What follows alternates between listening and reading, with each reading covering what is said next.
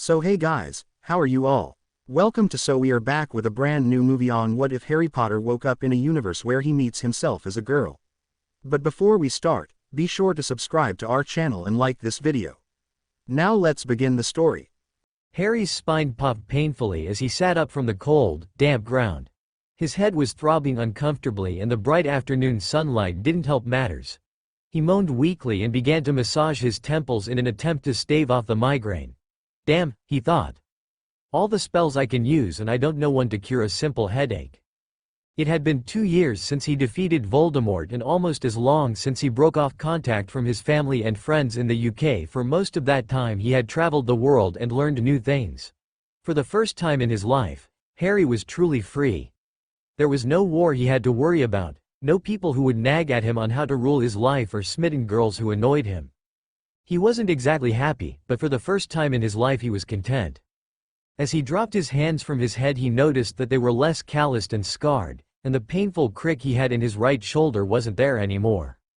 Moving and twisting his body experimentally, Harry was ecstatic to find that he felt better than he had since he was still at Hogwarts. That coming from a 22-year-old is actually pretty sad, he thought with a wry smile. I shouldn't feel this old. But then, Harry's trained mind finally caught up with him. Why did he feel better? He wondered. And with a cursory glance at his watch, he wondered also why he had slept well past noon. Almost automatically, he rose to his feet, not even noticing that both the sleeping bag that he was supposed to be sleeping on and his camping gear were not there.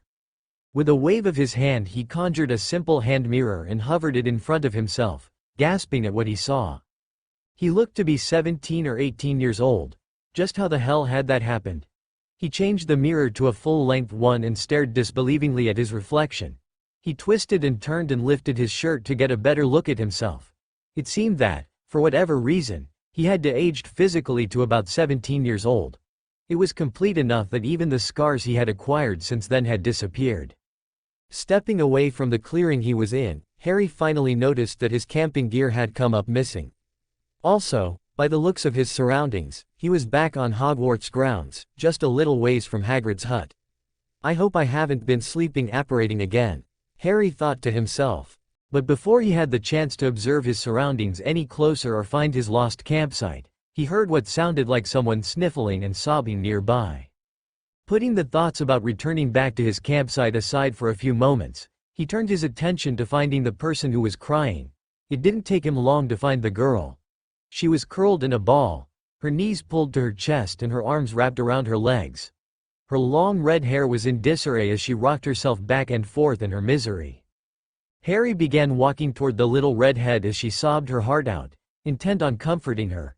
Harry never was good with crying girls, but one thing was certain. He felt an overwhelming need to comfort her. "Hey there, are you okay?" Harry asked, crouching near the young girl.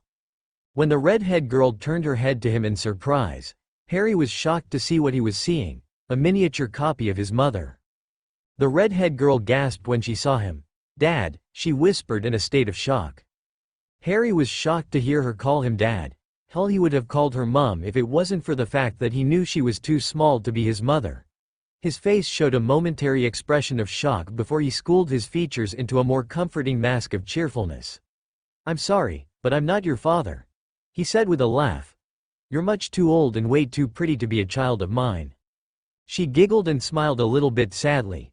Of course, she thought, he looked no older than 17 or 18. Harry then noticed something on the little girl's forehead. It was a familiar-looking lightning bolt scar that he had once possessed. 2 years ago, after he had destroyed Voldemort during the final battle, his scar had disappeared. But the Parseltongue ability that Voldemort had given him still remained. But before Harry could ask the girl anything about her scar, the girl who was giving him a curious expression spoke. Who are you?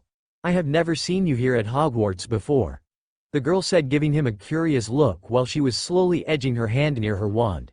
He wasn't wearing Hogwarts robes and so she was immediately suspicious. Harry saw her discreet movement and had wandlessly summoned her wand to his hand before she was even close to touching hers. She stared up at him with a wide-eyed and horrified look. He knew that look, it was a look people had when we're helpless. But why would she look at him like that? Didn't she know who he was? He would never attack an innocent person, especially an innocent girl. Still, Harry was sure that she posed no threat with or without her wand.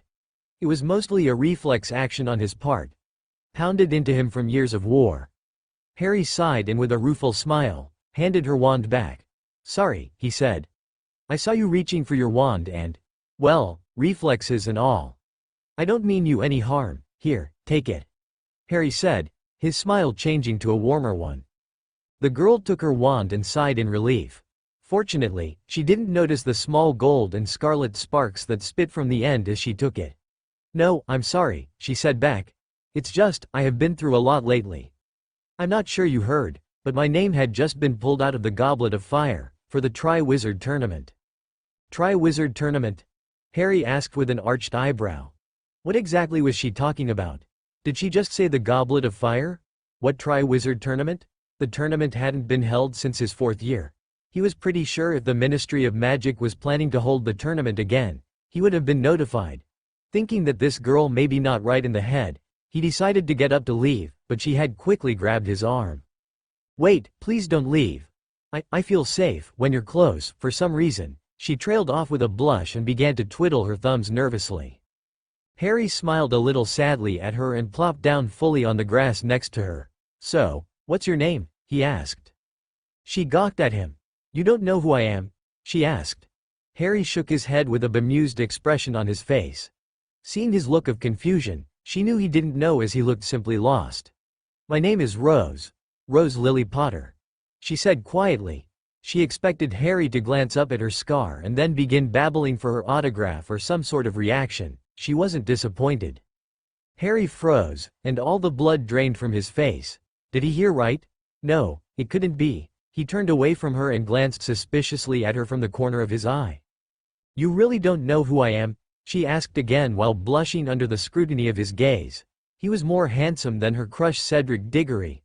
With his handsome face, piercing green eyes, and windswept, messy hair, not to mention that his clothes did nothing to hide his physique, no doubt any normal girl would be swooning and feeling like jelly if they were in her position. Harry nodded a bit wearily. Something was definitely wrong here. Rose began to look uncomfortable shade of red. She took a deep breath and spoke again in a shy voice. "I'm Rose Potter, the girl who lived. How could you not know about me?" she asked quietly and confusedly. Harry lost his cool facade at the sound of her name and Publi title, and his jaw dropped. No way could she be who she claimed to be. He was the last living Potter, the boy who lived. What was going on here? Harry's mind began whirling over every theory he could come up with, from wild magic to poison mushrooms. Rose giggled at his gobsmacked expression. Snapping out of his daze, Harry scrambled to his feet and began to pace back and forth a few feet from her. Usually he would stun first and ask questions later, but for some reason he felt compelled to believe the girl. Harry's sudden change in demeanor startled Rose. What's wrong? Is there something wrong with me being the girl who lived?" she whispered, looking hurtful that someone who was genuinely kind to her a second ago was now reacting different to her because she was the girl who lived. She had expected blind praise, not sudden caginess, and it especially hurt since her friends had abandoned her. Harry quickly reassessed the situation and began to weave a simple plan. It would be best to roll with everything for the time being, and figure things out as he went along. He didn't feel like he was in any danger. No, it's not that," Harry said, waving it off. Either this girl was barmy or the mushrooms he had had for dinner the night before were more potent than even he had thought. "Definitely need to go with it. My name is Harry," he said, sticking his hand out for a handshake. "Nice to meet you." Rose tentatively took his hand. "Harry," she said, testing out his name. "That's a nice name." Harry nodded absent-mindedly as his mind stuck on one possible theory. He drew his wand and, with a short wave, said, "Tempus Balinus." Blue letters and numbers ghosted from his wand and hovered in front of him. November 1, 1994, 11:45 a.m. Harry was stunned. He was in 1994, the year of the Tri-Wizard Tournament and the year that Voldemort had been reborn. Somehow he had been thrust, not only back in time, but into an alternate dimension. Merlin's beard. That explains why this girl says she's the girl who lived and is participating in the Tri-Wizard Tournament. I'm in an alternate reality where I was born a girl. Harry rubbed his temples trying to stave off the migraine that was quickly developing. Nothing was ever normal for Harry Potter. Do you go to Hogwarts, Harry? Sorry, stupid question. Of course you're not from Hogwarts. You're not wearing a uniform and I know I wouldn't have missed a nice-looking face as you. She said, turning pink as she realized what she had just said. Are you from Beauxbatons or Durmstrang? No, Harry replied back as he had fought down the headache that was coming and at the same time, was trying to get his act together. He needed information at the moment, where he was, what was going on, and what to do now, but that would come later. First, he was going to try and extract information from this girl named Rose, the girl who lived. He took note that parts of the castle that should be destroyed from the war against Voldemort were still standing, meaning that he really was in an alternate reality. I don't belong to any school. I've been homeschooled most of my life. Oh, what brings you to Hogwarts? Rose asked, smiling at him. Here for the tournament? Yeah, pretty much, Harry replied absent-mindedly, as he glanced around at his surroundings. There were so many things that Harry had seen destroyed in the war. The Hogwarts lake was still full, the maelstrom of spells hadn't yet dried it up. The castle itself stood proud and undamaged against the Scottish sky. This is so very strange, thought Harry. An uncomfortable silence fell between the two. So, said Harry, trying to break up the awkwardness of the situation. You said you were picked as Hogwarts champion? Not quite, replied the redhead looking at him uncertainly. I was picked under some nameless school. I don't know how, but someone snuck my name into the Goblet of Fire and my name came out right after Cedric Diggory as the 4th champion. You believe me, right? Harry nodded to the girl and he began to brainstorm again. He felt sorry for Rose, as he himself was in the exact same situation that she was in only 8 years ago. He decided then and there to help her. You don't seem too surprised, Rose stated when she noticed Harry's thoughtful glance. Oh no, I am surprised, he said. And he was. Just not that Rose was champion. You don't strike me as the kind of person that would lie. Unless you absolutely had to. I don't think you'd want to lie about something like this. So, if you say you didn't put your name in the goblet, I believe you. Smiling, Rose knew then that Harry was a kind person. Thank you, she said with a relieved sigh. You're the only person who seems to believe me. My friends all abandoned me thinking I was lying to them. Harry knew how the redhead felt, as he was in the same position as her when he had been chosen as champion in his dimension, but at least Hermione stayed on his side. I'm the only one? Harry asked in confirmation. Rose nodded to the messy-haired, green-eyed teenager. Yes, even my friend Hermione didn't believe me and she was the person least likely to leave me. She said in a hurt and sad voice. What about your family? Harry questioned in a quiet hoping voice. The thought of the Dursleys raising a witch curled his toes. But one look at her petite and malnourished form told him everything. Did you try and talk to them for any advice? Rose gave him a bitter laugh, and shook her head sadly. My family, she spat the word as if it were something foul, don't like me. They hate me and detest my very existence. I doubt they would give me advice. They'd probably just tell me to die or something. Definitely sounds like the Dursleys, Harry thought. I take it you don't like them either, Harry said with a small comforting smile. Well, you're not the only one who dislikes their family. Rose glanced up at him with a look of confusion. Say Harry, you didn't tell me what your last name was. Would you mind telling me? She asked in a small voice as she was looking at his eyes and hair closely. There was something very familiar about him. She did mistake him for her father when they first met. Harry wasn't sure if he should tell her the truth or not. He figured at this point that if Rose was anything like him at that age, she was just starting to become suspicious of people and detested not being given any information. He figured it wouldn't hurt anything to tell her an embellished version of the truth. Potter, he said. Rose's eyes widened almost comically, and Harry was pretty sure he knew exactly what was going through her mind. I'm your cousin. It wasn't exactly the truth, but a version of it. Rose looked surprised and shocked at what he had just said and suddenly she was a million miles away. Another Potter? She hoped this wasn't a dream. Perhaps now she would never have to go back to the Dursleys again. Is that why you were asking for my last name? You wanted to know why I resembled your father.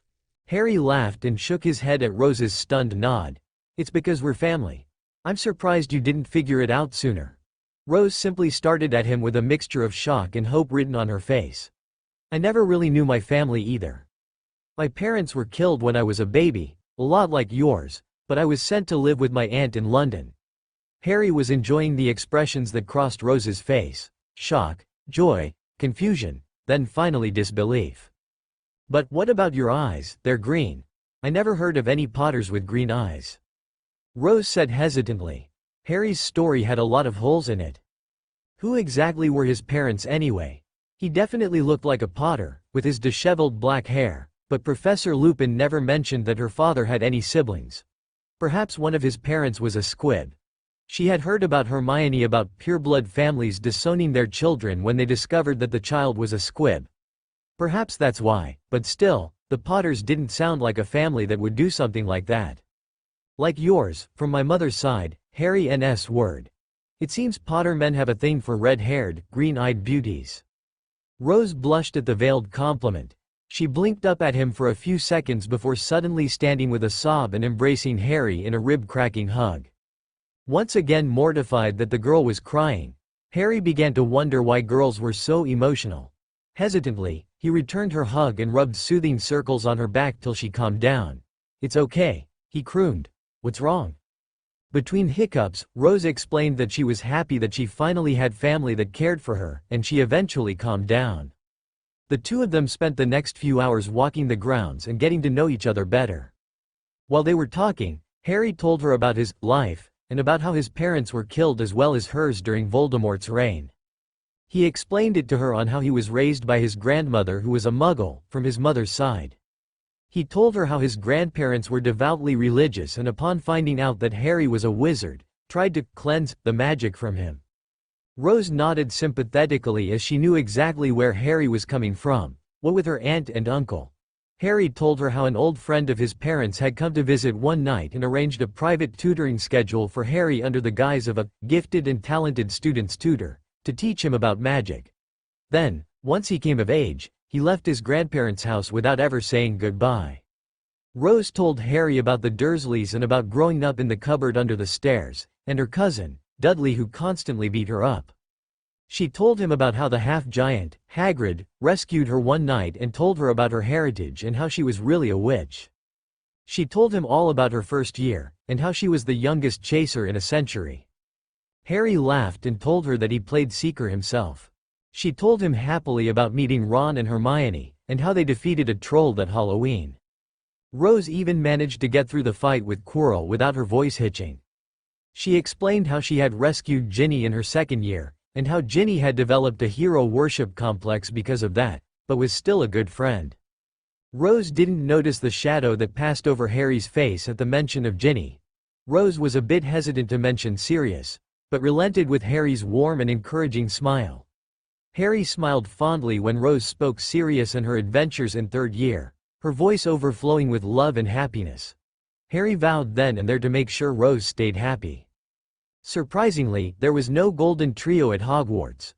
Their group was made up of 4 people: Rose, Ron, Hermione, and Ginny. It was a surprise for Harry when he found out that the 3 of them turned against Rose after finding out that she was named the 4th champion. To Harry, everything was the same as his dimension as she told him about her third year, except this time, Ginny had accompanied the group to the Shrieking Shack.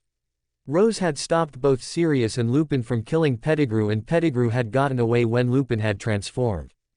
The first major difference, other than Rose being a girl, came in the aftermath of the Quidditch World Cup. Instead of Winky using Rose's wand to conjure the Dark Mark, she had used Ron's wand. You would think someone would be worried and distraught the thought of their wand being used to conjure the Dark Mark, but Ron wasn't. He actually seemed happy with the attention and seemed eager to tell anyone who would listen about it. Harry was sure yet, but at the moment, he had an awful feeling that things were going to be worse for Rose than they were for himself. Harry couldn't explain it, but after getting to know Rose, he felt an odd connection with her. At first, he had thought it was maybe because she was his alternate self, but he wasn't exactly sure. He thought it was perhaps sibling love, as she could be her sister, but even that didn't feel right. All he knew was that he had an overwhelming desire to keep her happy and safe. You know, this probably won't make any sense, but it feels like I've known you all my life. Rose whispered in a soft, caring voice as she smiled up at Harry warmly. Today had become the happiest day of her life, And not even the thought of having to put up with the entire jealous and envious school could have dampened her feelings. "Me too," said Harry a little remorsefully as he couldn't help but feel guilty for lying to the little redhead. As the two sat next to each other in comfortable silence by the lake, they watched the squid swim lazily across the surface and play with some students from the castle. Before they knew it, the sky was turning dark and the sun was at the brink of the horizon, about to disappear. Neither had said a word for an hour while both were comfortable just sitting next to each other. While Rose was snuggled against Harry's shoulder, Harry was busy thinking about his situation. Compared to the dimension he came from, he really didn't mind living in this one where no one would bother him because he wasn't the boy who lived anymore. He was just some everyday wizard.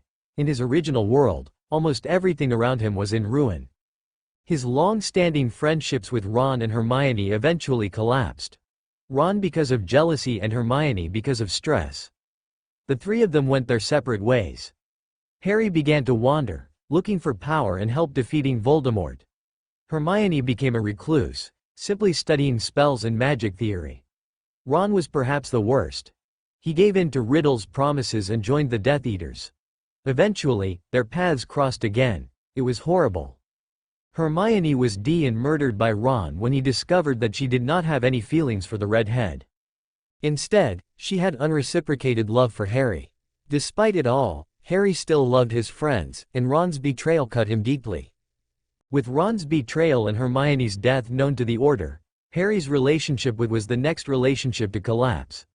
The stress of having lost two of her best friends, one of whom was family, finally made her snap. She and Harry had a fight, and she screamed that everything was his fault. She even went so far to say that his parents and Sirius deaths were his entire fault as well. When things had finally calmed down, she had tried her best to reconcile their relationship, but Harry did not want to put up with her excuses. He knew she had only said those mean words in a fit of anger and stress, but her words were really painful. He shook his head, trying to banish the depressing thoughts away. He really didn't want to think about Ginny right now. Besides, this new dimension offered a fresh start, and a new, but not unwelcome responsibility. Looking down at Rose, he noticed that she had fallen asleep on his shoulder. Poor girl, I bet she wasn't able to sleep well with the thought of being friendless. Harry thought, remembering how the redhead had black rings around her eyes. He himself had lost sleep in his 4th year when Ron turned his back on him. "Hey Rose, wake up," he said in a soft whisper. "I think you might need to go back to the castle." Harry smiled softly at how Rose had rubbed her eyes with the back of her hand. "Wazat," she mumbled, snuggling closer into his side with a cute little grunt. "I don't wanna." Harry couldn't blame her for feeling comfortable with him. When he had been in his 4th year, he would have been happy to discover that he had a living magical relative. He wouldn't have wanted to part with a relative who he had just met for a short while either. "Rose, come on, wake up," said Harry. "You got to get back to the castle." "Don't want to," she whined softly as she pulled away from him and began stretching. Harry finally noticed just how thin and bony Rose really was. Her robes hung loosely from her gaunt frame, and Dudley's cast-off did nothing to help. Was I really that skinny and bony at her age? Thought Harry, realizing that she should be at the age where she was starting mature physically. Then again, she was malnourished for so long, she is probably going to remain skin and bone all her life unless I. "Hey Rose, how often do you eat at the Dursleys?" he said as he looked at her with a raised eyebrow. He already knew the reason why, but he had to ask us to not draw suspicion when he helped her. Since he was apparently stuck in this alternate reality and was unsure when or if he was to return, needed to get together a plan to help her. Rose glanced at Harry nervously. She noticed he was looking at her appraising Ly, though not in a perverted way, but in a way Mrs. Weasley would, to make sure she was eating well or not. Deciding to tell the truth, she spoke in a soft voice. "I told you before, the Dursleys don't like me. So they don't really feed me that well and I am treated as." "I understand," Harry said, making a placating gesture with his hands. "Would you like to get into shape?" Rose frowned slightly at this. She didn't know how to take that statement. "As in working out?" she asked hesitantly. "Something like that, but what I'm talking about is, if you follow my directions closely, in a month, you'll be as healthy as your everyday 14-year-old girl. Maybe even prettier than the rest of your classmates," Harry said. He frowned when he realized what he had just said. Of course, you're beautiful now, Rose, but what I'm trying to say is you look a bit underfed and malnourished. If you follow my directions just right, you'll feel stronger and less tired whenever you run to your classes. Rose pondered what Harry said. You said in only a month? How is that possible? As far as she knew, it took months, not weeks, to get oneself into shape. Easy, said Harry, stopping in the courtyard. He did not want to draw attention of himself to the public just yet. I can make nutrient and vitamin potions. If you eat properly and exercise daily, you'll look so beautiful, you'll put Flirt to shame. With a giggle, Rose immediately agreed. She was a bit tired of looking like a waif when she was rightfully 14 years old. I'll do it. When do we start? Said Rose, looking at Harry hopefully. Tomorrow possibly, Harry said distractedly. He had nowhere to stay and no money at all besides what he had on his person. He was stranded here with only his wand and weapons that were strapped to his inside robes. Luckily, he had shrunk in his trunk and had managed to travel along with him to this dimension. I'll contact you tomorrow before you go to class. Okay, she chirped in a warm voice as she gave him a big hug. Thank you so much, Harry. Harry returned her hug. Rose, can you do me a favor? He asked. Sure, shrugged Rose. Don't tell anyone about me, Harry said softly and seriously. Not even Dumbledore or Sirius. Speaking of Sirius, don't forget to send him a letter about the Triwizard Tournament. Why? What do you think would happen once everyone finds out that the girl who lives has a cousin who is a wizard? They are going to hound you and me for questions on where I came from, and I really don't want to be annoyed. You should know it feels to have admirers coming up to you and bothering you with questions or pictures. Harry said, thinking about some of his former classmates in his old dimension. Rose nodded in understanding. An image of the Creevy brothers popped in her head. Yeah, now since you mention it, it makes sense. Rose grumbled softly at the memories of Valentine's Day and how so many guys had tried to ask her to go out with them because she was the girl who lived. She had received so many letters last year, almost all the owls in the Great Hall that morning was there for her. Now, for the reasons why I don't want you to tell Sirius, is because he has a knack at being a bit too curious and should remain in hiding, not wandering around in broad daylight when all of the Aurors in the wizard world are given orders to cast first, ask questions later. Harry spoke softly at the thought of being able to see his godfather alive again. Even though it had been years since his godfather's demise from the Veil of Death, he had still missed him terribly. As for Dumbledore, well, I have a feeling he wouldn't trust me. I get the feeling that he would mostly likely try to separate us should he find out about me. I'll be honest with you, Rose. The thought of losing you is terrifying. Now that I've met you, I don't think it'll be easy for me to just abandon you after hearing about those Dursleys, not to mention just how lovable you are. Rose responded by giving him another big hug. Like Harry, she felt the same way. After being able to meet the last surviving family she had left after Sirius, she did not want to let him go. If she had to, she wouldn't give him up without a fight. I promise I won't tell them anything, Rose promised. Good, because if you do, I won't be able to help you become an animagus, Harry said, tempting her, knowing that it would definitely make her consider not telling anyone. Really? Rose asked excitedly. She always wanted to become an animagus after hearing about how her father and godfather were. Yes, said Harry, with a mischievous smile. I figure that every Potter should be an animagus. But only if you keep your gob zipped. Oh Harry, I promise I won't tell anyone. I swear it, she said, practically strangling him. Yeah, said Harry as he tried to pry the excited redhead from him. But first, I need to get you back in shape. You can't turn into an animagus if you're skin and bone. Rose nodded happily to her cousin. Not only was she able to meet her cousin today, she was going to be an animagus. Now off you go, Harry said softly as he nudged her toward the main doors of the castle. I'll contact you soon. Okay, Rose said with a small wave. Goodbye. Rose? He said, getting her attention as he had just realized something. Rose stopped in the threshold of the door and turned around. I have an idea. Do you trust me? Rose nodded without hesitation. Okay then, hold on. Harry pulled his wand and pointed it at Rose's forehead. Defero Lonquito, he muttered, and a small blue rune glowed briefly on her forehead. Harry repeated the spell on himself. What? Rose started, but Harry interrupted her. That spell gives me the ability to speak to you in your mind, and you to talk to me whenever you need to. Harry told her mentally. He didn't mention that it prevented legimancers from reading her thoughts and gave her an automatic occlumency barrier. It was a powerful forgotten spell he had discovered on one of his trips to Egypt. Only exceptionally powerful wizards or witches could cast the spell, and there were only a handful of people alive that could even perform it if they knew the spell. "Wow," Rose shouted. "How do I speak to you? Think what you want to tell me while keeping me in your thoughts." Harry explained. Rose's face screwed up in concentration and her tongue stuck from the corner of her mouth cutely. "Harry, can you hear me?" Rose said, testing out the mental link. "I hear you," he said out loud. "Wow, that's so cool," Rose said excitedly, unable to control her emotions. "So I can contact you anytime I want?" "Yes, but you will have to see me every 2 weeks anyway so I can renew the spell on you. This is probably the best way to cheat on a test, don't you think?" "You're right," said Rose with a giggle as she thought of the possibilities of being able to work her way through any test.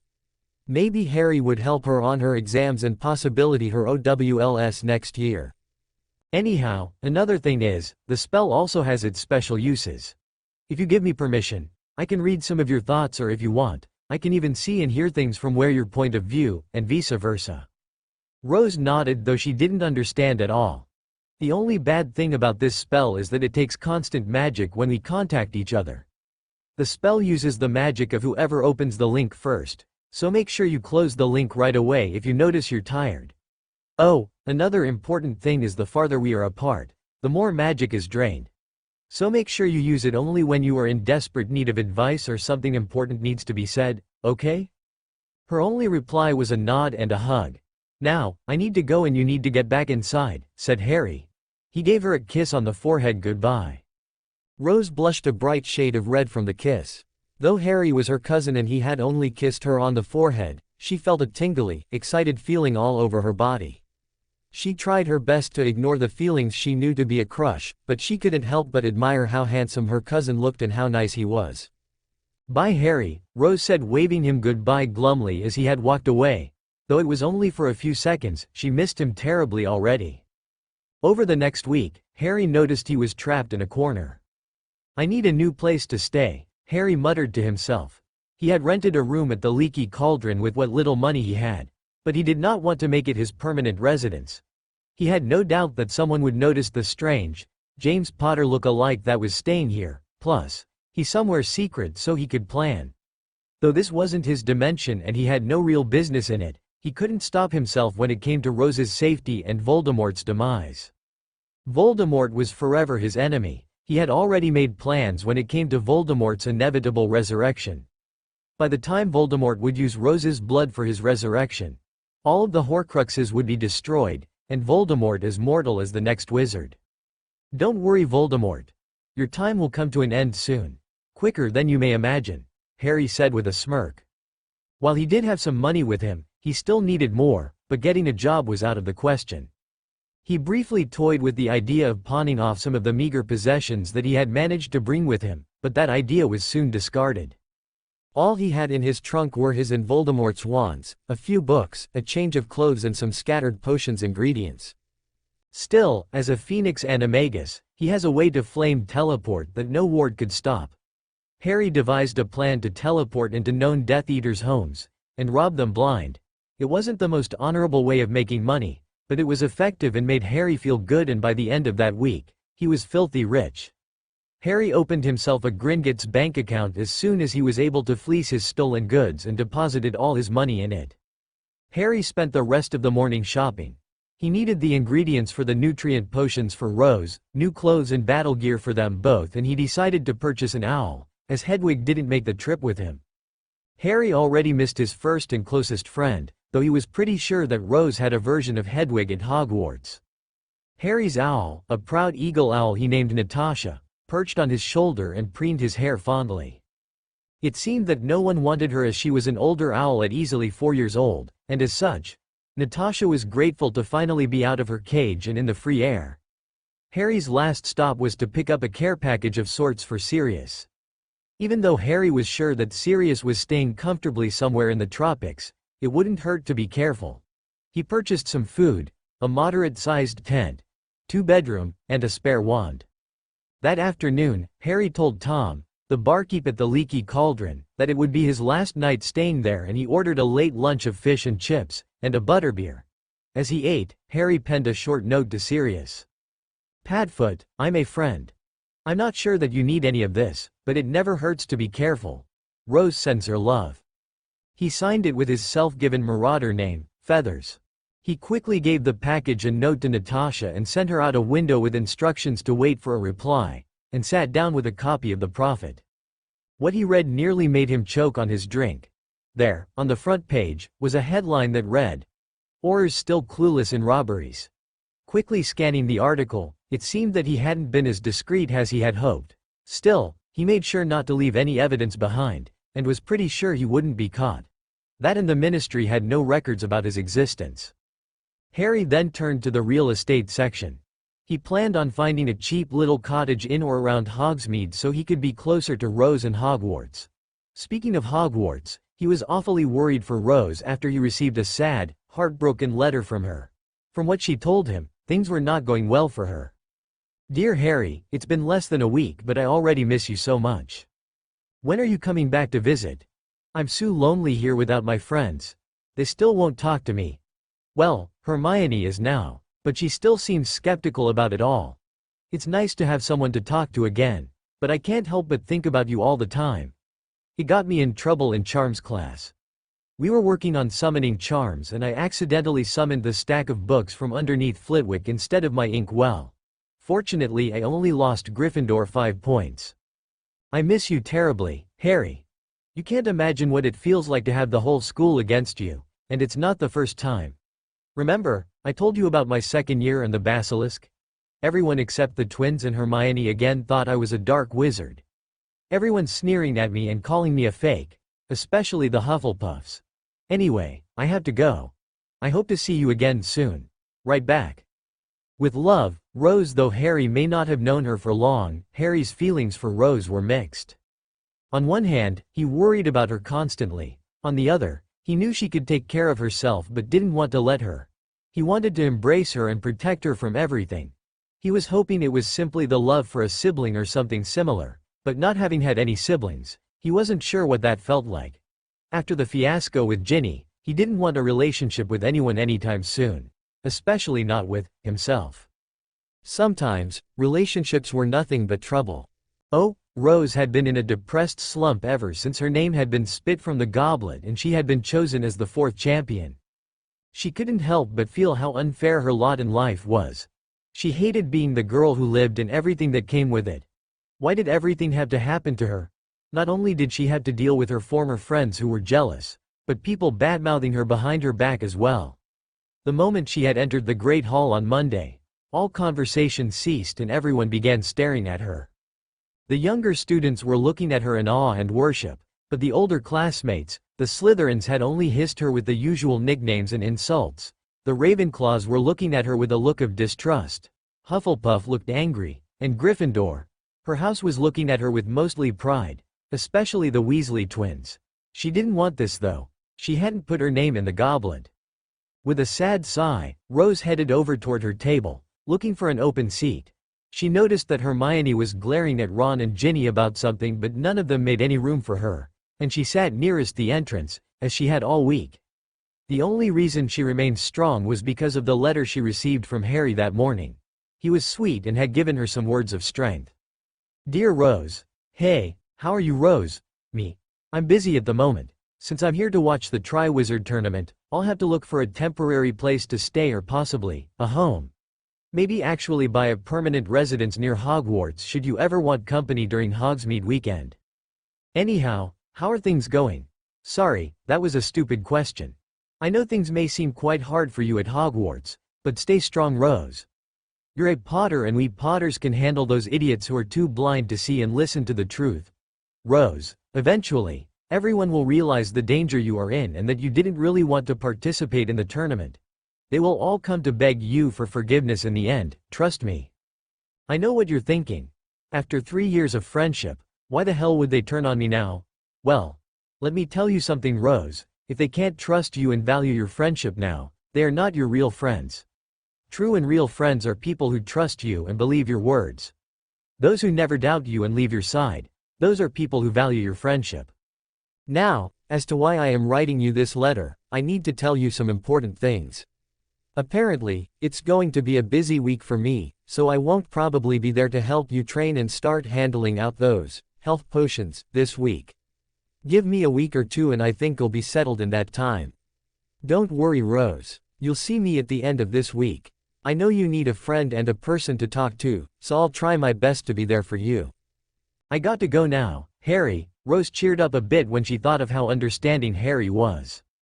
They had only known each other for a little while, but she trusted him explicitly.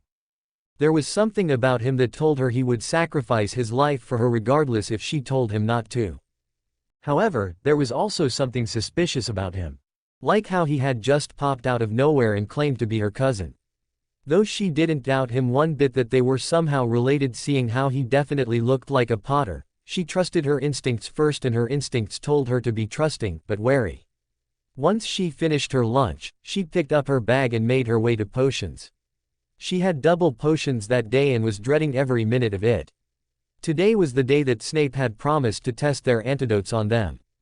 Rose shook her head, trying to clear it. She didn't want to think about that greasy git, and instead turned her thoughts back to her cousin. Before she could think more about her new cousin, she was jarred from her musing by a familiar and annoying drawl. "Hey Potter. Like the badges I made?" sneered Malfoy. He and his gang of thugs blocked her path in the hall, all of them wearing badges.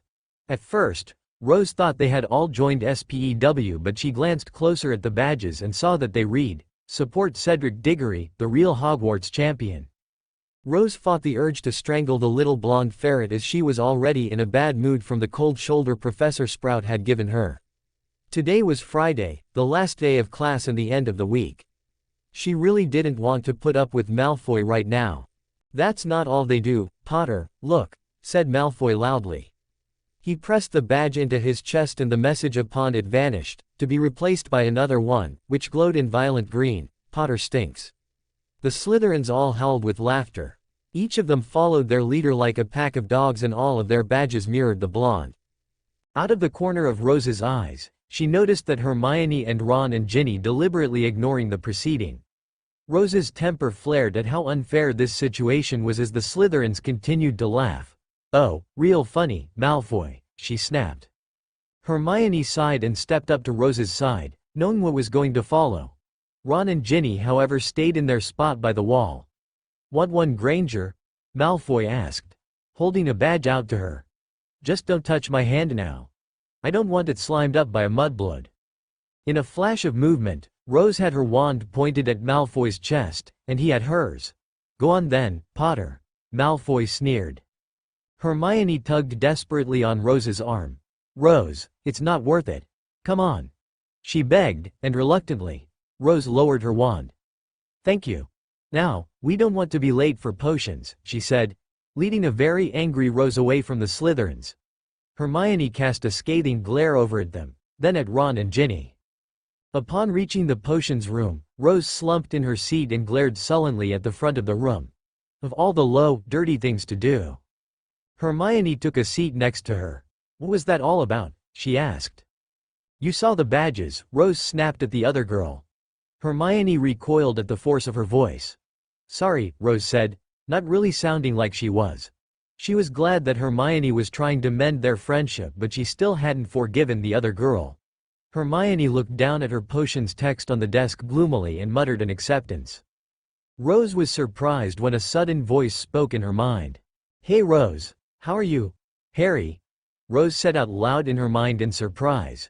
She had forgotten that she and Harry had the ability to speak mentally whenever they needed to.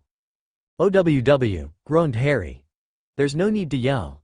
A mental image of Harry grabbing his head in pain was sent to her. "Sorry," Rose thought apologetically. "Hey, I thought you were busy?" "I was, but I'm done now. All I need to do now is to look for a home here in Hogsmeade. At the moment, I just left the Leaky Cauldron and I'm staying at the Three Broomsticks in Hogsmeade now.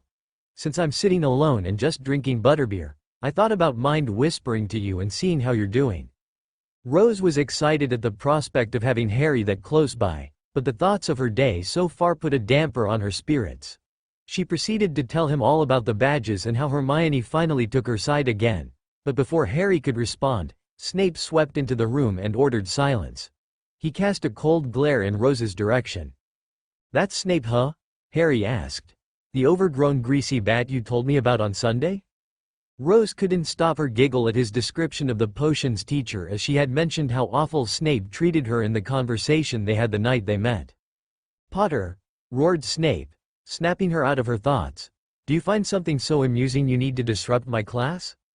"No, sir," Rose said quietly. She pictured him being eaten by Hagrid's pet acromantuli, which made Harry to laugh in her mind. 10 points from Gryffindor for the disruption then, Snape sneered as his Slytherins were chuckling at her and flashing their badges. Rose could only grit her teeth. "Say Harry, you might have to close the link, I need to concentrate for potions," thought Rose. "You know, I'm pretty good at potions myself. I could help you if you wanted me to," Harry offered. Rose gratefully accepted, and she had opened some of her senses to him, hearing and complete vision through her eyes. Right as the class was about to start and Harry was preparing to help Rose show the greasy get up, there was a knock on the dungeon door and Colin Creevey timidly stuck his head in. Harry groaned inwardly as he remembered what was going to happen. "What is it, Mr. Creevey?" hissed Snape, looking at the small Gryffindor threateningly. "Please sir," Creevey whimpered pathetically as the Slytherins sniggered and flashed their badges again. "I'm supposed to take Rose Potter upstairs." Snape simply sneered. "Miss Potter, it seems like your boyfriend needs you outside for an emergency," Snape said in amusement for everyone in the potions room. The Slytherins burst into laughter at this, and Rose felt her neck heat up with anger. "Rose, give me control of your voice and body," demanded Harry. There was no way he was going to let Snape get away with that jab. Rose didn't know what Harry meant, but she gladly relented control. As soon as Harry had control, he stood up. "I think you have been misinformed, Professor." Harry said the word, "Professor," mockingly. "But Colin is not my boyfriend. I'm sorry that you're so lonely that you need to make jabs at your students. Maybe if you actually washed your hair once in a while, you might actually get a girlfriend, but I doubt anyone would be interested in you snivelas." Harry hissed coldly as everyone in the potions laboratory went silent at her words. For the first time ever, Snape actually looked shocked and speechless. His face showed many different emotions. The only one many could identify was clearly anger. His hand was twitching as it was approaching his wand. "I dare you to pull your wand and hex me, Professor." Rose smirked icily in a way which was not like her usual self. "Once you utter a single spell or even think about using Legillamancy, I swear, I will have you fired and reported to the Board of Governors so fast, your head would be spinning and even Headmaster Dumbledore would not be able to get you out of Azkaban," she said as she flicked her wand and all of her things went into her rucksack. As she was stepped out of the potions classroom, she spoke to the shocked and angry-looking professor. "Maybe they might even give you a Dementor's kiss if I tell them about your little hissing secret," Harry sneered. "Come on," she snapped. Grabbing Creevey by his arm, she pulled him gently out of the potions classroom, but not without slamming the door loudly, leaving a silent classroom behind. An instant later, Harry had let go of his control on Rose, who was shocked at what Harry had done with her body. Creevey, who was silent throughout the whole time, burst into loud and excited laughter from Rose had said to Snape. "Oh my God, Harry," she said in shock. For a moment, Harry thought the redhead was going to be angry at him for what he had done, but he was surprised when Rose burst into laughter both outwardly and inwardly. "Oh Harry, that was so cool, I would never have the courage to do something like that to Snape," Rose said in her mind when her laughter finally died down. Harry chuckled mentally, but had calmed down himself. He was sure that what he had just done in the classroom would affect Rose's future here at Hogwarts. He cursed himself inwardly for losing his temper. No doubt Snape's hatred toward Rose would increase tenfold. "Sorry Rose," said Harry, apologetically.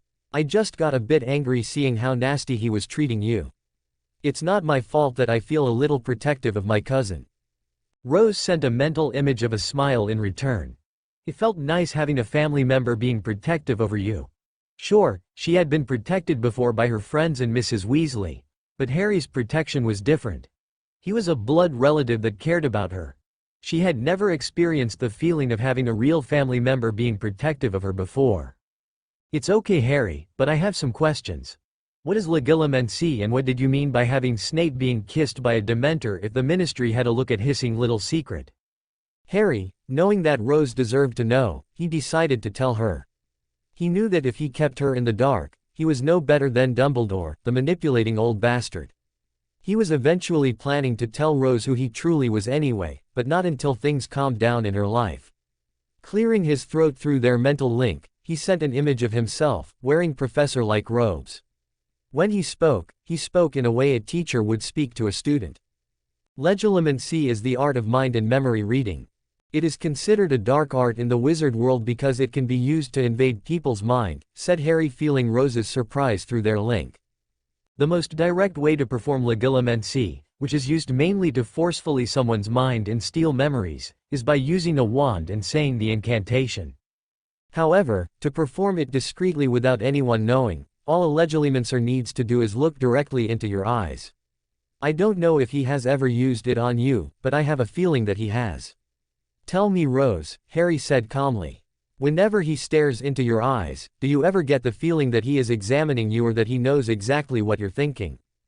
Rose, who was shocked to hear that there was an ability to read people's minds simply by looking into their eyes, nodded speechlessly. There were a few dozen times when she had felt the feeling that Harry had just described, once when she had maintained eye contact with the potions teacher in her second year so Hermione could sneak into Snape's private ingredient stores, and many other times throughout her 3 years in the castle. I see, Harry said as he watched several memories flash through Rose's mind. He has been using Legilimency on you, Rose, and I need to tell you that it is illegal. Snape could be sent to Azkaban for a long time for simply using it against a person's consent, much less a student. There's a chance he could even get a Dementor's kiss from performing it on you, the heroine of the wizard world. Rose didn't care about getting Snape in trouble. All she could think about was this strange mind-reading magic. Harry, but, is there a way I can block him out of mind? I don't want him to read my mind, said Rose, about to go hysteric as Colin Creevey was leading her to an unknown room. Don't worry, Rose, Harry spoke comfortingly. There are ways to block Legilimency. I'll teach you how. Rose nodded depressingly, and she felt dirty at the thought of Snape being able to sift through her mind and sort through her memories. Good luck, an excited Colin said, leaving Rose at the door to the antechamber. Harry decided to sit back and watch through Rose's eyes as she attended the meeting. Harry remained silent, however, because he didn't want to give away more than he should know, lest he make Rose more suspicious than she already was. He was thankful that the upcoming conversation about Snape's forearm had been driven from her thoughts as she entered the room. Rose blinked in confusion before uncertainly opening the door and entering the chamber. Entering the room, Rose was unsurprised to see some familiar faces as well as some unfamiliar faces. One face caused her to blush, as she had developed a slight crush on him throughout last year. Cedric Diggory. Harry, who was feeling these odd emotions, burst into uncontrollable laughter, and rather embarrassed her. And underlying it all, Harry didn't know why, but he felt slightly jealous that Rose liked Cedric. Oh, leave me alone, Harry, thought Rose, her embarrassment coloring her thoughts. Shouldn't your magic be running low since we've been communicating for a while? Harry shook his head mentally. My magic reserves are pretty big, Harry had said in a mocking voice. I can chat with you for as long as I want. Harry lied smoothly. Honestly, he could only maintain the connection for another couple of hours if he wanted to have enough energy to check out the houses in Hogsmeade. He was simply enjoying Rose's mortification too much. Inwardly, he found it funny when he had arrived in Hogsmeade a while ago. People were simply speechless when they saw him. He looked almost exactly like James Potter, except he was slightly taller, had his mother's eyes. All in all, he cut quite a handsome figure, but he would never say as much. If Hermione or Ginny were around, he was pretty sure they would say he was acting quite modest about his looks. Harry had never been very vain. Rose, however, wasn't paying attention to Harry. She was busy being accosted by Rita Skeeter, the well-known Daily Reporter cow. While Rita was trying to drag information out of Rose, Harry was pondering about what to do with the beetle Animagus. He didn't want Rose to go through the same humiliation that he had to go through, so he decided he would have to put the reporter in her place after the interview she had with his Rose. He was so engrossed at the thought of scaring the Skeeter, he didn't notice that he had considered Rose to be his. Oh, later, after Harry broke contact with Rose, who was in the middle of ranting about how that blonde Vila was putting the moves on Cedric, he followed Rita to her apartment where had gone to retrieve something before heading to the Daily Prophet to publish her scoop. It didn't take much to scare the witch senseless. Harry simply changed his eye color a hazel and masqueraded as the ghost of his father. He confronted her as she left the apartment building and threatened to reveal her animagus form to the public if she published her article about his daughter. No doubt every wizard and witch in the wizard world would try their best to kill every green beetle they saw. If that didn't stop her, Harry threatened to then leak his same info to the ministry, and Rita paled at that threat. The ministry didn't take illegal animagi lightly and Rita didn't have many friends there. Not to mention, he would haunt her till the end of her days, never leaving her a moment of peace. Plus, he would make sure she would be placed under a Dementor's watch for all eternity. He left a hysteric and crying Rita Skeeter behind as had flashed his hazel eyes red and had scared her even more by melting into the shadows, making sure the last thing she saw was his cold threatening red eyes. Meanwhile, while Harry was busy dealing with Rita Skeeter, Rose was having her own problems since Dumbledore had called her to his office about the disrespect she showed to the potions professor. "You wanted to see me, headmaster?" Rose said, avoiding the headmaster's eyes. Harry had told her he heard from his guardian that the headmaster used legilimency to read a person's mind, and she didn't doubt it one bit as she remembered the feeling of him reading her during the night her name was picked out of the goblet of fire. Though Harry did tell her that she was temporarily safe, as his mind link spell would prevent any intrusion, she was still weary of the old man, as Harry had called him. "Good afternoon, Rose, and yes, I wanted to see you," Dumbledore said pleasantly. "Would you like a lemon drop?" he asked first. Rose shook her head. No. Another thing Harry had warned her about was how the headmaster laced his candy with cheering and truth serum. The person eating the lemon drop wouldn't expect anything was amiss, as they were feeling too cheerful as they happily spilled all their secrets. "Very well, Rose," Dumbledore had softly said as his twinkle dimmed slightly with her negative reply.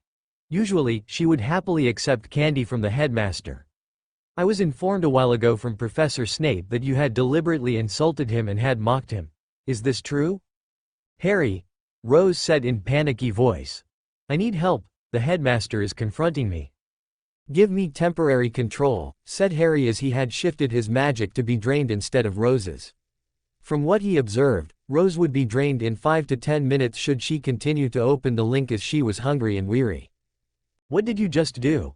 questioned Rose when she felt her magic shift around. "I'm making it so my magic is drained instead of yours," said Harry. He was currently somewhere in Wales looking for one of Voldemort's Horcruxes. "You're hungry and tired at the moment. You won't be able to keep the link up for much longer than 10 minutes or so I'll let my magic be drained instead." Rose's eyes closed briefly as Harry took control. When she reopened them, she spoke. "I don't deny it, Professor," Harry said, looking the older man in the eye. Harry felt a discreet legilimency attempt and Harry gladly fed it false information and feelings of anger and distrust. "I'm disappointed in you, Rose," Dumbledore said. He masked his surprise at Rose's hostility toward him. "As I am with you and Professor Snape, headmaster," Harry said coolly. Dumbledore's eyebrows rose minutely at his sharp tone. The headmaster wasn't the only person surprised. The portraits and Rose herself were shocked at Harry's cold voice. "I am disappointed to hear that Hogwarts' own headmaster and his employees would use legilimency on defenseless students. You do know that is considered an illegal act, headmaster," Harry said, immediately erecting his occlumency barriers inside Rose's mind. Dumbledore's mask of calm finally slipped at this, and the shock registered in his eyes. "Harry, what are you doing?" Rose shouted. She tried to eject Harry from her body, but Harry wrestled control back. He had a few things to say to Dumbledore if he was going to get him to back down. "I'm setting him straight. I won't let him use the guilt trip on you or let Professor Snape get away with things he shouldn't be doing. If he doesn't start doing things fair, the best way to set him straight is to threaten him. And as sad as this seems, I have to resort to this. He needs to know that you're a capable woman in your own right, and he needs to stop letting Snape, and you for that matter, do what you please. This is the only way I can see to get the point across. It's not like he lets me get away with things," Rose protested weakly. "How many times should you have been expelled in the past 3 years?" Harry asked simply. Snape treats Malfoy the same way. Rose was speechless at her cousin's words and just how right he was. For the past 3 years, she was pretty sure she should have been expelled at some point, but the headmaster was constantly bailing her out of trouble and smoothing things over with the offended parties. She couldn't keep letting Dumbledore treat her as he had been. It would simply mean that she was a hypocrite complaining to her friends, as the headmaster had clearly favored her as Snape had obviously favored Malfoy.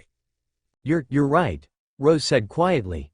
Things were simply going too fast for her and she was almost overwhelmed. Ever since she had met Harry, her life was changing.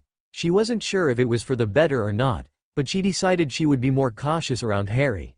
Something definitely wasn't right with him. She had always held the Dumbledore in the highest esteem, but being told that Dumbledore had read her mind at times made her weary of him.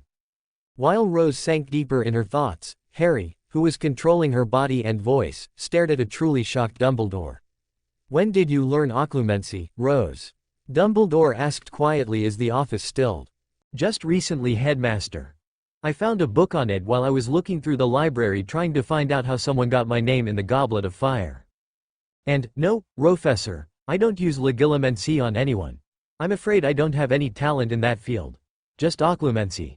I'm not quite sure, but I think it's one of the talents that Voldemort had given me when he gave me this, Harry said, lifting Rose's fringe a bit and showing her scar. But back to the subject about your potions, Master. I'm sick of the obvious hatred he shows me and the fact that you have done nothing to stop it or his show of favoritism to his house. Rose, Dumbledore said, trying to placate the fuming girl. He was still speechless that he child in front of him knew occlumency, not to mention that she was a natural. I did not know anything of Snape favoring his house. I'm sure, Harry said sarcastically, knowing full well Dumbledore was lying. Dumbledore was claiming that for the past 10 years Snape had been teaching, he had not known a thing? I find that odd, as you are the headmaster and I've been hearing that nothing is able to sneak by you. I wonder what the Board of Governors would say when I, the girl who lived, tell them that the headmaster of Hogwarts hired a biased potions master that has ruined many students' promising futures and yet turned a blind eye to it. Please don't tell me you do not know of Professor Snape's favoritism his own house. I am not that ignorant. Dumbledore wondered what had happened to the girl in front of him to make her speak to him this way. She was downright hostile. Rose, you're dismissed. I will handle this matter and look through it more thoroughly. He needed to clear his mind to figure out Rose Potter's sudden hostile attitude and natural mastery of occlumency. As for punishment for back-talking to your potions teacher, 25 points from Gryffindor. Harry nodded in acceptance and turned toward the door, but as she was about to step out, she left a hollow threat behind. You know, Professor, I heard from the guest students from Beauxbatons that their school is quite nice. I might try and transfer there since this school is obviously not fair and I seem to be in danger every year. Harry had said in French. Harry knew that Dumbledore knew French. She closed the door without another word and Dumbledore was left surprised yet again. Relenting control, Harry was immediately chastised by Rose and he could feel her confusion from his conversation with Dumbledore. Okay Harry, everything is simply going too fast for me here, she said seriously through their mind link. She slumped exhaustedly against the wall and began to massage her temples. The Tri-Wizard Tournament, me being chosen as champion, my friends betraying me, you appearing, Snape, the headmaster, and just witnessing myself tell off Snape and the headmaster. This is all going so fast, I can't, there are so many things I don't understand and so many things I don't want. Rose babbled, unable to stop the tears that came unbidden to her eyes. Harry fell silent through the link and suddenly felt remorseful for what he had Rose do. He knew it was time to tell her the truth. He really didn't want to tell her who he really was until things finally calmed down, but he didn't have a choice now. She was so confused, distraught, lost, and unsure of what to do, and he couldn't blame her for crying. She had been chosen as the 4th champion of the Tri-Wizard Tournament. Her friends had abandoned her. She discovered that her most hated teacher and favorite teacher both were able to read her thoughts and memories, and lastly, she had met a lost member of her family, himself. He really didn't want to hide from her in the first place, he realized offhandedly. Considering that she was technically a female Harry, he knew that she hated having things kept from her. Just like when Dumbledore finally revealed the prophecy to him, Harry was sure of what Rose's reaction would be. It was fair game, though, and Rose deserved to know who he truly was, not just a cover story. He didn't want to be hypocrite. Rose, I think I'm going to have to explain something to you. Maybe then, it will ease your mind a bit. Harry said softly through the mind link. He added a burst of calm and comfort. Meet me tonight at 9 in the Shrieking Shack. Make sure you bring your Marauder's map and invisibility cloak. Rose simply nodded, but inwardly, she was surprised that he knew about the Marauder's map and invisibility cloak, having never even mentioned it to him. She had even left them out when she was telling him about her time at Hogwarts. There were some things she had wanted to keep a secret for herself. She immediately began to wonder what Harry had wanted to tell her, but Harry simply told her not to be late and closed the link. Rose's face burned with embarrassment and anger as she stormed her way back to the Gryffindor common room. Hogwarts being what it was, the news that she had told off the greasy potions professor has spread like wildfire through the rumor mill, and not long before dinner, everyone knew. While the Gryffindors and Ravenclaws seemed proud of her, the Hufflepuffs remained put out because of the tournament, and the Slytherins shot scathing glares her way. Rose ducked her head to avoid looking at anyone. The realization that something as simple as telling Snape off could sway people's opinions made her feel queasy. She came across a sniggering group of Slytherins blocking the hallway, and she toyed with her wand, glowering at them all the while. The students quickly made way for her to pass, and she did so without a second glance. She had to thank Harry later for teaching her how to intimidate people, if indirectly. While Harry was using her body to berate Snape and Dumbledore, she was inwardly aware of what he was doing, and she could easily mimic the looks and posture Harry used. It worked wonders at getting people to leave her alone. She couldn't wait to ask Harry if he could teach her how to properly intimidate. I wonder what he wants to tell me tonight. Maybe he can explain what's happening here. Rose muttered to herself as she crawled through the portrait hole. The common room was packed full of Gryffindors. All conversation ceased and everyone turned to look at her. Then, everyone began to applaud and cheer for her.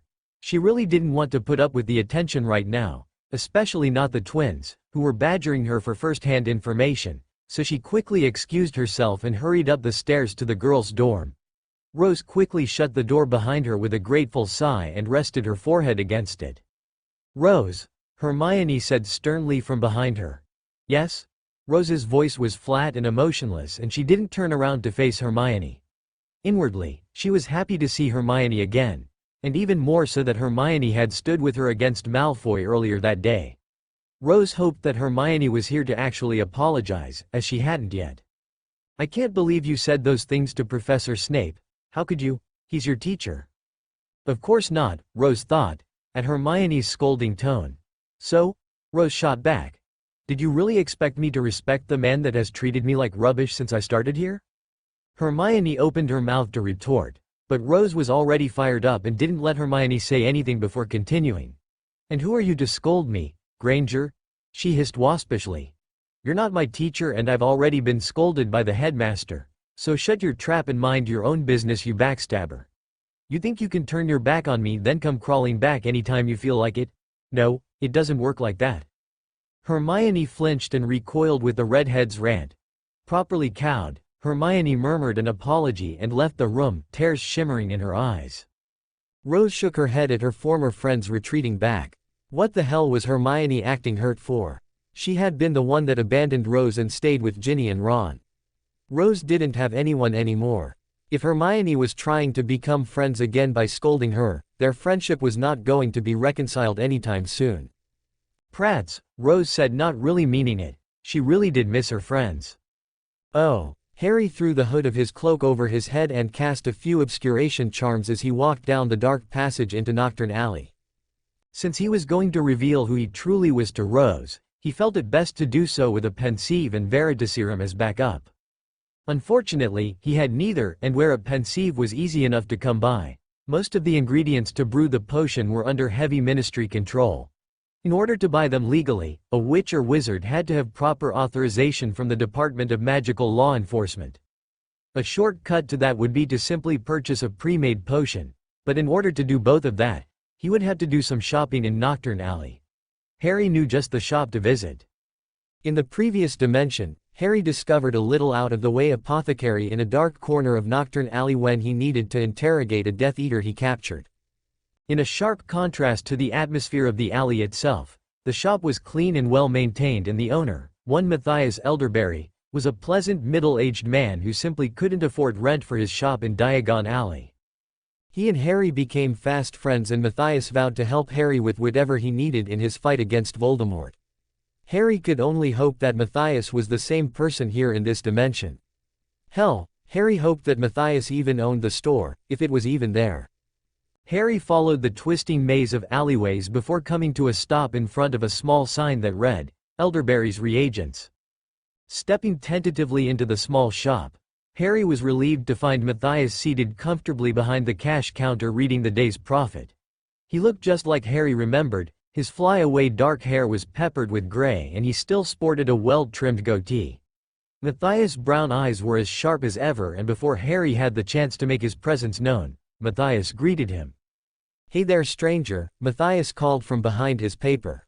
"Have you been reading the paper lately?" "No," Harry answered cautiously. He was still unsure of Matthias in this dimension. He figured that the best way to gauge him would be to hold a conversation. "Anything interesting?" Matthias chuckled and put the paper down before smiling at Harry. "Not really. Just more Death Eater whining about having their houses pillaged. If you ask me, they're getting what they deserve." Harry was momentarily taken aback at Matthias' outward stance against the dark. It seemed that Matthias could read his expression through the obscuration field over his face and laughed again. "Don't worry. I know you're not a Death Eater. My wards told me when you entered my shop. Anyway, what can I do for ya?" Harry mentally slapped himself. He had forgotten about the wards. It was a good thing he didn't carry the dark mark, otherwise he would have been stunned and most likely woken up in prison. Now that the pleasantries were out of the way, Harry was glad that Matthias was the same person here. He felt he could trust Matthias with his identity, if not name, and pushed the hood back, revealing his face. Matthias' eyes widened momentarily, but he quickly quashed the surprise. "I need some veritaserum," Harry stated. "And I don't have time to brew any. Do you have any in stock?" "What makes you think I would carry any of that?" Matthias said curiously. Harry simply raised an eyebrow at the older man, as if saying, "Are you telling me you don't?" Matthias chuckled again. "You seem to be well informed then, young." He trailed off, waiting for Harry to introduce himself. "Harry," he said, extending his hand for a shake. Best to keep his last name a secret for as long as possible. Matthias took Harry's hand and shook it warmly. "Matthias Elderberry," he said jovially. "How many vials do you need?" "Just the one." Harry nodded and Matthias retreated into his office. Harry could hear him rummaging around back there, and Matthias returned with a stoppered vial with what looked like water in it. He handed it to Harry, who poured a single drop on the counter before sprinkling a pale blue powder on it. The drop fizzled with violet sparks and Harry nodded satisfactorily. Matthias looked at him curiously. "A test," Harry stated simply. "It looks, tastes and smells like water. I would be easy enough to simply sell me a vial of water and call it veritaserum." Matthias nodded in understanding. "So, it'll be 10 galleons then." Harry pulled the amount from his money bag and handed it over and heading for the door to the shop. "Mind me asking what you plan on using the serum for?" Harry stopped at the door and turned with a cryptic smile. "No, I don't mind you asking. Doesn't mean I'll answer though." Matthias laughed and Harry waved goodbye. "Take care, Matthias." As Harry left the shop, he put his hood back up and reapplied the obscuration charms. He planned on stopping by Ollivander's to pick up a spare wand, as it wouldn't do to be seen with a copy of The Girl Who Lives wand. No sooner had Harry turned toward the exit to Nocturn Alley did he notice he was surrounded. While he was lost in his thoughts, 6 men came from the shadows and began circling Harry like a pack of wolves. Harry was instantly on his guard and his hand clenched tightly over his wand. Well, what do we have here?" asked a raspy, bark-like voice from behind him. Harry whirled and was instantly enraged. "Seems a stranger has trespassed into our alley." Pack of wolves indeed, Harry thought bitterly. Encircling him was none other than Fenrir Greyback and his personal pack of werewolves. Harry's eyes flashed maliciously as he thought back to when he was 17. He remembered the failed attack at Riddle Manor where Fenrir and Remus had fought. Remus fought valiantly, but Fenrir had the upper hand and more experience, and in the end, Remus nearly had his throat ripped out by the evil wolf. Luckily he had survived, but just barely. The other 5 werewolves began to snicker. They stopped circling Harry, but Fenrir continued moving. "See, I don't know you, wizard, and I never forget a scent," he explained. "Me and my pack haven't had much fun lately, so a nobody happens along and, well, I think you understand where I'm going with this." Harry simply glared at him from under his hood. "Nothing to say then?" Fenrir taunted. Harry really didn't have anything to say, as his mind was totally caught up in visions of revenge against the man who nearly killed his last remaining link to his parents. It didn't matter that it was a different Fenrir, or that he had already killed the werewolf responsible for Remus' death. Harry was caught up in his hatred all over again. Then, as Fenrir lunged forward, Harry leveled his wand and murmured a curse under his breath. Crucio, instantly, Fenrir fell to the ground and began writhing and screaming in absolute pain. Such was the force of the curse. The other 5 werewolves stepped forward to assist their alpha, but with a wave of his hand they were all frozen in place. "Stay where you are," Harry had hissed in a dark, cold voice. Inwardly, he knew he should kill the werewolf right now for all the evil he would commit in the future. But now was not the time to attract the Ministry's attention. Still, it wouldn't hurt to have a bit of fun. Ignoring the gathering crowd, Harry lifted the pain curse on Fenrir and wordlessly summoned a huge python. "Bind the werewolf, but do not kill him," Harry hissed in Parseltongue. The gathered crowd all began muttering amongst themselves about how the Dark Lord had returned. Many of them fled, but a few began to look upon Harry with adoration. Harry laughed silently to himself, thinking this could work to his advantage. He could find the whereabouts of any loyal Death Eaters and hunt them down before Voldemort could call them back, in case his plan went awry. The python hissed menacingly as it wrapped Fenrir in its coils and clacked its jaws together near his head. Please, wait, my lord," Fenrir simpered in fear. "Don't kill me." Everyone watching was taken aback at the sight of the ruthless Fenrir Greyback pleading for his life. Harry hissed a command in Parseltongue and the python loosened its coils enough for the werewolf to breathe. Harry crouched down near him and sneered coldly. "Tell me, Greyback, whom among my followers is still loyal to me?" Harry hissed, releasing an aura of darkness. Fenrir whimpered like a kicked puppy and kissed the hem of Harry's robes. Inwardly, Harry was disgusted by this act but didn't show it. "I have remained loyal, my lord," Fenrir groveled. "Whom else?" Fenrir remained silent, and Harry snapped angrily at him. "Well, speak, dog."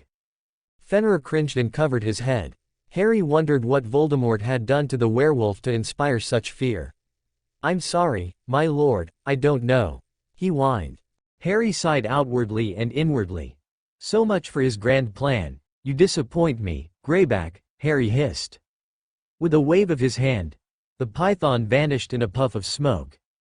"You're lucky I don't have time to deal with your incompetence today, else I would kill you." Fenrir cringed again. "Go into hiding till I contact you." Harry lifted the curse from the other 5 werewolves and watched as they and Greyback fled into the bowels of the alley. With one last glare at the gathered crowd and a swish of his cloak, Harry left the alley himself. He had a satisfied smirk on his face. That had been fun, and Harry couldn't wait to see tomorrow's profit. That night, Rose left the common room at 8:30 to get her invisibility cloak and map for her meeting with Harry in the Shrieking Shack. It took her a bit to finally find them, but she eventually did. Throwing the cloak over her head and activating the map, Rose headed toward the door, but stopped when she heard a tapping on the dorm window. Cautiously she walked over and opened it, and a barn owl flew in, landing on a post of her bed. Recognizing the owl as the same one she sent to Sirius, she hurried over and untied the letter from the owl's leg. The owl stayed on the bedpost waiting on a reply. Rose hastily opened the letter and was overjoyed to recognize Sirius' handwriting. "Rose, I can't say everything I would like to in this letter. It's too risky in case the letter is intercepted. We need to talk face to face. Can you ensure that you are alone by the fire in Gryffindor Tower at 1 o'clock in the morning on the 22nd of November? I know better than anyone that you can look after yourself, and while you're around Dumbledore and Moody, I don't think anyone will be able to hurt you. However, someone seems to be having a good try if they are risking themselves face to face with Dumbledore. Be on the watch, Rose. I still want to hear about anything unusual." Let me know about the 22nd of November as quickly as you can. Serious Rose smiled at the thought of talking with her godfather again. She missed him terribly and hoped he was doing well. Scribbling a quick reply to him, she told him as much, and also told him that she would be by the fire on the 22nd of November.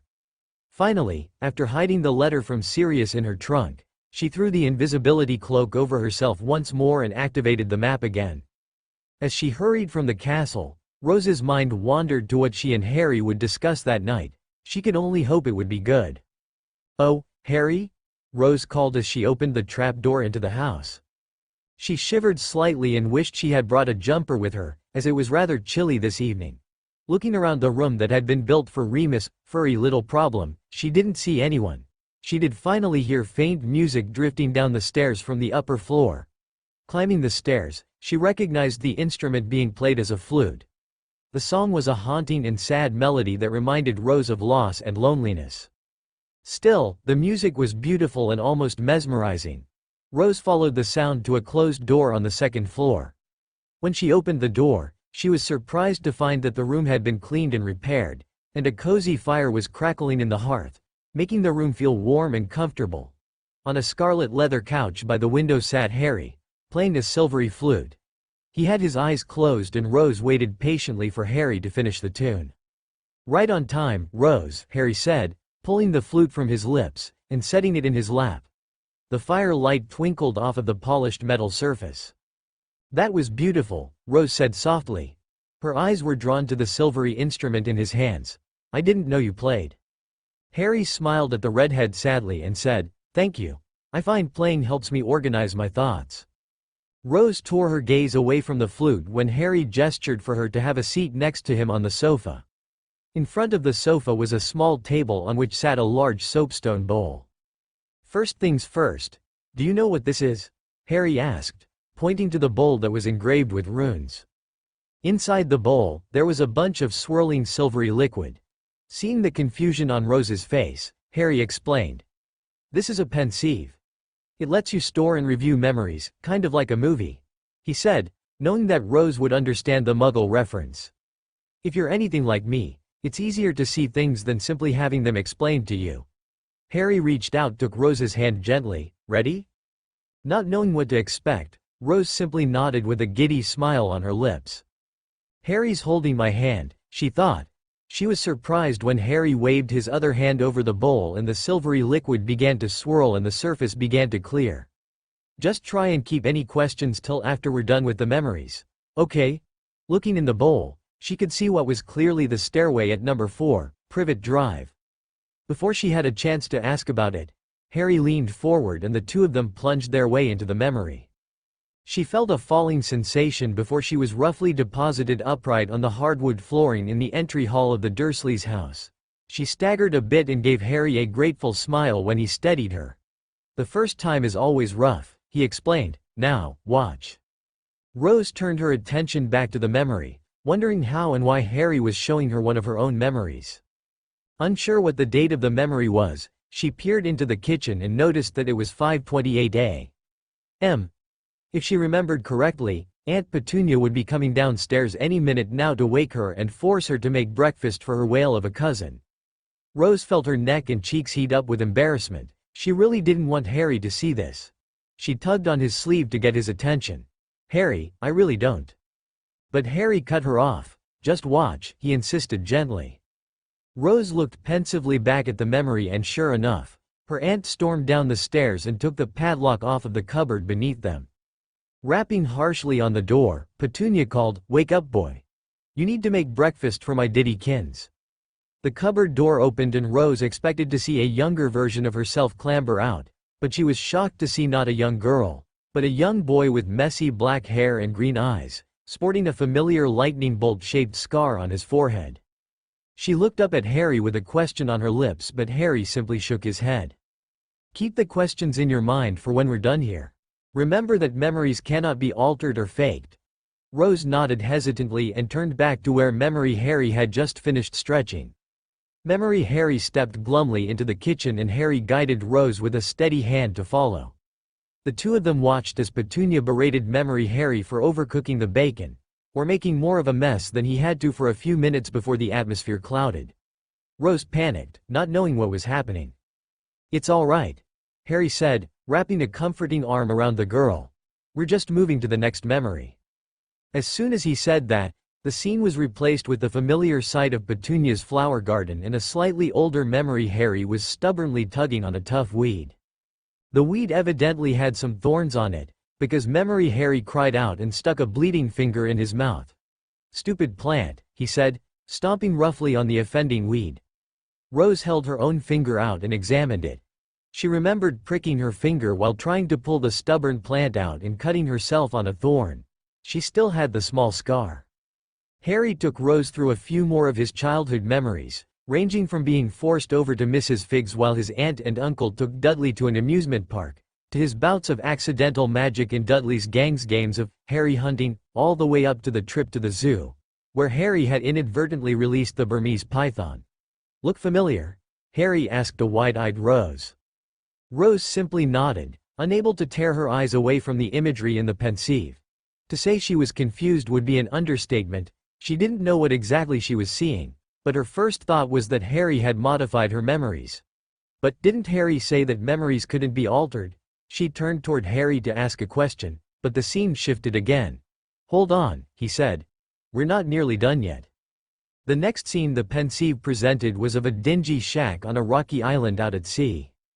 Rose recognized it as the night that her first friend ever, Hagrid, had shown up and taken her away from the Dursleys. She watched as the scene played out in front of her, only it was Harry going through exactly what she had experienced, even Hagrid giving Dudley a curly pig's tail. She couldn't help but smile at that memory. She watched as Hagrid took Memory Harry to Diagon Alley for the first time ever, and smiled remembering her trip there. She watched Hagrid hand over a familiar cage with a familiar owl in it over to a beaming Memory Harry. Unable to keep the question from escaping, she asked Harry, "Hedwig?" "I miss her terribly," he said sadly. Rose nodded in understanding, though she was still rather confused. If she was ever separated from her owl, she didn't know what she would do, but she knew it would hurt. She hoped her Hedwig was doing all right. The scene fogged again, and this time was replaced by the familiar image of the Great Hall at Hogwarts. She watched as Memory Harry walked timidly toward the stool, where Professor McGonagall was waiting patiently to put the BTTERED sorting hat on his head. Rose could hear the murmurs and whispering going on around them and could sympathize with the meek little boy in the memory. She had felt the exact same way. Memory McGonagall put the enormous hat over Memory Harry's head and Harry began to explain. "At this point, as I'm sure you're catching on to, I was doing my damnedest to convince the hat not to sort me into Slytherin."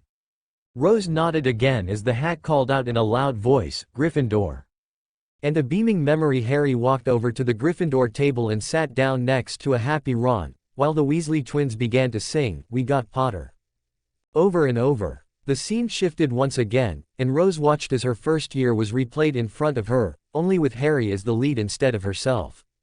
She watched as Memory Ron and Memory Harry saved Memory Hermione from the troll, watched as Memory Harry was nearly thrown from his broom in his first Quidditch match, and as Harry saw his parents in the mirror of her eyes. She recoiled slightly and stared up as Harry when she recognized them as her parents, and a vague understanding began to form in her mind. She then watched him defeat Voldemort-possessed Quirrell in front of the mirror and save the Philosopher's Stone. Simply by watching the few memories they had been through, Rose had a multitude of questions she wanted, no needed to ask Harry, but she held them in. They then spent the next couple of hours watching everything Rose had done be experienced by a younger Harry. She gasped as Hermione was petrified by the basilisk and cried as Harry begged Ginny not to die in the Chamber of Secrets, and smiled fondly as Memory Harry conjured his Patronus, Prongs, for the first time. She couldn't help but be filled with joy as she watched Memory Hermione and Memory Harry save Sirius and Buckbeak from death in their adventures with the Time Turner, though she was a bit confused as to the absence of Ginny. The scene shifted again and Rose saw her more recent memories of the Triwizard Tournament play in front of her. Harry spoke again. "I'm going to let you see all of my fourth year because it might help you with the tournament, but we won't see any more than that," he said. "Why?" Rose asked. She noticed a pained expression on Harry's face and wondered what was so horrible about the things that happened after fourth year that hurt him so. Because there's nothing in them that will happen now that I'm here. Now, shush. Rose turned back to the memory and nearly screamed. There, in front of her and trying to eat memory Harry, was an enormous dragon. I had to fight a dragon, she shouted. Harry chucked slightly at Rose as she gasped at the memory. Rose clapped heartily as memory Harry swooped down and scooped up the golden egg. As the scene shifted, she turned back to Harry and asked again weakly, I have to fight a dragon? Harry simply smiled at her and continued to watch the scene being played out. The next scene was the second task. Rose made a face as she watched memory Harry wolf down the slimy gillyweed. Harry took her shoulder and guided her into the memory lake. Rose panicked initially but relaxed when she could still breathe underwater. She glared at Harry for not telling her as much, and Harry laughed again. The two of them followed memory Harry down to the merfolk village where floating there serenely were Fleur's sister, Hermione, Cho-Chang, and Ron. They watched as memory Harry tried to save both Ron and Hermione but was stopped by the merfolk. Rose turned toward Harry with a curious look on her face and Harry explained. They take someone you care about to the bottom of the lake and you have to go save them. Rose nodded and the two of them followed memory Harry back to the surface as he swam upward with Gabrielle and Ron in his arms. Then the scene shifted again, this time to a hedge maze. The third task, Harry explained, is a maze with numerous obstacles in it. The two of them followed memory Harry as he wound his way through the labyrinth. There are acromantially, enchantments, those horrible scroots you've been caring for, and even a sphinx in there. They followed memory Harry all the way through until he and Cedric were ported away by the cup and Harry ended the memory there. The bowl expelled the two of them back into the room in the shack and Rose looked up at Harry. So you won? She asked hopefully. Her hope was quashed at the anguished expression on Harry's face. You lost? Harry sighed. The cup was a port key that took both me and Cedric to a graveyard, he said sadly. Voldemort was waiting there with Pettigrew and he killed Cedric in cold blood. Rose gasped but Harry continued. Then, Voldemort used my blood to give himself a body that was immune to the protection that my mum gave me. There was an uncomfortable silence in the room before Rose broke it. Our mum, she said softly. Harry looked up from studying his fingernails and nodded. Harry, what? But Harry interrupted her again. We have one more memory before I'll let you ask any questions.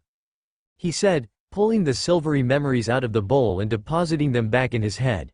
He then pulled out another memory, but this one was dull, not nearly as silver as the ones previous. Rose guessed that it was a bad memory. Harry put it in the Pensive and stirred it, like he had the others, and the memory cleared. Rose could see a lavish but old and rundown manor that somehow looked familiar through the surface, though in the memory, it seemed a battle had taken place here. Before she had the chance to ask anything, Harry lightly gripped her shoulder and the two of them plunged in. Rose felt the falling sensation again before it abruptly ended and she was deposited roughly on her bum on the floor of the mansion. She glared up at Harry who was staring over her head, lost in the memory, and regained her feet. Just as she was about to ask him what was wrong, she heard a hissing voice from behind her. Potter, the voice said maliciously. Turning around quickly, she was shocked speechless for the umpteenth time that night. Standing a few paces away was a monster of a man. His skin was pale and tight against his skeletal frame and his black robes hung loosely from his shoulders. His nose was simply two slits on his face and his red eyes glowed from under his hairless brow. Rose thought he looked like a humanoid snake. But even more shocking than the monster, was the man he was dueling. It was Harry, but not as Rose knew him. The memory Harry was older, wearing all black and his face was crisscrossed with scars. The lightning bolt scar bleeding freely down into his eyes. His eyes were glowing a bright green and the two combatants paused in their destructive duel. You will pay for what you have done to me, the red-eyed snake man snapped. Rose couldn't help but shiver at the sound of the man's no monster's voice. She knew she should know who he was, but her mind was drawing a blank. Voldemort, memory Harry spat viciously. Rose gasped in realization. Now she knew where she recognized his voice from. It was the same voice she heard accompanying her parents' voices whenever Dementors got near her. Despite the proof in front of her, however, she fell deeper and deeper into confusion. When had Harry ever met Voldemort? She wondered. And you will pay dearly for what you have done to me and everyone I care about. You killed my parents, my friends, and too many others to name. Those acts are unforgivable to me." "Indeed," said silkily. "You have been a thorn in my side for far too long, Harry. I will finish what I started that Halloween many years ago. The Potter line ends today." It was like Rose had finally opened a birthday present that she already knew she was getting. She was pretty sure that Harry wasn't her cousin, he wasn't even a brother, but he was still a Potter. No, Harry was more like another version of herself. She now had the what, but she was still missing the why. She could only hope Harry would answer her questions when they were done. With that realization, she turned her attention back to the memory that was playing out in front of her eyes. Memory Harry had his wand calmly pointed at Memory Voldemort's chest, and Rose was proud to see that he showed no sign of fear. Then, as if by an unspoken agreement, both wizards lunged at each other. They wielded their wands like swords. Red light at the tip of Memory Harry's familiar holly wand, green at the tip of the Dark Lord's. She couldn't believe how fast and amazing the duel before her was. She truly thought she had been a prodigy at defense against the dark arts, but the duel she was watching made her realize just how woefully inadequate she really was. The fight was like a dance, and the two extremely powerful wizards fired curses and hexes back and forth, doing more damage to the landscape than each other. Voldemort she expected to use the dark arts and did not surprise her, as he was of course, a Dark Lord. Memory Harry on the other hand was using a mixture of all kinds of combat. Light magic, dark magic, muggle martial arts, and then her surprise, Harry began apparating while wielding a sword. Memory Voldemort began to hesitate as Memory Harry would apparate behind him and slash with the sword of Gryffindor, only to disapparate to another location and cast a curse at him. Every apparition Memory Harry made was utterly silent, which made her uncertain where he would appear next. It was clear to Rose that Memory Harry had the upper hand in this fight. Rose began to wonder, though, why Voldemort didn't simply apparate as well. "Magnificent," hissed Voldemort with something akin to pride in his voice. "You're strong, Potter. Who would have thought you of all people would dabble in the dark arts or be capable of apparating through apparition wards?" he said, answering Rose's unasked question. Harry replied by conjuring a whip made of black flame from the tip of his wand. "You never did find out the rest of the prophecy, did you, Riddle?" Memory Harry hissed mockingly. "And the Dark Lord shall mark him as his equal," Memory Harry recited, seemingly lost in his memories. Memory Voldemort used the opportunity to shoot a killing curse at Harry, confident that it would hit and end his life. Memory Harry simply dropped the sword of Gryffindor, which faded away, and raised his empty hand. An opaque bluish shield sprang up in front of him, and the killing curse clanged loudly off of it and careened off into the ceiling and dislodged a large chunk of plaster. "But he will have power the Dark Lord knows not," Memory Harry continued, lashing the whip forward to tightly bind Voldemort. "Nothing can block the Avada Kedavra," the Dark Lord said with wide eyes. The man before him was much stronger than he had ever thought possible.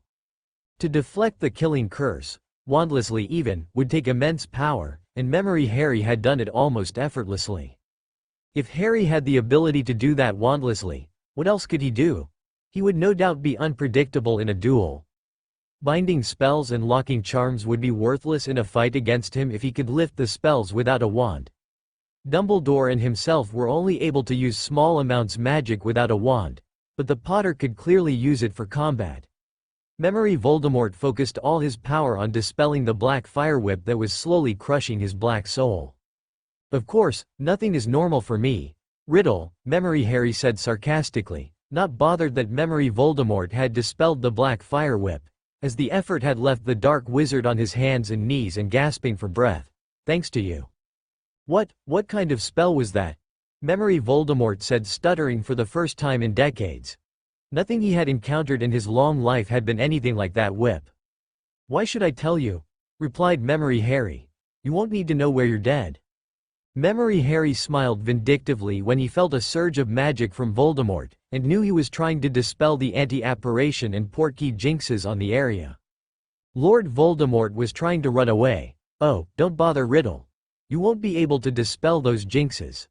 Hermione made them herself before she died." Memory Harry sneered nastily at the prone figure of the Dark Lord. How does it feel to know a mudblood helped in the cause of your downfall? You won't be leaving this battlefield alive. Memory Voldemort's glare intensified at the messy-haired youth, but Memory Harry seemed unbothered by it. Instead, Memory Harry exuded an aura of confidence as he glowered right back at Voldemort's prone form. Goodbye, Riddle, Memory Harry hissed softly. In a single movement, Memory Harry lunged forward and summoned the sword of Gryffindor to his hand and swung it in a wide arc. Voldemort raised his wand weakly to defend himself but only succeeded in getting his hand slashed off at the wrist. Voldemort out a horrifying scream and Memory Harry reversed his swing, cutting the Dark Lord other arm completely off. Even if I fall today, Potter, I will still live, Voldemort shouted, hysteria lacing his voice. I have already obtained immortality. Memory Harry surprised everyone watching the duel and laughed loudly. Do you mean the Horcruxes? He asked. Do you really think I'd be stupid enough to attack you without making sure I would be able to kill you? I'm surprised you didn't realize what I had done when I killed Nagini before coming after you, he said with a chuckle at the helpless Dark Lord's expense. Voldemort ceased his struggling and for the first time in his life, stared at someone with absolute fear. Oh yes, you know what I am talking about, don't you? Memory Harry continued with a very Malfoy-esque drawl. Yes, I have destroyed all of your Horcruxes. The Gaunt family ring, your diary, the cup of Helga Hufflepuff, the crown of Rowena Ravenclaw, the crest of Gryffindor, the necklace of Salazar Slytherin, and of course, your pet Nagini. Voldemort was struck dumb at this revelation. Knowing his death was truly at hand, he simply sat there, defeated and weak, as Memory Harry lunged forward again, his sword flashing in the dim light. A moment later, Voldemort's head slid off his neck and a fountain of black blood sprayed from the stump, soaking Harry's battle robes with dark, inhuman ichor. And then, the Pensive memory ended and the two of them were lifted from the bowl. Rose was left staring at a haunted-looking Harry sitting next to her. Now, I know you have questions, and you deserve the answers, truthful answers, so I have one more thing to tell you before I start explaining myself, he said. Harry reached into his pocket and pulled out a small vial of clear liquid. Do you know what this is? He asked. Rose shook her head negative and Harry began to grumble under his breath about Rose's education. If all this ended favorably, he would make sure she did better in school than he did. This is Veritaserum, the strongest truth serum in existence, he explained. 3 drops of this and you would be forced to reveal all of your secrets to whoever asks for 2 hours, or until the antidote. Harry held up another vial of slightly milky liquid, is given. This potion is restricted from use outside of the ministry and anyone who is caught using it without proper authorization will be put in Azkaban, without a trial, for life. Rose had a good idea at what Harry had been planning to do, and gulped nervously. She knew firsthand from her godfather, Sirius, what Azkaban was like, and wouldn't wish that on anyone. Well, except maybe Voldemort and Wormtail. Her eyes were locked on the seemingly harmless-looking liquid in the vial that Harry was holding and she barely made out his next words. If at any time during my explanation, you want me to take some of this, just say so, he reassured her. Rose nodded hesitantly and looked into Harry's eyes expectantly. I trust you, Harry. Rose said simply. Rose, I'm sorry, started Harry. I really didn't mean to lie to you. I just wanted to protect you, but I didn't know just how vulnerable and lost you were feeling. After seeing how you were close to losing it, I decided I should reveal to you who I really am and save you the trouble of having to wonder what in the world is going on around you. I want you to know that regardless of how things go here, I will always be there for you, okay? He waited for Rose to acknowledge him before continuing. Looking away for a moment, Harry took a second to organize his thoughts. Now, as I'm sure you've already figured out, I am not your cousin. I'm not even sure what you would call me, but I am a Potter, said Harry. I guess the best explanation I can come up with is, I am you if you had been born a boy. Rose blinked pensively and waited for Harry to continue. What I want to tell you tonight is who I really am, where I'm from, and exactly how your name was put into the goblet of fire. Harry somehow knew what her next question would be and answered before she had a chance to speak. And yes, it has everything to do with the dream you had over the summer.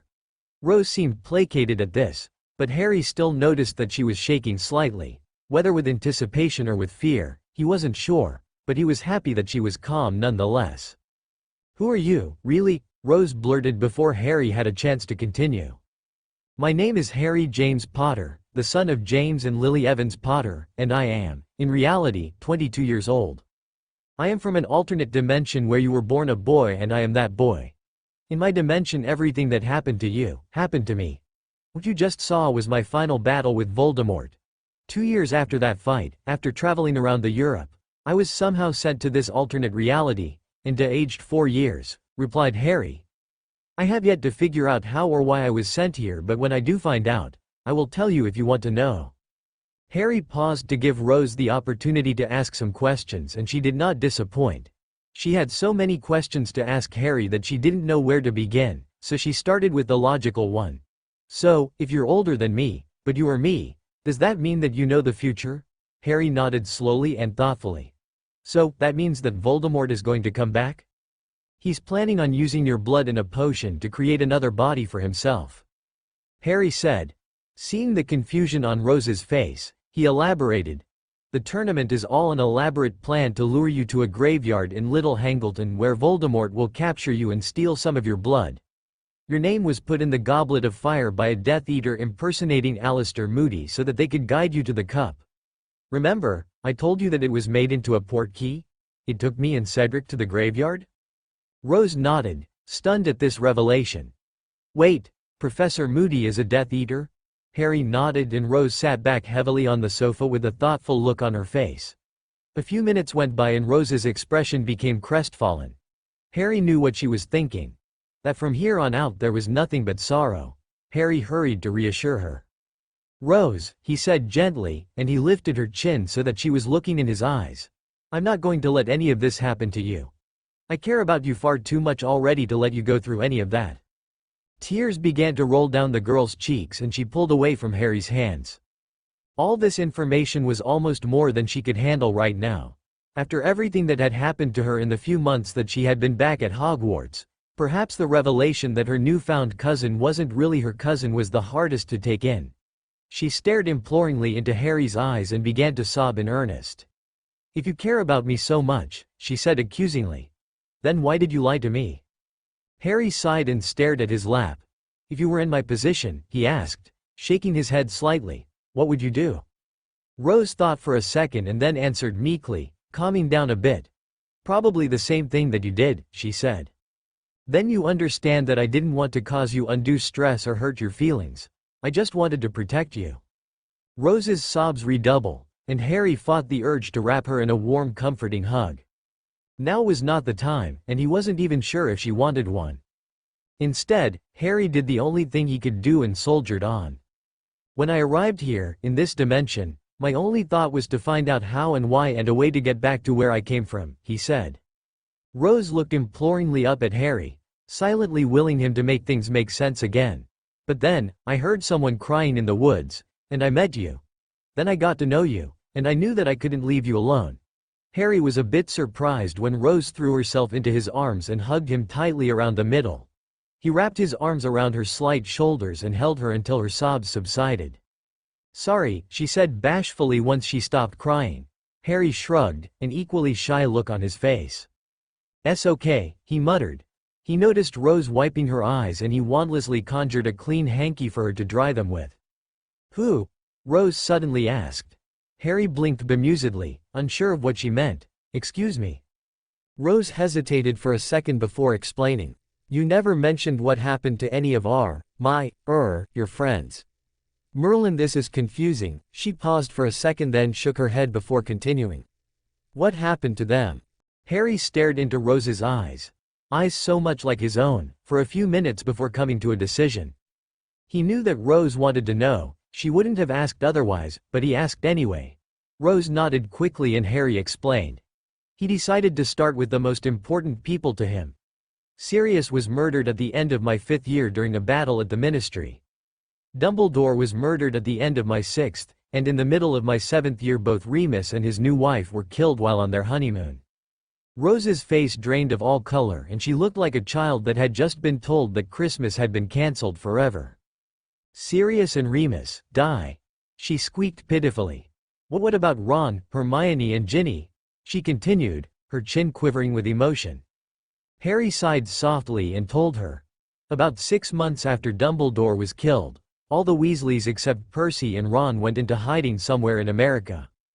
Ron stayed behind to help Hermione and I find a way to kill Voldemort, but he didn't stay with us for very long. Turned out that he only stayed behind because he thought he loved Hermione. She didn't return his feelings and it broke him. He killed Hermione that night out of jealousy. Simply because she told him that she loved me instead, and he ran off to join Voldemort. Harry's eyes reflected the pain the memories evoked in him. Rose thought about that for a moment. She could definitely see that happening with Ron, and she was glad that she was a girl and didn't have to deal with Hermione having a crush on her, she hoped. What about Ginny? She asked. I find it hard to believe that she would just let you take Ron and Hermione and not her, she said. One difference between herself and Harry was that she was better friends with Ginny than with Hermione. She was sure that she knew Ginny better than Harry. Well, you're right about that, Harry conceded. She wasn't happy, especially when I broke up with her. Wait a minute, Rose said in a rush. You mean to tell me that you and Ginny were? She poked the tips of her index fingers together a few times. Together? To his credit, Harry flushed in embarrassment and scratched the back of his head sheepishly. Yeah, well, he trailed off. Rose simply smiled knowingly at Harry, and he pointedly ignored her triumphant look. I'll bet that Ginny was really peeved with you after that, Rose chimed. Harry laughed bitterly at the bad memories. Actually, she wasn't nearly as angry as you'd think, he said a bit sadly. She told me that she understood, and I promised that, once Voldemort was out of the way, we could be together again. Harry stared morosely at his shoes, unable to go on. Rose didn't have to hear Harry say he was madly in love with Ginny. She could tell that he was Zhu by looking at his face. As to separating himself from her, she understood that as well. She'd do the same thing if she were in his position. You must miss her a lot, she said, laying a comforting hand on Harry's shoulder. Harry shook his head slightly. Several months after Ron was found to be a Death Eater, I managed to hunt him down with several other Death Eaters, including some of his inner circle while they were on a raid. I was forced to kill Ron in a duel. Luckily, he hadn't told Voldemort that we knew how he had achieved immortality. Why he didn't I don't know, but Ginny, when I told her I had killed Ron in a Death Eater raid, she said some pretty awful stuff about how everything was my fault. My parents' death, Sirius, Hermione. I couldn't stay with her after that. Harry said quietly, not really wanting to talk about Ginny anymore. It was still a sore subject for him. After Ron died, the rest of the Weasleys disappeared from the wizarding world. Rose stared disbelievingly at Harry, unwilling to accept that Ginny would say something so nasty to him, or herself by extension. Now, Harry said, clearing the lump his throat and pushing all his depression aside. As to why you're in the Triwizard Tournament, like I said before, Voldemort will need you to be present so that he can resurrect himself. I have a plan too. Hold on a second, Rose cut him off, a bit put out that Harry just went straight back to Voldemort's plans. So you and Ginny didn't get back together? I suppose with her being in America and all. No, Harry said immediately, looking like he really didn't want to talk about it. She tried desperately to make up with me after I killed Voldemort, but what she said just really hurt, you know? I had nightmares for months because of her. It was so bad that I almost died a couple of times to Dementors. Rose sighed, silently relieved that Harry was single. She wasn't exactly sure as to why she was relieved, but she was nonetheless. Harry, when you said all the Weasleys went into hiding, you said, with the exception of Percy and Ron. What about Percy? Percy, growled out Harry. He became a traitor to the light side. In the summer between my 4th and 5th years, he had a falling out with the Weasleys. Turned out that he joined Voldemort. A few years later, he reconciled with his family, but it was just a cover. He was really spying for Voldemort. Rose simply gaped, but the shock was lessened since Harry had already explained that Ron had become a Death Eater as well. I honestly can see Ron becoming dark, but Percy? The rule monger? She asked skeptically. Harry let out a short, bitter laugh. Percy wanted power and money. He insulted his father in their own home and frowned upon everything his family believed in. He didn't trust me or Dumbledore when we said that Voldemort was alive. He said Dumbledore was senile and I was an attention-seeking brat. To be honest, Ron's defection shocked me more than Percy's. Rose could see where that made sense. Her thoughts turned toward her godfather and former professor. She was morbidly curious as to how they died. How did, she began, pausing and worrying her lip uncertainly. She knew that if she were in Harry's position, she wouldn't want to answer her next question, but she really wanted to know. How did Sirius and Remus die? She paused again as part of Harry's tale finally registered with her. No, no, no, how exactly did Dumbledore die? I mean, he's Dumbledore. The only wizard Voldemort ever feared. Once again, Harry laughed bitterly. After the fiasco in the Department of Mysteries, Harry's faith in the headmaster had been shattered irrevocably. Dumbledore? You make it sound like Dumbledore is invincible. He's far from it, as human as you or me. You can say he was partly the reason why Sirius died in my 5th year. Dumbledore thought it was best that I be treated like a child and hide secrets until I become an adult. I don't really want to talk about it, so let's just say that the reason I hate Snape so much and don't trust Dumbledore came from my disaster of a 5th year. Harry said, looking a bit lost. Sirius was killed fighting his cousin, Bellatrix Lestrange. Harry growled the name with such vehemence and hatred that Rose flinched. Trying to save me from my own stupidity. Rose glowered at the floor in front of her. Bellatrix Lestrange, she spat mentally, filing the name away in her people who should suffer horribly file in her mind. Anyway, as for Remus, he died the day he got married to a person named Nymphadora Tonks, who is, by the way, Sirius' niece. She should be in Auror right now. You would have loved her. She's a great person. You're supposed to meet her next year, but now that I've changed things I don't know if you will. Either way, you should. I think you'd get along wonderfully. Sorry, I'm getting off track here. Anyhow, both Remus and Tonks were attacked on their wedding night as they were leaving on their honeymoon. For some reason, Voldemort ordered a hit on them, most likely to antagonize me. Harry went quiet for a short moment and stared at the ground morosely. He could still feel the pain of not being there to save them, while he and his friends were looking for the Horcruxes. The only reason he knew of what had happened to Remus and Tonks was because from what he could glean from the Daily Prophet and various Order members. They fought like heroes, managed to kill 9 Death Eaters before they were forced to detonate a magical bomb in their desperation. They died in the blast, but took every one of the bastards with them. Rose let out a pained sob, partly at the destroyed expression on Harry's face and partly at the knowledge that the 2 people she loved most would die in the future. Unsure of what to do, she scooted closer to Harry and wrapped her arms around him in a comforting hug, for Harry and for herself. I'm sorry, Rose, but that was how things went in my dimension, Harry said softly, returning the hug gratefully. But I've already said that I'm not going to let that happen here. As for Dumbledore, Harry spat the name like it was a curse word. Would you believe me if I told you that Dumbledore killed himself? Harry felt Rose pull away from him with a horrified expression on her pale face. No, he didn't commit suicide.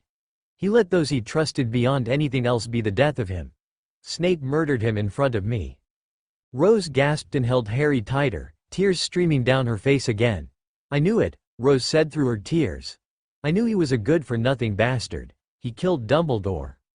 Yeah, we knew he was an evil git from the start, didn't we? Harry said calmly, rubbing comforting circles on Rose's back. Dumbledore just wouldn't believe me. Snape earned Dumbledore's trust after he defected from Voldemort and gave Dumbledore a vital piece of information during the First War. What is that? Rose said, wiping the tears away and reluctantly pulling from Harry's arms. She felt so safe when she was there. It was the reason that Voldemort went after our parents, Harry hissed icily. Rose recoiled at the hatred in Harry's voice. Snape overheard Professor Trelawney give a prophecy to Dumbledore predicting that a child would be born that would have the power to kill Voldemort. He immediately ran to Voldemort and told him what he had heard, but then he felt bad when he realized that Voldemort was going after our parents and went to Dumbledore to tell him what was going on. However, Rose didn't hear the last statement. She was stuck on, was the reason that Voldemort went after our parents. The phrase kept playing over and over in her head and her temper exploded. Harry was taken by surprise at how fast Rose's mood changed. Snape is the reason that Voldemort went after my parents, Rose yelled angrily, her green eyes almost glowing in the dim light of the room. Harry was immensely happy about the wards and charms he had placed around the Shrieking Shack earlier in the evening. Silencing wards, notice me not charms, and several others. He was pretty sure that if he had not put up those silencing wards, everyone in Hogsmeade would believe that the shack was now haunted by a banshee. Now you see why I hate Snape.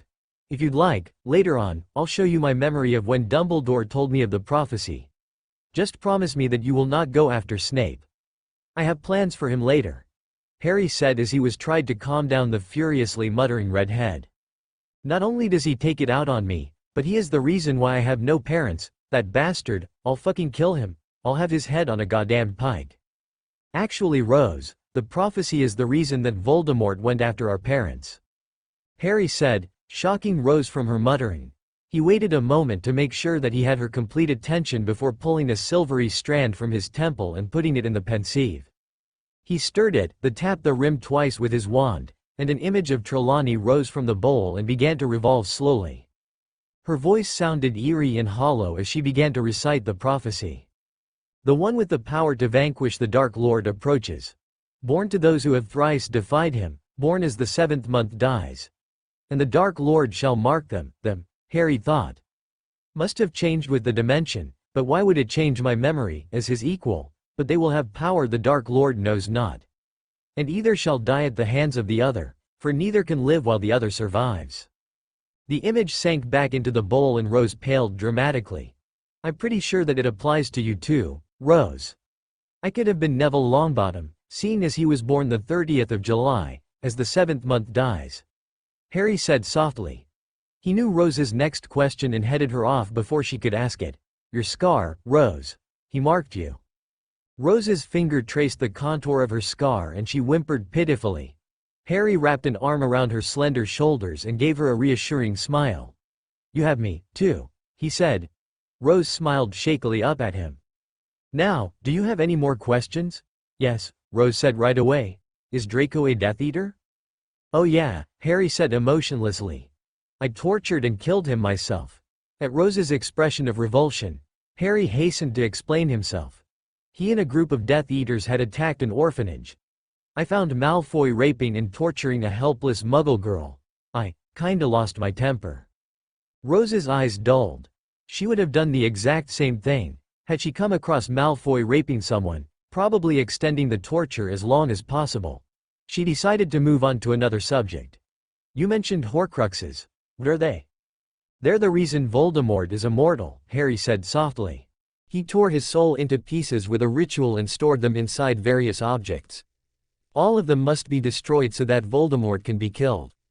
I don't want you to worry about them, though. I already have a plan to destroy them. From what I've checked the past week, all of the Horcruxes are located the same places in this dimension as they were in mine, except for one, the Ring of Slytherin, which might be in Dumbledore's possession." Harry said Dumbledore's name with distaste. "Do you really hate Dumbledore that much?" Rose asked. She could see why Harry didn't trust the ancient man, but she didn't understand where his vehemence came from. When Harry told her Dumbledore had hired the same man that was the reason why she had no parents, all her respect for him was gone. The fact that Dumbledore used legilimency on his students didn't help matters either, but Dumbledore did things with the best of intentions, didn't he? "I do," Harry said simply. "Because everything bad in my life has come either directly or indirect from him. I still haven't made peace with him and I doubt I will make peace with him anytime soon. The only reason I didn't kill Snape when it was revealed to me that he was responsible for our parents' death was because the Order still needed him and Dumbledore had tricked me by twisting his words so that they told me nothing while placating me. I still say it was his fault for not leaving me to be raised by another family instead of those blasted Dursleys." Rose couldn't help but agree with him. "Harry, you don't have to answer this, but how did you get so strong? I mean, Voldemort has over 50 years of knowledge and even though you may have already graduated Hogwarts, you were only 20 years old when you defeated him, right? Remember the part of the prophecy that says, 'Powers the Dark Lord knows not'?" Rose nodded. "Well," Harry began, "there's a room in the Department of Mysteries that contains a power behind its locked door. When I entered that room I gained the power the Dark Lord knows not." Taking a deep breath, Harry went on. "Once you enter that room your magical core will be supercharged. I gained an enormous magical reserve and the ability to cast spells wandlessly. I'm not sure what you'll get." "Wow, you mean, anyone who—" "No," Harry interrupted her. "I can't explain it, but in my world, only I can enter this room. If the prophecy is right, you may be able to enter it as well. The only thing I can tell you is, if you are too young or deemed unworthy of entering the room, you will die an extremely painful death. The process in the chamber is bad enough, I don't want to think about what would happen if you aren't supposed to be in there." Rose gulped. "Can we talk about this later? It sounds scary." Harry didn't blame her. If only she knew how horrible it really was. That chamber inside the Department of Mysteries was the key to Rose fulfilling her destiny, but at the same time, it could be the death of her. He had entered that chamber at the age of 19. He knew if he had tried entering it if he was any younger, he would have been found unworthy and died inside of the room. Now, on to business. Harry quickly told her all about how his fourth year went, about the dark mark at the Quidditch World Cup, Crouch Jr., the Triwizard Tournament and what Voldemort's plans were about. There was a moment of silence as Harry finished his explaining things to her before Rose spoke up again, a pensive look on her face. "Harry," Rose said quietly, "if you are my alternate male self, what should I call you? It feels really strange calling you my cousin now. Honestly, it would feel strange calling you my brother." Harry shrugged and shook his head, just as dumbfounded as she was. Seeing that Harry was just as flummoxed unsure as her, she quickly changed the subject. "Just so you know, I am angry with you for lying to me, but I'm happy of course that you were willing to tell me the honest truth. It sure saves me the headache of what's going on. It's good to know why my name was placed in the Triwizard Tournament and that I will eventually make up with my friends." Rose said, unsure about the feeling that had her, hoping that she would not reconcile with her friends. She didn't want Ron turning traitor because of jealousy and Hermione dying, because she was friends with her. It was for the best that she stayed away from the both of them, so she could keep them from harm's way. Harry smiled in relief. He had been a bit worried as to how Rose would take this information. He was surprised at how mature she was, compared to him in his fourth year. "I guess it is true. Girls really do mature faster than us guys," thought Harry. "They're just more emotional compared to us." It didn't take long as Rose got more comfortable with Harry as both began talking a bit more about Harry's dimension, not to mention, skimmed through some of his more pleasant memories in the Pensive. After seeing Bill's wedding the Pensive, she hinted to Harry at how she wouldn't mind having a Pensive of her own. Harry wasn't as clueless as most men his age. He took the hint and told her after they finished viewing all of his memories of his world that she could have the Pensive as an apology gift. While the two were talking, Harry couldn't believe how angry Rose seemed at the mention of Snape and Dumbledore. As much as Dumbledore had said he only considered what was best for Harry, and by extension, Rose, those words didn't placate Rose. She was a redhead and a Potter, and from what he had seen, she could be really hot-headed when she wanted to be. Rose seemed to be surprised and shocked at some of things that were different in Harry's dimension, compared to hers. One thing she was most impressed with was Harry's skills with a sword. "The sword of Godric Gryffindor," the redhead said thoughtfully. "Harry, I'm not sure if you might have already considered it, but do you think we might be his heirs?" Harry nodded absent-mindedly and Rose noticed his thoughtful expression as well. "Harry, what's up?" asked Rose. "I did have my suspicions that I was the possibly heir of Gryffindor after my second year. I mean, nothing is ever normal around us, so there was of course a possible chance of being Godric Gryffindor's last heir." "You know something," said Rose. "Rose, did you know that you could be emancipated whenever you want?" On my 17th birthday, Gringotts approached me and told me about how Dumbledore had held me back from reading my parents' will and kept me dark about my family vault until he considered it to be a good time to show us. Once he died, I was able to read it without him stopping me or interfering." Clenching his hands, Harry spoke in an angry voice. "I learned in our parents' will that Dumbledore was specifically ordered not to send us to the Dursleys should both our parents and Sirius be deceased or unable to take care of us. Should Sirius be unable to take care of us, we were to be sent to either the Moon family, James's mother's side of the family, or any Light family that would be capable of taking care of us so long as the Dursleys were out of the picture." If Harry thought he saw Rose was really angry a while ago, she was nothing to how angry she looked down. She was positively radiating magic and Harry knew he was going to have to calm her down before she brought the entire shrieking shack down on them. Casting a powerful wandless and wordless calming spell, Harry put an arm around Rose, who started to cry again. "Girls," he thought exasperatedly. That old bastard, he knew of my parents' will and hid it from me. He knew he wasn't supposed to send me to the Dursleys, but he still did. It makes me wonder if that bastard is trying to manipulate me all this time." Harry nodded grimly as he tried to comfort the girl in his arms.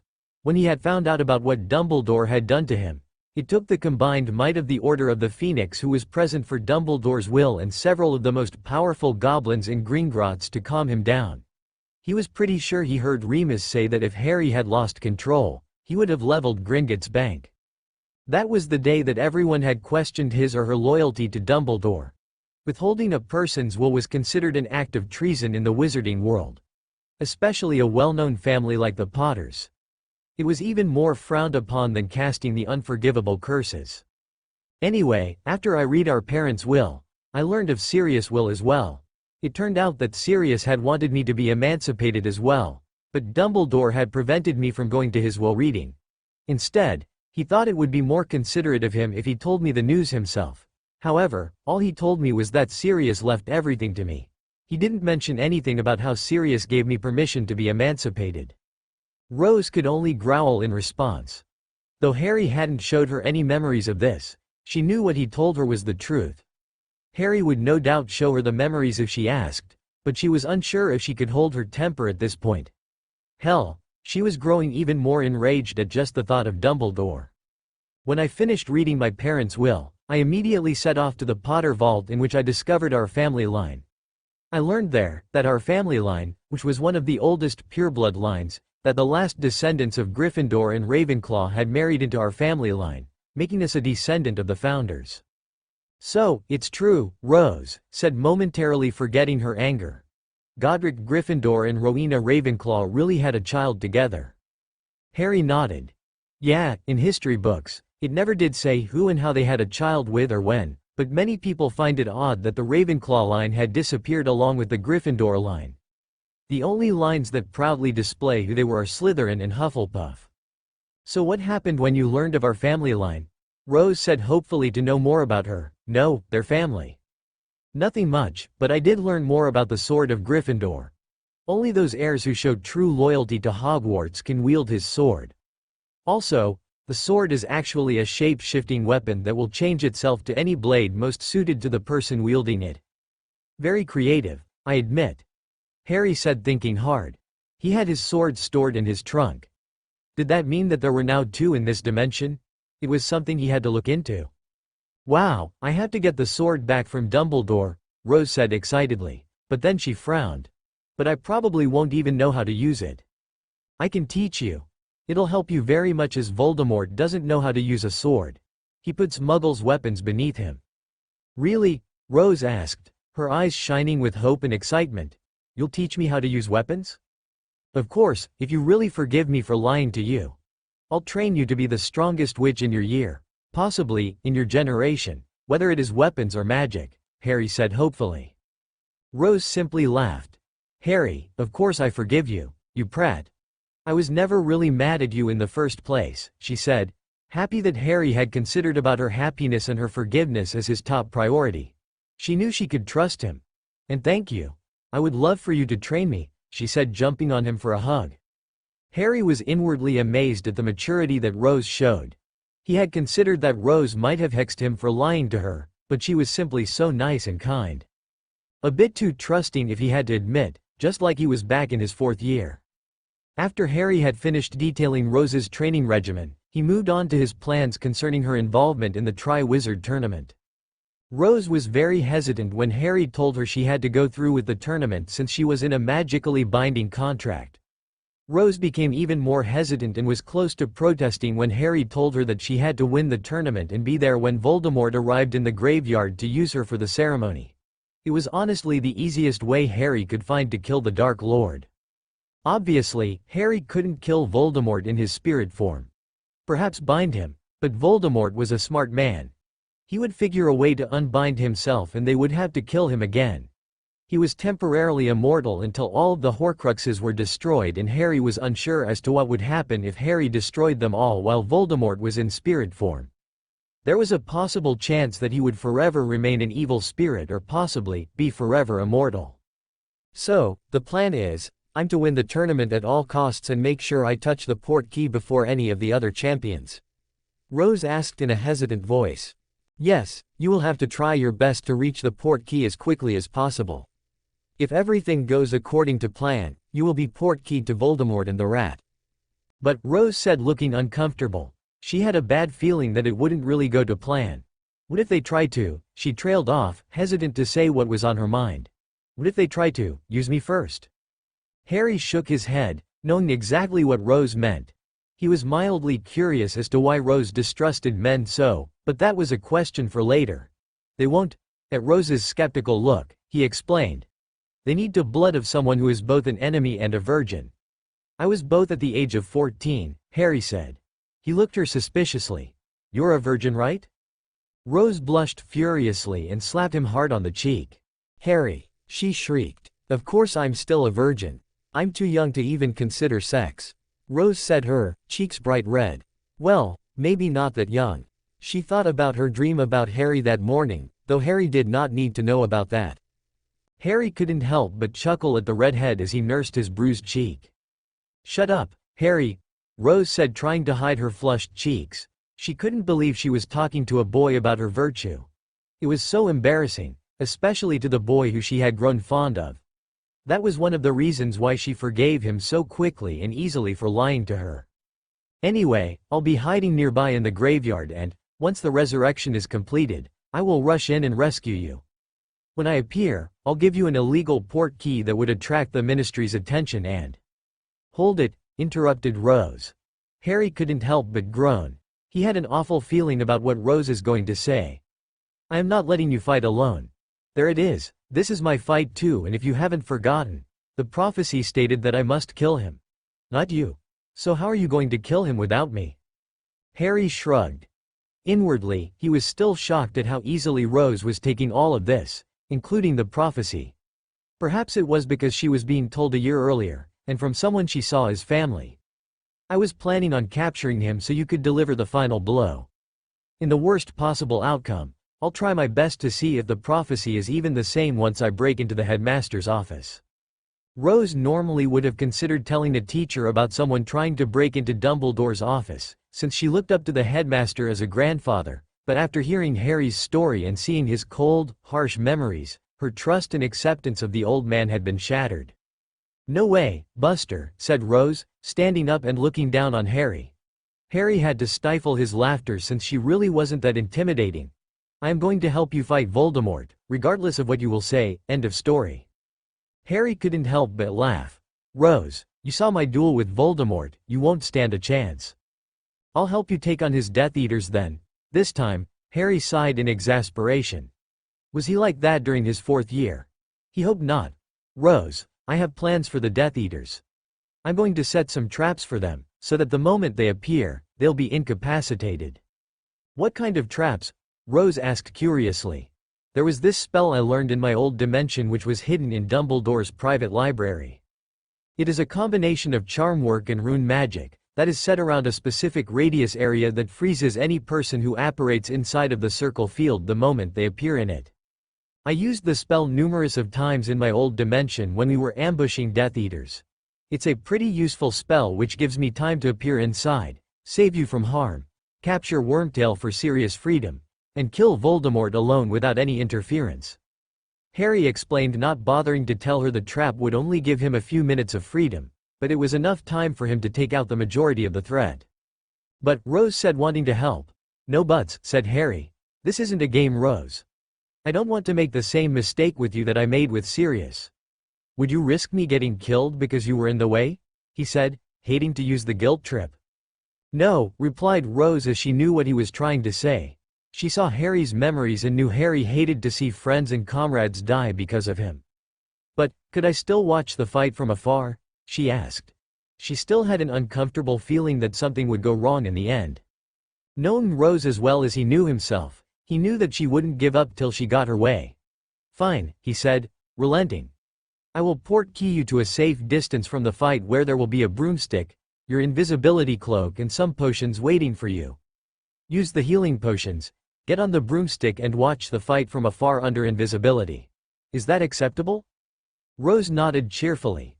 All right, Harry said, throwing his hands in the air.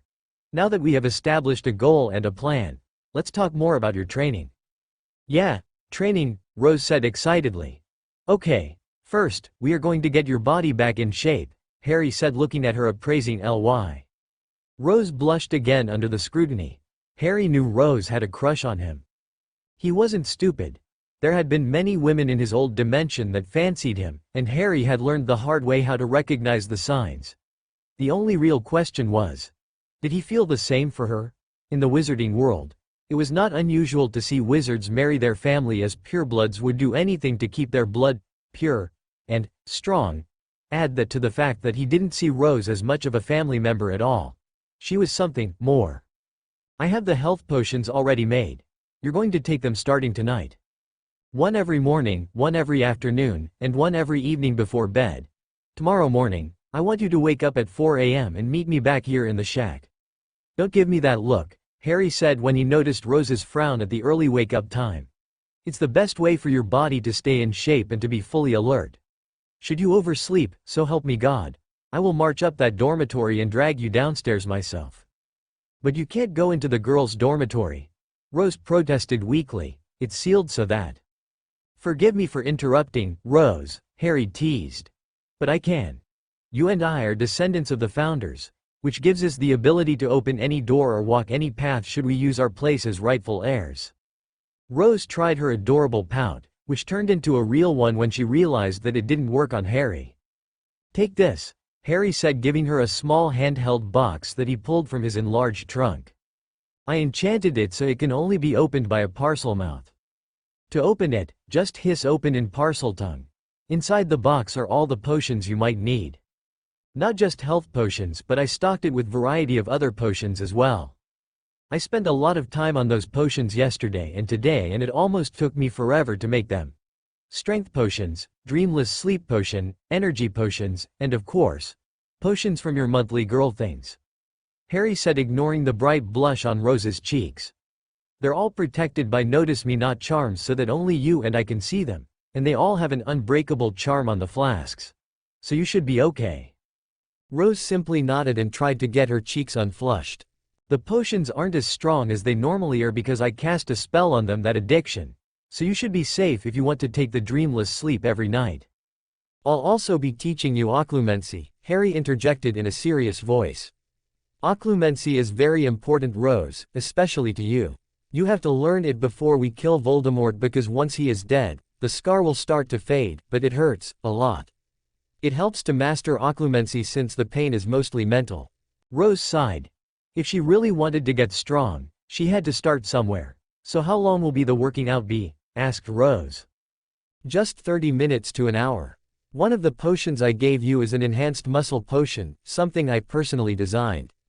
It lets the drinker get almost 10 times the result from their physical workouts. Rose couldn't help but stare. Damn, you must be one hell of a potion master, she said, her voice laced with awe. You have no idea, Rose Flower, Harry said, chuckling. Wait, then why do we have to wake up so early if it's only 30 minutes of physical training? Rose said incredulously. She still felt warm and tingly at Harry calling her Rose Flower.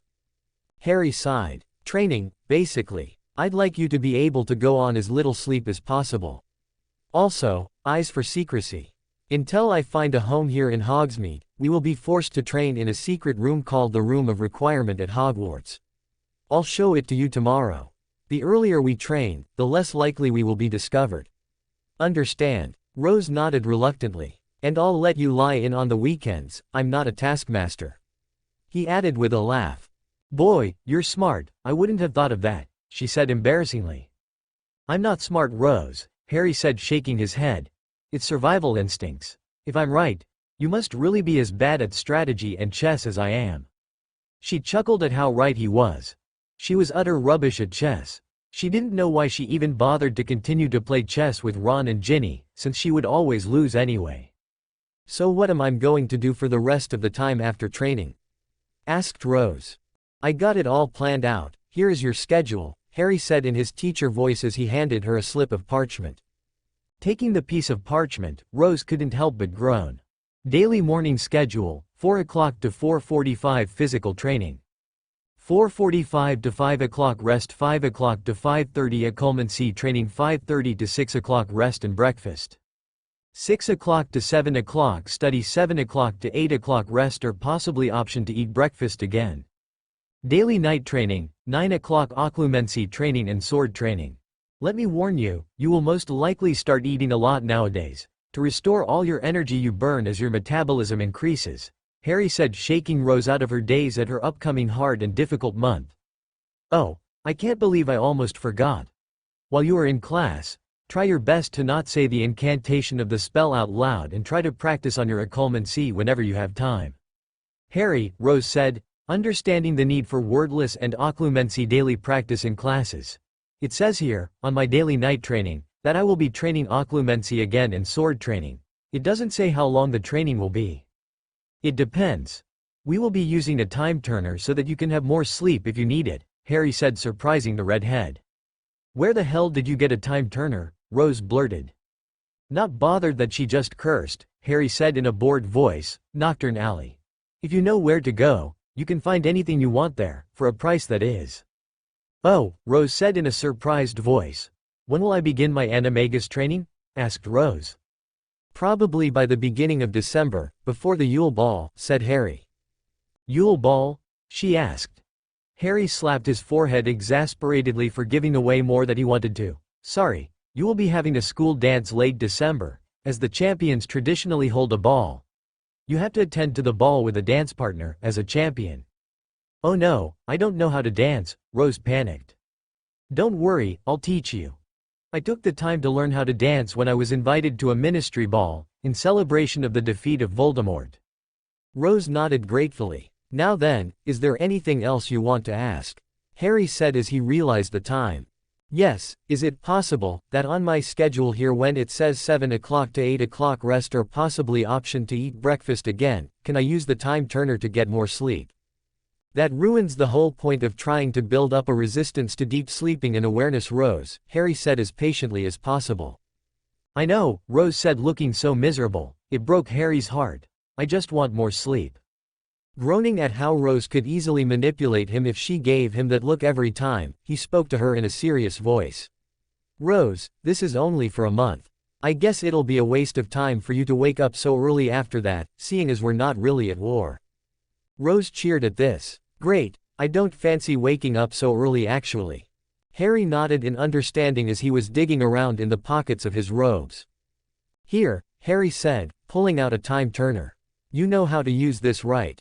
Yes, Rose said in a serious voice. Hermione had one and I had always wanted a time turner.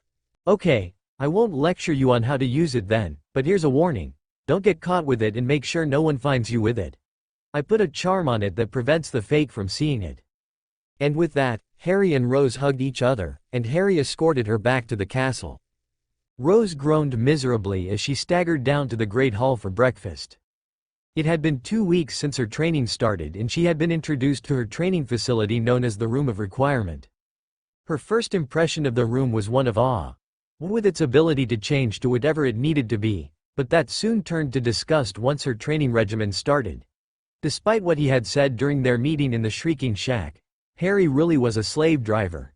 He pushed her harder than she ever thought she could go. She guessed that when Harry told her that she could have a lie-in on the weekends, he meant Sundays, seeing how today was Saturday and he still got her up. Only 2 more weeks, she said exhaustedly as she stuffed her invisibility cloak in her bag.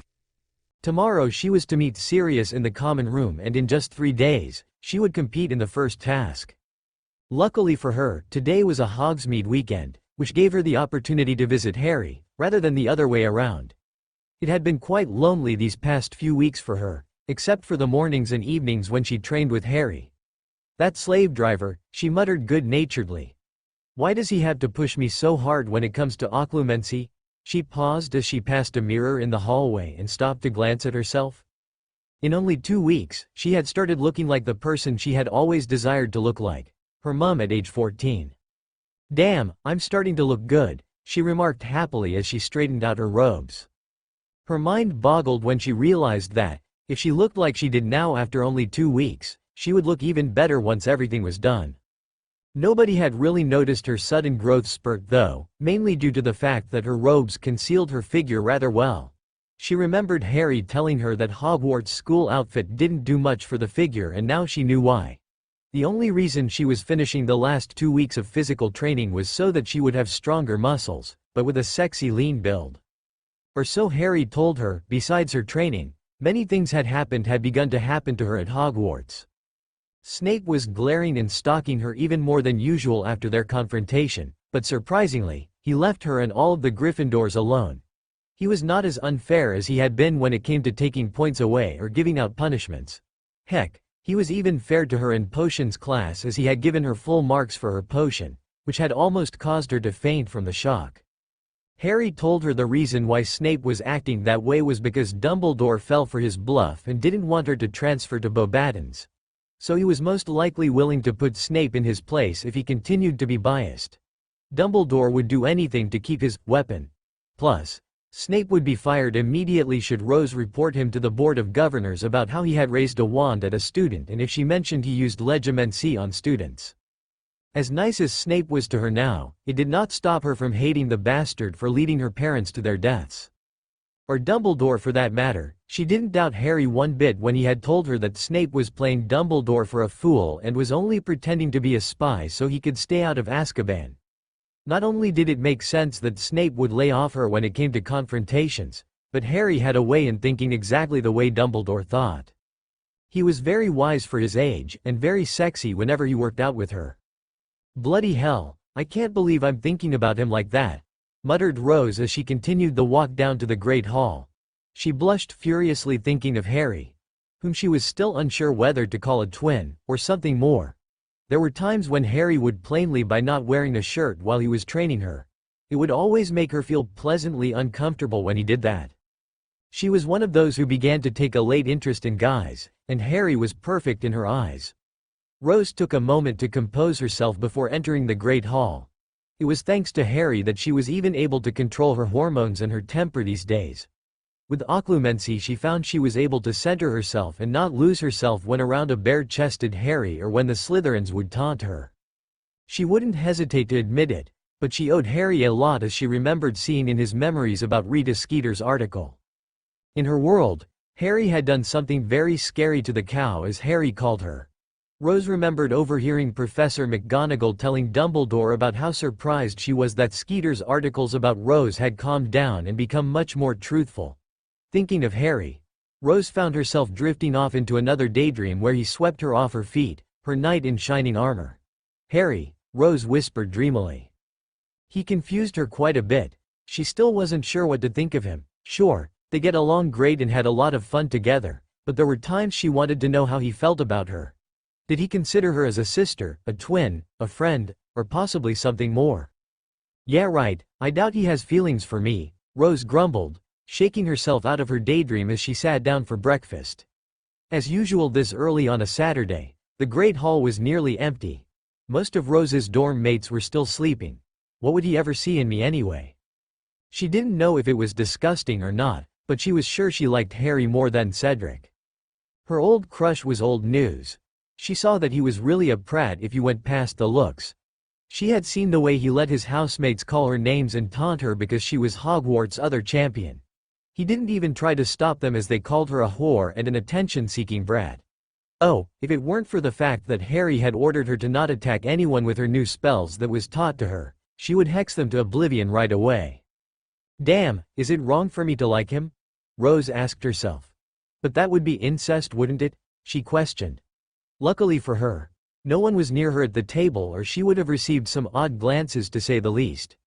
But then, the purebloods always marry and date their relatives. Would it be wrong for me? Harry had left the moment their training session had ended to take care of another Horcrux. In the past 2 weeks, he had successfully destroyed the cup of Helga Hufflepuff and the real necklace of Salazar Slytherin. Out of the 7 Horcruxes that Voldemort created, 3 of them were already destroyed if you included Tom Riddle's diary. According to Harry, the last 3 Horcruxes that were in need of being destroyed were the crest of Gryffindor, which was located in the Chamber of Secrets, the crown of Rowena Ravenclaw, which was located in a hidden cave somewhere in Germany, and lastly, Nagini, who was with Voldemort. They would save the snake for last. Sighing, Rose looked at the small watch on her wrist. She should really take Harry's advice and go to bed after a few hours of training, but she decided to take a strengthening potion instead. She couldn't get to sleep with what was on her mind right now. Not to mention, she had to get ready for her date with Harry in Hogsmeade later. He said something about being unable to wait and scare everyone that might think he was the reincarnation of James Potter if he just changed his eyes to brown and his build to be a bit smaller. I still haven't thanked him for doing all this for me, Rose muttered to herself, thinking of how Harry saved her from Rita Skeeter, got Snape to back off, and most of all, being a friend and teaching her for so many things she needed to learn. Never mind that, I'll figure a way to thank him later for helping me. Harry says I need to concentrate more on the first task, Rose grumbled as Harry was constantly reminding her about her dragon on the first task, which was only a few days away. She knew how Harry had retrieved his egg, but she didn't have a broom of her own and didn't think she could ever match Harry's flying prowess. Harry had refused to help her, saying that she needed to find her own way and not take the easy one by asking him. She needed to take care of herself sometimes and figure out the task on her own. Rose hurriedly finished her eggs and left the table to head back to her dorm. She needed to get ready for her date and didn't want to deal with any questions from her dorm mates. Entering her room, Rose noticed that Hermione was awake and staring at her while she gathered together her clothes for the day and headed for the shower. Hermione looked like she wanted to say something, and Rose slowed down a bit to give her the chance, but instead Hermione buried her face back in her Transfiguration book. Some friend she was. Speaking of former friends, she heard through the rumor mill that Hermione, Ginny, and Ron were not speaking to each other. She was tired of people asking her why, and didn't really care herself, seeing as she was too busy training and studying with Harry. She couldn't explain it, but for some reason, she just didn't care about them anymore. She thought it was probably because she had bigger fish to fry. After seeing and listening to Harry's future prediction of Voldemort's rebirth and the possibility of her friends dying, maybe it was better they stopped being friends, so they wouldn't get hurt. Well, at least I have homework and schoolwork to keep me busy, muttered Rose. She needed to thank Harry again for getting her to study harder. She had been surpassing all of her classmates, including Hermione in class, with what she had been learning from Harry. Her teachers were extra proud of her, and she noticed that the sooner she finished her homework, the less stress she had over the Tri-Wizard tournament and schoolwork. She had a lot more free time ever since she had started to improve in her grades. It was just too bad Harry took advantage of her free time by making her study more. Next time, she would keep her gob shut and not tell Harry about her free time. Oh, Rose ignored the looks that were sent her way by her housemates. Hermione had left the dorm while Rose was in the shower, and Parvati and Lavender woke up not long after, and had proceeded to gawk at her as she got dressed.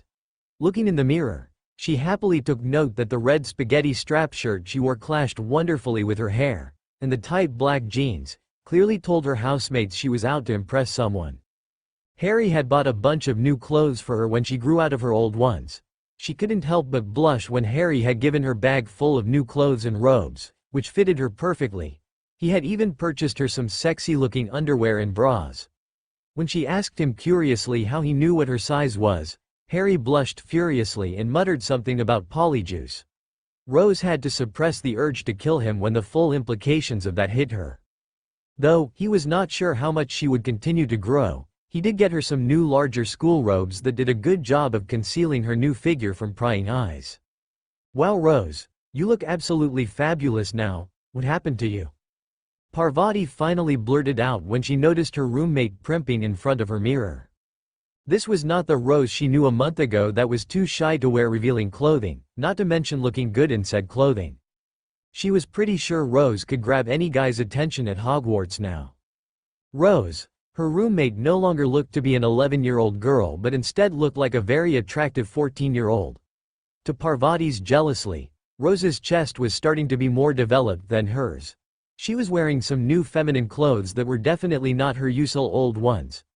Parvati hated to admit it, but Rose looked prettier than most of the girls at Hogwarts now, even most of the 6th and 7th years. Her school robes must have been hiding a lot of her growing figure the past few months, Parvati thought to herself. She stared at some of the sexy underwear and bras that Rose had pulled out of a Muggle shopping bag. I started working out and eating healthy, Rose lied smoothly as she brushed her hair hurriedly. Learning occlumency had taught her how to lie easily and not show any flicker of guilt. "Where did you get those clothes?" Lavender asked with a predatory look that Parvati recognized. Lavender wanted to borrow some of Rose's clothing. "My boyfriend," Rose said automatically. Now why did she say that? Maybe it was because she finally had something to make her dorm mates jealous. "My boyfriend got them for me as a gift for being picked as a champion." "Boyfriend?" shrieked the two gossip-hungry girls. "Who? Tell us." Rose took the moment to take a deep breath. "Why the hell did I say that?" thought Rose, realizing that she just told the two loosest-lipped girls in the school that she had a boyfriend.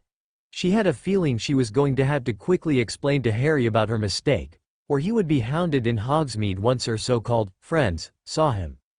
"Sorry, but I had to get into Hogsmeade early today," Rose said, mentally angry that her housemates were trying to be nice to her, when they were at first jealous of her of being champion. Without another word, grabbed her cloak and hastily left her roommates, who were groaning at her for ignoring their questions.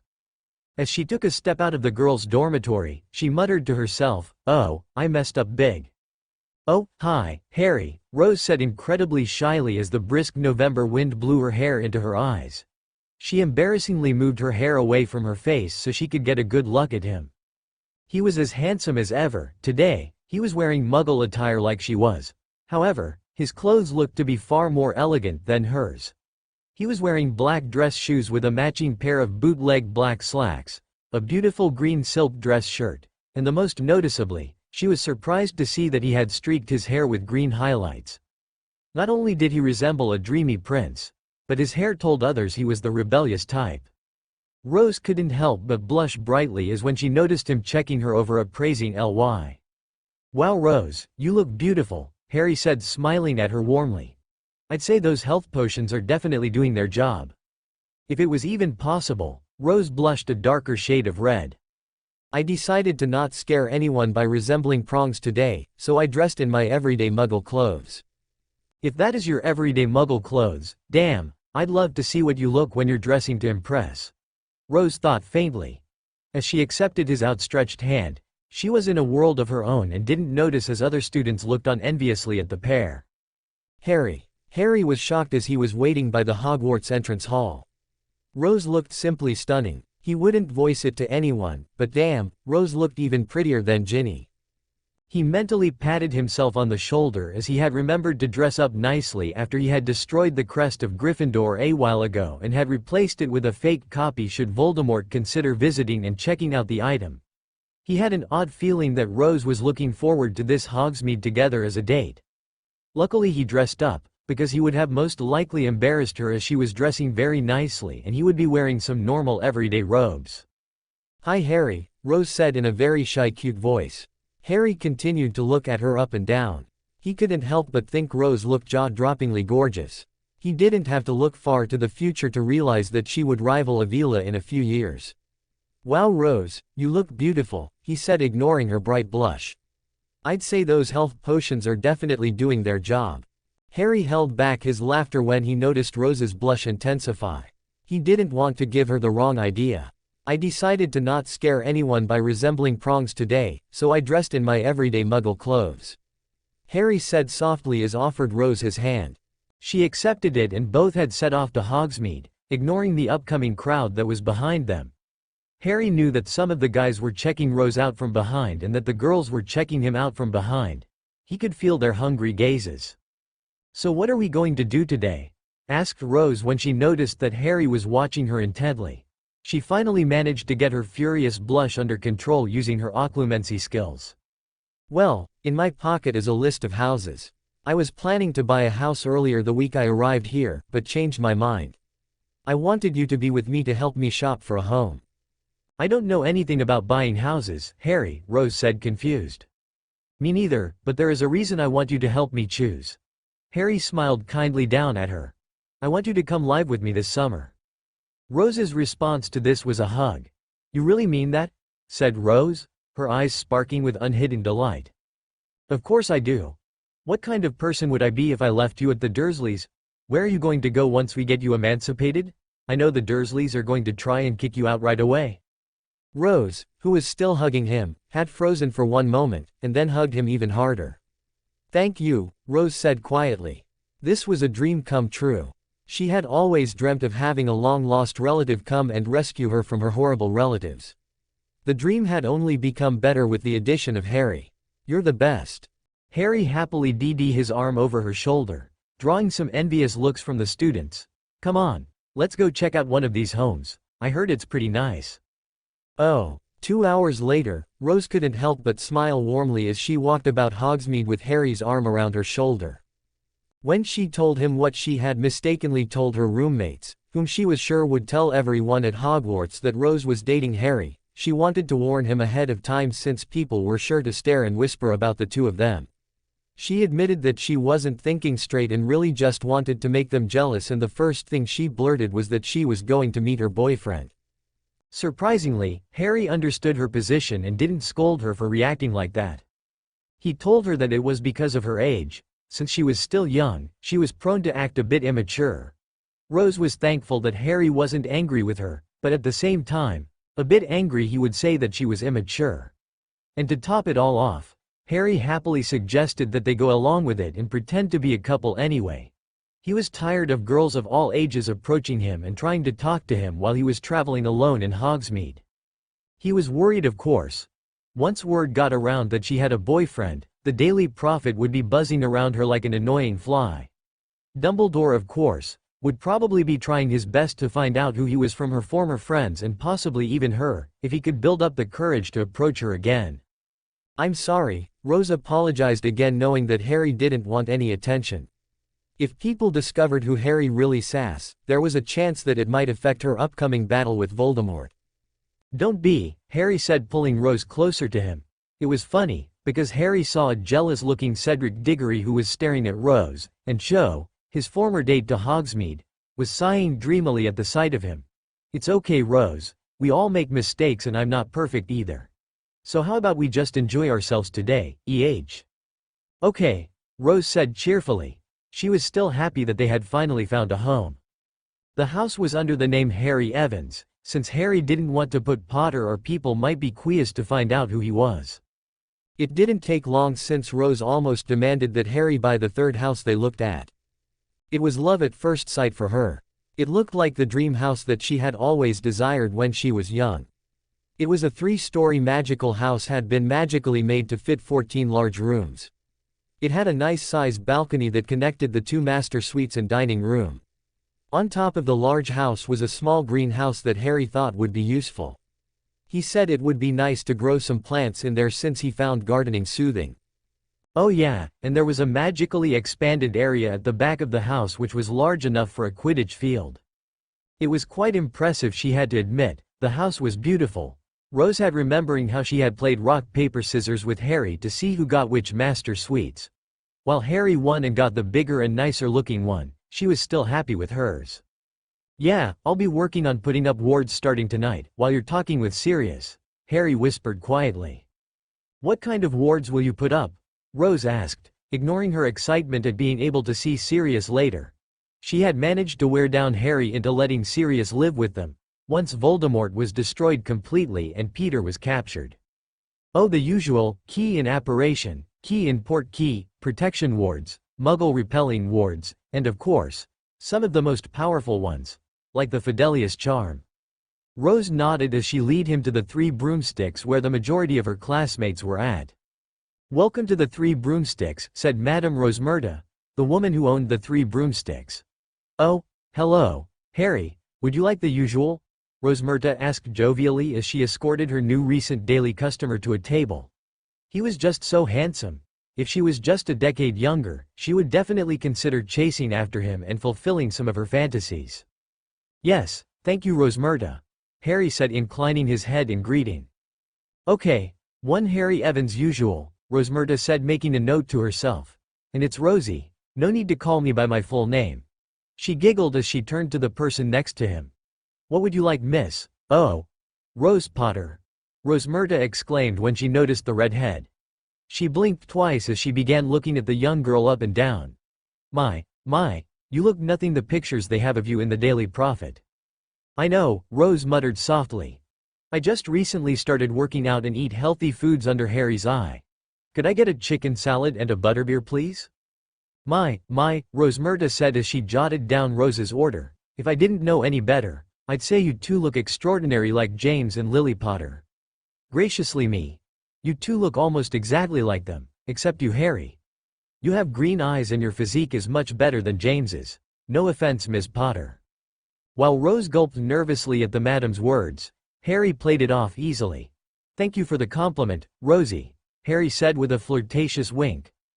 Rosmerta giggled girlishly. I try my best to look nice. You look rather ravishing yourself. Why, thank you, Harry, she said with a smirk. So are you and Rose a couple? I saw you two a while ago holding hands. I saw that nasty reporter Rita Skeeter was going to follow you. But she stopped herself halfway as if she was having a hard time deciding what to do. It was quite the sight mind you. Rosmerta said interestingly as she looked at Rose to Harry, and back again. Rose said uncertainly. We're just friends, she said quietly, not believing her chest began to hurt when she said that. Rose's commented had caused numerous of eavesdropping girls to cheer silently. Sorry, Rosmerta, Harry said as he put his arm around Rose. Rose is just too shy to admit it out loud, but we're really dating, boyfriend and girlfriend, he said, enjoying the groans from the aforementioned girls. Rosmerta just blinked. Harry? Rose asked looking at him wide-eyed. Harry said nothing more and kissed Rose discreetly on the corner of her mouth. See, girlfriend, he said to a smiling Rosmerta. Sorry girls, Harry said to the eavesdropping girls behind them. Rosmerta chuckled at the sight of Harry breaking so many hearts. Harry Evans resembled James Potter so much that she couldn't help but wonder if he was related to James Potter as she turned around to get their orders. Rose blushed a brilliant red and felt like she was floating on a cloud. We can't just let you take back your words after you told Parvati and Lavender you have a boyfriend now, can we? Harry said through their mind link while discreetly pointing out a group of gossiping girls in the corner. While Lavender was looking at Harry shamelessly, Parvati was looking on at them suspiciously, in a way that said she did not believe they were a couple. Rose glowered slightly at the girls and grabbed Harry by the lapels of his shirt, pulling him down and planting a kiss square on his lips. Harry, almost automatically, brushed his tongue against her lips, which made Rose freeze on the spot. She opened her mouth granting Harry access and once again felt like she was on a cloud. Not only had she just initiated her first real kiss, but Harry had just given her first tongue kiss. She shivered in delight at the sensations she was feeling. All thoughts about them pretending to be boyfriend and girlfriend were gone. The only thing that mattered to her was not letting go. Not realizing what she was doing, she wrapped her arms around his neck and held on like her life depended on it. Neither of them took notice of the people in three broomsticks watching them in silence, unable to say anything about the two teens that were kissing direct public. Breaking off the kiss breathlessly, Rose blushed again and tried to hide her face by snuggling up to him. Harry reflexively had put his arm around her affectionately, the way a boyfriend would hold his girlfriend. He didn't know what made him slip her some tongue, but he had a feeling that what the two had just started would probably change their future forever. Oh, Dumbledore was stunned speechless at what he was hearing. Hagrid had come in barging into the Great Hall during lunch with the first and second years with Mad Eye Moody behind him, roaring about how James and Lily Potter were alive and in their teenage years walking around Hogsmeade hand in hand. At first, he wondered about his friend's sanity for a moment, but then that was quickly thrown away when Alistair Moody and Phileas Flitwick, who had accompanied the children to Hogsmeade, said they saw it with their own eyes as well. He shocked everyone in the Great Hall when he rushed out of the Great Hall, a dire look on his face. Everyone knew without a doubt that the headmaster was heading to Hogsmeade at that very moment. Minerva McGonagall, who had heard of this also, hurried after him, surprising everyone that she was able to move that fast at her age. Snape paled considerably at this news, and made his way out as well. Oh, Harry decided that they had had enough excitement for the day and escorted Rose back to the castle after lunch. Looking at her fondly, he was about to kiss her goodbye when he felt an enormous magical presence approaching from the castle. His instincts immediately told him to flee, knowing that the presence was coming for him.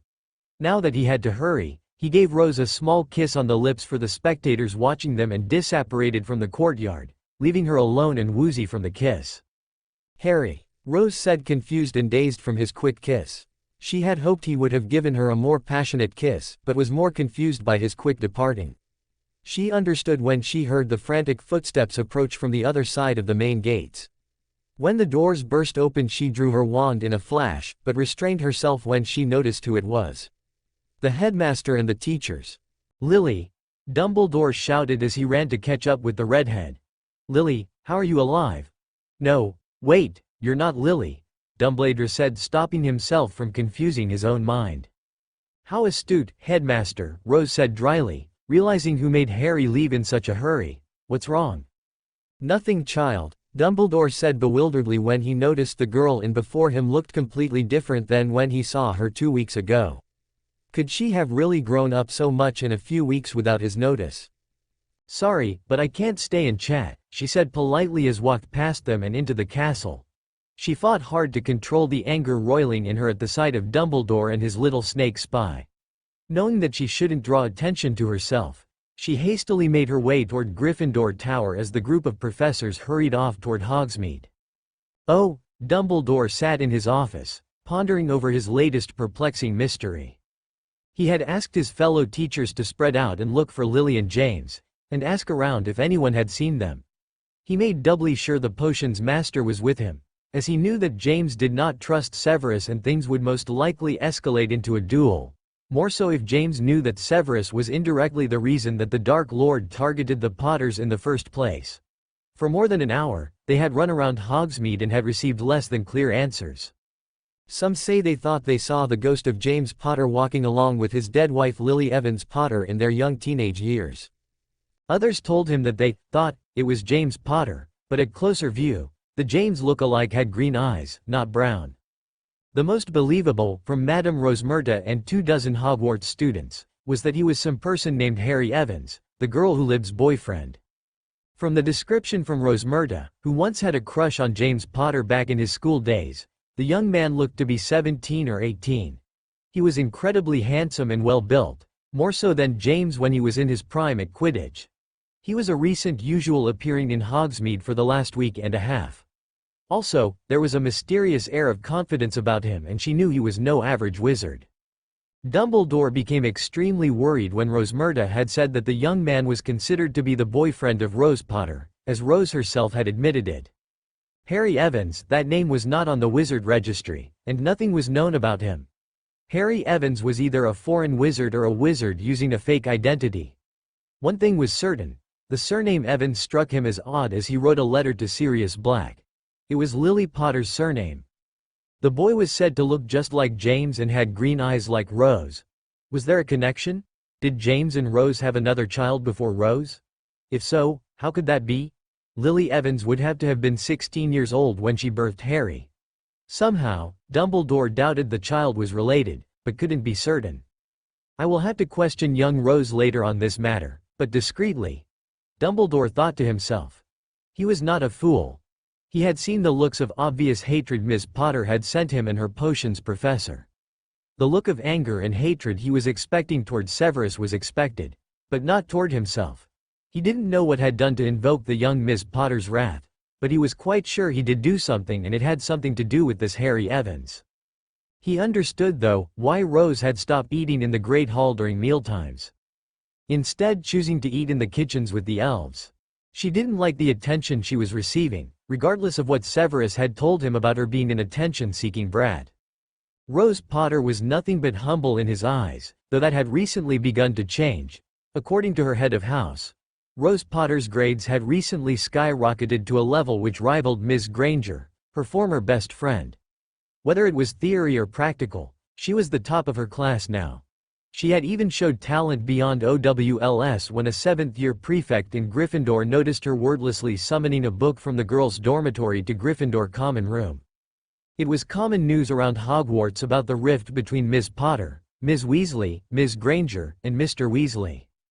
While Rose Potter seemed fine on her own, the other 3 Gryffindors were not doing so well. Ms. Ginny Weasley's grades were clearly dropping as of late, as well as her brother Mr. Ron Weasley's. As for Ms. Granger, she was still doing fine, but she was noticeably quieter in class and less voluntary in participating, as Ms. Potter seemed to be more than a match for her. He considered it might be best this way for Rose Potter, as her grades had improved enormously and her potential of defeating Tom Riddle had increased much without the distraction of her former best friends. Hopefully, the prophecy involving the young Rose Potter defeating Voldemort would eventually come true if Rose's abilities continued to skyrocket like they are now. However, the young Ms. Potter's attitude had been completely overwhelming. News from her head of House of Rose's cruel comments to the young Malfoy heir whenever he opened his mouth around her was as bad as Hagrid accidentally revealing the truth. Whenever there was a confrontation between the two fourth years, it was always Draco that left, having been burned and humiliated in front of the entire school. It seemed that she no longer reacted visibly angry at the direct insults from the Malfoy heir. On the contrary, she seemed to only smirk in a way which promised pain in the future. He would not have believed his deputy headmistress had he not seen it for himself. The young girl was cleverly able to control her emotions as of late, ever since it was revealed to him about her talent as a natural occlumencer. "Albus, what do you think of this?" Minerva McGonagall, his deputy headmistress who had been sitting quietly in front of him the whole time. She had finally decided to break the silence when she noticed her boss had been in deep thought for a good 5 to 10 minutes. "I do not know, Minerva. I have theories, but none seem to make any sense," Dumbledore said to his deputy successor. "Let's hear them," Albus, McGonagall said impatiently. The other teachers behind her, less Snape, each nodded eagerly as well. "It is possible that James and Lily could have had another child that we did not know about." Raising his hand to stop the excited chatter, he spoke again. "I do not believe that is the case. I have another theory. It is possible that this child could be related to James as his son and not Lily's child." Dumbledore's sentence was met by McGonagall's gasp. "Are you saying that James was unfaithful to Lily? I find that hard to believe, Albus. As much of a heartbreaker as James was in his day, he would never do that to Lily. He loved the girl too much." Snape just sneered before Dumbledore could reply. "Actually, Minerva, it makes sense. I would not put it past Potter to." "I am sorry to say, Severus," Phileas Flitwick interrupted coldly, surprising everyone with the tone of his voice. Both James and Lily had been his favorite students. He never did like the way Severus would badmouth his former favorite students in front of him. "But that does not make sense." Rosmerta and George, the manager at Scrivenshafts, both said that the young man had bright green eyes like Lily's. As I recall, there was no person at Hogwarts during their time that had green eyes as bright as Lily, except perhaps Sinistra. Professor Sinistra, the beautiful young astronomy teacher and an old friend and roommate of Lily Potter's, looked on embarrassedly as everyone looked at her. It was true she had green eyes, but not as beautiful or bright as her old friend Lily Evans. Sinistra's were more sea green. Though she would never admit it, she had a soft spot for the young Rose Potter, the daughter of her former roommate and good friend. She didn't want to show obvious favoritism the way her colleague Severus Snape showed Draco Malfoy though. It was common knowledge that back in the day, she had huge crush on James Potter. The only reason why she never went for James was that Lily had called first dibs on James since their third year, regardless of the fact that she told James she wasn't interested in him. She was just waiting for him to lose his big head before she would make her move. "What?" she blurted. "Yes, I fancied James, but that didn't mean I was going to backstab my friend by having an affair with her boyfriend."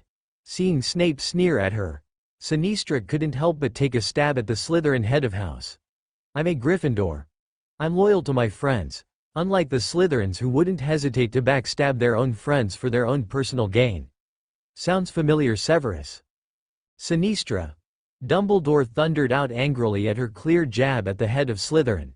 Sinistra was properly cowed but couldn't hide her smirk at the furious look on Severus Snape. Phileas Flitwick was trying his best to cover up his chuckle, much to Sinistra's amusement. She had always liked the Charms Professor, as he was her favorite professor, next to Professor Slughorn. "That is enough. We are here to talk about this Harry Evans, not talk about old rivalries. Why don't we just drag the young orphan champion up here and question her?" Snape said icily as he was glared at the astronomy teacher who continued to smirk at him. He was finding it difficult to contain his anger. Hagrid snarled viciously at Snape's orphan comment. "Severus, behave yourself," Dumbledore said, fighting the headache that was building. Sometimes, it was as if he was babysitting children. He knew that some adults had the tendency to act immature at times, but this was clearly not one of them. "My apologies, Headmaster," Snape said, not sounding really sorry at all. "You are all dismissed. I will deal with this problem later," Dumbledore said, wanting to avoid telling his colleagues that he really did not think questioning Rose Potter was smart right now, as the girl was angry at him for some sort of reason. He was also tired of the little spat between his colleagues. When will they ever learn that they are strong when they are united and weak while they are divided? Rose sighed contentedly as she lay back against the backboard of her bed. Since Harry had entered her life, things had begun to look brighter.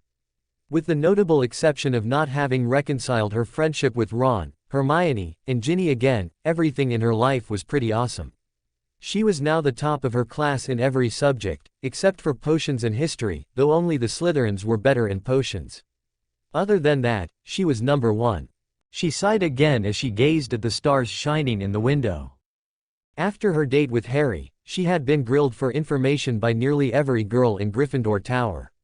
Lavender and Parvati were very jealous at her for finding someone as hot as Harry. In just 2 days she would be competing in the first task and facing off with her dragon. Hopefully, she would get the weakest of the dragons and not the Hungarian horntail like Harry had to face off against. Lord, please have mercy on her soul. That Hungarian horntail looked humongous and very scary. "Thanks a lot, Ron," muttered out Rose. An hour ago, Ron had interrupted her in the middle of her flow conversation with Sirius, panicking Sirius just as he was going to tell her how to defeat her dragon. Though she hated to lie to Sirius, Harry told her that she should pretend she didn't know anything about why she had been entered in the tournament. Sirius would no doubt report back to Dumbledore about everything he learned, and that information could give the headmaster clues that Harry didn't want him to have. Speaking of the headmaster, if it were even possible, Rose was even angrier with him. The old coot, which Harry had dubbed him, had the nerve to ask her godfather to ask her about why she was so angry toward him. At first, she didn't believe Harry when he told her that Sirius would no doubt follow Dumbledore like a blind goat because Dumbledore was the only person who could help him find his freedom, but just a while ago, her proof was shining right in front of her. Heck, Sirius even asked her why was she showing such hostility towards the greasy potions master, Snape. It was because of Harry that she didn't tell Sirius that Snape was the reason why she had no parents. There was not doubt in her mind that if she told Sirius that, he would tear Snape limb from limb and break away from Dumbledore in the light. Harry warned her that it was for the best that she didn't reveal anything to anyone, not until after Voldemort's defeat. Things were already changing for her and Harry didn't want to change things too much, lest his foreknowledge be rendered useless. "How am I going to beat that dragon now?" Rose groaned to herself.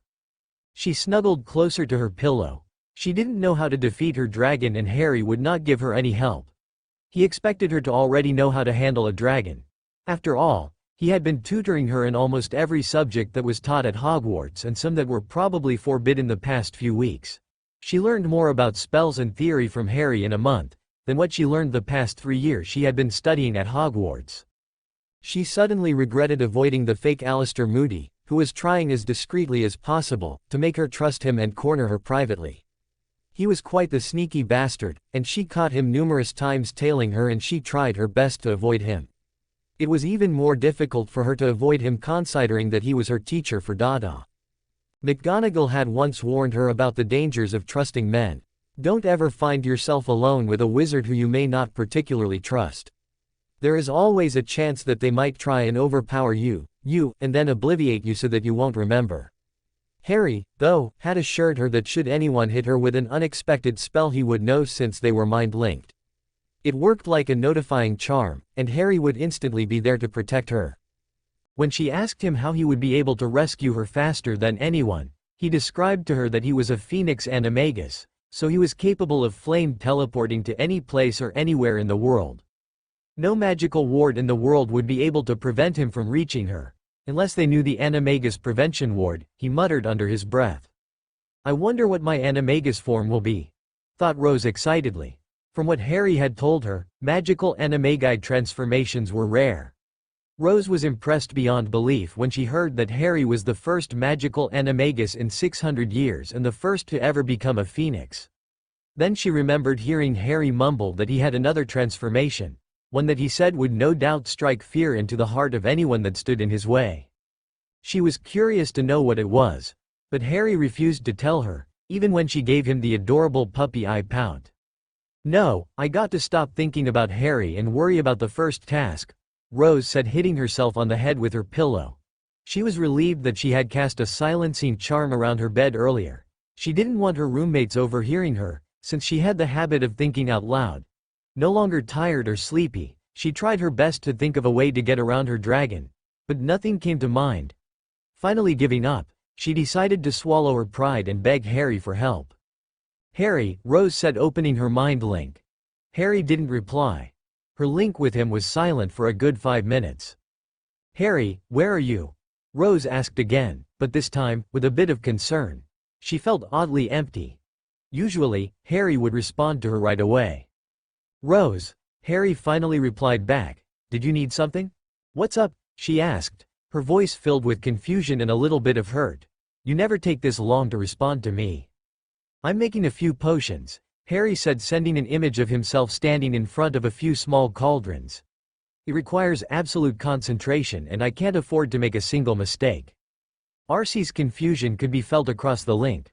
"What kind of potions?" "If I told you, you would most likely ask me to make you one," Harry said, continuing to stir his potion. "Come on, tell me," Rose said, sending an image of a pout. "A potion for lots of good luck and a few others," Harry said, not feeling like arguing, since he was busy paying attention to the bubbling potion. "Felix Felicis," Rose said with a bit of awe.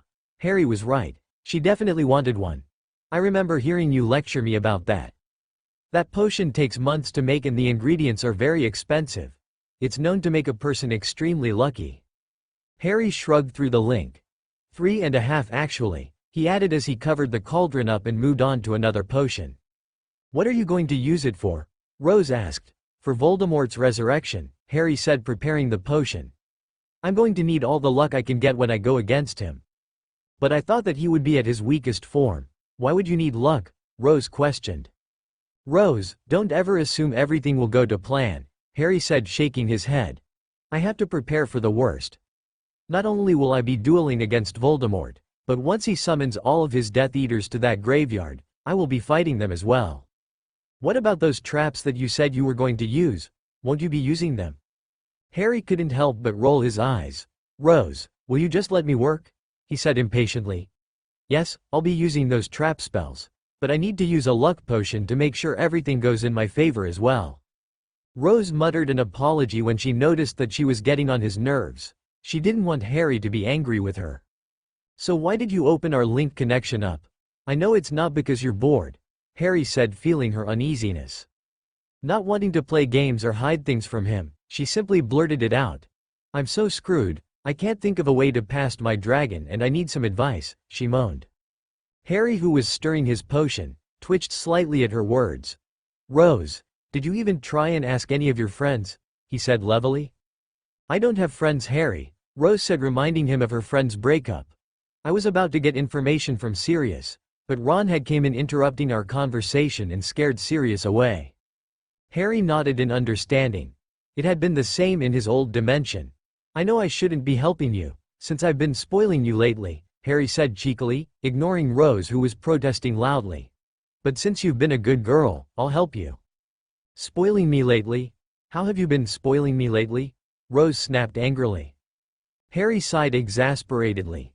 "Let's see, I've been helping you get physically stronger and faster, teaching you spells that you are not supposed to learn at all, and of course, I promised to give you animagus training once your health training comes to an end, which is somewhere after this week finishes. Shall I continue?" Harry said a bit coldly. Rose had the decency to blush. She was glad Harry was not able to see her blushing. "Sorry," she murmured out. Harry smirked in reply. "Anyhow, you said you want to find a way to get past your dragon?" Harry asked. Rose nodded meekly through the link. "First off, can you tell me what you know about dragons?" Rose didn't know as much as she should, and embarrassedly began to recite what she did. Dragons have magic-resistant skin which makes them immune to most magical spells. They can fly, breathe fire, and they are very protective of their hatchlings. Rose said, not being able to remember reading about anything else. Harry sighed. Harry decided to cut her some slack, though he knew he shouldn't. Try doing what I did to get around my dragon. Use a broomstick, it's safer, convenient, and doesn't require you to perform any high-level spells in front of everyone, Harry said softly. He remembered hearing the redhead once telling him that she was an excellent flyer, and a chaser on the Quidditch team. I don't have a broomstick, Harry. Remember? After the willow broke my nimbus, I just used one of the school brooms. Harry sighed. He completely forgot about that little fact. Can you borrow one from someone? He asked weakly. Rose sent a mental image of herself shaking her head. I can't. People might be suspicious if I ask them to let me borrow their broom before the task, and no doubt Dumbledore will be suspicious as to how you knew you were going to need your broom, Harry said, finishing her sentence for her. Rose nodded. Harry really considered buying her one, but was not sure if it would be wise. He was sure that there would be questions asked and fingers pointed. Hey, speaking of using a broom, have you mastered the summoning charm yet? Harry asked sternly. Rose nodded a bit testily. Yes, master, Rose said, rolling her eyes. Harry had been teaching her so many spells, he sometimes forgot what spells he taught her unless she reminded him. Don't use that tone with me, young lady, Harry said in mock anger. Okay, how's this? I'll lend you my firebolt, but not the one that Sirius gave me though, a different and later model. I don't use the one that Sirius gave me since it's kind of precious. I have another firebolt that I use in its place. It's called the Firebolt Zero. It's 3 times faster than the original firebolt. In my world, only 9 of these babies were made, and they cost as much as 5 times as more than a regular firebolt. Though Rose didn't know much about brooms, she knew that this Firebolt Zero was fast. She remembered Ron telling her once that the firebolt was the fastest broom in the entire world. Also, one firebolt cost more than all the Slytherin's Nimbus 2001 brooms together. Okay, I'll take it, thanks Harry, you're the best, she said cheerfully. Harry smiled sheepishly. Prepare to wake up early, Rose. We won't have any training, instead, we'll be concentrating on your flying skills and summoning charm tomorrow. I want you to have plenty of rest before you perform the first task on Tuesday. Rose nodded. Though she may be an excellent flyer, Harry's broom sounded like it took a bit to handle. Oh, I'm so tired. Rose groaned, flopping down on the sofa in the sitting room in Harry's new house. Harry, who was cooking breakfast, raised an eyebrow. He wasn't the least bit exhausted. After performing 3 hours of flying with the Time Turner's help, both returned back to Harry's home in Hogsmeade for some rest. You'd better make sure you take a few strengthening potions before you go perform your first task then, you're going to need it.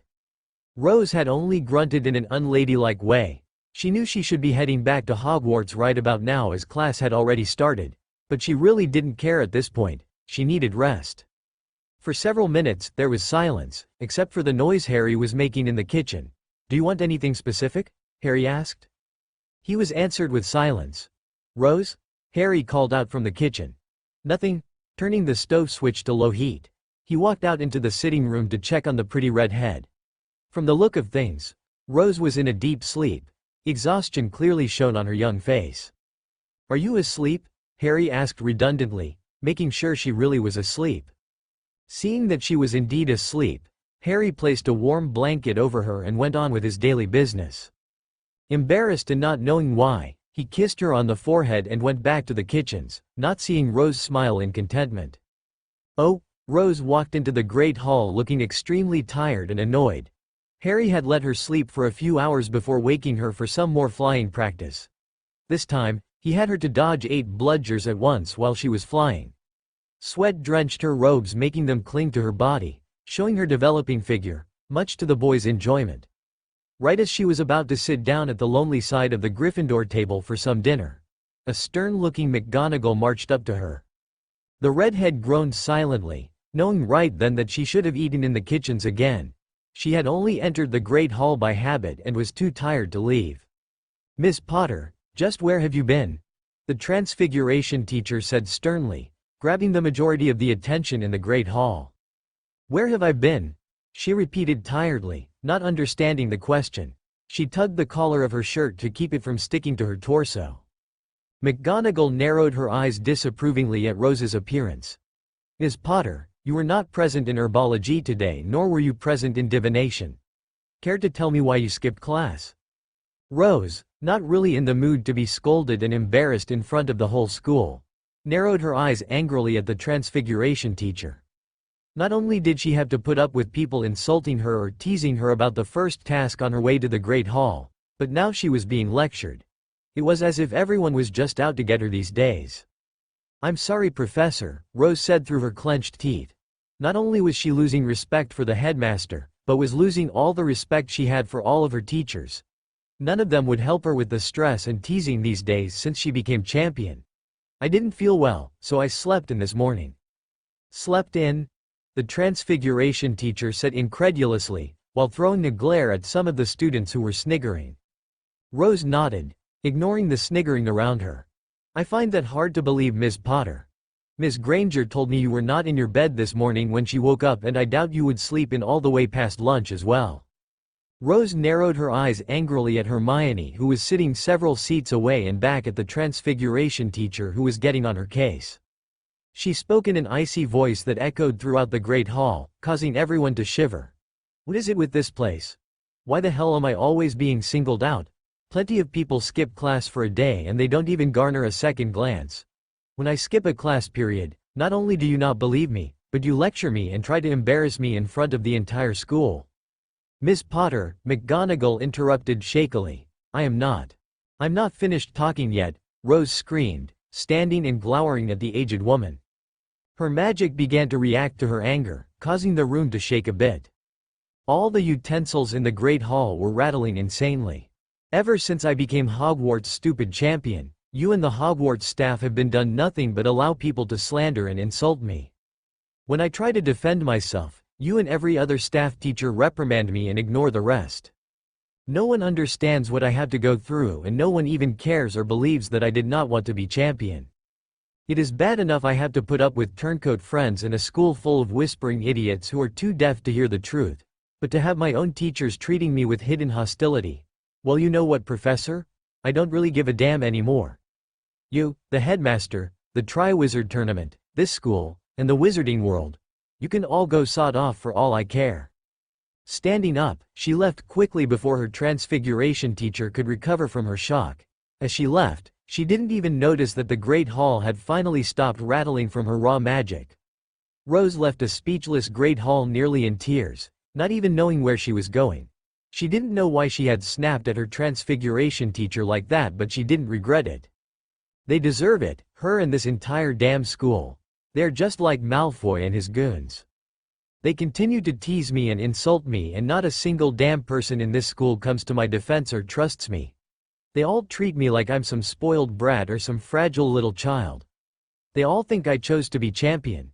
Don't they see that I don't even want to be champion? Don't they know that I just want to be a regular girl?" Rose hissed angrily as her eyes filled with tears. "Well, screw it all, after this tournament, I'm out of here. I hate this place." While Rose was walking towards the kitchens with a mixture of anger and tears, she didn't notice a pair of old blue eyes staring at her back sorrowfully. "Oh, thank you, Dobby," Rose said to the house elf once she managed to calm herself down. She had to thank Harry for showing her the kitchens, a place where she can eat without being pointed and whispered at. "You are welcome, Rose Potter," Dobby said in an excited voice. "Would you like more tea, Rose Potter?" Rose nodded gratefully. "Sure, thank you again, Dobby." Being thanked by the great Rose Potter, the girl who lived, was too much for the little elf, and Dobby broke out in sobs as he poured a cup of tea. Giggling slightly at how excited Dobby was to serve her, she turned back to the plate of food in front of her with a morose expression. She did not feel a bit of regret when she thought about her one-sided yelling match with the Transfiguration teacher. In all honesty, she thought McGonagall deserved it. It wouldn't have been all that bad if McGonagall had pulled her into her office and then reprimanded her, but to scold her in front of the entire Great Hall. That was going overboard. "Here you go, Ms. Potter," Dobby said, rushing back toward the girl who lived with a cup of tea in one hand and a kettle of tea in the other. Before Rose could thank the house elf for his services, there was a burst of blue fire in front of her. When she opened her eyes, she gasped. Floating before Rose was a beautiful white phoenix. The phoenix lighted on the table and seemed to be smirking at her, oddly enough. The bird was almost entirely white except for the tips of its tail and wing feathers, which were a light sky blue that faded to gold. Rose thought it was the most beautiful thing she had ever seen. Hello, Rose. It would seem that you have started quite the stir downstairs. The phoenix trilled in a musical tone, but in Rose's mind, she understood what it was trying to say. What the? Rose gasped in shock. The phoenix let out another musical trill. This time, it sounded as if it was laughing. Do you know who I am, Rose? The phoenix sang. Rose could only shake her head. The house elves, who were going about their daily business, couldn't help but stop and watch the magical light creature standing in front of one of their young masters. They had never seen the powerful light creature before, beyond Fox. There were only a handful of wizards and witches in the world who were bonded with a phoenix, including the headmaster of Hogwarts, Albus Dumbledore. The phoenix released another trill which sounded like laughter. That was when it hit Rose like a jolt of electricity. Harry. Rose said in shock when she realized the phoenix before had some semblance to her crush. The feathers that made up the bird's crest were extremely ruffled like Harry's jet-black messy hair. His eyes, crystal bright green eyes, looked exactly like Harry's. Congratulations, you figured it out. The emerald phoenix trilled cheerfully. Rose could only gape in shock. This is your Ani. The phoenix nodded to her before she could finish the sentence. Yes, my phoenix animagus form. You like it, don't you? The phoenix trilled playfully. Rose nodded. Harry's phoenix form looked very beautiful. Wow, she said, petting the bird absent-mindedly. Ah, that feels good. Yes, scratch me right there. Ooh, that feels good. The phoenix gave a trill of excitement and enjoyment, much to Rose's amusement. What brings you here? Rose spoke out, after 5 minutes of scratching the phoenix. First off, don't talk out loud. There's a chance one of the eavesdropping house elves might tell Dumbledore whatever you say. Just speak to me as if we are using our mind link. The phoenix trilled. Now, as to what am I doing here? I was watering the greenhouse upstairs when Hogwarts told me that you threw a bit of a temper tantrum at Professor McGonagall. Mind telling me why? I felt your aura all the way in Hogmeade. Rose had the decency to look embarrassed. Well, Rose thought sadly. After our flying session, while I was walking to the Great Hall, there were some people wishing me luck for the first task tomorrow, and there were a lot of people who were teasing me and telling me they would have a hospital bed ready for me after the first task. At first, I tried to ignore them by using my occlumency shields, but when I bumped into a pack of Hufflepuffs, with Cedric standing by them, they immediately teased and insulted you. Harry finished her sentence for her. Inwardly, he was a bit surprised that Rose had a much more powerful magical core than he did in his 4th year, but then again, with the daily training he had been giving her lately, it did not surprise him as much. Sort of, Rose said, tears threatening to spill from her eyes again. She couldn't believe her former crush could act so mean. Cedric was so cruel and mean. He told me that I was stealing Hufflepuff's glory and he hoped that I would fail in the first task. He had even made some lewd comments when he noticed how much I'd grown. He and some of his friends asked me how much I was for a day and how much I charged for an hour. Harry, who was still in his phoenix form, narrowed his eyes darkly at the Hufflepuff's attitude. When he had first heard Cedric letting Hufflepuff tease and insult Rose, he didn't quite believe it.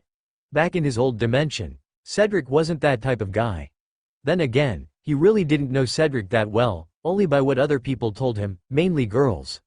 Hearing Rose saying Cedric was being mean to her and making those foul comments made Harry's blood boil. I see, Harry replied, as he released a beautiful trill, which immediately cheered the redhead up. Inwardly, he promised future pain to a certain Hufflepuff champion. Rose, don't you worry about Cedric. We'll see how he does in the first task tomorrow. While you already know about the dragon, I doubt he knows that he will be facing it, since no one is willing to share that information with him. If it makes you feel any better, I hope he ends up in the hospital for a few weeks. Rose immediately giggled. Harry, you're terrible, but thank you for trying to cheer me up, Rose said, giving the phoenix a hug. If phoenixes could blush, Harry would have clearly blushed as he was pushed closely against Rose's chest. Curse these teenage hormones. Harry grumbled mentally. Why exactly did he have to be 18 years old again? Why couldn't he keep his 22-year-old body, where he could at least control his emotions better? When Rose had released him, she spoke to Harry cheerfully. Hey, what spells are you planning to teach me next? Asked Rose. Harry shrugged, an odd expression coming from a bird. I really don't know. After another week of heavy physical training and exercising, we'll be able to focus on your animagus training should you pass your occlumency test. Rose grinned. That's what I wanted to hear, animagus training, Rose giggled. Seeing that Harry was capable of turning into a phoenix, she couldn't help but get excited at the thought of being able to be an animagus, possibly a phoenix like Harry. Since she was his female counterpart, there was a real possibility that she could be a phoenix as well. Pretending that he didn't hear her, Harry continued to speak in her mind. If your occlumency training goes well, we'll work on your animagus training as promised. After animagus training, we will work on your dueling skills. So far, I've only taught you offensive and shielding spells. Eventually, I will show you a few techniques and tricks you can use in dueling. Thinking for a second, Harry spoke again. From what I've seen in your weapons training, I don't think you will be suited in using a broadsword as a weapon, Harry said as he thought about Rose's late-night weapons training the past few weeks. After several mock lessons with many different weapons, he considered it was best she used a light weapon. One thing was for certain. The sword would have to be a one-handed weapon so Rose could use her wand in her other hand like Harry did. You'd probably be suited to a rapier or dagger, something like that. Perhaps even a whip, if the sword could turn into one, Harry suggested playfully at the redhead who blushed bright red. So, Rose said, fighting the mental images that caused the blush and trying to move on. I have to choose one of those weapons? The phoenix nodded. A great sword or broadsword is much too heavy for you, Rose. You need a one-hand weapon and something that is light and small. You don't have to choose a weapon now. When we begin your dueling lessons, we'll worry about your weapon of choice then. Rose nodded, but there was something bugging her. Harry, will you also teach me martial arts? She asked hopefully. Harry thought for a moment. Honestly, I'm not that great when it comes to hand-to-hand. I'm pretty average when it comes to martial arts. When I was training myself to stop Voldemort, I didn't really focus on brawling much, Harry explained. Anyhow, Harry said, ruffling his feathers. Do you want me to accompany you tomorrow to the first task as a phoenix? You can tell everyone that I'm your new familiar, but I have a feeling you will no doubt attract more attention if I accompanied you. I really don't care what they think, Rose snapped angrily. They can all drown themselves in the Black Lake for all I care. Rose growled out. Out of everyone in the magical world, the only person who seemed to listen to her and treat her with care these days was Harry. Though there were times she was frustrated and dying to know how Harry felt toward her. Did he like her like a sister, just a friend, or possibly something more? If anything, their date and kiss only confused her more. Little did Rose know that she was broadcasting her thoughts to Harry through their mental link without even knowing it. That was when Rose made up her mind. She would confront him right now and ask him how he felt about her. Come on, Rose, use that Gryffindor courage, she said to herself. Facing the phoenix who was sipping a cup of tea that Dobby had brought over, she opened her mouth to speak, but before she could say something, Harry's head snapped up and he looked at the wall on the far side of the kitchen, as if he could see through it. She wasn't sure, but did Harry look afraid? Then, before she could ask anything about it, Harry vanished in a ball of blue fire. She blinked for a few seconds and then jumped slightly when she heard Harry again in her head. Moody is coming and I think he is trying to spy on you again. Though I'm sure he didn't see me with that blasted magical eye of his.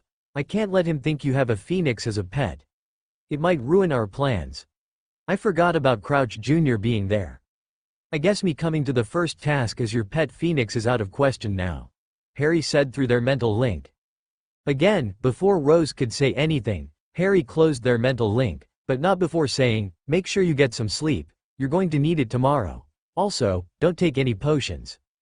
They might try and accuse you of cheating if they found out you were using strengthening potions. Rose sighed. Oh. What? Sirius shouted, his voice sounding extra loud in the confines of the small cottage. Remus nodded to his old marauder buddy. Remus Lupin, against the headmaster's wishes, had decided to tell his former classmate and longtime friend, Sirius Black, about Rose and her boyfriend. You heard me, Padfoot, Remus said somberly. Dumbledore says there's a young teenager in Hogsmeade that looks like James, but he has green eyes like Rose. The infamous criminal Sirius Black gaped slack-jawed at Remus. Are you saying that it is possible James and Lily had another child without even telling us? Sirius asked in disbelief. Remus nodded again, but this time, he had a frustrated look on his face. It's possible, but Dumbledore doesn't know yet. He's trying to find out if this Harry Evans is related to James and Lily, but he has yet to meet him himself. We only have proof of this guy's existence from various people in Hogsmeade, including Rosmerta. But, Sirius said, not knowing what to say or do. Remus continued to speak, but with a strange look on his face. Sirius, I don't know if you know or not, but this guy is supposedly Rose's boyfriend. People are claiming that they heard it from Rose herself. Did she say anything to you when you were talking to her the other day? Sirius, shocked again to hear that his goddaughter was now seeing someone, didn't respond. Padfoot, old buddy, are you okay? Remus said, noticing his friend was in shock. Boyfriend, Sirius said, not believing what he was hearing. Rosie has a boyfriend. Why didn't she tell me this? She didn't even tell me anything this. She didn't, Remus said, not believing what he was hearing. What did you two talk about then? Stuff, Sirius muttered sheepishly, not being able to remember what the two of them had talked about. The only thing he could remember was, she's sad because everyone thinks she put her name in the Goblet of Fire. She thinks everyone is turning against her, including the teachers who won't stop others from teasing her. What? Remus yelled. I heard nothing of this from Dumbledore. What else did Rose talk about, and what about Hermione, Ginny, and Ron? I thought they were all best friends. Surely they would be there for her. Sirius, who had finally snapped himself out of his stupor that his little goddaughter was now dating, spoke in a serious voice. I know, Dumbledore didn't tell me about that either. Also, Rose wasn't forthcoming about it, but from what I can understand, she doesn't have many friends at the moment. Hermione, Ginny, and Ron have all turned against her, and they all believe that she put her name in the Goblet of Fire too. No way, Padfoot. Ron I can understand, but Ginny and Hermione? You're mad? Remus said, sounding scandalized. Sirius rolled his eyes and spoke in a grim voice. Believe it, Moony. Anyway, I gave Dumbledore an earful a few days ago when I read a letter that Rose gave me. Did you know that Greasy Git Snivelus was using legilimency on her and her classmates for the past few years? I don't know too much, but it looks like Rose discovered that she had natural occlumency shields, and she discovered that both Dumbledore and Snape had been using discreet legilimency on her. Remus had no comment. He was steamrolling right now. He couldn't believe what he had just heard. The headmaster of Hogwarts was using legilimency on James and Lily's child. That Greasy Git Snivelus was using legilimency on his best friend's daughter? Get this, Sirius said, suddenly laughing. Rose threatened to have Snape fired if he didn't get his act together. From what I understand, the overgrown bat is actually being civil to her now. Oh, here comes the good part. She even threatened to press charges on Dumbledore for hiring a biased teacher and is willing to transfer out of Hogwarts if he doesn't set Snape straight. There was a definite increase in Sirius laughter. Threatened? Remus said in shock. Did you just say Rose threatened Dumbledore and Snape? Sirius nodded with a gleeful look on his face. Yeah, I'm really proud of her. She threatened to transfer out of Hogwarts because of Snape. From what Rose told me, Dumbledore is keeping Snape on a tight leash and not letting him step out of line ever again. Ooh, I would just love to see him right now and laugh in his face, Sirius snickered. Sirius, Remus chastised his friend. If I didn't know you any better, I say you are actually cheering Rose on in becoming a teenage rebel. Sirius shrugged. Every teenager has to go through that stage. Who am I to do to stop her? From what I understand, the Dursleys have never given her a normal life, and I'm going to let her experience what she would want. To be treated like every other normal teenager out there. Would it be wrong for us as her parents' last friends to let her have what she wants, instead of what we want for her? Remus blinked. Padfoot, that has got to be the most mature thing I have ever heard coming out of your mouth. Sirius shrugged nonchalantly.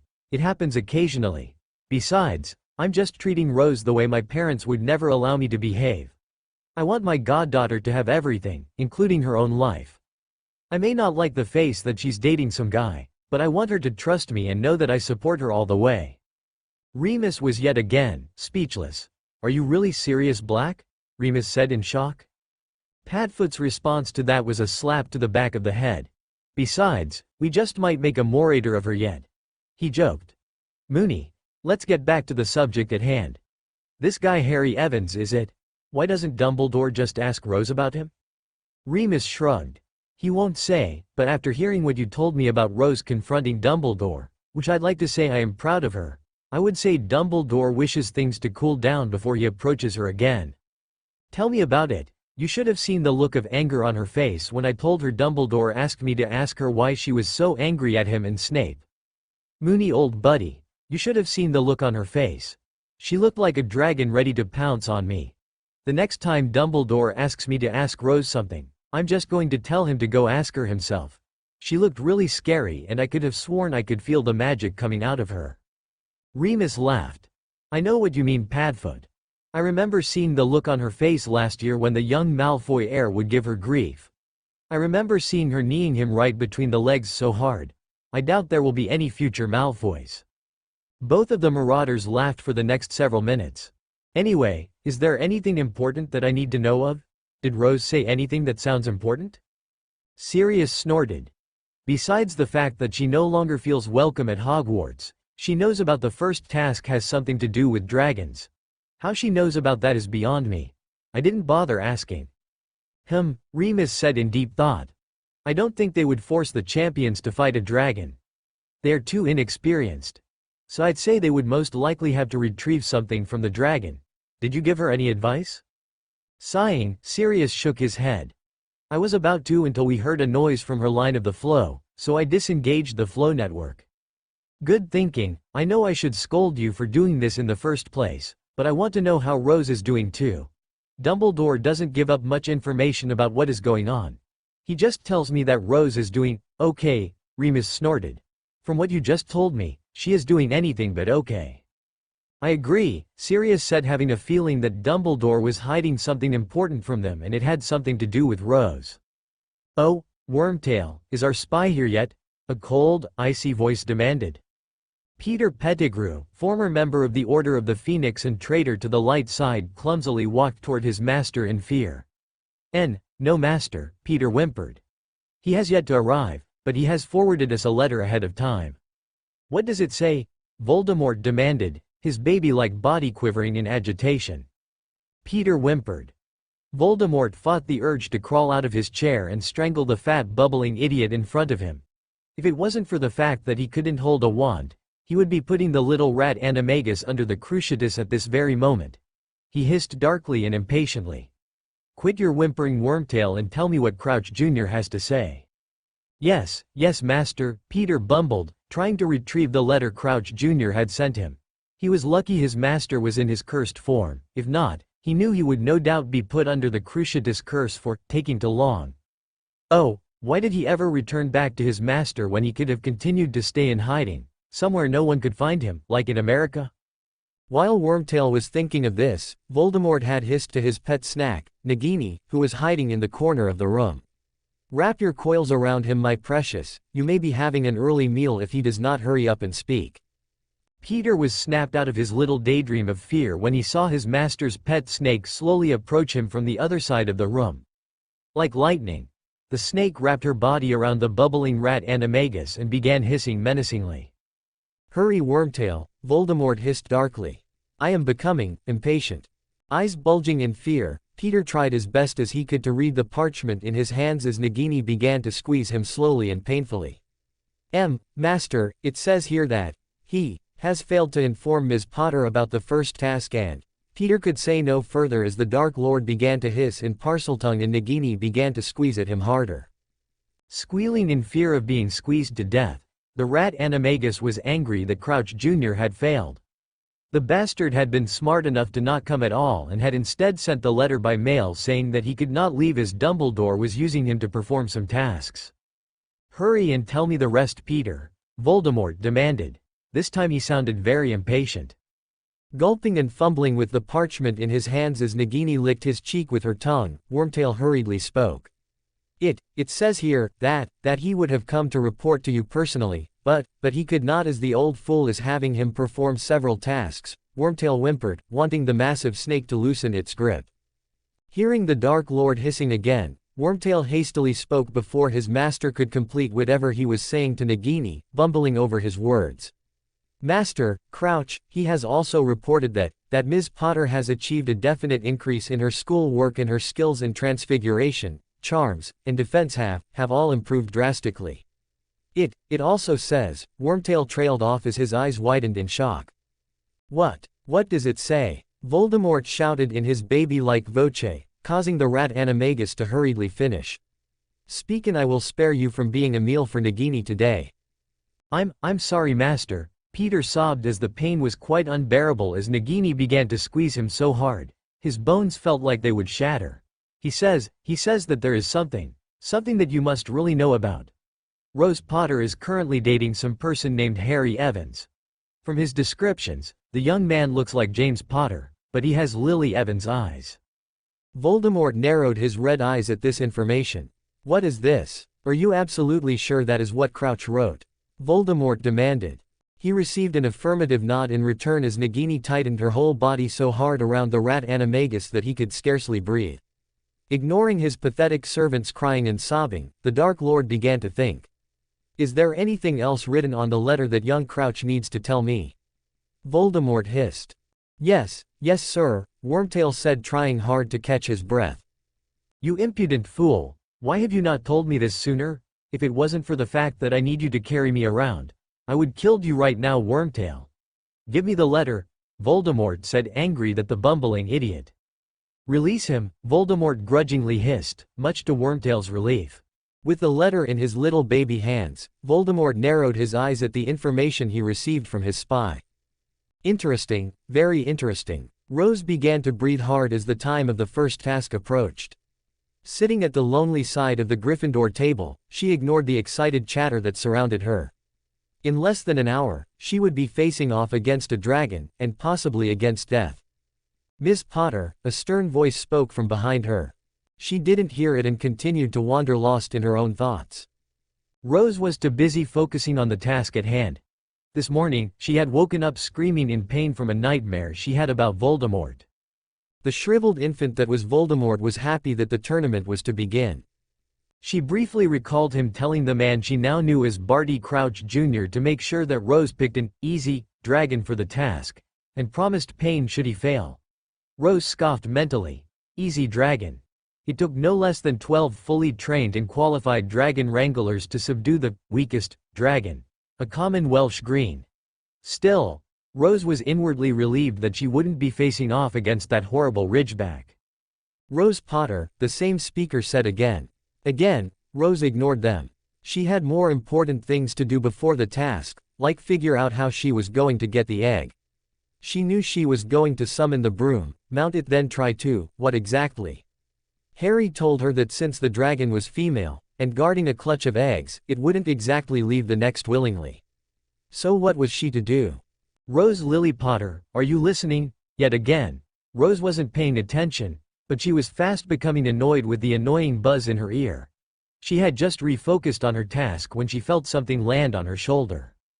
Bang! In a flash, Rose had rolled out of her seat and reflexively cast a powerful white shield in front of her. She held her wand in a dueling stance she had observed Harry use in his fight against Voldemort. Rose blinked in shock when she noticed that everyone in the Great Hall was staring at her.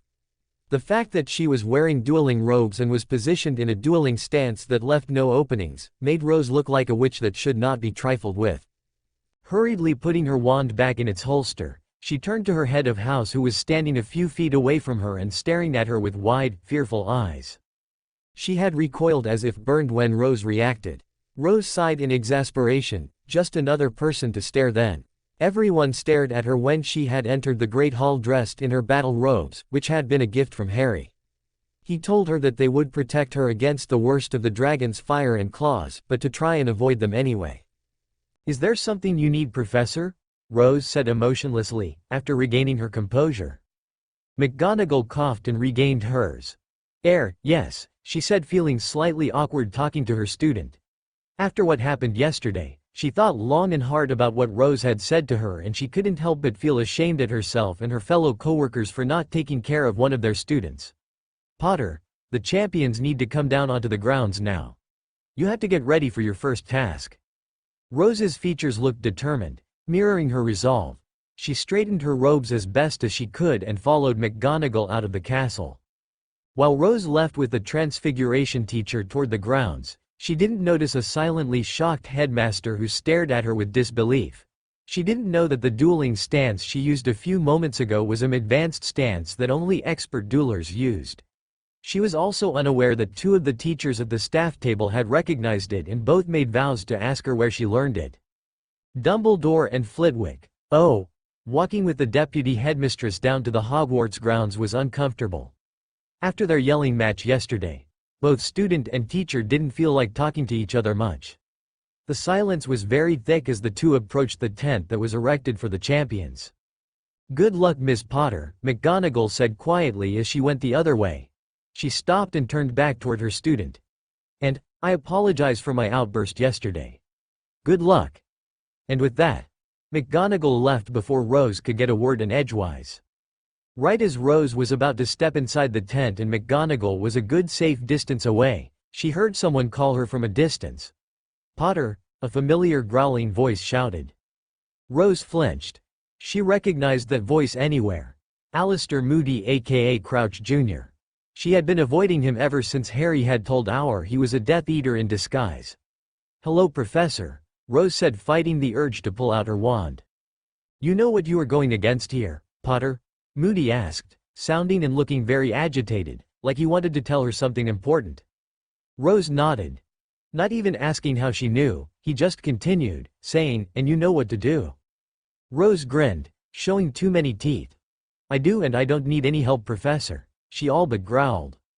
Moody nodded, "Just looking out for you, kid. I owe your parents that much." At the moment he said that, Rose almost pulled out her wand and cursed the Death Eater.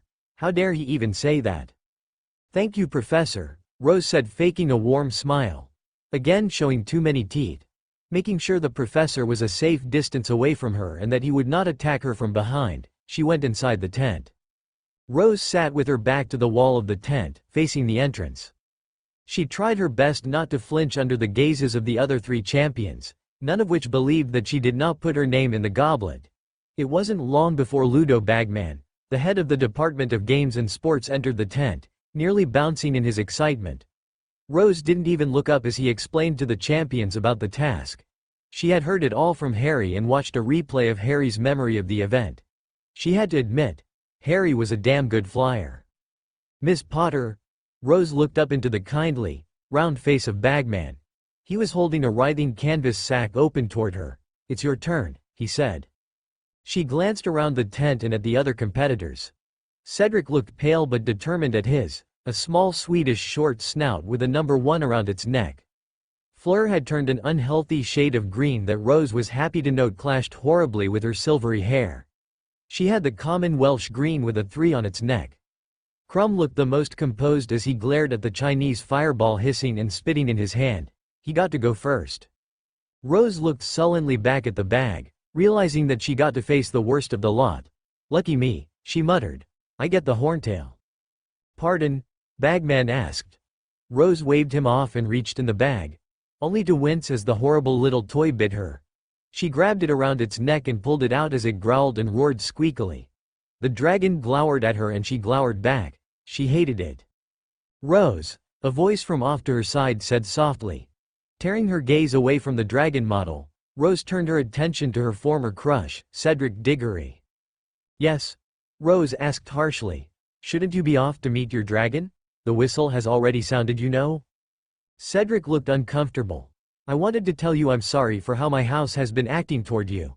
And, I didn't mean to say all those mean things to you." Rose's green eyes narrowed dangerously.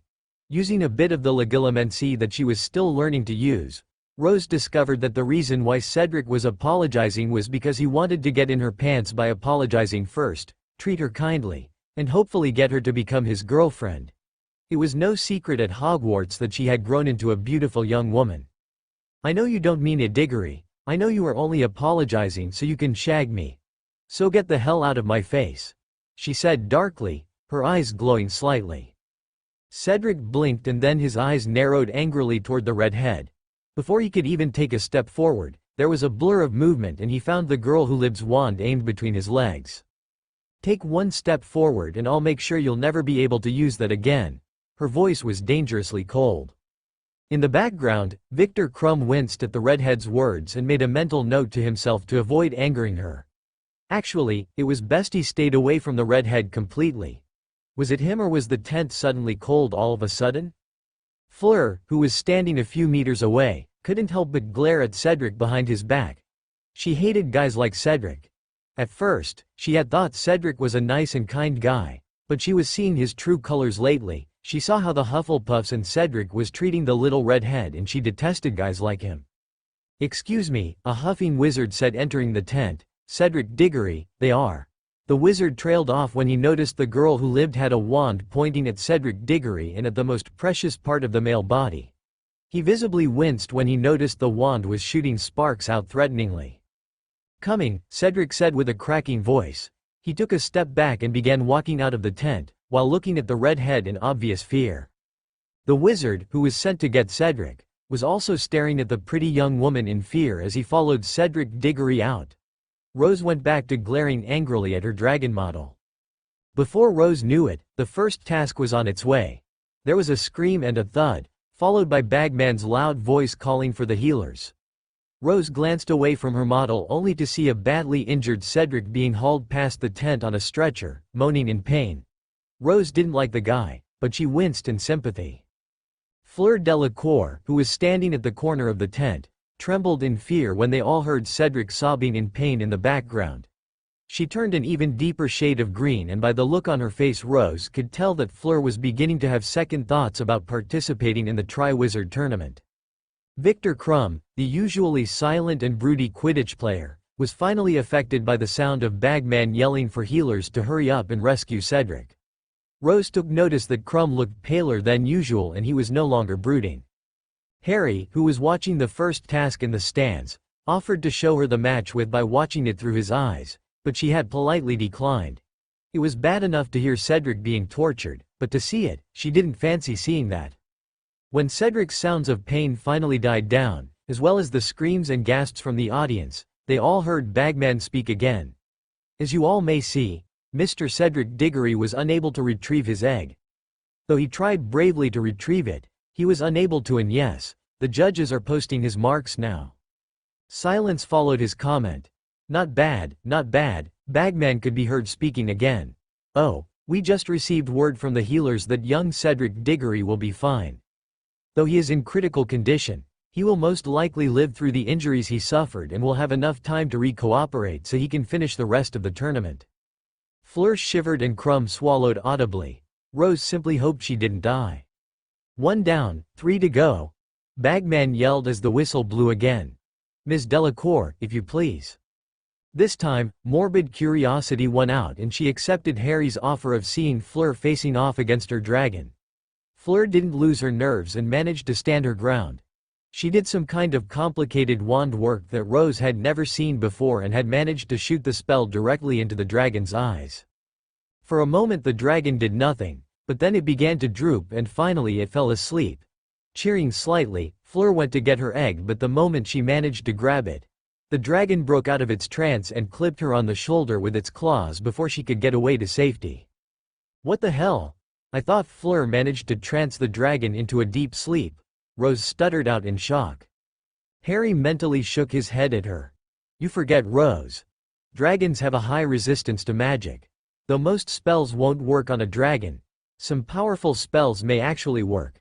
However, the duration of the effectiveness of the spell is quite short." Rose nodded in understanding. Then again, she may have affected it because it's the weakest. Sighing, Rose snapped back sarcastically. "How lucky for me, I got the Hungarian Horntail. Meaning, he has the strongest magical resistance." Harry shrugged. He had taught her plenty of spells that would most likely harm a dragon, but they would have most likely exhaust her if she even tried them. "True, but just so you know, the Hungarian Horntail isn't the strongest and most high-resisted magic-resistant creature. It's a basilisk," Harry explained. "Basilisk?" Rose responded back curiously, now watching Fleur receive her scores for completing her task. She managed to score a 40. Maxime had given her a 10, Crouch an 8, Dumbledore a 9, Bagman a 6, and Karkaroff a 7. The crowd immediately burst into applause at her score. We were lucky we had the sword of Gryffindor to kill the thing in our second years, Harry explained. I doubt even Dumbledore would have been able to kill it with spells. Rose gulped, knowing just how lucky she had been. The only difference between her and Harry's memories of the event in the chamber was the gender of the hero. And here comes Mr. Crumb. Bagman could be heard shouting, as the whistle sounded again. When Crumb had left, both Harry and Rose went silent as they watched Crumb handle his dragon. Rose couldn't help but wince and feel sorry for the Chinese fireball when Crumb zapped a spell right into the dragon's eye. The fireball went into a rage, stamping some of her eggs and shooting fire at nothing in particular. The dragon was going on a rampage. With the dragon distracted, Crumb immediately went off to get the golden egg. It wasn't long before Crumb managed to get away and they watched as he was scored. Since most of the dragon's eggs were broken, Crumb didn't get a full 10 from any of the judges, but he managed to pull a respectable score anyway. Rose found it odd that Karkaroff was being fair in the judging when it came to his own school and Fleur received a 7 from him. She remembered seeing in Harry's memories that Karkaroff was a real dirtbag. Victor Crumb was given a 40, breaking even with Fleur. Though he may have been uninjured in his task, he had destroyed some valuable and expensive dragon eggs. Maxime had given him an 8, Crouch an 8, Dumbledore a 9, Bagman a 7, and Karkaroff an 8. Harry, did you have something to do with Karkaroff playing fair? Rose asked suspiciously, when something inside her told her that Harry definitely had something to do with it. Rose could almost feel Harry acting blameless. Are you implying that I did something to one of the judges? He asked with mock outrage. Yes, Rose said, trying to glare at him through her mental mind link. Harry shrugged. Well, that's for me to know and you to find out then, Harry responded cheekily, as the whistle was heard signaling to Rose that it was her turn next. Good luck, Rose, and now for our final contestant and last champion, Ms. Rose Potter, Bagman boomed over the stands. Rose immediately erected her occlumency shields, protecting her mind against all the sound around her and focusing on the one thing that mattered. Getting past her dragon, stepping out of the tent and past the grove of trees, Rose was met with a huge crowd in the stands on one side of the field and the other, the full-sized counterpart of her model. The Hungarian horntail was glaring at her with huge dark evil yellow eyes, just like the small toy. But this one was real and much larger, and the teeth would do much more than cut her finger. At that moment, Rose suddenly lost her concentration and she was left staring at the dragon in fear and shock. The dragon spread her massive leathery wings and screeched a challenge to the small human. The audience murmured fearful for Rose, but she couldn't get her feet to move. Visions of her death kept replaying in her mind over and over. Suddenly the dragon reared its head back and blasted a gout of searing flame directly at her. She stood and stared fixatedly at the fire, unable to move. Rose! Harry shouted in her mind. Snapping herself out of her thoughts at Harry's voice, she managed to dive behind a rock as the fire just barely missed her. Accio firebolt! Rose shouted as she tried to keep away from the dragon's flame. From the memories she saw in Harry's Pensive, she knew had 20 seconds for the firebolt to reach her, and in that time, she would have to save herself from receiving a great deal of pain. Whoosh! Rose was caught out in the open with nothing to hide behind. With no other option, she swished her wand in a circle and used one of the spells Harry had taught her, a more powerful Protega shield that Harry had created himself. Protega Invectus! Rose shouted, and immediately a glowing gold shield appeared in front of her, and the fire splashed off of the powerful charm. For a moment, everyone thought Rose was dead because the stream of fire had engulfed her and everything surrounding her for several meters. She surprised all of them when the fire died down, and standing before the dragon was an angry and unscratched Rose Potter with her wand raised before her, though she was a bit winded from casting such a powerful shield spell. Lumos Solum! Rose shouted, and her wand released a powerful blinding white light, making the dragon and many others to look away. It was one of the most powerful light spells that she had ever cast, and she knew it was probably one of the strongest that many in the audience had ever seen as well. Taking a moment to recover while the dragon was shaking the spots from its vision, she took note that the Firebolt Zero was approaching her at blinding speed out of the corner of her eye. Taking advantage of the distraction from her blinding spell, she ran toward the broom and with a slight jump, she was on her broom and flying at breakneck speed. Inwardly, she was a bit relieved to be on a broom. She was a bit tired from running, using a shield charm and casting the most powerful light charm she could manage. She gained some distance up and away from the dragon to catch her breath and think about her next move. Someone pointed up at her and the crowd went wild. Dumbledore and several of the more knowledgeable wizards which were present were looking on in shock that a fourth year managed to repel a dragon's breath attack with such an advanced and unknown shielding spell. They were slightly surprised to see that a 4-year had the magic reserve capable of casting such a spell as well. "Alright, diversionary tactics, let's go," Rose said in her mind link with Harry. Making sure that she had the dragon's attention, she began to circle the beast, trying to lure her from the eggs. She waited until the most opportune moment before diving down toward the next. The dragon opened its mouth and blasted a stream of fire at her as she neared. Reflexively she pulled out of the dive just in time. If she had pulled out any later, she would have been burnt to crisp. "Merlin's beard, she can fly," yelled Bagman as the crowd shrieked and gasped. "What kind of broom is that anyway? It's way faster than a standard firebolt. Speaking of flying, are you watching this, Mr. Crumb?" Rose paid no attention to Bagman's commentary. She was busy trying to anger the dragon and get it chasing after her. After a few minutes of dodging a couple set of flames and doing lots of tricks in midair, which many would consider professional flying, Rose finally had enough. Stopping in midair, she pulled out her wand and held it aloft. She traced a ring above her and the air could be seen condensing and freezing. Once the circle was complete, she whipped her wand forward and aimed it at the dragon's head. "Glacis Framio," she screamed in her mind, using an ice spell that Harry had forbidden her to cast.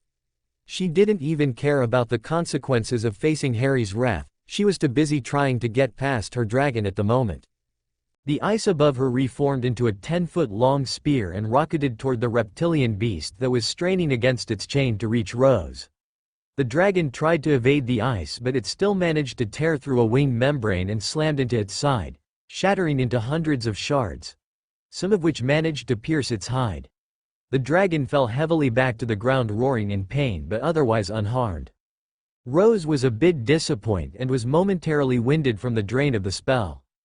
She remembered then why Harry had forbidden her from casting that particular spell. Once cast, the spell would drain what magic it needed from the caster, regardless of how much magic the caster had, meaning that she could have been killed by it. Realizing that she was luckily to still be conscious, Rose thanked the powers that be and looked down at the dragon. She almost felt sorry for the thing, but that was quickly quashed in favor of more fear. The dragon was very mad now. Unlike Crumb's dragon which trampled and smashed its eggs in a rage, the horntail was more protective of its clutch and much smarter than the fireball. It began to flap its wings furiously, ignoring the wounds in its wing and side, and hovered at the end of its chain. The frozen shards of ice that had managed to pierce its hide began to melt and evaporate as the dragon's body temperature soared with its temper. Rose gulped when she heard the chain begin to groan with the strain and realized that she had to make her move. Once again, Dumbledore and several other knowledgeable wizards and witches present continued to watch in shock that a mere 4th year was powerful enough to cast a spell capable of injuring a full-grown dragon. There weren't many mature wizards and witches capable of the feat they just witnessed. The people in the stands began to gasp and point when they realized that the dragon still intended to make a meal of the girl who lived. Rose, however, kept her eyes on the prize, so to speak. As soon as she had the opportunity, she dived toward the nest, intent on scooping up the golden egg and swooping to safety. She poured everything she had into the broom, and as she neared the ground with the dragon hot on her tail, she could distinctively hear people shrieking and screaming in fear. The speed that she was diving was much faster than what Crumb performed on his firebolt at the Quidditch World Cup. With an amazing display of flying skills, she managed to shift her weight and control the speed of her broom. Rose pulled herself out of the dive and snatched the egg at the same time, then immediately shot back up into the sky and away from the enraged dragon.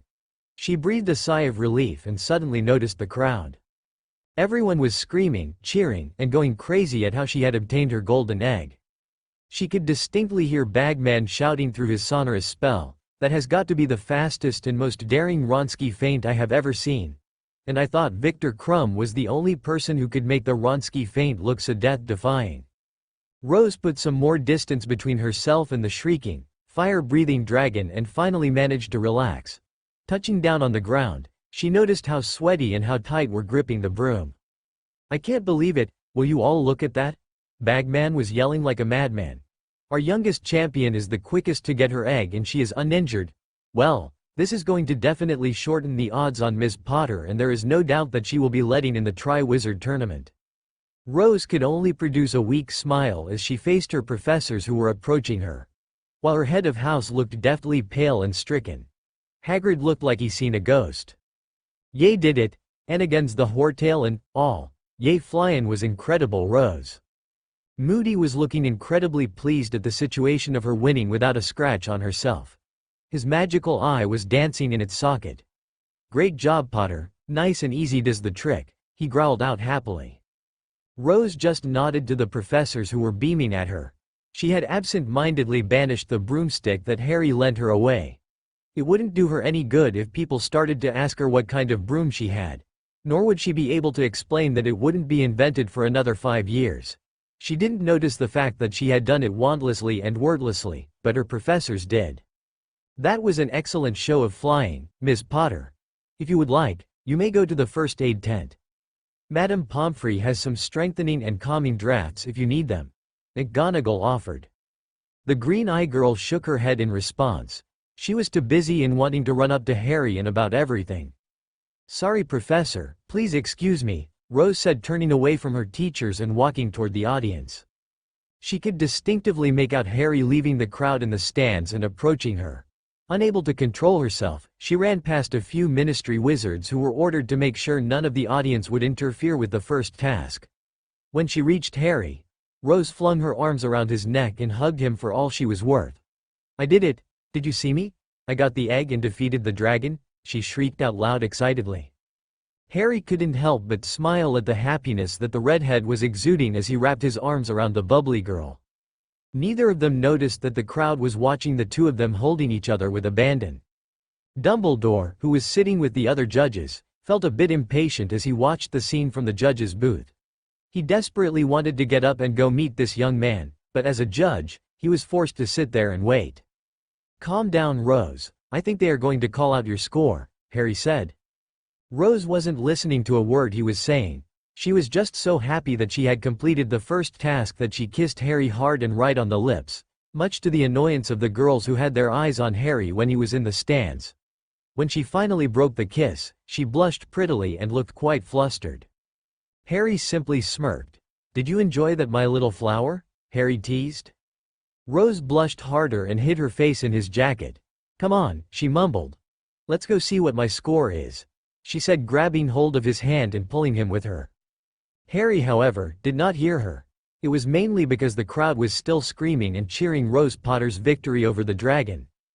Though, the noise level did lower a bit because people were staring at Rose kissing a handsome messy-haired teenager with mixed expressions. As for the judges, seeing that Rose was giving them her attention, they immediately began to score her. The headmistress of Beauxbatons shot out a ribbon which showed a 9. The crowd burst into applause with this.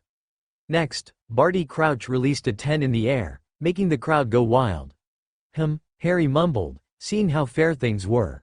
While Rose was getting scored fairly, Harry hadn't been so lucky in his dimension. Dumbledore released a 10 in the air like Crouch, causing the whole crowd to go wilder than before.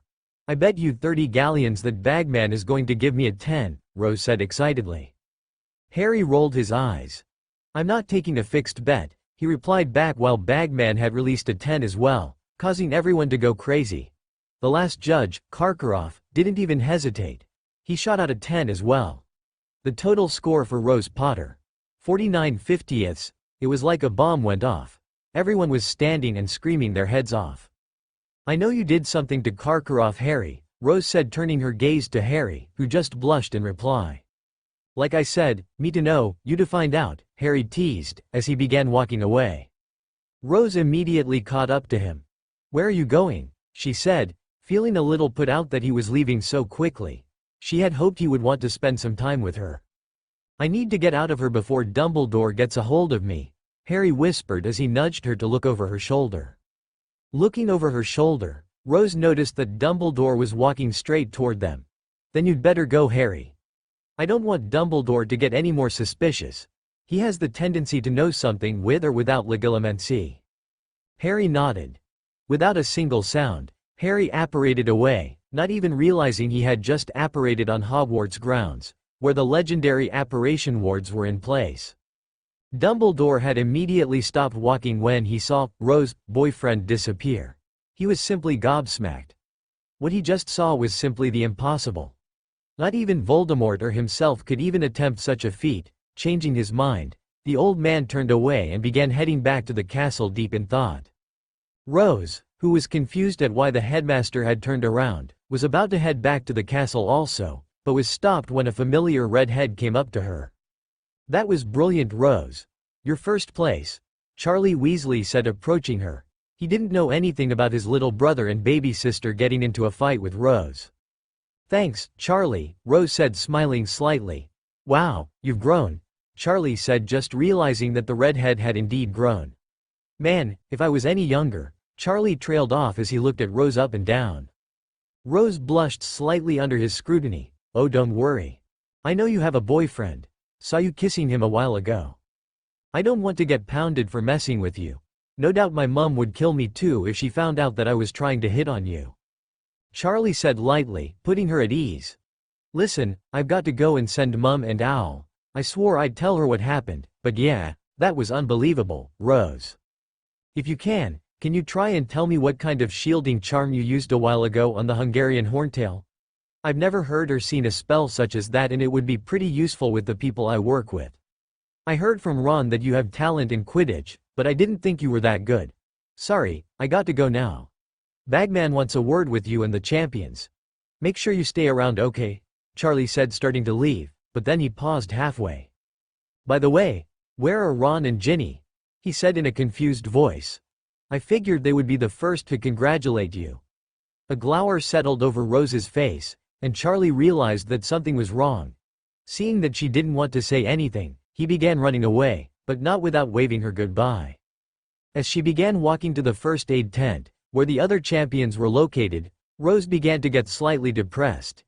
Even though she should be happy that she had managed to pass the first task, she really did miss her friends.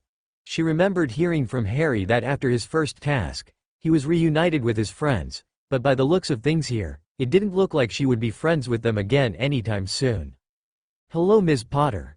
That was excellent flying you demonstrated back there," Bagman interrupted her thoughts with a cheery wave. Rose flinched slightly at the scene before her. She really did need to stop daydreaming. It could be the death of her. "Hello," Rose said quietly when she saw Fleur, Cedric, and Crumb. Cedric was looking worse for wear. If she didn't hate him so much, she would have actually felt sorry for him. He was wrapped up in a bunch of white bandages and both his legs and arms were in casts. Cedric seemed to be in a world of pain and he didn't look like he wanted to be here. Fleur, on the other hand, had a bandage on her shoulder which had been clipped and was still healing. Crumb was slouching at the corner side of the tent and looked to be brooding again. Every one of the champions was holding a golden egg. It seemed that they gave Cedric his as a consolation prize of sorts. "Well done, all of you," said Ludo Bagman. "Now just a few quick words and then you can go back to the castle. You've got a nice long break before the second task, which will take place 9:30 on the morning of February the 24th, but we're giving you something to think about in the meantime. If you look down at those golden eggs you're all holding, you will see that they open. See the hinges there? No, don't open them now. It's unpleasant," Bagman said, stopping Cedric from opening his egg. "Now, you all need to solve the clue inside of the egg, because it will tell you what the second task is, and then you can prepare for it. Are there any questions? No? Good, off you go, then." While Madame Pomfrey had to help Cedric outside, both Fleur and Crumb left on their own. Rose wasted no time in leaving as well, but before she could take a step outside, Bagman stopped her. "Rose, may I speak to you please?" The redhead sighed. She knew what the former Quidditch player wanted to talk to her about. Thanks to Harry, she knew that Bagman had a gambling problem and that he was betting on her to win the Triwizard Tournament. "I'm sorry, Mr. Bagman, but I'm in a hurry," Rose said as she turned around to leave, but was stopped when Bagman put a hand on her shoulder. "If you want to find an easy way to figure out what your egg says, I suggest you bring your egg with you to the bathroom and open it in water. Seeing Rose's confused look, he quickly explained. I'm not sure you know, but the other schools are cheating. It's only fair that you should know as well. What about Cedric? Rose questioned the man with eyes of disbelief. Did you tell him this? I already have, Bagman said, lying smoothly. I told him earlier when he entered the tent first. I see, Rose said, knowing full well that Bagman was lying. Good luck with the second task, Miss Potter. You're already in the lead and you wouldn't want to disappoint anyone if you suddenly lost it. Rose tried to say something to the retired Quidditch player, but he quickly left the tent, not even turning around when she called for him. She sighed. I guess I better get back to the castle. Rose slumped in the tatty, yet comfortable armchair that Hagrid had offered her. For the past several days at Hogwarts, Rose had been uncertain about how she felt toward her fellow classmates. The moment she had returned to the castle after the first task, her classmates everywhere were hailing her like they had Cedric when he had been chosen as champion. The hostility everyone had been showing her vanished, with the exception of the Slytherins. Even Hermione, Ron, and Ginny seemed to warm up to her, but she had continued to ignore them. Why, you may ask? Stubborn like her mother, or so McGonagall had told her before. She felt it was her right for them to apologize to her first, before they even attempted to try a friendly conversation with her. So she waited for a few days, hoping her ex-friends would come up to her and apologize after the first task, but they did not. Hermione did, however, walk by her after Transfiguration class and congratulated her on her victory, but nothing else was said. Oddly enough, Rose didn't really care. She knew that should she make up with Hermione, Ginny and Ron, her old friends, she would have to eventually tell them about Harry Evans, her supposed boyfriend. No doubt they had been really curious as to late on whom this Harry Evans was and why she had never even mentioned him when she was spending time at the Burrow. In retrospect, she thought, fate was being rather fair to her right now. In the past, she had been dealt a bad hand, but it looked like things were balancing out a bit. While she was still friendless and had no one at Hogwarts to talk to, she still had Harry, someone with whom she could share her feelings and someone who she knew she had feelings for. In her mind, it was kind of a bit of a trade-off. While losing her friends, she had gained someone who she could trust with all of her heart, someone who she could depend on, and someone who had actually been in her shoes and knows how complicated her life was. The only thing she could not trust Harry with was her true feelings for him. She was unsure if Harry would return her feelings, or if Harry felt that she was too young for him. While Harry was mentally 22 years old, but physically 18, Rose was a 14-year-old girl, someone who was still coming into her own, so to speak. Thanks to the potions that Harry had given her, she was a little more developed than those her age, as if she were possibly 15 or 16 already. Shaking herself out of her thoughts about her growing figure and her love interest, Rose began to think about the other things that have been running around her life. Cedric seemed to not only resent her for not accepting his apology after the first task, but for threatening to remove his special manly parts. Not only did he lose a lot of respect and face at Hogwarts when he failed to achieve his task, he was humiliated by the fact that the Green-Eye girl, who was a fourth year, had completed the task and was currently first place in the Tri-Wizard tournament to boot. The looks he gave her these days were a mixture of anger and disgust. Sometimes they were even predatory, but Rose didn't quite care what Cedric held against her nowadays. She was too busy trying to sort out her feelings toward her classmates. At one point, she was relieved and happy that all of her fellow classmates no longer showed hostility and distrust toward her, but at the same time she was angry at how quickly they had changed after the first task. That was when she started to believe that no one around her had never really treated her like a real friend. They all seemed to just want to get buddy-buddy with her because they either wanted to shag her or be friends with Rose Potter, the girl who lived. She sighed again for the 100th time that day. "Thinkin' hard, Rosie?" Hagrid asked, offering her a cup of tea in one of his bucket-sized teacups. Rose nodded. Normally, she would bring this to Harry, but Harry was currently off to destroy the second-to-last Horcrux, the diadem of Rowena Ravenclaw. He wouldn't really destroy the artifact, just the soul fragment of Voldemort inside of it. "I'm confused, Hagrid," she said softly. "I'm not sure who to trust anymore. The way all my classmates just changed their opinion on me instantly really ticks me off. At one point, they're all calling me a show-off and a liar, the next, they're treating me like a queen. It's so frustrating." the redhead said, nearly in tears. She didn't bother to mention to Hagrid about how many of the Ravenclaws were begging her to teach them the spells she had used against the dragon. The shield she cast didn't technically exist, and the ice lance had been forgotten and forbidden thousands of years ago. Harry had discovered it while he was traveling through Cambodia and kept it a closely guarded secret, till he taught Rose. She was a bit confused, though, why Harry had not scolded her yet for casting spells that he had forbidden her to. The huge half-giant that was sitting across the table from the redhead could only smile at her sadly. He knew perfectly what Rose meant since could remember the year he was framed for opening the Chamber of Secrets, and many people who he called friends abandoned him. I really don't know what to say, Rosie. Only thing I can really tell ye is I'm impressed and to hear you haven't broke down yet from stress. I'm sure parents would have been to see how strong ye are. I heard a boo yellin' match with McGonagall, and let me tell ye left her right horrified and shocked for hours on end after her words. Rose cringed at the memory of herself telling McGonagall off about how unfair she and the Hogwarts teachers were being. She had lost Gryffindor 100 points and received few detentions with Filch for her disrespect. Curse Filch and that trophy room anyway. How the hell does it get so dirty every few days, and why did it have something to do with Fred and George Weasley? Anyhow, what's this a boyfriend I hear? I remember seeing, I am in Hogsmeade with ye. Again, Rose winced. Lately, everyone seemed to be asking her about Harry. First it was her former friends, then her housemates who seemed crazy about him, then the girls from the other houses, and now Hagrid.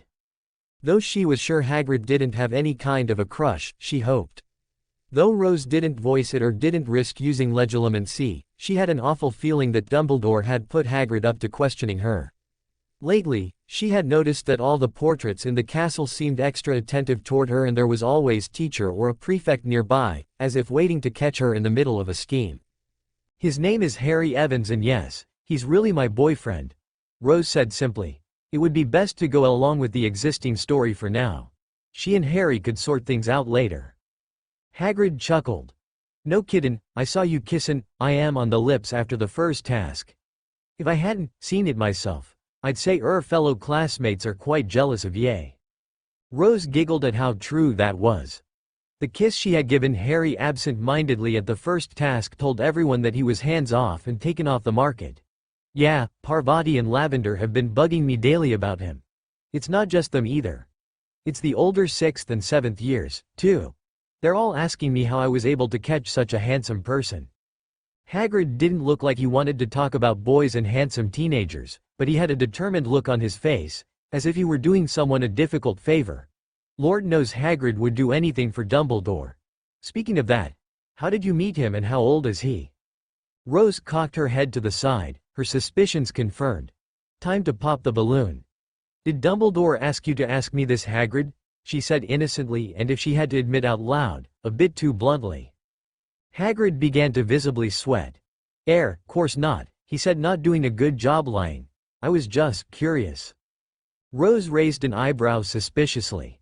Hagrid had actually managed to lie to her straight in the face and looking her in the eye. She wasn't the only person who had been training lately. Time to lay it on thick. She thought for a second, recalling the story Harry had given her to tell people who were a bit too insistent. Now that Rose thought about it, she was sure that Harry knew this was coming. Well, Harry's a good old childhood friend of mine back from Surrey. He's 17 years old, and he was homeschooled. I doubt the ministry has any records about him. I forgot his place of birth. I remember he told me once, but I forgot. Anyway, he and his family never stayed anywhere for long. Harry was raised in many places, including Surrey when I met him. The redhead said, lying so perfectly that she understood why the Sorting Hat wanted to put her in Slytherin. How did ye meet? I am, Hagrid said anxiously. Relief was written all over his face. Rose inwardly rolled her eyes at how discreet Hagrid was when it came to gathering information. When we were kids, she said, smiling slightly. When I was getting picked on by my cousin and a bunch of her friends, Harry came and rescued me. That's all you need to know, Hagrid. She said, looking sharply at Hagrid as if to say, don't ask anything else. But, how did you two wind up boyfriend and girlfriend? He said, testing the redhead. Rose's eyebrows rose sharply at the bravery that Hagrid was showing. Time for more story. I've always had a crush on Harry since we were kids, because to me, he was my knight in shining armor. Rose said, glad that Harry wasn't in listening range. It would be so embarrassing if he heard her now. Before I went to the Weasleys this past summer, I met up with Harry again and we discovered we were both magical. And let me tell you, he was quite surprised that I was the girl who lived. He had always thought my name was Rose Dursley, she said, shivering for effect. Rose hated to lie to the half-giant, but Harry had insisted that should anyone ask about him, she was to use any story she deemed good. She made sure to run it by Harry to make sure there were no holes that anyone could pick up on, and she and Harry had agreed on a childhood friend tale. Before we knew it, we were going on a few dates and things went on from there, said Rose, hoping that Hagrid wouldn't ask her more questions. She wasn't exactly surprised when Hagrid questioned her again. Why didn't you tell Hermione and Ginny any of this? I heard from a few of her classmates. Duh. Not even Hermione and Ginny knew that you were datin' with this Harry feller. Rose shrugged, a bit suspicious as to how this conversation was going. I was going to tell them, but the Quidditch World Cup and the Triwizard Tournament popped up. When I became champion, it just slipped my mind, she said lamely. Luckily for her, Hagrid fell for it. Anyhow, I've got to go now, Professor Hagrid, teased Rose. It's been nice talking to you again. Hagrid patted her shoulder fondly, and nearly bowled her over. It's good ter no duh, still visitin' me. Hermione, Ginny, and Ron haven't visited me since you were all together as friends. I only see 'em durin' lessons now. Rose couldn't exactly blame them. Hagrid had just introduced them to the blasted-ended Scroots and she didn't fancy getting near them during care of magical creatures. Also, she didn't mention, the only reason she came down to visit Hagrid was because of Hermione starting her campaign for House Elf freedom and she did not want to be asked to join. She mentally thanked her possible future boyfriend for the heads up. Later, Hagrid, bidding her first friend in the magical world goodbye, she went straight back toward the Hogwarts castle. On the way to the Gryffindor Tower, Rose bumped into her former friends who seemed excited about something. When the three of them saw her, they froze in mid-step and stared at her. Seeing her former friends cease walking and staring at her, Rose stopped walking as well. Hi Rose, the first person to speak was Hermione. Rose nodded her head in greeting.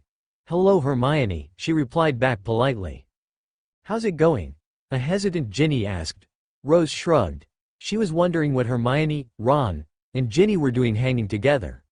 Last she heard, they had gotten into a huge row about something and they weren't talking to each other. Not bad, just came back from visiting Hagrid. I haven't been able to talk to him in a while, what with the tournament around the corner. She noticed briefly that all three of her former friends looked guilty at the mention of the half-giant. Most likely, they felt bad for not visiting him in a while. Anyhow, I've got to go now. Later, Rose said, turning her back to them and walking off before they could say another word. She didn't notice the forlorn look on Hermione's face, but she did notice the look on Ron's. When she rounded the corner away from the eyes of her ex-friends, Rose shivered in disgust. Ron had been leering at her the way he looked at Fleur Delacour these days. Ever since she had finished taking those health modification potions and started exercising, she started to attract a lot of attention from the opposite sex. Though she tried her best to not wear anything too revealing, short, or tight, they were still staring at her like a band of hungry wolves. She hated the way guys looked like her. As much as Parvati and Lavender may like guys ogling them, she really wasn't that type of girl. The only person I want to stare at me is Harry, she said with a slight flush to her cheeks. She didn't mind if Harry looked at her like that. Excalibur, said the redhead, when she reached the portrait of the fat lady. Entering the Gryffindor common room, Rose was about to go up to the girls' dormitory, but one of the Gryffindor prefects stopped her. Rose, the headmaster wishes to see you. The password is pumpkin pasty, the female prefect said seriously. With a sigh, Rose turned around and headed back out of the Gryffindor common room. On the way out of the portrait, she saw her former friends again approaching. They were chatting amongst each other, and didn't even notice that she was walking toward them. I'm telling you Hermione, the house elves don't want their freedom, they're happy as they are. Why do you insist that they need to be free? Ginny said heatedly to the bushy-haired girl. Speaking of house elves, Harry had asked her if she would ask Dobby if he wanted to work for him. Dobby had accepted when she informed him that he would also be serving her, the great girl who lived and the one who had freed him. However, in return for doing that, Dobby had requested her if they could take Winky as well. So now, both elves had proclaimed her as their mistress and Harry as their master. It was quite a shock for the little elf when he found out who Harry really was. He had fainted right away, and the thought of it still sent Rose into a fit of giggles. "How can you and Ron be so cold? They're being treated like slaves, Ginny. Do you understand? I can't believe Dumbledore would keep slaves at Hogwarts," Hermione snapped, glaring at Ron, who was no longer paying attention to her. "Hi, Rose," Ron said, no longer paying attention to Hermione, instead staring at the redhead. He began to ogle her, much to Hermione's disgust. Rose inclined her head in greeting and continued to walk right past them. Taking a turn, the last thing she heard before she headed up the stairway was Hermione talking in a sad voice. "She's so distant nowadays." Oh, Rose opened the door to Dumbledore's office and strode in before being invited. She held no respect for the man anymore, and didn't feel like he deserved it anyway. She plopped down heavily in one of the cushy chairs in front of Dumbledore's desk and looked up at him with impatience. "Greetings, Miss Potter. How are you this fine evening?" Dumbledore said in greeting. If he was offended by Rose's rude entry, he didn't show it. Rose shrugged nonchalantly in response. "I was doing fine until you called me to your office," she snapped, not bothering to hide her hostility toward the old man. Dumbledore didn't as much as flinch at her words. Though Dumbledore did not reprimand her, the portraits in the office shook their heads in disbelief and began to mutter amongst themselves. "Would you like a lemon drop, Rose?" asked Dumbledore. "No, sir," she said curtly. "Can we get to why I was called here? Please, no mind games. I'm a busy girl and I'm really not in the mood for trick questions." Again, Dumbledore showed no change in his emotion other than the twinkles in his eyes dimming slightly. "Rose," Dumbledore started, but she interrupted him. "Call me Miss Potter, sir. Only my friends can call me by my first name." "Very well, Miss Potter," Dumbledore said, the twinkles in his eyes disappearing completely. "I wanted to question you on your attitude lately. Why have you shown such hostility towards me and your fellow teachers?" Rose narrowed her dangerously.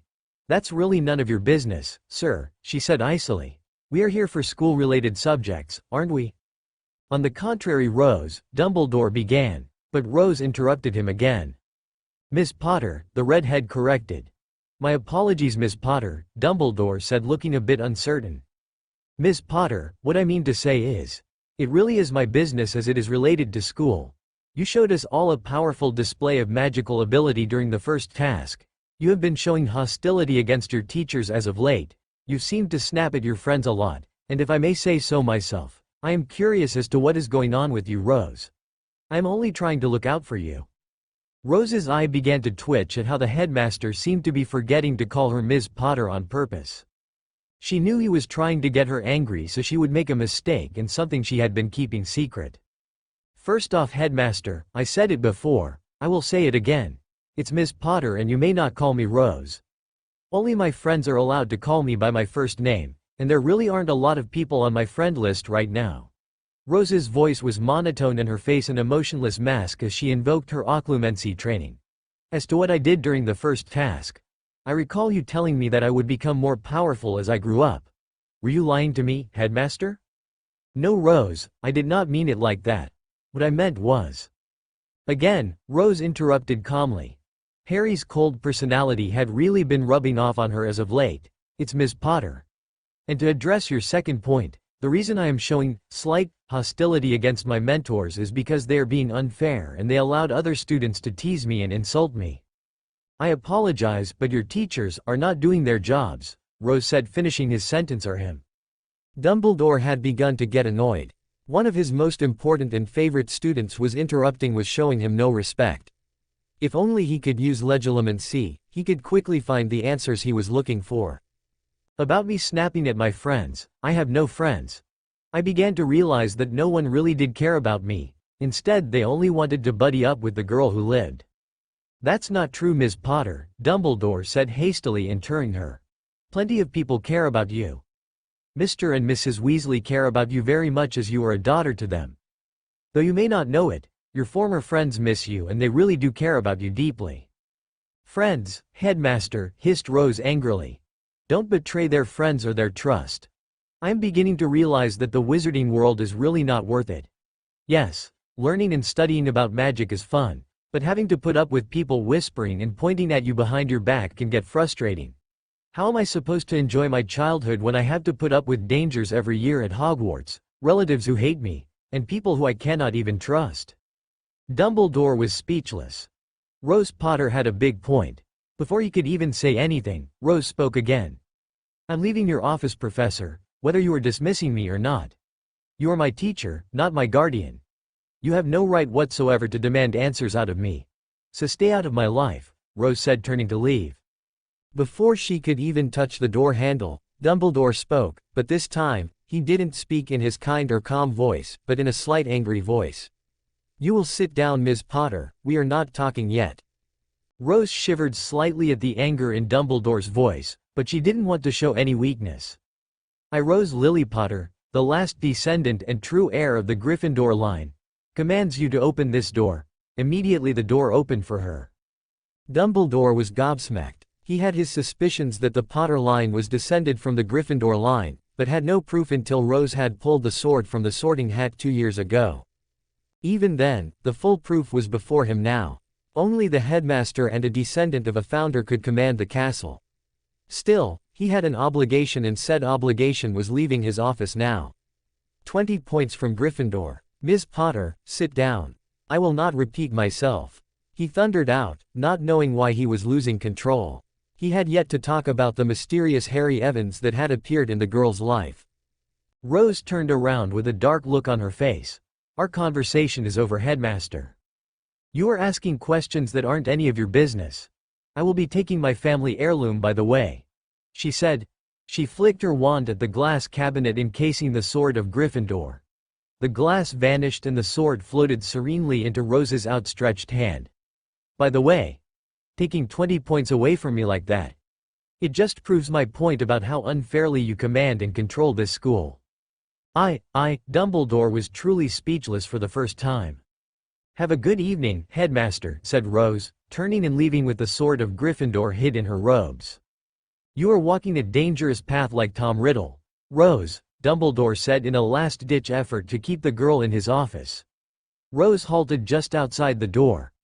Not even turning around, Rose spoke in a dangerous voice that sent shivers down Dumbledore's spine.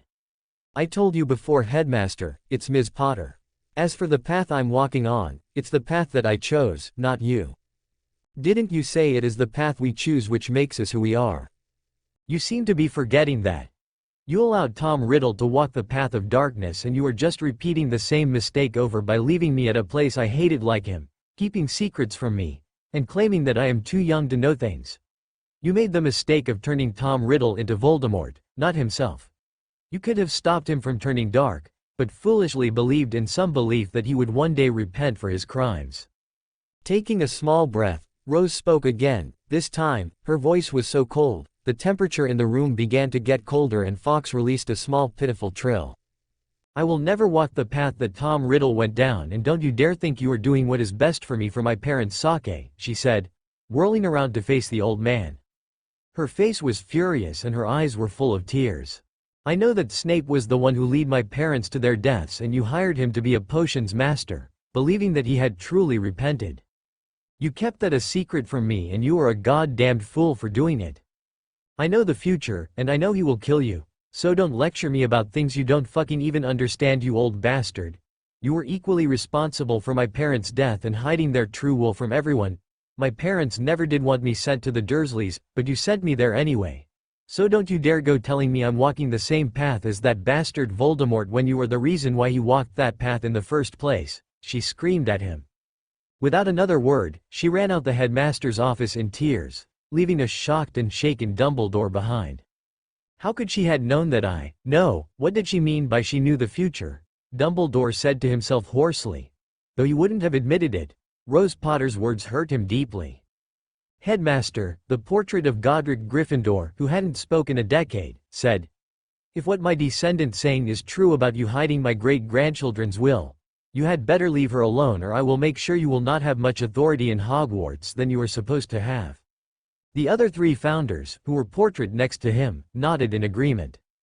Salazar Slytherin, who was known to not speak in possibly 3 decades, spoke in a cold, dark voice. "You are playing a dangerous game, Albus Dumbledore. The girl is well informed and she knows the truth. It is best if you start telling her whole truths and no longer half-truths if you want to keep her trust and prevent her from walking a dark path like Tom Riddle. She may not be my blood heir, but she is my last true living magical heir. I will make your life a living hell if you try to interfere with hers." Dumbledore said nothing but sat down on his seat exhaustedly. What Rose Potter had said to him disturbed him greatly, especially her comment about how she saw his future and seeing him die in the hands of Severus Snape. The fact that the child knew that his potions master was the reason why the child lost her parents made his heart ache. No one was supposed to know that Severus Snape was the reason why the Potters were targets and the person who heard half the prophecy, except for him and Severus Snape. When he had taken Severus in as his potions master, he had truly believed that the man had repented, but seeing and hearing Rose Potter call him a fool for believing and trusting the former Death Eater, stricken his heart. Did Rose know what the prophecy said, and how did she know that Snape was indirectly responsible for the death of James and Lily Potter? The looks that the founders and the past headmasters and mistresses were giving him suddenly made him feel slightly unwelcome in his very own office. And underneath it all, Albus knew that this Harry Evans had everything to do with the changes in young Rose Potter. Oh, Rose slammed the door to the room of requirement hard and required a comfy couch. She flopped down heavily on it and Rose began to curse herself for losing her cool. How could she have been so dumb to tell Dumbledore about the things that she wasn't even supposed to know about? The only people who were supposed to know that Severus Snape was the real reason why she had no parents were Snape and Dumbledore. She had almost jeopardized her and Harry's mission in defeating Voldemort because she couldn't control her emotions. I wish Harry was in Britain. I can't seem to concentrate without being able to talk to him. Rose lamented to herself, not caring that sometimes she couldn't think straight when Harry was near her anyway. While Harry was in Germany, in search for the diadem of Ravenclaw, she was unable to contact him because the distance was so far that she would have depleted her magic should she try using her mind link. Once he destroyed the piece of Voldemort's soul in the diadem of Ravenclaw, he would then move on to the Ring of Gaunt that Harry had discovered that Dumbledore had yet to even know about. By all appearances, that meant he would be gone for a few days and Rose was left alone and unwilling to talk to anyone else for that period of time. Rose sighed heavily and forlornly. "I miss him," she said, wanting her heart to stop thumping in pain. If it hadn't been Harry, she would have long since broken down and gone insane during the weeks after she had been chosen as champion. She curled on the soft cushion and wished she had a cup of cocoa, and a small end table appeared with a steaming mug of hot chocolate. Rose took a grateful sip from the mug. "Thank you," Rose said to the room. She could almost feel the castle welcoming her. Strange, shrugging it off, she asked the room of requirement to provide her some reading material, namely the Witch Weekly magazine. The current issue appeared on the end table and Rose picked it up. What she saw on the front cover made her nearly spill her drink. There was a picture of her looking scrawny and weak a few months ago, trying to hide in her voluminous robes, and a picture of her from now, looking extremely healthy and sexy at the Triwizard Tournament. Rose Lily Potter. Just How Does She Do It? By Lilith Cervantes. Rose Lily Potter, 14-year-old, the girl who lived has grown into a beautiful young woman, not wanting to sound mean or cruel, but the mysterious 4th champion of the Triwizard is no longer considered small and puny. Though we are not sure how young Rose Potter has grown from a scrawny little girl into a beautiful normal 14-year-old girl, we are amazed at the changes. Just how did she do it? Many of us girls working at Witch Weekly are dying to know her secret. Parvati Patil, a pretty 14-year-old girl and roommate of the girl who lived, quoted, "I don't know how she did it and she won't share it with us. Not wanting to badmouth my roommate or anything, but at the beginning of the year, she really didn't look all that at first, but after she was chosen as champion, she grew up and her curves seemed to grow up at such a pace, I'm jealous." Just how does Rose Potter do it? How could she have developed her body so fast and make it look so Lucio, without making her face look old? Another Hogwarts student, who shall remain nameless, says, "Though I hate to admit it, I'm jealous of her pretty figure. She didn't even look like that at the beginning of year. She looked like skin and bone. I think she's using some illegal potions or possibly dark magic." But there are no potions or normal cosmetic spells that can change one as much as Rose Potter has changed. Many of our top researchers claim that performing such a spell or using a potion is impossible without increasing one's entire physical appearance. Another nameless student tells us they have seen young Ms. Potter wake up every morning and run laps around the lake to stay in shape. One of our researchers claims that it is possible that young Ms. Potter is taking some kind of advanced nutrient potion, and by working out, her body is developing with the potion to give her a pretty figure. Is that even possible? Can someone's body have really changed from a child's body into a desirable body in just a few months? Stay tuned, loyal readers. We will solve this mystery as quickly as possible. Maybe even have an interview with Ms. Potter herself. For the second time that day, Rose lost her temper. She knew exactly who had taken the photos of her. Ooh, when I see Colin Creevey again, I'm going to hex him from here to the moon. How dare that little bastard take my picture and give it to Witch Weekly. She remembered seeing Colin taking pictures of her, and as much as she had tried to get him to stop, he wouldn't. Ooh, he was going to pay. She was disgusted and angry to see how people were still talking about her behind her back. Turning the page, Rose's eyes bugged out when she noticed yet another picture. This time there was a picture of her running up to Harry and kissing him after the first task. The two of them looked like they were madly in love since they didn't let go of each other for a while. She had to admit, as the pictures were moving, and both of them did not let each other go while they were hugging. Rose Lily Potter. Is she taken or not taken? By Lilith Cervantes. It seems that our little Rose is experiencing the joys of womanhood, ladies and gentlemen. This picture, taken by Hogwarts student Colin Creevey, has provided us with a picture of young Ms. Rose Potter kissing an extremely handsome young man after the Tri-Wizard tournament. We apologize, ladies and gentlemen, that we do not have much information on this young man, who we can only identify as a hot and sexy teenager. The only thing we can tell you folks is that he calls himself Harry Evans and he currently lives in Hogsmeade. Just how did Rose Potter meet with this young Harry Evans, and is their relationship a romantic one or just a friendship relationship? Word around Hogwarts claims that he is Rose Potter's boyfriend and that he and Rose has gone quite. Rose couldn't read any more and threw the magazine on the ground before stomping on it viciously. When Harry gets back, I'm going to pull a huge lawsuit on those nosy bastards. How dare they try to interfere with my private life? She snarled out loud. First things first, tomorrow, she was going to have a long talk with Colin Creevey. I wonder how Harry is going to take this. Rose said out loud. She knew Harry was going to be mad. He was trying to avoid being put on the Daily Prophet, and that idiot Colin had managed to hook a picture of the two of them together. She prayed Harry wouldn't kill Colin before she did. Oh, Ms. Pottle. Ms. Brown.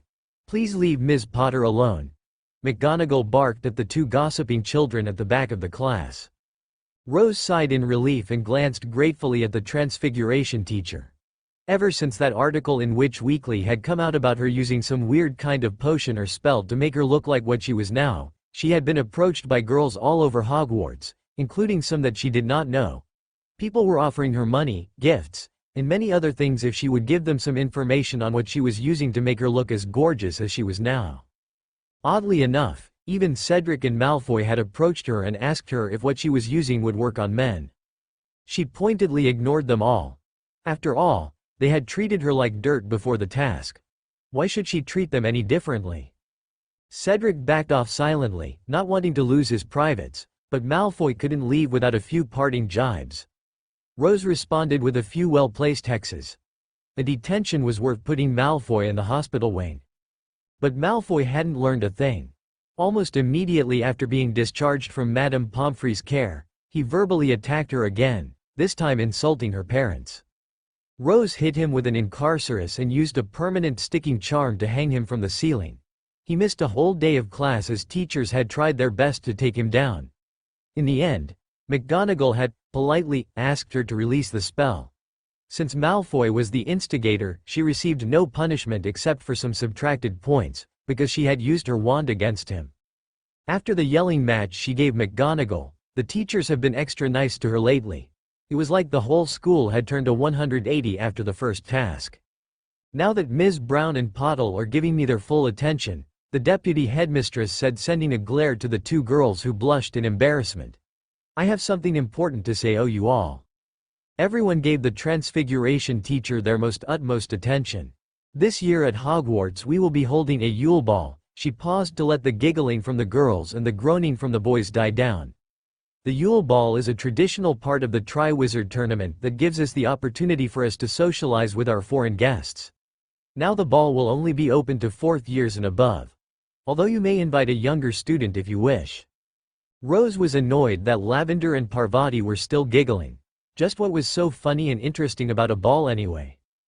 Dress robes will be worn, Professor McGonagall said, not even paying attention to them, and the ball will start at 8 o'clock in the evening on Christmas Day, finishing at midnight in the Great Hall. Now then. This time, McGonagall took the moment to stare deliberately around the class.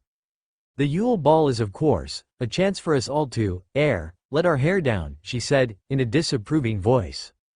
Rose couldn't help but roll her eyes as both Lavender and Parvati giggled harder than ever. She knew why they were laughing and she found it immature that they were laughing about it. Professor McGonagall, with her hair in a tight bun, looked as though she had never let her hair down in any sense. But that does not mean, Professor McGonagall went on, glaring at the giggling girls, that we will be relaxing the standards of behavior we expect from Hogwarts students. I will be most seriously displeased if a Gryffindor student embarrasses the school in any way. This time, the deputy headmistress turned her gaze to Rose, knowing full well that she was most likely to raise hell with her latest attitude and angry temper problem. Rose was tempted to say, "Why are you looking at me for?" but had desisted. It would be a dumb question that anyone could answer. She knew she had a temper problem and she heard from Hagrid that she had inherited it from her mother. The bell rang and there was the usual scuffle of activity as everyone packed their bags and swung them onto their shoulders. Professor McGonagall called above the noise, "Miss Potter, a word, if you please." Making sure she had everything in her shoulder pack, Rose began walking toward the Transfiguration teacher, who immediately began to speak. "Miss Potter, as a champion, you and your partner." "I know, Professor. I know that I am required to have a partner for the dance. As a champion, I must go, correct?" The Transfiguration teacher blinked. "I read about the Triwizard Tournament in Hogwarts, a history," she said, answering the old woman's unasked question. The old woman nodded at this, not surprised that her student knew. She had been showing a higher understanding in magic as of late. It would not surprise her if young Rose had begun studying and reading everything she could get her hands on. "Well, if you understand, know that you will be unable to return to the Dursleys for Christmas break and—" While the Transfiguration was nagging away, Rose couldn't help but give the old woman a look of disbelief. Go back to the Dursleys for Christmas break? Huh. That would be the day she proclaimed herself as Voldemort's daughter. "Professor," said Rose, when the Transfiguration teacher had asked her if she had any questions, "will it be okay for me if I stay in Hogsmeade for Christmas break? I'll return to the castle and of course, I will be present for the Yule Ball, I promise." The head of Gryffindor raised an eyebrow at this. "What would you want to stay in Hogsmeade for, child?" Brushing off the child comment, Rose spoke in a serious voice. "I need some privacy.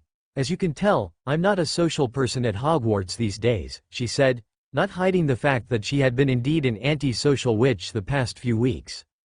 "A lot of people tend to annoy me because of my fame and reputation, so I was wondering if it was possible for me to stay in Hogsmeade, where I can find peace and quiet during vacation break." By the time that Rose had finished talking, McGonagall's lips had thinned out into a straight line, meaning she disapproved of this very much. "And just where are you planning to stay in Hogsmeade? The 3 Broomsticks is quite expensive during Christmas time." Rose blinked. "Well, I was going to stay at one of the homes my parents left for me in their will. I want to see if I can find anything about them. I was never told much and I was planning on taking the time to find anything about my parents." Rose lied, thankful for her occlumency. She really wanted to stay at Harry's place in Hogsmeade for a while. McGonagall's eyes softened at the mention of the girl's parents. "I will talk to the headmaster about this. If it was up to me, Miss Potter, I would give you permission, but sadly, I do not have permission." Rose nodded to the Transfiguration teacher. "Thank you, Professor," she said in a thankful voice. Before she could even leave, the teacher's voice had spoken again.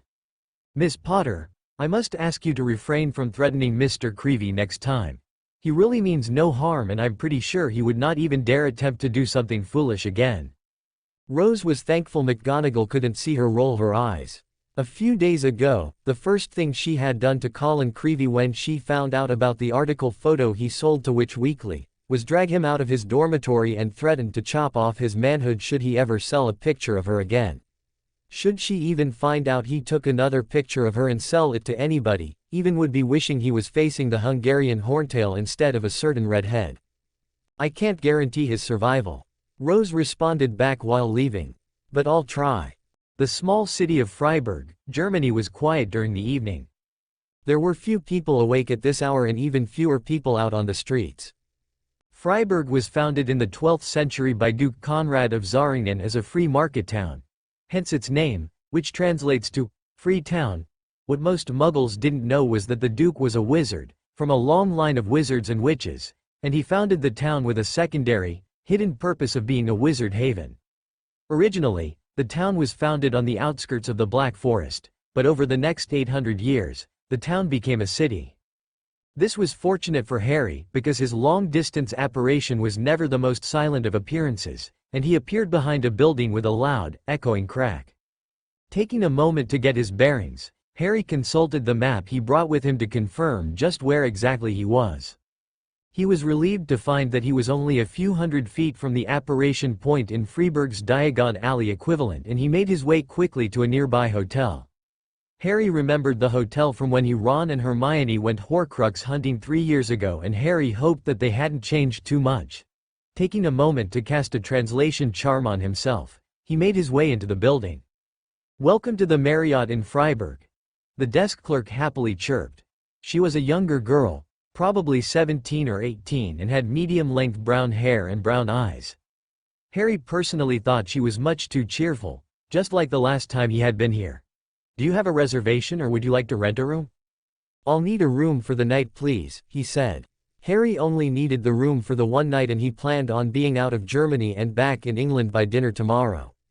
He handed over his information when prompted for it and crossed his fingers, hoping the fake ID would work. After all, he didn't technically exist in this world. He waited patiently while the girl ran the info. "It looks like everything is in order, Mr. Dursley," she said as the printer on her desk spat out a receipt.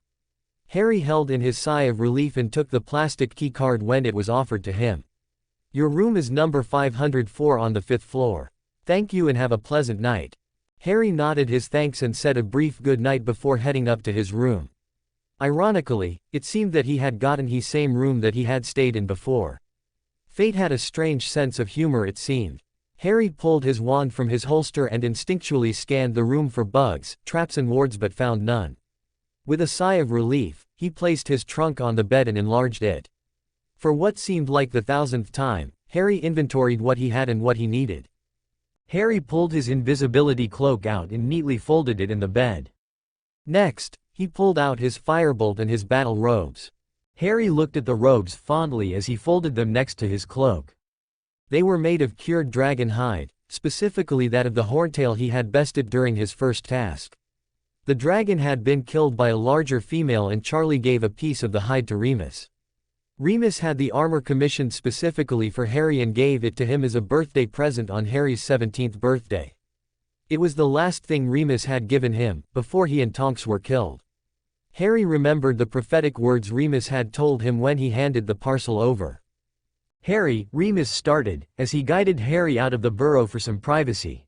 He paused and remained silent for a good 3 minutes before continuing. Harry patiently waited while Remus gathered his thoughts. "Harry, I'm not going to be around forever." Harry swallowed the lump that instantly developed in his throat. He had a feeling about what Remus was going to say, but Harry didn't want to hear it. Here, standing before him was his last connection to his parents. Remus cleared his throat. It seemed that whatever it was that he wanted to say was as hard for him to say as it was for Harry to listen to. "I wanted you to have these," he said, handing the wrapped box to Harry. Harry took it gently, like it was made of the most fragile crystal imaginable. Remus watched as Harry stared at the box with a hesitant look on his face. "Well, open it." Harry tore off the paper, then opened the box and gasped. There, shining as if freshly polished, was a full set of dragonhide battle robes. Harry looked up at Remus at a loss for anything to say. "But, how?" Remus smiled at the flustered teen. "I'm glad you like them," he said as Harry pulled the dragon hide robe out of the box. He waited until he had Harry's attention before continuing. "I want you to wear them whenever you go into battle, if you have the foresight to remember.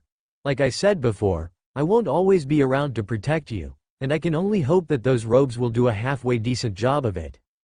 Harry set the robe back in the box and then pulled the werewolf into a crushing hug. "Thank you, Remus." It wasn't long after that Remus and Tonks went down fighting. In a way, Harry was happy that Remus was alive and well in this dimension, even though he wasn't technically his Remus.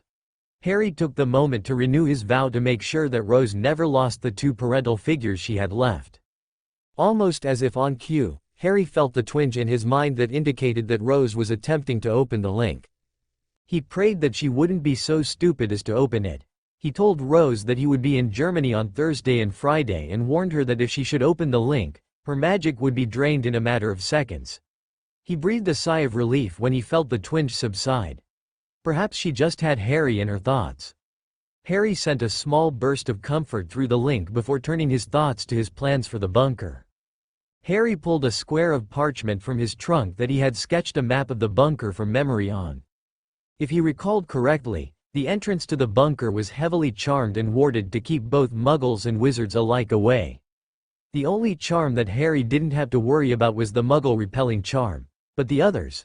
The Fidelius charm, the Confundus charm and most importantly the Concutio, terror, charm he did. Harry hadn't wished his Hermione was with him more than he did right then. Hermione had been the one to tear down the wards on the bunker the first time. Harry seriously doubted that they would have made it in without her. He sighed heavily and pushed the thought from his mind. He had work to do. A simple finite incantatum would dispel the Confundus charm, and Harry sincerely hoped that his runic equation to counteract the Concutio charm was correct, or this would be the shortest sortie in history. As for the Fidelius, the only reason Harry knew of the bunker in the first place was that Grindelwald, the original caster of the charm, was long dead and the Fidelius had decayed so much that it was very unreliable. All he needed to do to bypass it was wait for a moment of clarity and simply enter the bunker, if only it were that easy. The bunker was heavily trapped, but fortunately most of them could be bypassed simply by casting a mage sight spell to see the magic itself, the casting of finite on the trap. Moving on with the plan, Harry checked what to do once inside the bunker. He remembered that Grindelwald kept his personal army of Inferi in the bunker to guard it. Inferi were weak to fire, and couldn't stand the heat and light, so a simple incendio or an incendium flagello, flame whip, would take care of them. The hard part would be the escape. While he fended off the zombies, Harry would also have to bring down the apparition wards, then make a mad dash for the diadem in the desk. Yet again, Harry missed his friends, if only to have someone to help him with this insane plan. Harry reviewed the plan once more and then turned in for the night. He would need a full night's sleep if he were to tackle the bunker successfully the next day. Oh, Harry pulled his invisibility cloak off and stuffed it into his rucksack as he approached the entrance to the bunker. It seemed that he lucked out. The Fidelius charm had fluctuated out and Harry had no trouble seeing the thick, riveted iron door embedded into a hillside. Harry thanked his good fortune and cast a quick finite incantatum at the door to bring down the Confundus charm before he approached it. Harry then began to draw the necessary runes around the door to bring down the Concutio charm. The Concutio charm would activate on anyone passing through the doorway and send the victim into convulsions as they reenacted their deepest, darkest, most horrifying fear. That was the last thing Harry needed. His fears had changed since his third year at Hogwarts, where he would hear his parents' death. Over the years, everything compounded on itself and Harry's greatest fear became him killing his friends and family. The last time he had encountered a Dementor, Harry was nearly killed by the overwhelming depression that settled over him like a wet blanket. He was forced to relive Hermione's death, Sirius' death, Cedric's and then finally his parents' deaths. The Concutio charm would force Harry to relive all of those, but 1,000 times worse. It would be Harry killing them. Harry didn't want to deal with that. Finally, sweat pouring down his brow from the concentration, Harry finished the runic equation and the two spells cancelled each other out with a zap and a flash of light. Harry took a moment to rest and took a drink of water. He gathered himself and prodded at the door hesitantly. It creaked open on its rusty hinges and Harry was assaulted by a gust of warm air, rife with the stench of decay. "Just like last time," he muttered.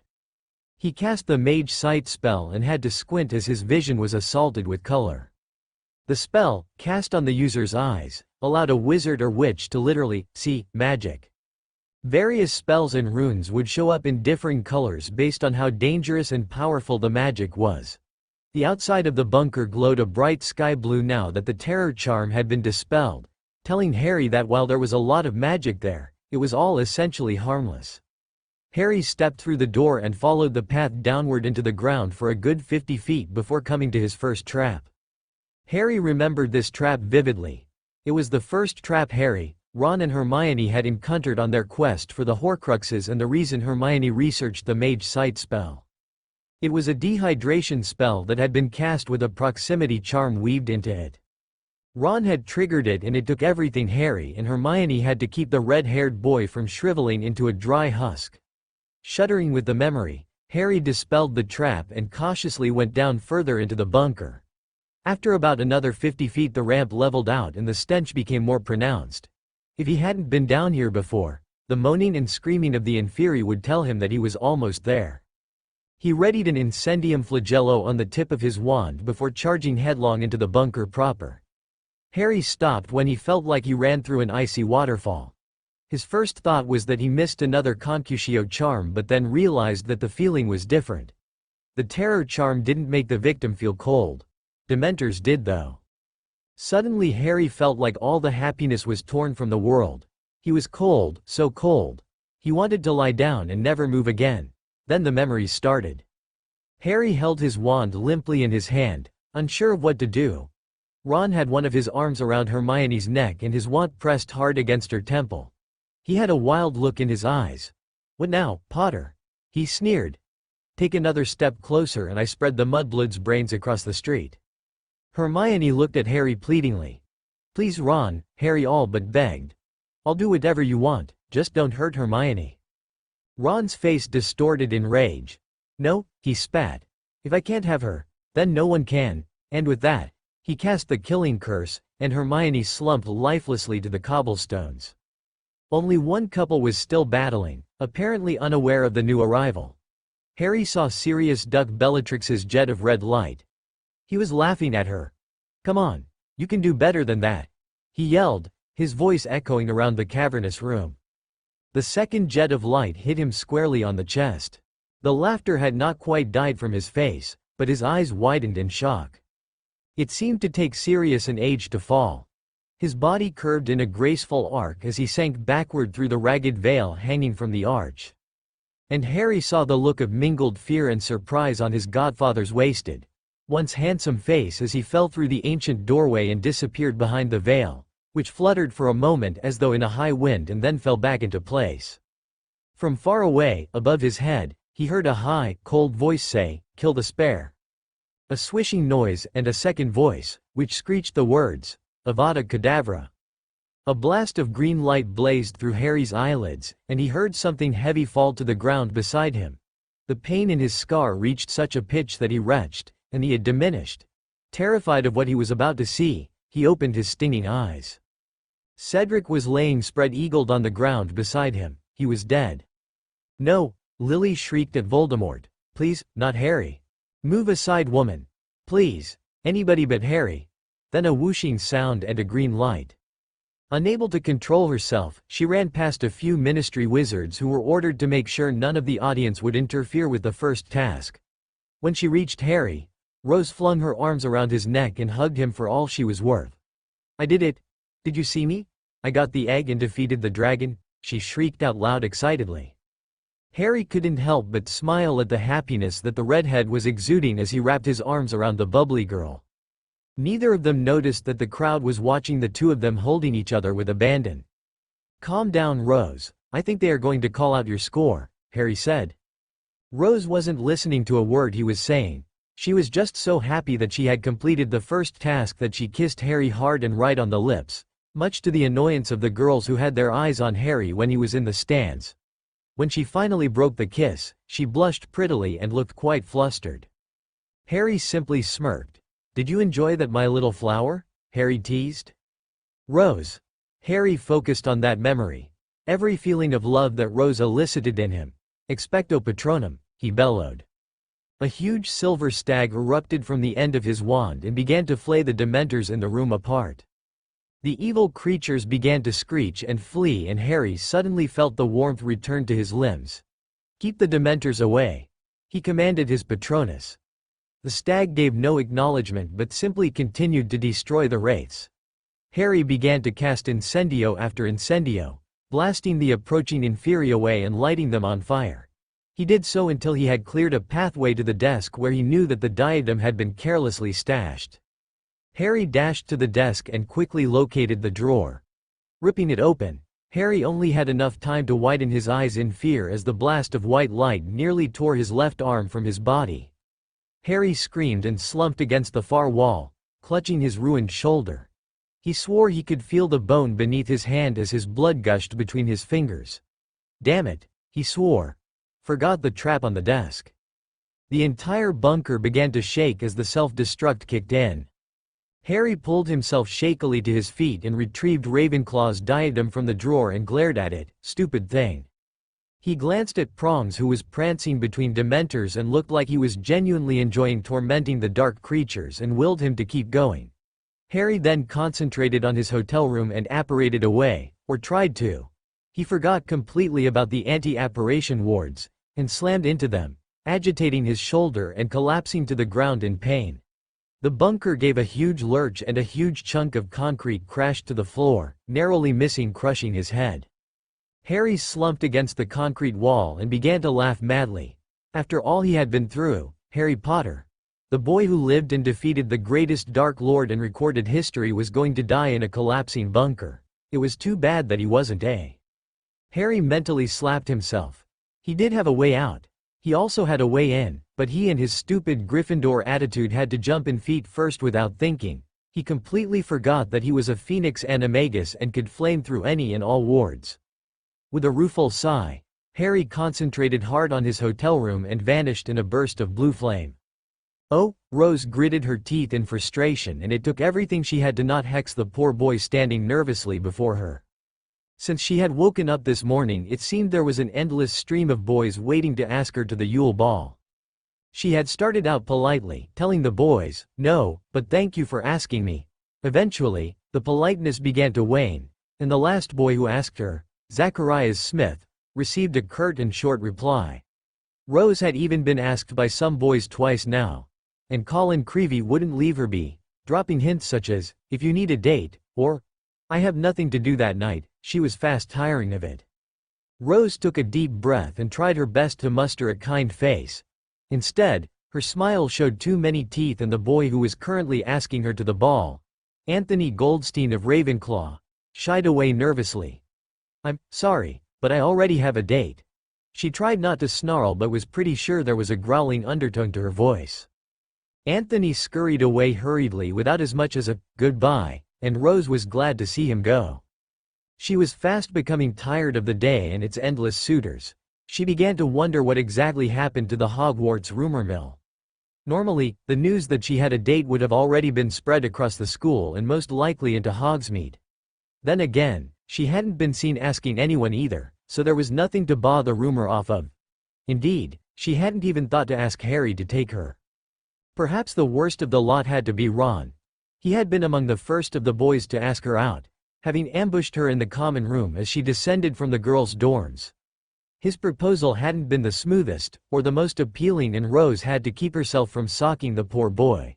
As it was, she merely hexed his mouth from his face after he threw his arm over her shoulder and pulled her off to a corner. "So, when are you gonna ask me to the ball?" he asked her. Rose simply blinked in confusion. Her mind was still waking up and she was still groggy. "What? You know, the Ule Ball," Ron said with a hopeful expression on his face. "I've been waiting for you to ask since McGonagall told us about it." It took a few seconds for this to process in Rose's head. Did Ron really expect her to ask him simply because they had been friends? Almost as to confirm what she just thought, Ron piped in, "After all, I am your best friend." The edges of Rose's vision tinged red. What that slimy, no good, She whipped her wand from her arm holster and pointed it squarely between the redhead's eyes. "You think, after how you've been treating me for the entire year, that I'd ask you to the ball?" she spat. Ron held his hands up defensively and backed further into the corner. "You've been nothing but a huge git ever since my name was pulled from the goblet. Maybe if you could have gotten over your misplaced jealousy, maybe then I would have thought about asking you. But as it stands now, Ronald Weasley, you're no friend of mine." With that, Rose turned her back on the red-faced boy and made for the portrait hole, but Ron grabbed her shoulder. "Wait just a second," he spluttered. Rose whirled around, her face furious. "Shut up," she shouted, and with a wave of her wand, Ron's mouth vanished. He staggered away from her in a panic and Rose stormed out the portrait hole. Everyone in the common room was silent, save the twins who were laughing their heads off. Rose received a detention from McGonagall for using a wand against a classmate, but she felt it was more than worth it. Fortunately for Rose, her display with Ron had dissuaded the other Gryffindor boys from asking her, lest she hex off something of theirs. So far 10 different boys had asked her to the ball since she had woken this morning, and she hadn't even had breakfast yet. But she considered herself lucky that neither Cedric nor Draco were among them. "Hello, Rose. Speak of the devil, yes, Diggory?" Rose asked levelly, with her back turned to the Hufflepuff. Had any of Rose's former friends been around, they could have warned Cedric that that tone of voice coming from Rose usually meant an explosion was looming. Cedric cleared his throat, obviously preparing to say something he had practiced. "I was thinking, big surprise there," Rose thought. "Since the two of us are the Hogwarts champions, perhaps we could." Rose didn't let him finish as she turned to face him. "No, Diggory," she said, short and to the point. Cedric looked affronted, but Rose plowed on. "I already told you how I felt about you before the first task. I meant it then, and I mean it now. Leave me alone unless you want to lose something." And with that, Rose turned her back on him and headed toward the library. But for the second time that day, someone grabbed her shoulder. Rose was really becoming tired of this. "Now wait just a second," Cedric blurted. "Twice in one day." Rose had had enough. She spun around, slapping Cedric's arm from her shoulder, and in an instant had her wand stuck under his chin. "I warned you, Diggory," she seethed. Cedric backed away, a stubborn expression on his face. "If you won't go with me willingly then," he said, drawing his wand, "then I'll force you." By this time most of the students in the Great Hall and in the passageways had gathered to watch the confrontation. The resulting duel was short but intense. Cedric fired some kind of silver light at Rose, but she parried it with the tip of her wand and retaliated with a stunner. Cedric was no slouch and instantly had a Protega shield up, blocking the stunner, but he failed to see the Petrificus Totalis that clipped his left thigh. It was enough contact for the jinx to take effect, and Cedric stiffened and toppled to the stone floor. The audience was silent as Rose stalked over to the fallen Hufflepuff and glowered down at him. "I warned you," she whispered. Cedric's eyes showed a hint of fear as Rose brandished her wand. She silently cast the charm that made a spell permanent, the same one she used on the sticking charms she used to pin Malfoy and his cronies to the wall, on the petrifying jinx binding Cedric. Then she silently transfigured his robes into a frilly yellow dress. "And you can stay that way for all I care," she added to the laughs of the crowd. Satisfied with her work, Rose turned to leave and bumped directly into an angry Professor McGonagall. "Ms. Potter," the teacher nearly shrieked, "did we or did we not have a talk about using your wand against your fellow students?" Rose suddenly found the stone floor very interesting. She mumbled something vaguely affirmative. McGonagall told one of the watching prefects to do something about Diggory and then seized one of Rose's arms and dragged her off. She dragged Rose all the way to her office and shut the door behind them. Pointing to a seat, a stiff-backed wooden chair, McGonagall took a seat behind her desk. "Well?" she asked in exasperation. Rose put her best innocent expression on her face. She knew that she was going to be punished and hoped that she would weasel her way out of anything too severe. "What? Do not, what, me, young lady," McGonagall snapped. "You know very well what you did. Twice in one day, even and after a talk and reprimand. Did you or did you not listen to me this morning?" "I had a very good reason," Rose began. McGonagall raised her eyebrows expectantly. What on earth could be reason enough for jinxing and embarrassing a fellow student? Rose proceeded to tell her teacher everything about the fight from her perspective. When she finished, McGonagall looked less severe than she had when she brought Rose into the office. "Are there any witnesses that could possibly vouch for you?" she asked. Rose nodded. "Most of the people watching when you showed up were there from the beginning," she said. A small smile formed on her face. Perhaps she wouldn't get in trouble after all. McGonagall looked thoughtful for a moment before speaking. She nodded to herself. "Very well," she began. "I will investigate this. But I am adding another 4 days onto your existing detention with Mr. Filch." Rose opened her mouth to protest, but the teacher interrupted. "You're lucky I'm not bringing this to the headmaster, Ms. Potter." At the mention of Dumbledore, Rose realized that she was indeed lucky, so she nodded her consent. "For what it's worth, I'm sorry," she added weakly. McGonagall simply nodded back and dismissed her. Rose realized that she was going to be late for potions and hurried back to her dorm to get her bag. She passed Cedric along the way, and noticed with a smirk that while someone had managed to cancel the petrifying charm, they hadn't been able to change his robes back. She snickered all the way into the dungeons. Rose sat at her usual table and began to pull her supplies out when Hermione sat down heavily next to her. Rose paused and glanced warily at her former friend. Hermione seemed to be nervous about something and couldn't stop fidgeting. "Yes?" Rose prompted. Hermione seemed to need to say something. "I'm sorry," Hermione blurted out. Rose blinked bemusedly. Hermione looked pleadingly at Rose and continued. "I'm so sorry for treating you the way I have been and letting our friendship go as far as it did." Rose couldn't help herself and smiled at the bushy-haired witch. "Well, it's about time," she said with a chuckle. She vaguely noticed Ron storm into the room and sit at a table with Neville. He was casting nasty glares in the girl's direction. "Excuse me?" Hermione asked. "It looked like it was tearing you apart," Rose explained as she resumed setting her equipment up. "I was simply wondering when you'd finally crack." Hermione smiled ruefully. "Yes. Well, I missed you but," she trailed off with an embarrassed blush. "You didn't know how to go about apologizing," Rose finished. Hermione nodded gratefully. "Well, I'm glad you finally did. I missed you too." Hermione gave Rose a tight hug and began to pull her own potions equipment out.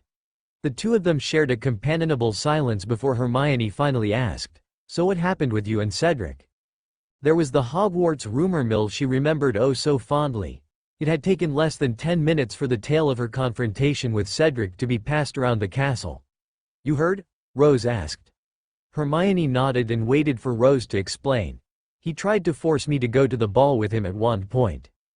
Hermione looked affronted, but Rose continued, "But I may have pulled my wand on him first." "That still doesn't give him an excuse," Hermione blurted. "One point, honestly, so." "So what? So who are you going with?" "Harry," Rose said, as if that fact was common. "Gravity kept you attached to the earth, the Forbidden Forest was forbidden, the Slytherins were gits, and she was going to the ball with Harry." The fact that she hadn't asked Harry yet completely skipped her mind. She had yet to even ask if he wanted to go, and hoped that he would. Rose noticed Hermione's pensive look. "What? He doesn't go to Hogwarts, right?" Hermione asked. Rose nodded hesitantly. "I don't know if he'll be able to attend. Remember, the ball is for students and faculty only." A panicked expression settled on Rose's face. She hadn't thought about that. What if Harry couldn't go? Who would go with her then? She decided to ask McGonagall after potions class and hoped her recent skirmish with Cedric wouldn't put a damper on her decision. "I'll just have to find out then, won't I?" she voiced. Hermione simply nodded. There was about 5 minutes before class started and Snape would burst into the classroom. "So," Rose said. "So what?" Hermione asked nervously. She knew the question that was coming. "Who are you going with?" Rose asked with an impish grin. "Who says I'm going with anyone?" Hermione said meekly. Her blush told Rose everything she wanted to know, but who? Rose's impish grin went up a few notches. "Well, I'm not as uninformed as you'd like to think, for one," Rose said. "And two, your blush says it all." Hermione giggled uncharacteristically. "It's a secret," she said quietly. Rose already had a good idea as to whom Hermione was going with. Harry told her all about his ball, and figured that nothing would change here. She hoped that Crumb made her happy. With a cheeky grin, Rose couldn't help but say, I bet he's not half as good with his broom as Harry is." Hermione gasped in astonishment and cuffed Rose on the arm. Neither of them noticed when Snape swooped into the room and took 10 points from Gryffindor for disrupting the class. But then, neither of them really cared. Oh, potions had been oddly subdued. Just like Snape had promised. They had reviewed and examined their antidotes in class, but he hadn't actually poisoned anyone. Rose guessed that it had something to do with Dumbledore's new arrangement with the potions master. She was pretty sure that if it were up to him, Snape would have poisoned the students, just to spite her. Either way, Rose was relieved when class ended. Rose and Hermione parted ways when they came to the Transfiguration classroom, and Hermione promised to talk more later that evening. With a wave goodbye, Rose knocked on McGonagall's office door. "Enter," she heard from the other side. Rose opened the door and stuck her head in the room. "Professor, do you have time for a couple of questions?" she asked. McGonagall beckoned her in and Rose took a seat in the same chair that she had been reprimanded in just a few hours earlier. Rose began hesitantly. "Firstly, about the Ule Ball. Are we allowed to have dates from outside the castle?" she asked. The professor smiled knowingly. She knew as much as there was about Rose's boyfriend and expected this question. There was nothing in the rules that forbade anyone from outside the school from attending the ball. Dumbledore had even encouraged it, as he was most curious about the Evans boy. "Of course," she said. "You're hoping to invite your boyfriend, Harry, was it?" Rose nodded. "Then by all means, invite him," McGonagall said, perhaps a bit more cheerfully than necessary. "So, long as he knows the rules, then I see no problem." It was Rose's turn to smile knowingly. Harry knew the rules, perhaps better than Rose herself did. He may have not followed them when he attended Hogwarts, but he definitely knew the rules. "I'll ask him straight away," she said. "My other question. What about me staying in Hogsmeade?" McGonagall's lips thinned disapprovingly. Rose's request was transparent at this point. She assumed that the girl wanted to stay with her boyfriend. Little did she know just how correct she was. "Unfortunately, the headmaster said no," she said. "He would rather have you here at the castle." A cloud passed in front of Rose's face. Once again, the meddlesome old man had interfered with her life. She forcefully restrained the urge to scream at McGonagall and focused on her occlumency exercises. It wasn't the old woman's fault. She took a deep breath and resolved to talk to Harry about it. She was sure that he could manage something. "Okay, well, thank you, Professor." Rose left the Transfiguration classroom and headed up to Gryffindor Tower to get some revising in. Harry had given her a book of advanced aura tactics and spells and she really wanted to page through it. Reaching the tower, she retrieved the book from her trunk and plopped down in her favorite armchair and began to skim it. Rose could see where Harry got a lot of his spells from. The book was packed with shields, restraining hexes and tactics that would come in handy for any aura. She perused the book for most of the afternoon and into the evening before she was startled by a tapping on the window. Looking up, she saw a brown owl on the ledge with a letter tied to its leg. She recognized the bird as the one Sirius used to send letters to her. Hurrying over to the window, she let the owl in and took the letter from its leg. "Sorry, I don't have anything for you." The bird hooted and glared at her sullenly before lighting back on the windowsill. It seemed that Sirius expected a reply. Since she had met him, Rose always anticipated letters from her godfather. She was always pleased to hear what he had to say. After all, he was the closest thing she had to family, next to Harry of course. But now, she was certain that Dumbledore had Sirius in his pocket, and she was pretty sure about what the letter was going to say. Opening it, she began to read, "Dear Rosie, congratulations on getting past the Horntail. Whoever put your name in that goblet shouldn't be feeling too happy about now. I was going to suggest the conjunctivitis curse as a dragon's eyes are its weakest point. So that's what Crumb did," Rose mused. "But your way was better. I'm impressed. Don't go getting complacent now. You still have 2 more tasks to go. Now to play the godfather part. What's this I hear about you dating some guy? You really need to be more careful, after all. He could be a Death Eater or something." Rose rolled her eyes. "I'd like to get to know this bloke. Maybe we should meet. When's your next Hogsmeade weekend? I'll meet with the 2 of you then. Anyway, take care and don't do anything I wouldn't do. And make sure to let me know about any strange happenings, okay?" Sirius Rose scoffed. That was rather blatant, she thought. Still, she didn't like keeping secrets from her godfather. She loved him, and looked forward to seeing him again. She added another thing to her list of requests of Harry. She needed to ask if she could reveal Harry to Hermione, and now Sirius. She only hoped that he would say yes. Little Hangleton was quiet the night of November 19th. The air was a bit chilly, but it was still and calm. None of the residents had any concern. So it goes without saying that when a ball of flame erupted near the old Gaunt estate, no one really cared. The Gaunt house, more like hovel, hadn't been inhabited for the longest time. Its last resident, one Morfin Gaunt, died after he had been sent to prison for murder, and the residents of Little Hangleton gladly let the house ruin. It went undisturbed for years until one night, when a black cloaked figure stole into the house and then left soon after. No one took notice, and no one would have brought any attention to the act if they had. The ruin was best left alone. Harry staggered slightly as he flamed to Little Hangleton. This was his last stop before going back to Hogsmeade. He needed to acquire the Ring of Gaunt, one of the last of Voldemort's Horcruxes. Once he had it, he would go back to his house and store both the diadem and the ring in a special warded room he had created just to keep the Horcruxes in. He would destroy them, but he was sure that Voldemort would be able to sense their destruction. So Harry had decided to wait until the eve of his resurrection before cleansing the artifacts. Harry cautiously approached the ramshackle hut. He remembered the place from the Pensive memories that Dumbledore had shown him just before the old Mont's death. The rotten carcass of the snake was still nailed to the door.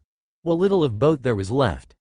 Harry reached out with his left arm to open the door and had to bite out a scream as his shoulder twinged painfully. After the debacle in the bunker, Harry had managed to flame back to his hotel room. Once there, he managed to patch up his arm with the limited medical knowledge he possessed. It would have to do until he was done here in Little Hangleton. "I'll stop by St. Mungo's when I get back to London," he muttered to himself. He pushed the door open gently and stepped into the ruin. The door had agitated the thick layer of dust on the floor, and Harry cast a quick bubble head charm on himself. It served two purposes. Harry didn't exactly want to breathe the dust, and he remembered from the Pensive memory that there was a gas trap on the hole the Horcrux was stored in. Struggling to remember where exactly the loose floorboard was that hid the hole, Harry began to look around the cottage. Either the Gaunts weren't very family-oriented or the place had been pillaged long ago, as Harry found no indication as to who had lived here. As he paced around the floor, he suddenly heard a creak from underfoot, the floorboard. Harry knelt down and began to scan the wood for any magical energy. Fortunately, the only thing he picked up was faded residual energy that indicated a magical family had once lived here. Satisfied, he carefully pried the loose wood away from the rest of the floor. It wouldn't do for him to fall victim to a muggle trap either. The wood came away cleanly, and Harry released the breath he had been holding. He was walking into this situation blindly, as this was the only Horcrux besides the diary and the locket that he and his friends didn't recover. The only foreknowledge that Harry had was the memory of the memory and the Pensive. Harry, though, was relieved to see a green marble lockbox that was bound with silver. It seemed that the ring was definitely still here. He cast an advanced unlocking charm on the keyhole and after a click, opened the box. Harry was glad he had cast the bubblehead charm because sure enough, a cloud of green gas came billowing up from the open chest. Harry cast a few airborne scourgifies to clear the air and turned back to the ring in the box. It looked so harmless, sitting on a cushion of black velvet. One wouldn't think that it housed a piece of the soul of the most dangerous and evil Dark Lord in history. Harry closed the box and took a moment to rest. He felt he deserved it. The ring was the last of the Horcruxes next to Nagini. He decided to let Rose know that he was back in England.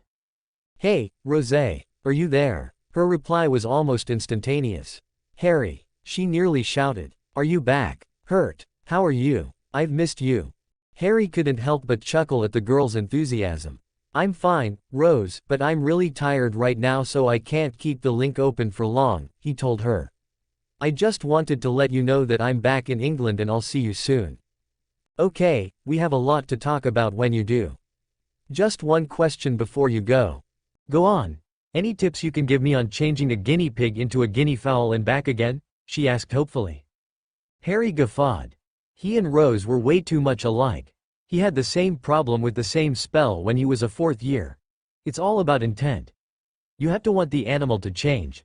Now I have to go. Be good. Bye, Harry. Harry leaned against a wall with a tired sigh. Even that short contact nearly drained him. He hoped that he had enough magic left to apparate to Saint Mungo's. After crawling over to the hole, Harry made sure not to agitate his left arm as he reached down to lift the box. As soon as he began to move it, he knew something was wrong. His consciousness began to feel dark and smothered.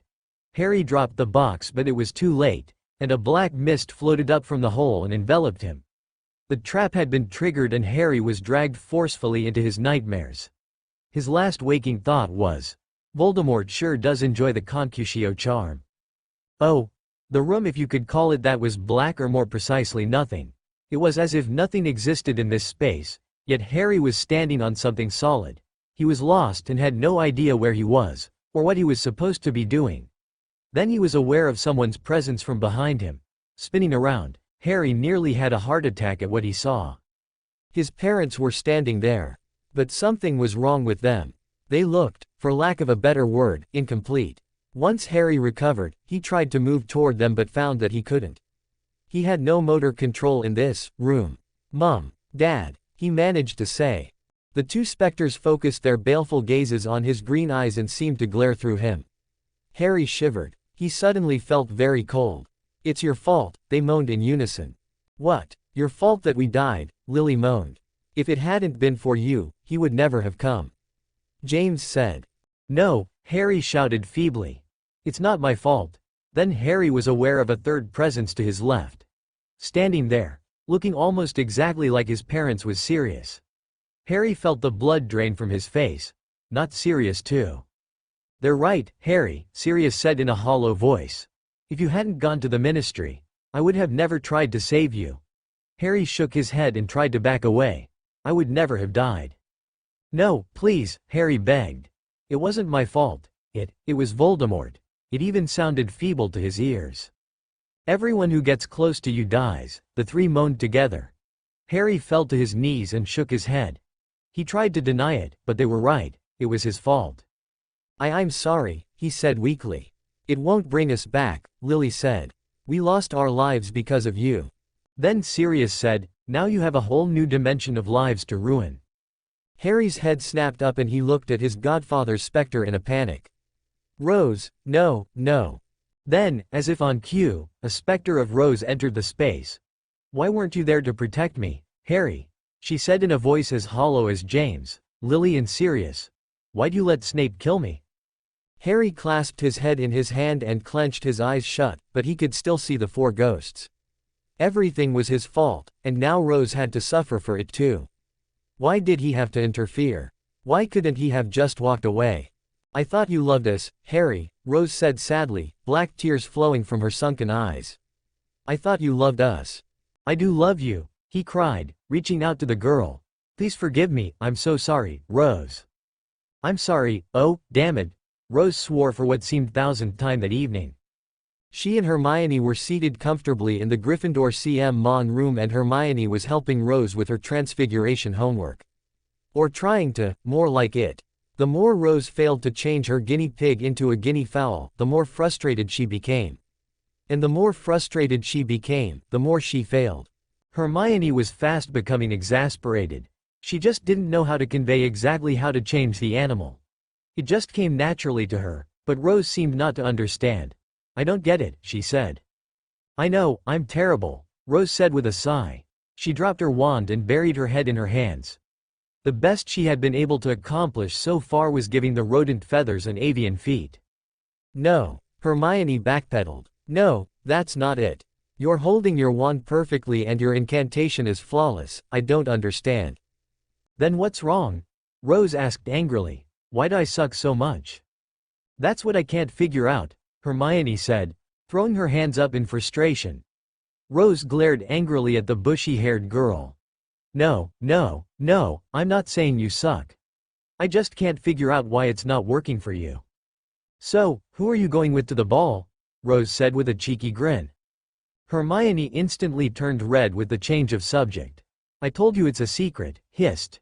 You'll find out with the rest of the school next Friday.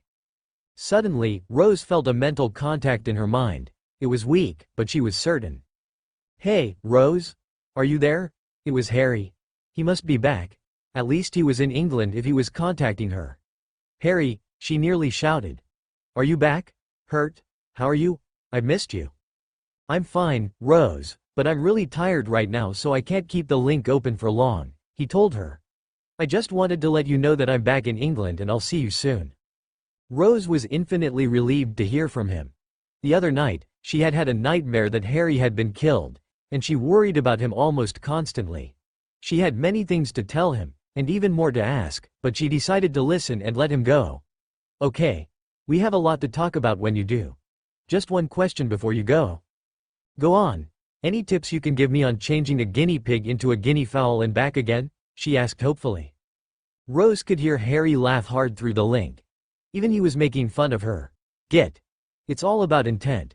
You have to want the animal to change. Now I have to go. Be good. Bye, Harry. Harry closed the link and noticed Hermione staring at her weirdly. What? She asked. Your face went blank there for a moment, Hermione said. Are you feeling all right? Yeah, Rose said hurriedly. I'm fine. Just trying to think of a way to make this stupid spell work. The two of them fell into a comfortable silence as they both pondered transfiguration. Intent, Rose thought to herself.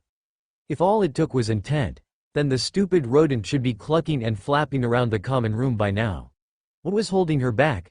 Maybe she didn't want it to change. Perhaps, she needed it to but didn't really want it to, hence the partial transformation. She just needed a reason to want it to become a bird. But what? Did the guinea pig want to be a guinea fowl? Probably not. Then it hit her. She wanted to know that she could change it. That's all there was to it. With a smile on her face, she focused on the feeling she would get when she successfully changed the animal and cast the spell. With a small pop, the rodent became the perfect guinea fowl, right down to the markings on its feathers. Oh, Rose, that was brilliant, Hermione crooned, clapping her hands excitedly. What did you change? There it is, Rose thought. The satisfaction of a job well done. I just wanted it to change, she explained. Hermione made a confused face. Didn't you want it to change earlier? She asked. Rose shook her head. Yes, but I didn't know why. It wasn't enough for classwork. She explained. I needed to find out exactly why I wanted it to change. I wanted the satisfaction of a job well done. Hermione nodded. It made sense to her. Thinking back, she realized that most transfiguration worked on the same principle. Intent. I see, she said. Rose concentrated and then tried a spell that Harry used in the Shrieking Shack to conjure the leather sofa. She waved her wand and a burgundy-colored leather recliner popped into existence next to the sofa they were currently sitting on. Hermione gaped at her. How? She breathed. That spell was very advanced. The only person she had ever seen using it was Dumbledore. Intent, Rose said with a cheeky smile. I wanted a chair that was more comfortable than this couch, so I made one. But, she stuttered. How? You even conjured the leather correctly. Rose composed herself in a playful mockery of Hermione's professor mode, and smoothed her robes. Right as she was about to explain, as best as she could, how she conjured the chair, her head exploded in pain and she collapsed to the floor clutching her brow. Hermione was instantly at her side as was, surprisingly, Ginny. Oh my God, Hermione shrieked. Rose. Ginny hesitantly reached out and felt Rose's forehead. What's wrong with her? She asked. Hermione shook her head in confusion. I don't know. Last time she told us about her head hurting like this it was you-know-who, she said. Hermione tried to get the girl's attention. Rose? Rose, can you hear me? Rose couldn't, in fact, hear her. She was too busy listening to the echoing voice in her mind. It was Harry, and he was in pain and suffering. She heard a constant, I'm sorry, Rose, echo over and over in her head. She quickly raised her occlumency shields and sat up, rubbing her temples. Finally, she heard Hermione's and Ginny's worried voices. I'm fine, she said quickly, getting to her feet. Is it your scar? Hermione asked. Rose quickly shook her head. It's not? Rose glanced cautiously at Ginny, who was standing there looking just as worried as Hermione. Perhaps she should give Ginny a second chance too, but now wasn't the time for that. No, it was. She paused with another glance at the Weasley girl. It was Harry. He's in trouble. Ginny looked lost but Hermione looked resolute. No, she said instantly. You should go get a teacher, probably Dumbledore. Rose glowered at the bushy-haired girl. Hell no. It's none of his business. She growled. Besides, Harry doesn't trust him either. Hermione looked pensive and Ginny lost. Wait, Harry who? Is he the guy you kissed at the first task? Ginny asked. And what's wrong with Dumbledore? Rose sighed and looked at Ginny apprehensively. She still hadn't forgiven the youngest Weasley and loathed telling her anything. Look, I don't have time for an inquisition, she said quietly. She opened the link again, and tried to reach Harry while ignoring Ginny's hurt expression. Harry, she called. Harry, where are you? The link was silent for a minute and Rose tried again. Come on Harry, talk to me. Let me know you're all right. Rose was suddenly overcome with Image's pain and loss. She knew without a doubt that Harry was in trouble and her worry multiplied 1,000-fold. Please, Harry. She then saw images that were vaguely familiar. She saw a graveyard with a statue of the Angel of Death, a worn-down manor, and lastly a run-down cottage. Rose recognized them from a memory that Harry had shown her when they first met. But where were they exactly? It took her a moment to remember but then it came to her. Little Hangleton. Hermione, she suddenly blurted. You can make porkies, right? Hermione nodded hesitantly. Yes, but, why? I need to get to Little Hangleton, Rose explained. I need to get to Harry. He's in trouble, I can feel it. Rose, Hermione began. Please, Hermione, Rose begged. Hermione sighed. I can't, Rose, she said imploringly. I don't want to get in trouble with the Ministry and even if that weren't the case, I don't know where Little Hangleton is. I can't make a portkey to a place I've never been. I'm not that good yet. Rose looked at Ginny as if the younger girl would miraculously come up with an answer. Ginny just looked hurt and confused. Rose growled in exasperation and stamped her foot. She wanted. No needed to be by Harry's side. Now. Then, suddenly, she vanished in a burst of golden fire. Oh! As soon as the disorientation wore off, Rose blinked bemusedly. Somehow she had transported herself all the way from Hogwarts in Scotland, to the gaunt house in Little Hangleton with little more than a thought. She glanced around at her surroundings but couldn't see much through the dust that her appearance had kicked up. Still, she was sure that Harry was here, and she called out for him. All she received in response was a slight whimper of suffering and she made her way through the cloud of dust in that direction. When she came out on the other side she gasped. Harry lay on the floor with what looked like an incorporeal wraith cloaking him, and he was writhing on the ground in agony. Rose hurried over and, against her better judgment, tried to shoo the wraith away, but she only got burned for her efforts. She winced in pain and clutched her blistered hand close to her chest and hissed. She couldn't touch the thing but she needed to get it away from Harry. She didn't know how, but she knew that it was killing him slowly. She ran through all of her options in her mind. She tried casting a light spell, but that did nothing but make the wraith harder to see. Her stunner passed straight through it and her banishing spell just fizzled before it even reached the thing. Then a crazy idea came to her. She remembered in her 3rd year, Remus teaching her how to cast the Patronus. She remembered that it worked not only on Dementors but on Demiguises as well, and the wraith looked like the pictures of a Demiguise that she had seen. Rose focused on every happy memory that she could, most of them being about Harry, and leveled her wand at the wraith. Expecto Patronum. Rose gaped at the animal that erupted from the tip of her wand. When she had first learned the spell, her Patronus had been a stag, just like Harry's. But now, it wasn't prongs that burst from her wand. It was a brilliant silver phoenix with disheveled feathers on its crest. Her Patronus was Harry's animagus form. Rose watched with an uplifted spirit as the bird swooped through the wraith and banished it from the dank cottage. Then it flew back around and landed on her shoulder. It nuzzled her hair before dissipating. Her attention was drawn back to Harry when he moaned weakly and began to stir. She ran over to him and sank to her knees. "Harry?" she asked. Harry looked so fragile that she was afraid to touch him. "Rose." His voice was no more than a whisper. "I'm so sorry."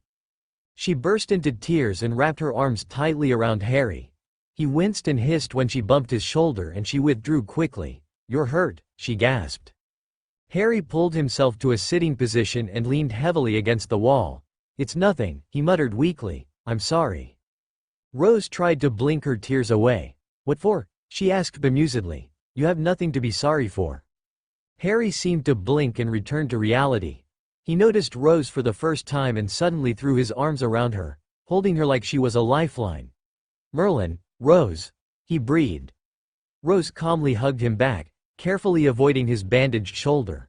When he finally calmed down, he pulled away shakily. How did you even get here? Rose shrugged, and told him exactly what had happened. I just wanted to be here, and then, she made a gesture like an explosion with her arms. Poof. It was really hot then I was here. Harry smiled weakly and his eyes began to dim. I guess we know what your animagus form is, he said. Then he lost consciousness. Harry, Rose shrieked. She shook him gently but elicited no response from him. Rose was at a loss for what to do. She didn't know exactly how she ended up here but she was pretty sure that she couldn't go back the same way, so she lay Harry down after casting a cushioning charm on the floor. She tried to make him as comfortable as possible while she pondered her next move. While she thought, she noticed a ring on the floor by Harry. She figured that it was what Harry had sought after by coming here and gingerly picked it up and put it in her pocket. As she did so, she felt dirty, like the ring was trying to invade her. Once she put it in her pocket, the feeling faded, but Rose couldn't forget it. She didn't realize until then just how dangerous the Horcruxes were. She unconsciously rubbed her hands together as if trying to clean them while she turned her thoughts back to their current situation. She nudged Harry again and got no response. It looked like he was going to be dead to the world until she got some help, but she wasn't sure if there were any wizarding healers in the nearby village of Little Hangleton. Eventually, at a loss for any ideas, she decided to try and teleport the two of them back to the hospital wing in Hogwarts. The problem was that she had no idea how to go about doing it. When she had flamed here she had simply wanted to be by Harry. She had wanted it with every fiber of her being. Maybe that would work in reverse. She just had to make sure that she took Harry with her. Gently, she took hold of Harry's shirt and closed her eyes and began to concentrate. She focused on the hospital wing and every detail she could think of. Merlin, she had been there enough times to know how many ceiling tiles there were in the ward. Once she had a clear picture, she focused on being there. She needed for her and Harry to be there and be cared for. Then miraculously and without warning, the two of them were enveloped in golden flames and vanished, leaving a burning and smoldering cottage behind. Oh, Poppy Pomfrey wasn't busy today. Indeed, she was a bit bewildered that she hadn't had so much as a first tea with a cauldron burn, but she wasn't one to look a gift thestral in the mouth. No, instead she decided to enjoy a nice cup of Earl Grey tea while she organized her potions stock. She was inwardly relieved that she had a day off. With all the emergencies she had faced since the Potter girl had started at Hogwarts, she hadn't had so much as a weekend to herself. That and her potion stock was so disheveled it took her an appalling 10 seconds to find most of her potions. Clucking her tongue, she began to sort her potions how she preferred, alphabetically and by effect. From left to right she organized them from the least severe, mild headache potions and pepper-ups to the most severe, Skella Grow and Dreamless Sleep. She was about halfway through it when her personal wards alerted her that someone had entered the wing. Most curiously, they hadn't come in through the doors. She bustled out into the ward proper and stifled a scream. Smoking, singed and huddled in the middle of the room was none other than Rose Potter.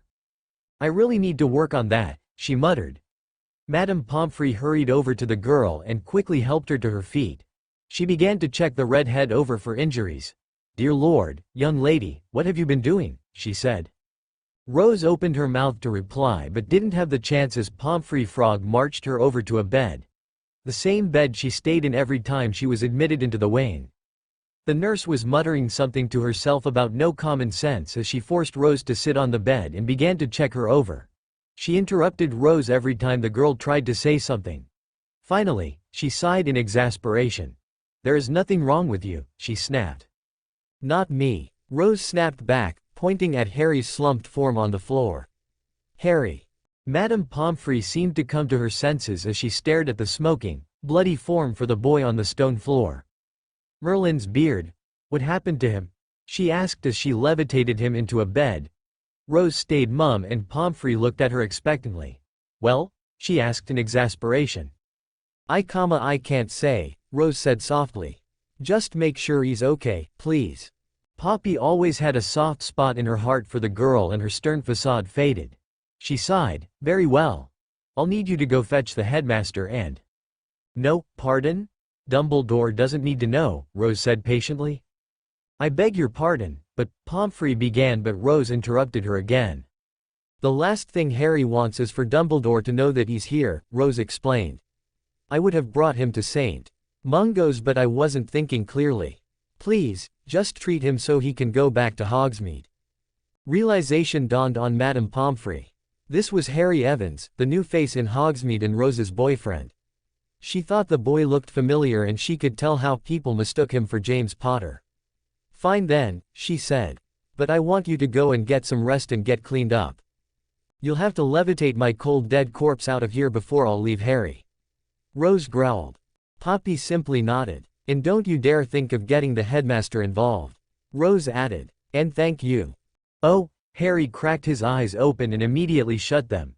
The early morning light streaming in the windows burned and agitated his headache.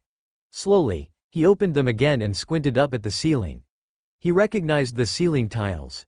He was in the hospital wing. He sighed. Even after graduating, it seemed that he was still fated to end up here. He took a moment to gather his wits and tried to sit up, only to find a comfortable weight on his chest. Glancing down, he noticed that Rose was snoring blissfully, her head pillowed on his stomach. She had his right hand clasped in both of hers and was drooling slightly. Harry smiled fondly. The last thing he could remember was saying some cheeky comment about her animagus form before passing out. He assumed that she managed to get the two of them back to Hogwarts. He took a moment to find out who exactly in the castle knew of his presence. Hogwarts informed him that she had made sure that Dumbledore was completely in the dark and told him that the only two people that knew were Madame Pomfrey and Rose. Rose had made sure that Poppy wouldn't tell anyone either. He sighed in relief and the motion woke Rose. Rose lifted her head from Harry's torso and blinked blearily. She wiped her wet cheek on the sleeve of her robes before noticing Harry's amused grin. "Morning, beautiful," he said cheekily. "Harry," Rose shrieked, throwing herself fully onto him. She began to sob and blubber something about losing him, but Harry couldn't make out anything clearly enough. Hey now, calm down," he soothed, rubbing calming circles on Rose's back. "I'm fine now thanks to you. How long was I out anyway?" Rose sniffled and calmed herself down. 2 days, she said, wiping her eyes and smiling at Harry. "It's Monday now." "Have you been here the entire time?" Harry asked. Rose nodded. "Well, thank you." Then Rose's demeanor completely changed. She scowled at Harry and slugged him hard on the shoulder, the uninjured one fortunately. "Don't you ever do that to me again, Harry," she growled. Harry had the good graces to grimace. "If you feel like going off on some stupid adventure again, you are taking me, no questions asked." "Yes, dear," Harry said impishly. Rose glowered at him. "Sorry." Harry then realized that he had forgotten the ring. He began to rummage around in his discarded clothes for his shrunken chest and looked for any sign of the Horcrux. "Looking for this?" Rose asked, pulling the ring from her pocket. Harry breathed a sigh of relief and took it from her. Rose rubbed her hand on her robes. "Oh, thank Merlin," Harry said. "Feels nasty, doesn't it?" Rose nodded. "Slimy or something." Harry reached up and brushed a finger over Rose's scar. "It's because of this," he explained. "You can feel the piece of the soul in the rain." "I don't like it, I wouldn't expect you to." Madame Pomfrey chose that moment to enter the ward from her quarters and Harry hurriedly put the ring into his shrunken trunk. "I thought I heard voices out here," she said as she fastened the tie on her dressing gown. "How are you feeling, Mr. Evans?" Harry blinked for a moment in confusion before realizing that, of course, she would know about him and his alter ego. "I'm doing much better now, thanks to you, Poppy." Madame Pomfrey blushed demurely. "Yes, well," she glanced at Rose. "I suppose I should be able to discharge you after a last checkup. Tell me, what caused your coma, do you know?" Harry nodded. "I was affected by the concutio charm," he said. Poppy blanched and hurried to her potion stores while Harry rambled on. "Stupidly, I might add. Never thought to check for that stupid charm. Why do they call it a charm anyway? It should be a curse." "Harry, you're rambling," Rose said. Harry shut up. Madame Pomfrey bustled back to his bedside and handed him a colorful orange potion. "Drink that," she ordered, and Harry quaffed the potion. It should relieve the after effects of the charm. Harry smacked his lips. The potion was really rather tasty, like mangoes. That wasn't that bad, he remarked. It's from my personal stores, Poppy explained. At Harry's raised eyebrow she elaborated. I flavor all of my potions. I figure that the fouler tasting the potions I give the students, the less likely they'll want to end up here. I knew it, Rose blurted. Harry struggled to keep his mirth contained. Anyway, think I'm well enough to leave? Madame Pomfrey checked him over and clucked in satisfaction. I suppose so, Mr. Evans, she said. Just make sure to take it easy on your shoulder for a few days and you should be right as rain. I still think we should inform the headmaster. Harry instantly went serious. No, please don't. Albus and I won't get along very well. Poppy sighed in resignation. Very well then, but I should warn you. The castle has most likely already informed him. Harry smirked mischievously as he picked his clothes up and took them behind a screen to get dressed. Rose instantly began to fantasize about a nearly naked Harry. Hogwarts won't tell Albus anything, Rose, and I don't want her to, he called. He emerged moments later, dressed and ready to leave. And thank you for caring for me, Poppy. Yes, well, Poppy said with a pleased smile. She almost never received thanks. Just don't go getting yourself hurt. Harry turned to Rose. Are you ready to go? He asked. Rose scowled in the general direction of the headmaster's offices. The old man forbade me from going.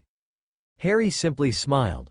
What he doesn't know won't hurt us, will it? Rose couldn't help it and smiled back.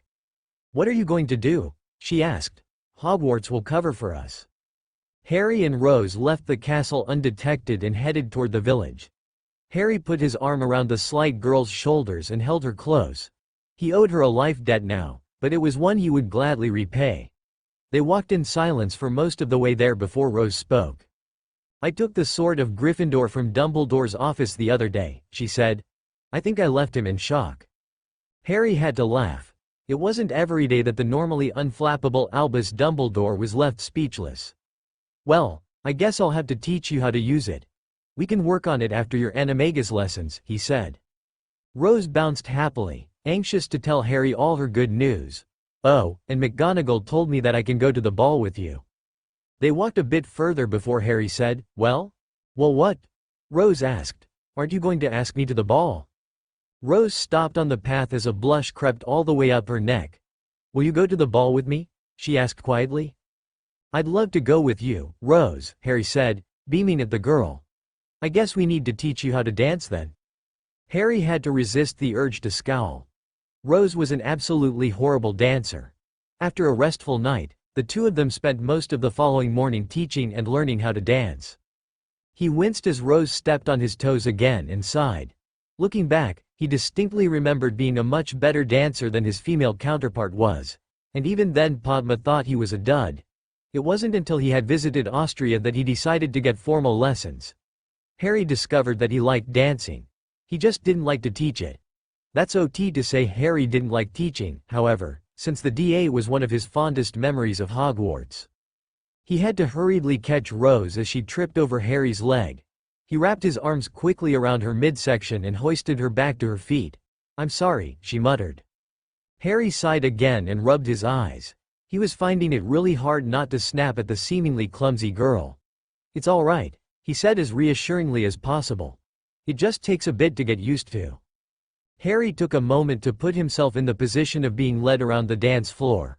Once he was in the mindset, he addressed Rose again. Now, watch me, he said. He stepped back with his right foot, then brought his left foot back and out. Finally he brought his right foot to the left to meet up with his left. Got it? Rose nodded. Now just remember, if I lead with my right foot, you step backward with your left. All you need to do is mirror my movements, he explained. Ready to try again? Rose nodded and stepped up to Harry. She really didn't understand why she had a hard time understanding a simple waltz. Harry had started her off with a more difficult and faster tango the other day and she had grasped it almost instinctively. She giggled girlishly as Harry placed his right hand lightly on her hip. He smiled and rolled his eyes good-naturedly. She really did fancy him, almost to the point of infatuation. Harry didn't mind though. He still hadn't figured out his feelings for the pretty red-haired girl in his arms, but he knew that he didn't want to leave her side. Ever. Rose placed her left hand on Harry's shoulder and the two of them clasped their empty hands. Now, I'm going to step forward with my right foot, Harry began. You. Step back with my left, Rose answered. Harry nodded and they did so and paused. Now I step forward and out with my left foot and you. Step back and out with my right, Rose said as they did so. Now we bring our feet together. See, it's not so hard, Harry chided. Now we just finish the box. They spent the rest of the afternoon with Harry teaching Rose the various different waltz steps. Turning, progressive and the lift and spin. Once she had jumped that initial hurdle, Rose learned rather quickly.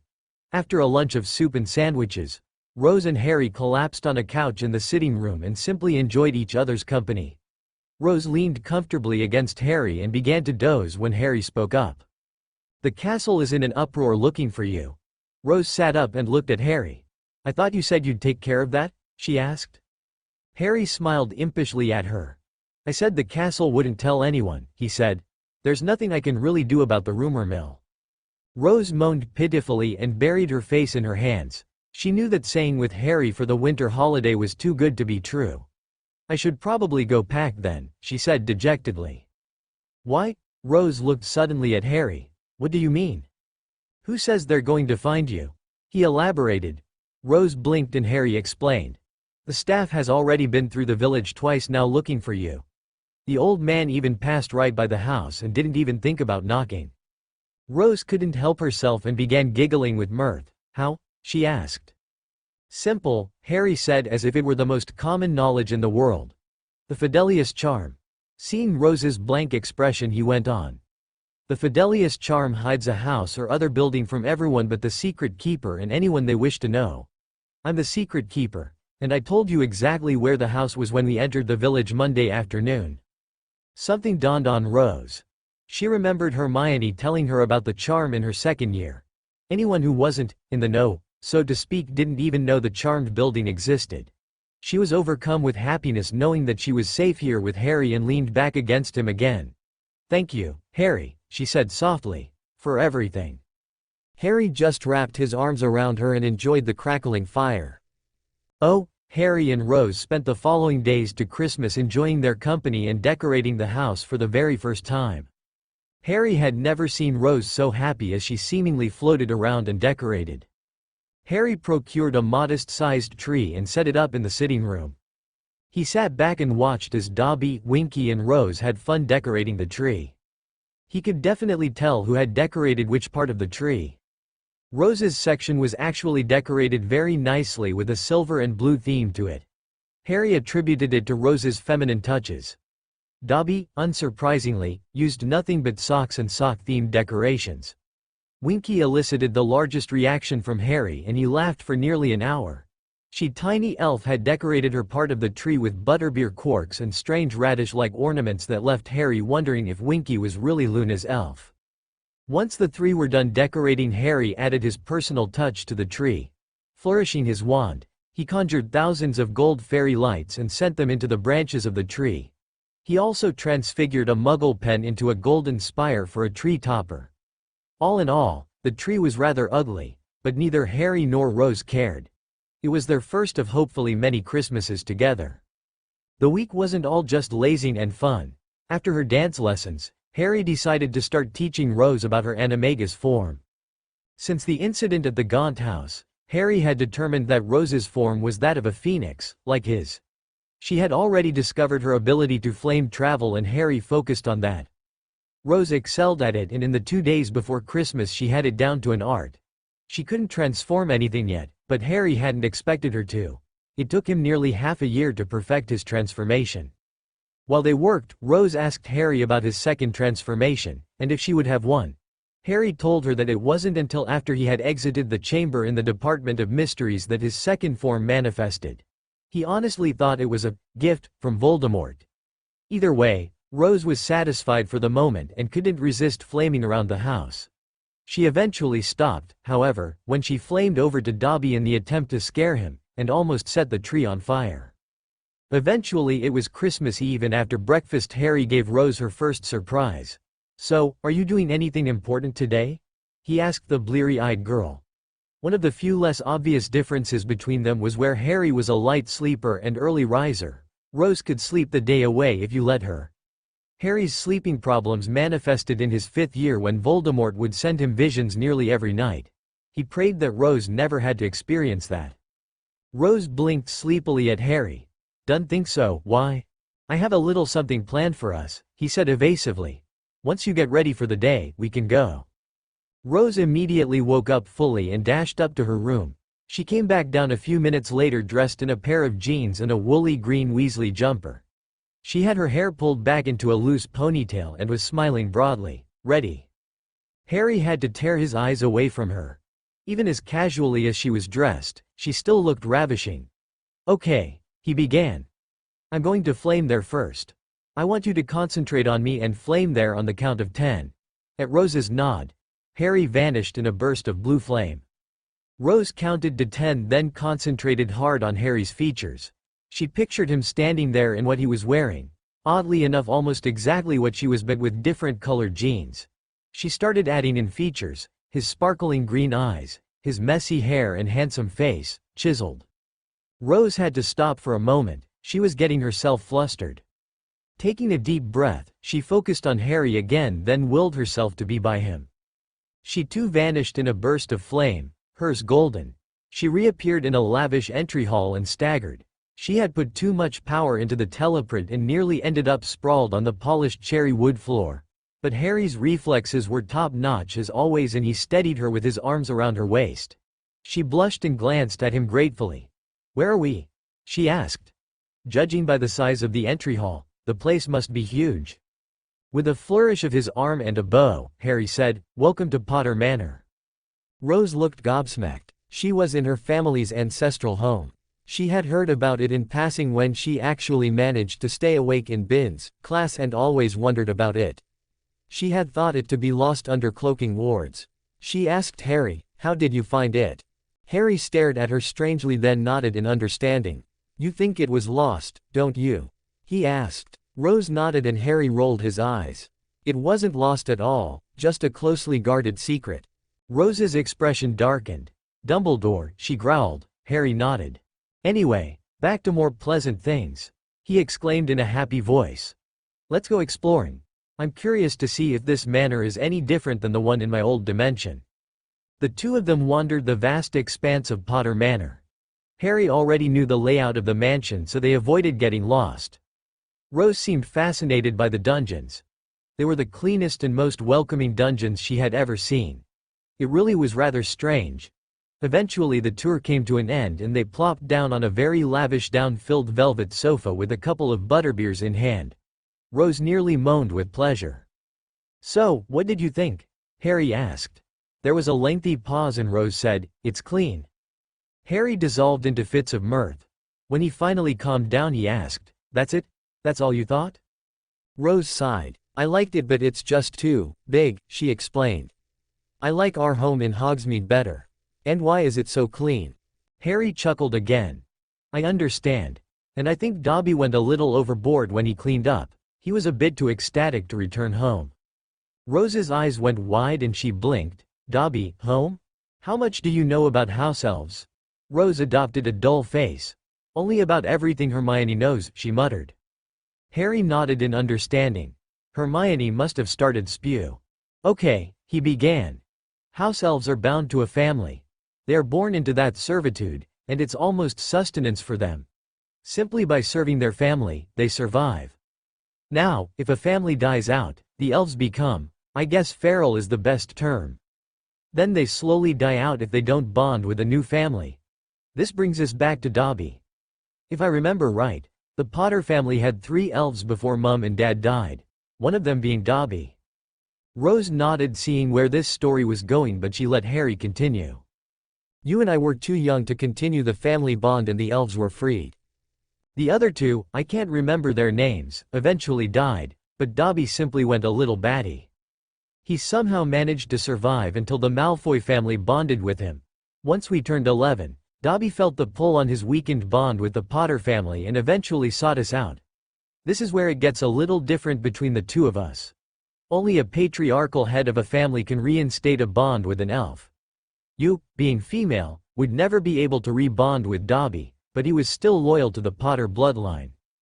I thought Dobby liked being free though, Rose said.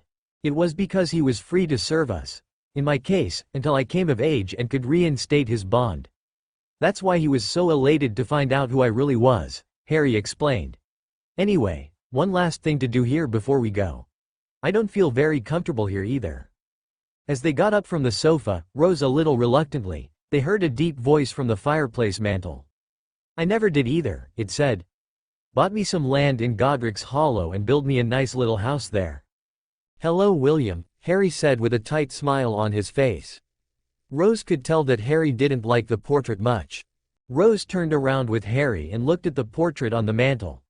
The man in the frame appeared to be in his late 50s. He had a soft face with mischievous blue eyes, and Harry's messy black hair that was streaked with gray.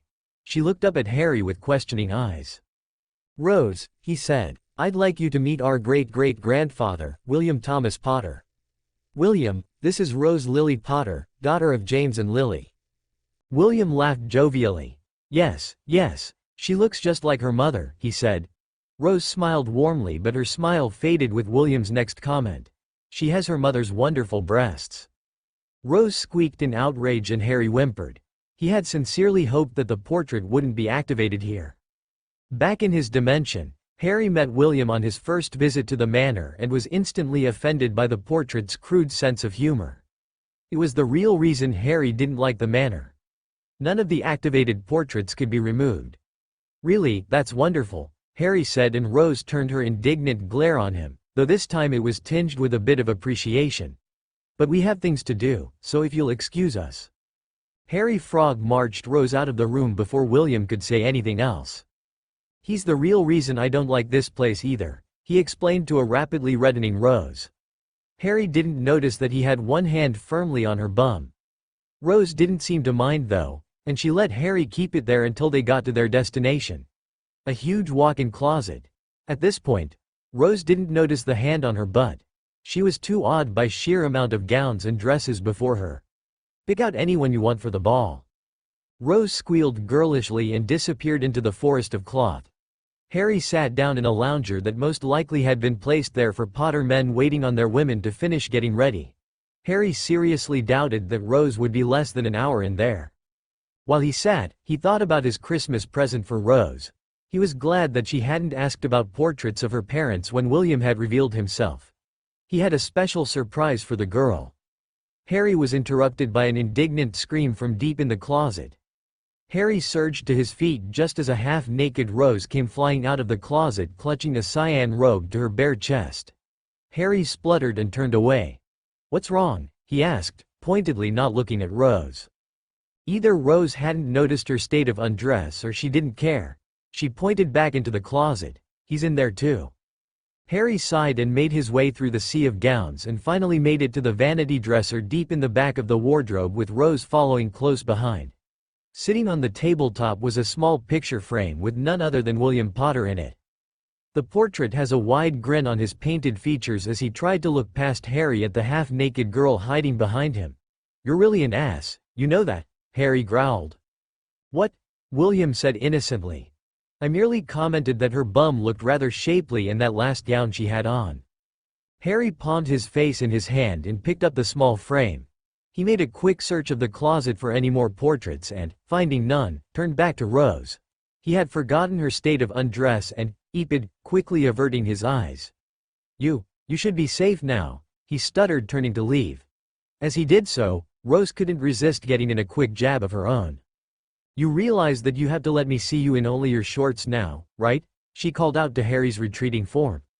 You already have, Harry shouted back, his voice a little higher than normal. Rose spent another 20 minutes or so in the closet before emerging. She was still red, but she looked satisfied as she carried a deep burgundy robe folded in her arms. How come you didn't let me see you with it on? Harry asked. I want it to be a surprise, Rose said sheepishly. Harry smiled.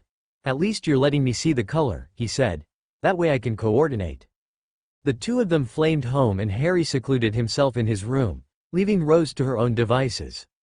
The rest of the day passed quickly and before they knew it, it was Christmas. Harry came down the stairs and found Rose already in the kitchen with breakfast waiting. They shared a quiet breakfast of porridge, bacon and toast, before Rose looked up at Harry with wide, doe-like eyes. Harry knew exactly what she wanted. All right, presents," he said with an overdramatic sigh. Rose squealed and ran into the sitting room. When Harry caught up with her, he found her nearly in tears, staring at all the presents under the tree. "What's wrong?" he asked worriedly. Rose scrubbed her eyes with the back of her hand and smiled at Harry. "This is my first real Christmas and I'm just happy to be sharing it with you," she hiccuped. She hugged Harry, then went to sit down next to the pile of presents. Women, Harry thought. He went to sit next to her. He picked up a soft package from Mrs. Weasley and handed it to her. "Let's open yours first," he said. "Then we can open mine." Rose ripped paper. Rose was a ripper from the package and held up an emerald green jumper with an R embroidered on the chest. Wrapped in the jumper was a tin of homemade fudge. Rose smiled and set them aside. She noticed the wistful look on Harry's face. "You miss them, don't you?" she asked. Harry nodded. "Yeah, but they're here too, so I can get to know them again," he said. "Open your next one." Harry handed her a wrapped box. Harry was pretty sure about what it was and used it as a gauge for the reaction his gift would elicit. Rose ripped the paper off the box and found a note taped to the lid. "Dear Rose, I hope you find as much solace in this gift as I did. I found these over the summer and thought you might like them." Remus Rose took the lid off of the box and gasped. The box was filled with notes and photos of her parents and the rest of the Marauders from their school days. Rose's eyes misted as she put the lid back on and pushed the box to the side. She would look at it later. Right now she had more presents to open. She accepted the next package and noticed that Harry had an impish grin on his face. She looked back at the package and noticed it was from Ron. With a sigh, she opened it. Ron had given her a gaudy charm bracelet and most of the charms were hearts. Rose made a face at it and Harry burst with laughter.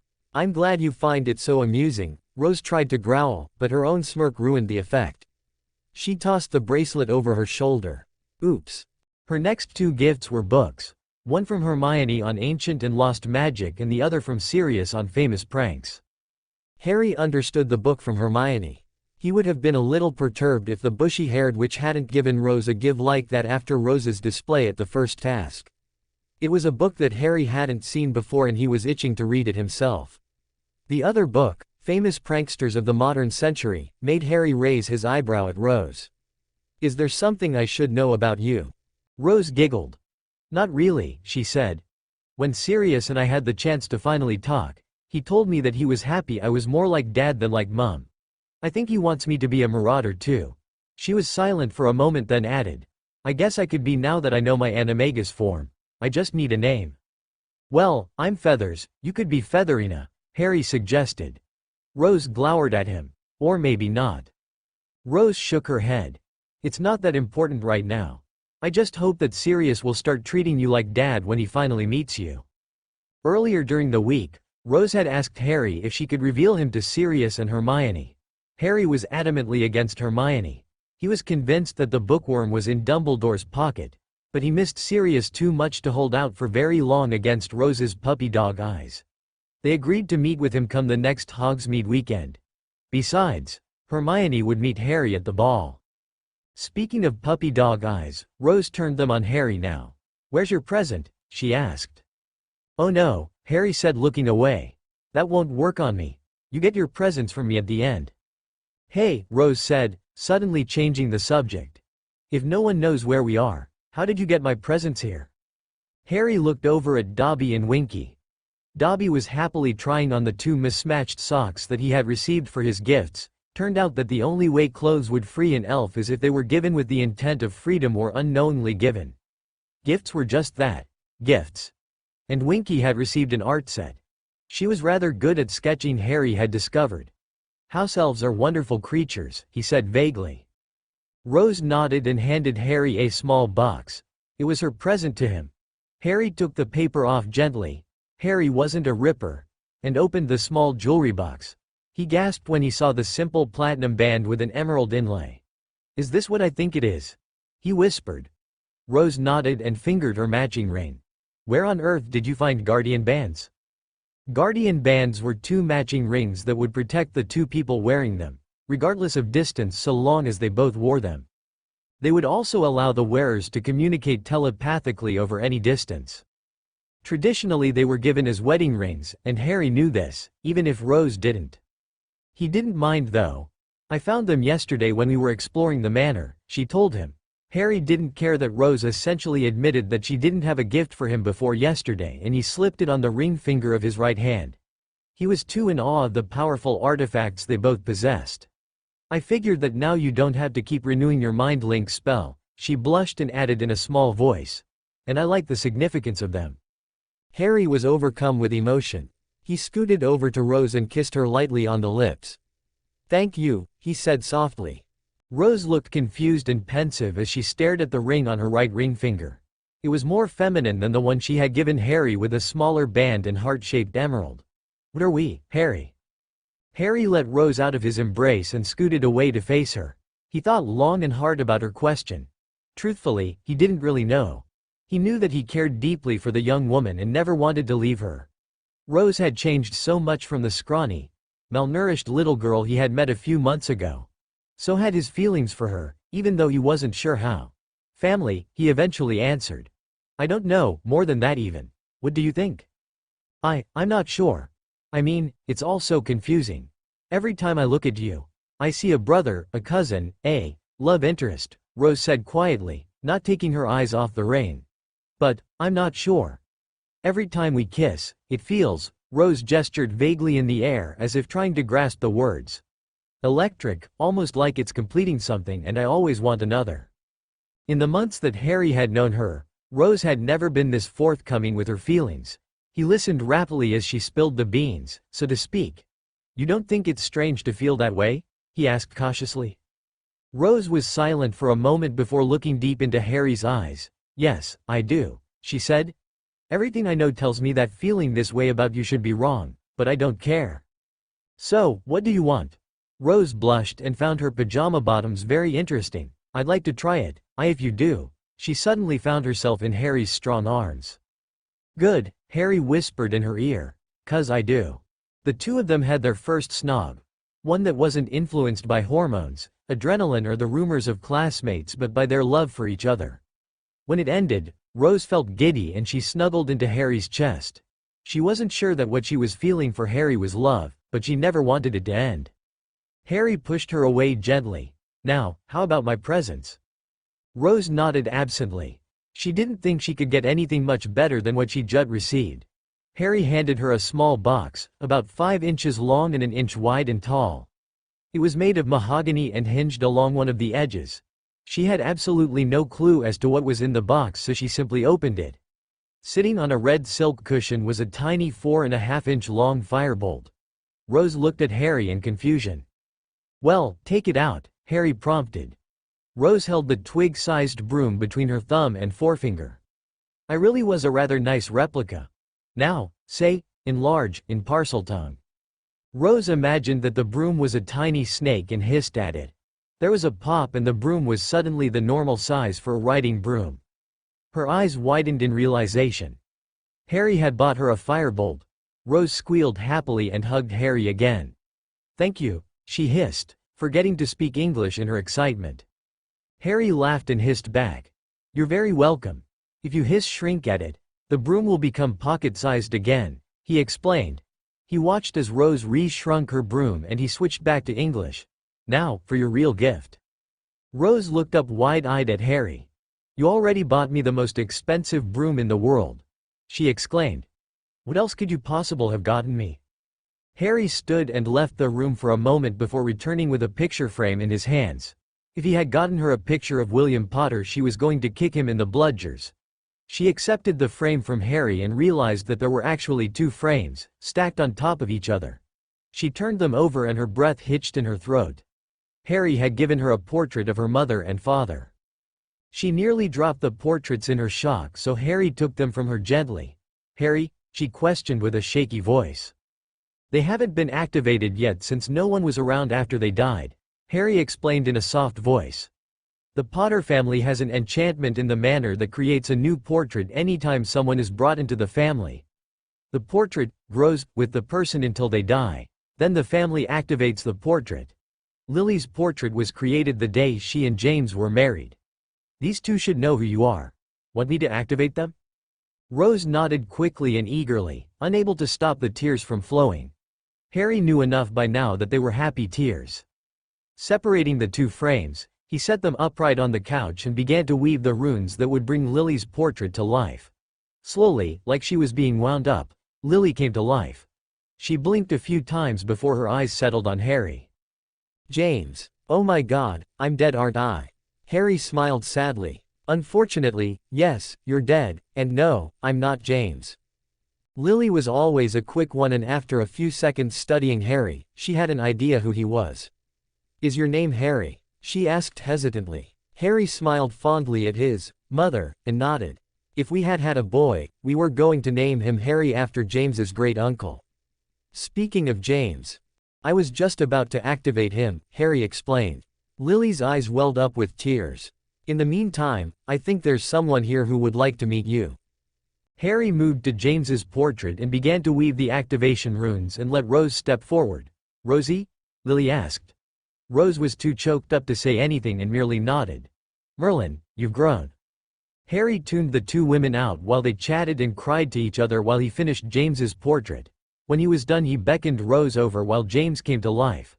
His reaction was similar to Lily's but backward. He blinked and gaped at Rose. Wow, Lily, you look good. Lily growled from her frame. I'm over here, you prat. James looked back at his daughter. Rosie? He gasped. Then he sighed. I suppose we have a bit of catching up to do. Harry stepped over to Rose and hugged her tightly. I'm going to let you catch up, he whispered into her ear. If you need me, I'll be in the potions lab. With that, Harry left the redhead to tell her story to her parents. At 6 that evening, Harry and Rose flamed up to the castle with their invisibility cloaks. Together they snuck into Gryffindor Tower. Harry made sure that Rose made it up to her dorms without incident before making his way back to his house.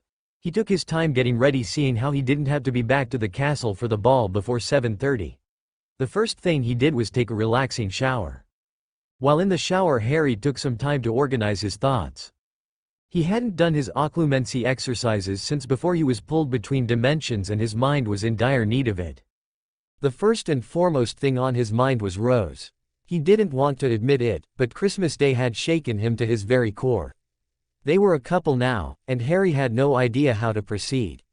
When he had first arrived here, he had assumed that Rose was just like he was, only female. But that assumption was crushed not too much later.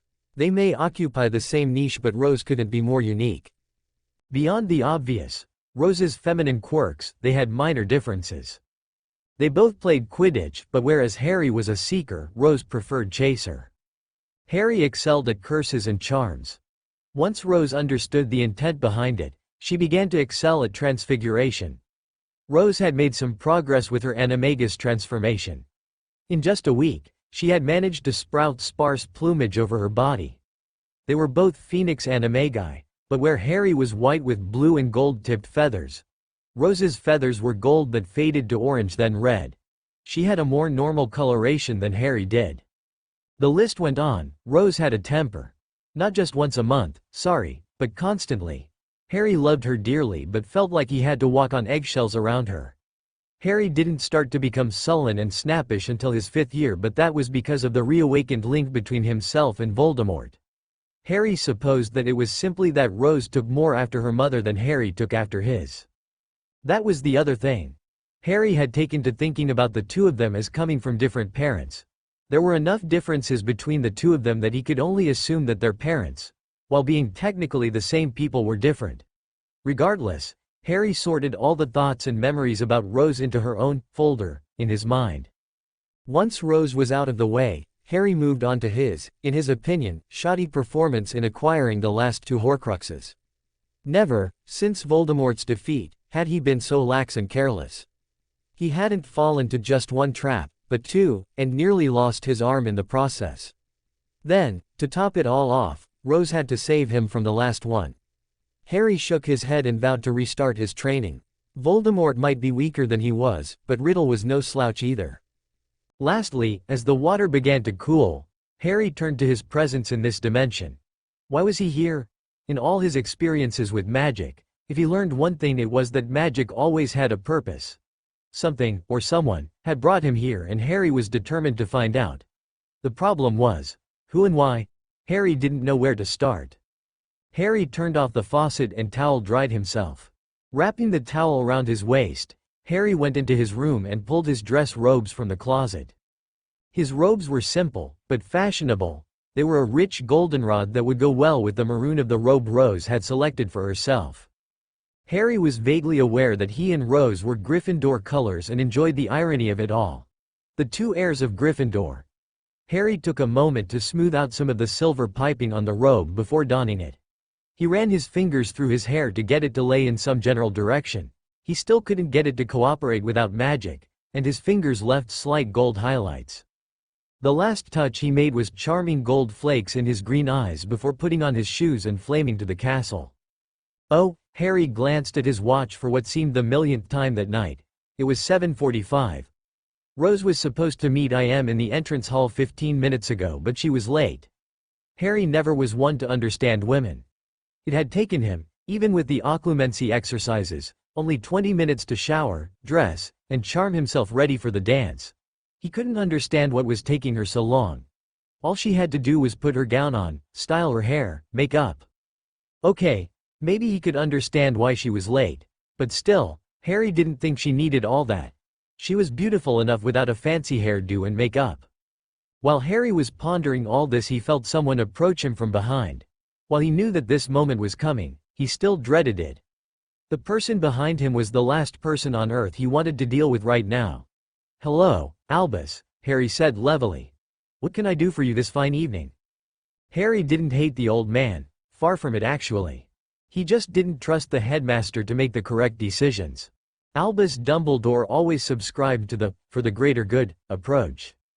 How Harry hated that term. It was what had doomed both him and Rose to terrible lives with the Dursleys. Harry had no clue why Dumbledore thought that the best thing for the two of them had been to place them with muggles who hated magic. Nor did Harry understand why Dumbledore had kept his and Rose's heritage from them despite how much better it would have made their lives. But even through all of that, Harry didn't hate the man. He felt that Dumbledore was a wise, if barmy grandfatherly figure, and he was truly crushed when Dumbledore died. "I see that you already know who I am," Dumbledore remarked with a pleasant smile. "You must be the young Harry Evans." The rumors certainly were true.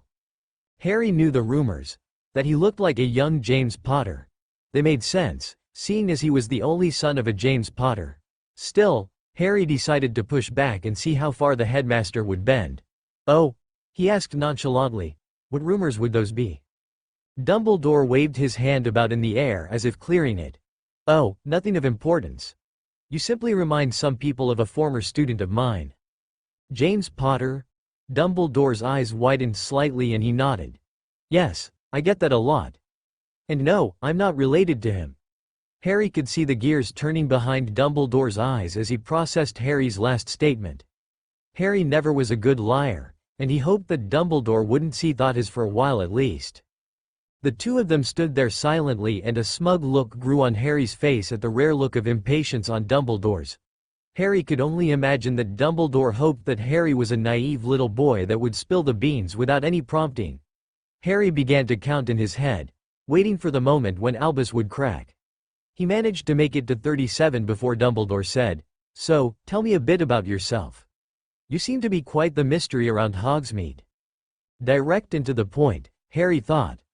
Normally Dumbledore would double talk and drop innuendo to trick people into saying exactly what he wanted them to say. It seemed that this Dumbledore was either a bit more impatient than the one he remembered, or Harry was simply that frustrating. Harry hoped for the latter. "Let's see," Harry said, trailing off like he was thinking. "I'm male, I stand 5'11". I weigh about 16 stone. Harry noted with some amusement that the twinkle vanished from the headmaster's eyes. He decided to drop the old man a bone. "I moved into Hogsmeade about 3.5 months ago." The twinkle returned full force. Dumbledore had obviously thought he managed to get something from Harry. Actually, Harry simply regurgitated something that most people knew already. "I find life stories fascinating," Dumbledore said happily. Harry assumed that it was meant as encouragement to continue, but Harry had noticed Rose waiting at the top of the stairs. "I'd love to continue this chat, Headmaster, but fortunately for me, my date is here," Harry said. He turned away from Dumbledore without waiting for a return and faced his date. Harry's breath caught in his throat as Rose descended down the steps, her heels clicking on the stone. Harry hadn't had the chance to see the gown she had picked, only the color, but he felt it was more than worth the wait. The gown hugged her torso and hips but was flared gently past her thighs, the hem barely brushing her ankles and showing off her matching red pumps. It was low-cut in front, revealing enough cleavage to entice without seeming garish. Rose had her hair styled in an elaborate knot on the back of her head and had just enough makeup to accentuate her already delicate features. In short, she was gorgeous. Harry stepped up to the foot of the stairs and held an arm out for Rose to take. "Wow," he breathed. "You look breathtaking." Rose blushed demurely. "Thank you," she said softly. "You look rather dashing yourself. I'm sorry I was late." "Well, it was more than worth the wait," Harry said. Rose blushed again and Harry could tell that the girl hadn't ever had the chance to dress up. She didn't know how to take a compliment very well. "What took you?" "I couldn't get my hair right," Rose said. "Eventually Lavender and Parvati took pity on me and helped out. They did my makeup without me even having to ask." Harry chuckled softly. "I'll have to thank them then." The two of them continued chatting amiably when McGonagall called the champions over to her. Harry and Rose walked over and Harry nearly laughed at the look of shock on the Transfiguration professor's face. McGonagall was almost as hard to shock as the headmaster, but she seemed transfixed by his appearance.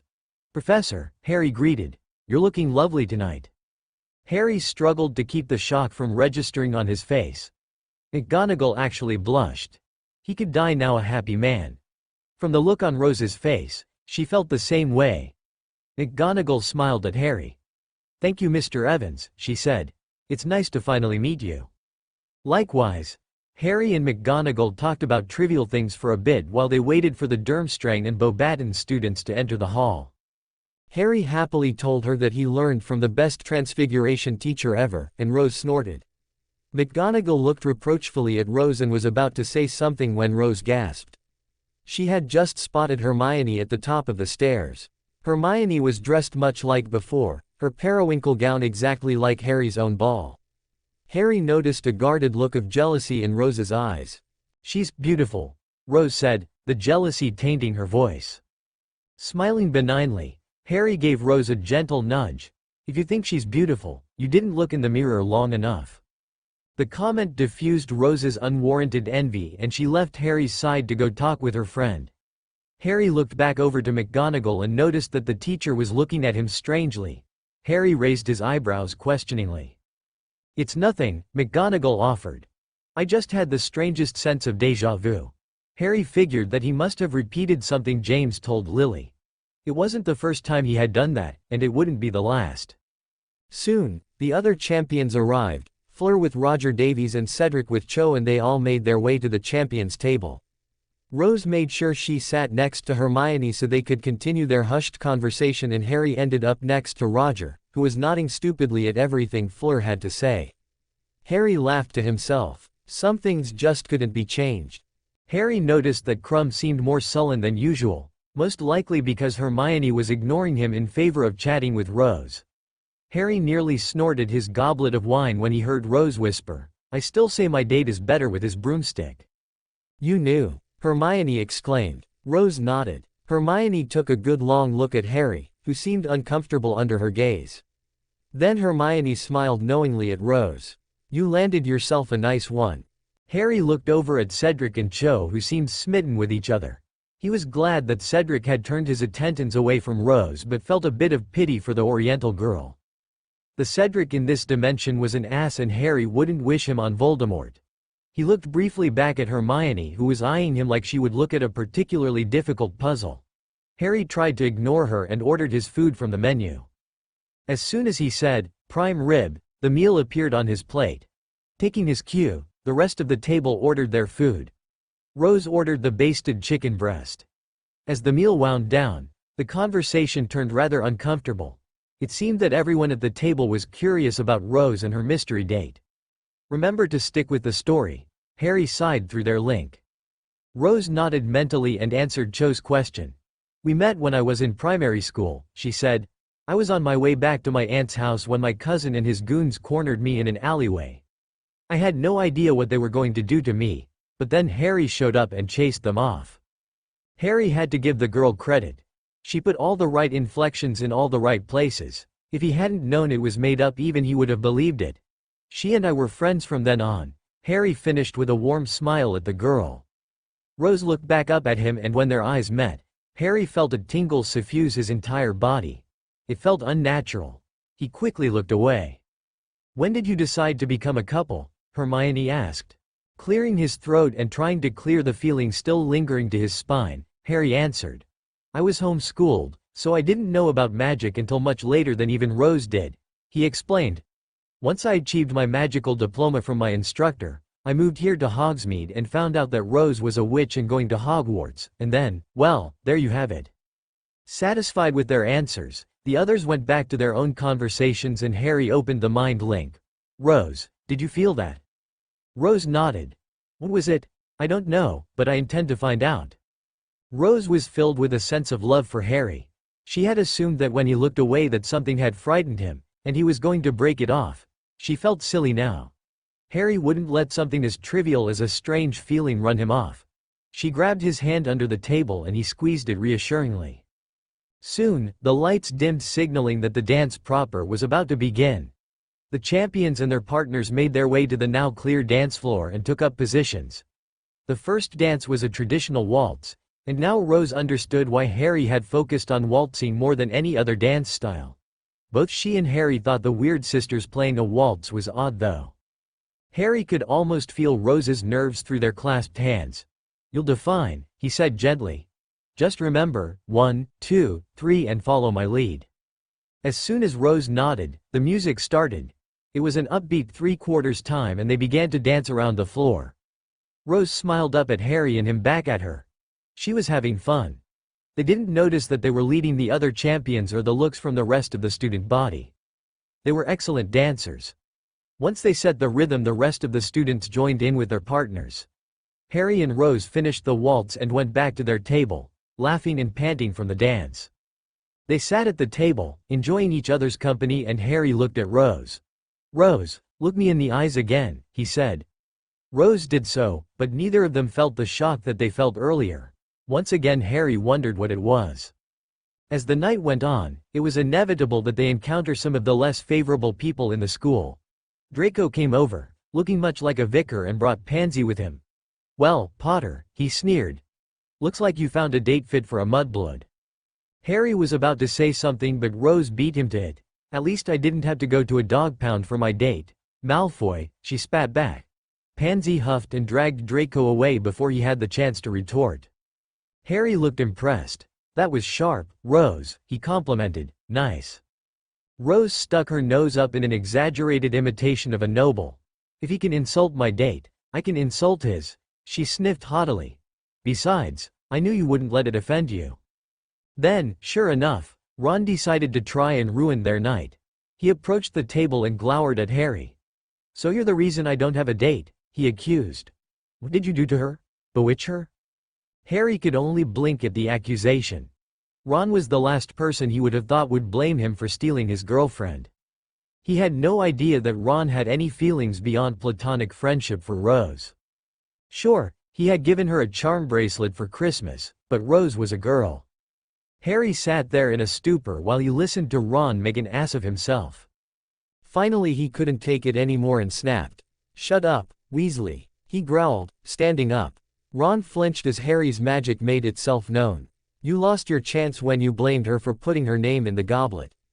If you could look past your bloody jealousy, you would have been able to see that Rose is loyal. More loyal than you'll ever be. Ron looked affronted, but before he could say anything, Harry beat him to the punch. Get out of my face, he commanded. Ron walked away, compelled to leave Harry and Rose be. Rose looked sideways at Harry.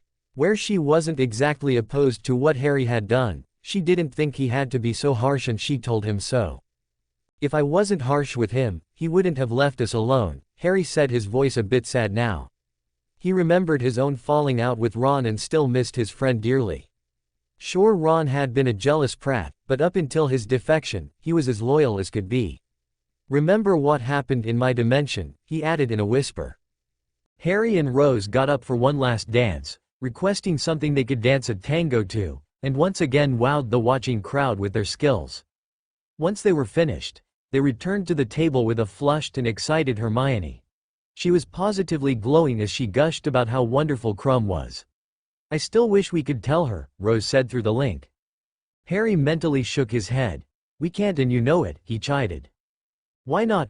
Rose whined and Harry was reminded that she was still just 14 years old, despite how mature she acted. I don't think it's a good idea, Rose, Harry said cautiously. He was even surer now that Hermione was keeping an eye on them. She's been watching us constantly all night, listening for either of us to slip up and say something that would give the old goat a clue. Maybe she's just curious, Rose offered, but didn't sound too sure. Maybe, Harry conceded. Tell you what, let's see how Sirius takes the news. If he takes it well, we'll think about letting Hermione know. It was all Rose could hope for. Finally the night came to its end. Harry left to get the two of them one last drink from the dregs of the punch, and left Rose with Hermione. Crumb had long since gone back to the ship for the night. The two girls were comparing how their nights went when Dumbledore confronted Rose. If he couldn't get answers from Harry, he would from Rose. Good evening, Miss Potter, Miss Granger, he offered amiably, his eyes twinkling. How are you two doing? Enjoy the dance. Rose immediately went on guard and erected her feeble occlumency barriers. She could only hope they were strong enough to keep the old man out until Harry could come to her rescue. Can I help you, sir? Rose asked tightly.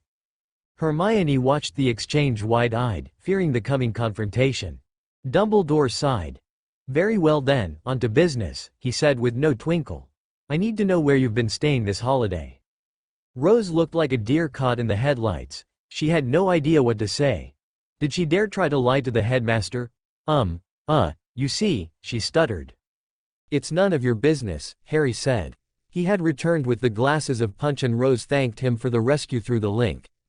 All traces of the grandfatherly figure vanished from Dumbledore's visage and suddenly everyone left in the Great Hall could feel his commanding presence. Mr. Evans, as long as she is a student at this institution it is indeed my business, he said. Everyone in the Great Hall flinched at the old mont's aura and looked at the argument. Harry, however, wasn't cowed. He simply glared back coolly. I thought you would have picked up on my hints earlier this evening, he said softly. His magic was equally as commanding as Dumbledore's. There was so much magic in the air that Rose and Hermione had to back away from the two angry wizards. It is none of your business. Besides, you won't be able to do anything come the end of the holes. And just why would that be? Dumbledore growled. Harry smirked slyly. Now for the trump card, you know as well as I do. And now Rose does, that she could be emancipated any time she wants, he said loudly enough for the people around to hear. Dumbledore's face paled and Harry went on. Expel her if you want. I'll simply resume her lessons with a private tutor. One that won't try and kill her every year.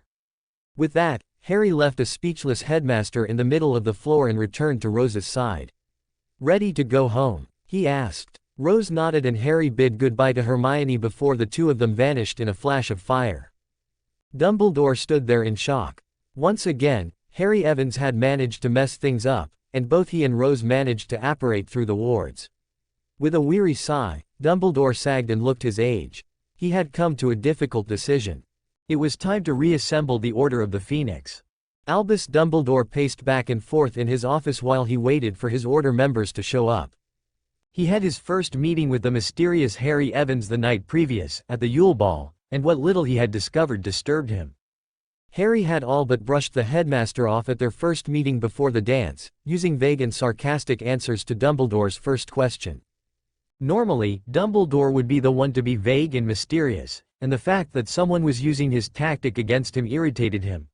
Once he had tried the direct approach, simply asking Harry to say something about himself, Harry simply confirmed the already known fact that he was living in Hogsmeade. Albus was instantly elated, thinking that his subtle legilimency suggestions were working, but then Harry excused himself to meet with his date. Frustrated, Dumbledore resumed his job as a chaperone, all but ignoring the rest of the students in favor of keeping an eye on Rose and Harry. When Harry had excused himself, Dumbledore had cast a discreet listening charm on Harry's back, but frustratingly enough, Harry had somehow discovered it and dispelled it. Still, Dumbledore wouldn't be dissuaded and he watched the young couple from afar. Harry seemed to get along wonderfully with the rest of the champions and their dates, but he noticed that Hermione seemed distrustful of him. Perhaps he could use that to his advantage. He initially suspected that Harry used some sort of influence charm to sway people toward him, but he didn't feel any magic from the boy and discarded that idea. His next plan of action was to confront Rose when she was separated from Harry's side, but it seemed that the moment he decided to approach her, Harry would appear out of nowhere. Finally, by the end of the night, Harry had left to get them some drinks and Albus took his opportunity. He finally managed to corner the young girl and noticed that she had some skill with occlumency. It wasn't enough to keep him out, but more than enough to alert her should he try prying into her mind. He instead tried to be congenial with her, and simply asked her how she was doing. She responded in a very cold manner and Dumbledore then tried the direct approach again. But once again, Harry had frustratingly come to her rescue. But the confrontation had not been without its bright points. He had found out that Harry was a very powerful wizard when Harry had ignored his commanding presence. Indeed, he had countered with his own equal, if not more powerful aura. Then, he proceeded to threaten the headmaster and then to the old man's shock, the two of them apparated, or what appeared to be apparition, right through the wards. Dumbledore now knew his course of action. Harry was dangerous, and he needed to find out more information on the young man. Dumbledore was certain that Harry wasn't a Death Eater. He could feel the dark marks on anyone in the castle, but he was still a wild card. Dumbledore needed Rose to be a certain way, detached, weak, pliable. And if Harry was changing her, it would, to coin a Muggle phrase, throw a wrench in the gears. Dumbledore's mental tirade was interrupted when the fireplace in his office flared green and the First Order member stepped out. Unsurprisingly, it was Moody, and Albus nodded to him before sitting behind his desk. Before long, most of the Order had shown up. To be honest, Dumbledore was surprised at the turnout he received. Only a handful of the members had ignored his call. Once the gathered members had settled, he began the meeting. "Welcome, my friends," he said. The rest murmured a greeting, most of them wondering why, without the threat of Voldemort, Albus would bother to reassemble the Order. Almost as if that were a spoken question, Dumbledore answered. "You all may be wondering why exactly I have called you here. The answer is thus. I feel there may be a new threat looming on the horizon. While it is no secret that I do not believe Voldemort to be truly gone, this meeting is not about him. Recently, a young man has moved into the nearby village of Hogsmeade. You may have heard of him. Harry Evans." There was a collective murmur through the group of about 20 people, most of them wondering if Dumbledore had finally succumbed to senility. But Dumbledore continued as if he hadn't heard them. "I have a few reasons to suspect this young man. First and foremost is his apparent interest in young Ms. Potter and Ms. Potter's drastic personality change in the last 4 months. The second reason is when I investigated his background. I found nothing on any Harry Evans. It is as if he does not exist. His physical appearance is also eerily similar to that of the late James Potter, save his eyes. Lastly, he is a very powerful wizard." Dumbledore said this very gravely. He knew just from his encounter the previous night, that Harry could be dangerous if he was truly dark. Dumbledore knew that he was an equal match for Voldemort, but the overall feeling he gathered from Harry was that Harry was much more powerful. He told the Order such then concluded with, "Are there any questions or comments before I give out the assignment?" Immediately, Minerva McGonagall spoke up. "I can understand why you'd be nervous about him, Albus, but really, assembling the Order to investigate a boy? And I can understand your concerns, Minerva, but I would rather find out if he is a threat. I am more worried about Rose's safety than anything." McGonagall cut him off. "Rose's safety is the last thing you should be worried about," she exclaimed. "I spoke with them at the ball and the only thing I could tell was that they were very much in love." She paused.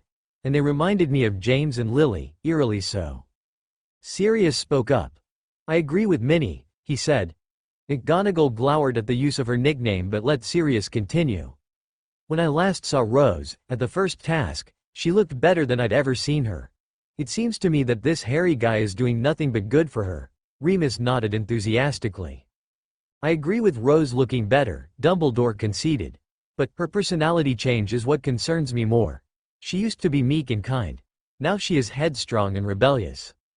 She's a teenager, Albus, McGonagall said. She is going to be headstrong and rebellious. Dumbledore looked like he wanted to argue, and McGonagall knew what he was about to say and interrupted him again. She's not her mother, Albus. She's no her father either. I don't trust him, Moody growled. You don't trust anyone, Moody, Kingsley Shacklebolt said from his seat with a chuckle. Moody snarled at the black man. With good reason. But this Evans boy, he's shifty. He's hiding something. Dumbledore nodded at the grizzled ex-Auror. Finally someone that agreed with him. Either way, I want him investigated. Keep an eye on him. And how do you expect us to? Remus said. We don't even know where he lives. All we do know is it's somewhere in Hogsmeade and none of the villagers know either. Dumbledore was getting tired of being constantly interrupted. Then here is the plan. He addressed the room. I want 3 teams of 2 to rotate shifts watching Hogsmeade. If he lives there, you should be able to track him and get some kind of information. Now, volunteers? Kingsley and Tonks both volunteered, as well as Moody when he wasn't teaching classes. Sirius said that he could stay near the village in his grim form and Remus agreed to stick with him. Hestia Jones and Mundungus Fletcher, who had miraculously shown up, both volunteered as well. Dumbledore wasted no time setting up shifts. Kingsley and Tonks would cover the morning from 6 a.m. to 2 p.m. Hestia and Dung would cover from 2 p.m. to 10 p.m. and Remus and Sirius would cover the remaining 8 hours. Moody would step in whenever he could. Dumbledore called the meeting adjourned, and Sirius approached his desk. Sirius looked pensive. Yes, Mr. Black? Dumbledore asked congenially. Rose and Harry agreed to meet with me this coming Hogsmeade weekend, he said. Sirius felt like he was betraying Rose by telling the old man this, but as Dumbledore said, Rose's safety was paramount. I could try and ask some questions, but I'm not going to push her. Dumbledore nodded. Very good, Sirius. See that you try. And with that, Sirius flowed out of the office and back to Grimmauld Place. Dumbledore sighed heavily. He hoped he knew what he was doing. Oh, Rose stared warily at the goblin that sat behind the desk. She never liked the horrid little things and often wondered why the wizarding world trusted them to watch over their money. Still, she had to admit that they did a damn good job at what they did, and only complained about it. Well, they complained all the time. The only goblin she had any interaction with was a little one named Griphook, and that was back when she was 11. At the time, she had thought he was somewhat cute, but that opinion had faded over time, when Griphook had muttered something about human females going well with a side of beans and a glass of fire whiskey. The goblin that she and Harry were dealing with was an older and larger one by the name of Grubfeist. This goblin was no better than Griphook had been, and he had a nasty habit of leering at Rose from his seat. Rose had the distinct feeling that she was being appraised and found wanting. Harry, though, seemed perfectly at ease around the goblins, and she tried to take solace in his strength. So, the goblin drawled with a nasty-looking smile. What can Gringotts do for you, Mr. and Miss Potter? Rose's eyes widened in shock and she looked up at Harry in a panic. She hoped sincerely that the goblin had just made a lucky guess, but she didn't count on it. Harry put a comforting hand on her shoulder. Don't worry, he said. The goblins don't care who they deal with so long as they get their money. Grubfeist smiled nastily at Harry and added, and you do have a lot of money, don't you, Mr. Boy Who Lived? They also probably know everything, Harry added as an afterthought. The goblin grinned at him. Cheeky bastards. There was a moment of silence while the three simply stared at each other before Harry said, We're here to see about Rose's emancipation and the reading of the Potter's will. Grubfist nodded once. Will you be willing to wait while I contact a ministry representative? He asked. Harry and Rose consulted mentally for a moment before both nodded. It only took a few minutes for the ministry rep, a man named Joseph Meyer, to arrive and they quickly went on with the will reading. Grubfist cleared his throat noisily and began. He read, We, James Michael Potter and Lily Evans Potter being of sound mind and body, hereby bequeath everything we own to our only daughter, Rose Lily Potter. Then he stopped. Harry couldn't suppress his snicker at Rose's shocked face. That's it? She exclaimed. The will is that short? Rose had been expecting something profound, heartfelt and sincere that would leave her in tears and give her a sense of closure. Harry finally let out a loud guffaw and Rose smacked him on the shoulder. It's not funny. Yes, it is, Harry said between laughs. He had much the same reaction at his will reading. He motioned for the goblin to continue and he did so with a sneer. Since your parents chose not to will any of their estate to anyone else, they had no reason to dictate a lengthy list of people. Anyway, Grubfyst took out another sheet of parchment and began to read from it.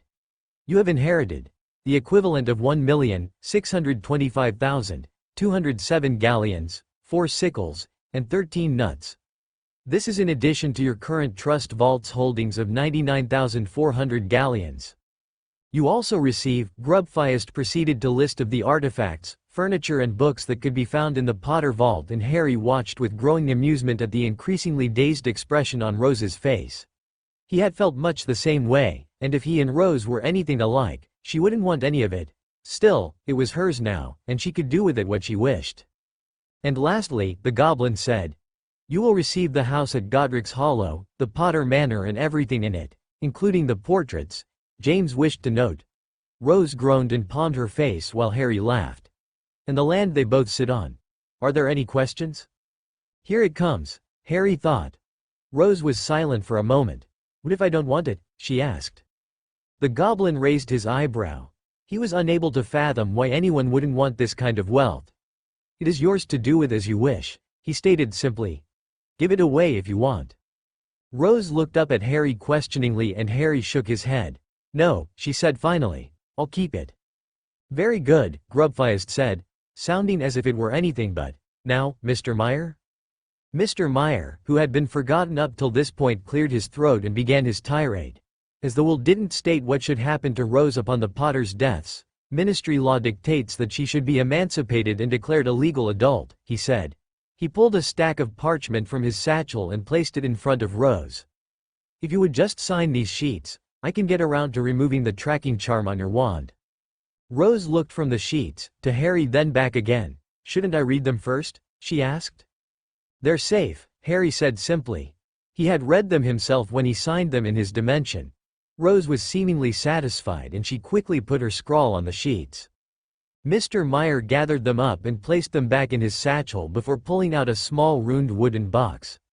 If you would simply place your wand in this box, the tracking charms will be cleaned from your wand, he explained.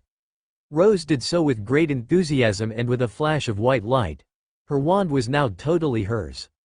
Mr. Meyer placed the box back in his satchel and stood to leave. Will there be anything else? Grubfyst shook his head. Good day then. After he left, Harry turned back to the goblin. I assume we're done then? He asked. Not quite, Mr. Potter, Grubfyst said with a nasty grin. Harry assumed he liked to cause people discomfort, and he knew what was coming next. And no, Harry said feebly. I don't want it. The goblin smiled nastily. Ah, but Mr. Potter, it is already yours. The moment you stepped into this dimension, the familial magics recognized you as the new head of the Potter family, he said as he pulled out a small engraved box from a drawer in his desk. In the box was the Potter family ring. A simple gold band with the family crest engraved on the surface. I already have one, Harry said weakly. He knew it was a stupid excuse, and so did the goblin. Now you have two, he growled. With a sigh, Harry accepted the ring and slipped it on the middle finger of his right hand. His other was on the middle of his left. The ring glowed softly before melding with his flesh and vanishing. Harry looked down at Rose, who still had a shell-shocked expression on her face. She was fingering her wand gingerly, as if afraid it would suddenly come to life and bite her. Are we done here? He asked the goblin. Grubfyst nodded and Harry guided Rose out of his office and out of the bank. Once they were outside, and Rose showed not inclination of recovering from her shock, Harry guided her to a bench. Rose? He asked gently. Rose looked up and into Harry's eyes. Eyes so much like her own. I'm okay, Harry, she said softly. It's just a lot to take in, all this wealth, being an adult, you being the head of the family. I guess I would want it more if I had earned it all. Harry chuckled softly and pulled Rose into a warm embrace. I know just how you feel, he said. Rose opened her mouth to argue but shut it just as quickly. Harry did know how she felt. He had gone through all of this once already. "Oh yeah," she said sheepishly. Harry smiled and gave Rose a quick kiss. "Let's go home now. You have some animagus training to do." Oh. Harry staggered down the stairs blearily the next morning. He hadn't slept well that night. It seemed that the will reading awoke some of Harry's nastier memories and they dominated his dreams. He dreamt of Sirius and the Veil and of Ron killing Hermione over and over again. Still, Harry was nothing if not stubborn and he managed to eke out a bit of sleep from his ruined night. Harry walked into the kitchen and looked at the clock on the wall. It was only 4 a.m., he noted. Harry put a kettle on the stove and began to heat some water for some tea. While the water began to boil, Harry went into the sitting room and noticed that James and Lily were in the same frame. He didn't know exactly how amorous a painting could get and didn't want to find out. "Oh, sorry," he murmured. "Harry," Lily called as Harry turned back into the kitchen. Harry could hear the panic in Lily's voice and hurried back out into the living room. What's wrong?" he asked. Lily just pointed at her recently vacated frame. Only, it wasn't empty. Sitting in a chair in the picture was a cheekily grinning William Potter. "Hello," he greeted jovially. Harry sighed and put his face in his hands. "How did you get here?" he groaned. He really didn't want to get kicked in the bludgers by Rose. William looked affronted. "You sound like you don't want me here," he said. Harry just raised an eyebrow at him. "All the portraits from Potter Manor are magically linked. We can go to any frame from there that we wish." Hearing this, James gave Lily a quick kiss and vacated his frame, saying something about hidden rooms of the manor. "Jerk!" Lily shouted after him. "Just leave me here with the pervert, why don't you?" Harry pretended that he hadn't heard anything. "Wonderful," he said to William. "Now why don't you go back?" The hurt look on William's face almost convinced Harry that it was a real emotion. "It gets lonely there with only other portraits to talk to," he said morosely. I don't want to be there alone with just the elves anymore." Harry looked torn. He was a good person and as Hermione once said, he had a saving people thing. On one hand, William was simply a portrait. Portraits have no feelings. But magical portraits were good at conveying them and William was pulling out all the stops. He tried to ignore his heart but in the end the troublesome organ won out. Harry sighed. "Fine. Go back to your frame and I'll come get you," he said wearily. Instantly the waterworks turned off and William disappeared from the portrait. "Harry," Lily chided. "He might be an ass but he's still family," Harry said as if he were trying to convince himself. "Besides, I never said when I would go get him." The kettle began to whistle and Harry went in to fix his cup of tea and make breakfast for Rose and himself. He was humming merrily while he cooked the eggs on the stove. "So," Lily said from the living room, "tell me a bit about yourself." Harry didn't even pause in his cooking. "What do you want to know?" "Well, everything," Lily said. "I'd like to get to know my daughter's boyfriend, or would you be the son I never knew?" Harry chuckled. "Just think of me as Rose's boyfriend. It's easier on everyone involved." "Rose's boyfriend, Harry. Got it. Does that mean you're okay with me dating Rose?" Harry asked. He felt a bit odd asking permission of a painting, but well, they were magical paintings of Rose's parents. Lily laughed from her frame. "It's not like I could stop you," she said. "Still, I appreciated the gesture." Harry flushed and went back to his eggs. He didn't want them to burn. There was a lengthy pause before Harry spoke up. "Well, my story isn't all that different from Rose's actually. Up until now, that is. I never met my older female counterpart from another dimension and fell in love with her." "So you are from another dimension," Lily said wondrously. "I thought Rose was a bit of a storyteller, but now, do you know why you're here or how you're going to get back?" "No, I don't, and I don't think I want to go back now," Harry said with a wistful look upstairs. Lily could see that Harry was completely taken with her daughter and her heart swelled with affection for Harry. She knew then that he would never intentionally hurt her. "Good, because I think Rose wants you to stay too," she said. "Yes, well," Harry said. Even with his back turned to the painting, Lily could tell he was blushing. His neck had turned red. "I'm looking for reasons why I ended up here though."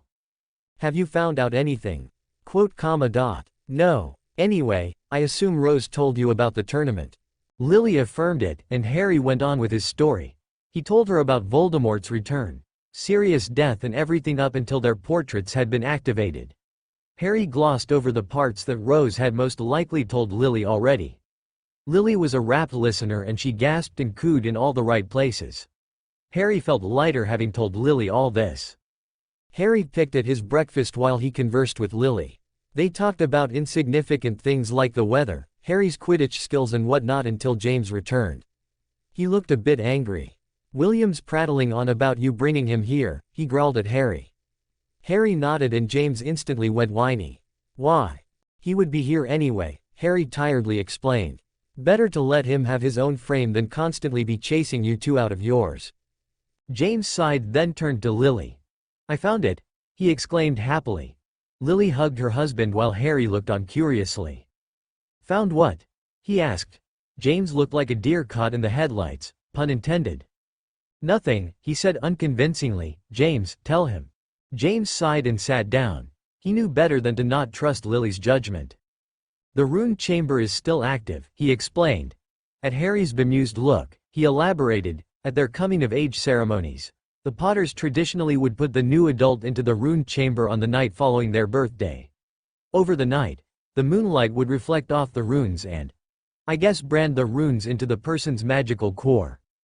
Their powers would be amplified slightly and they may get some strange power. I got the ability to manipulate fire." A sudden understanding washed over Harry. The door in the Department of Mysteries. Ooh. Okay. In my dimension they somehow took it from the manor and brought the entire room to the Department of Mysteries. I went in there when I turned 17, he said. Then he laughed. And here they managed to convince me that the room would judge you and kill you if it found you wanting. You just need Potter blood. James nodded happily and looked like a kid in a candy store. "So, what did you get?" A true happy grin appeared Harry's face. "Oh brother," Lily muttered. "Well, my core got supercharged, to the point that my reducto could level Hogwarts if I wanted to." James's eyes widened almost comically. "I don't need a wand anymore, but it still helps to use one. Oh, and I used to think that my animagus form was part of the deal too, but now I'm not so sure." "Why's that?" James asked. "Because Rose has the same form, just a different color." A thick, palpable silence infused the air.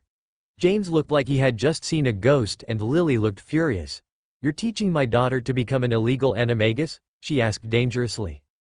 "She didn't tell you?" Harry asked. Lily shook her head and narrowed her eyes at Harry. "Well, you know, what with the whole prophecy and Voldemort thing, I figured it would be best for her to be prepared. You're lucky I'm a portrait young man." Yes, I am." "Oh," Lily suddenly exclaimed. Harry fought the urge to dive behind a couch but James lost his battle and hid behind the chair in his portrait. "I almost forgot, James. Does your uncle still have his portrait in the headmaster's office?" James poked his head up from behind the chair. "Yeah, why?" Harry caught on quickly. "I like that idea. We need a spy. Someone who can find out what the headmaster has planned and get back to us." Lily nodded.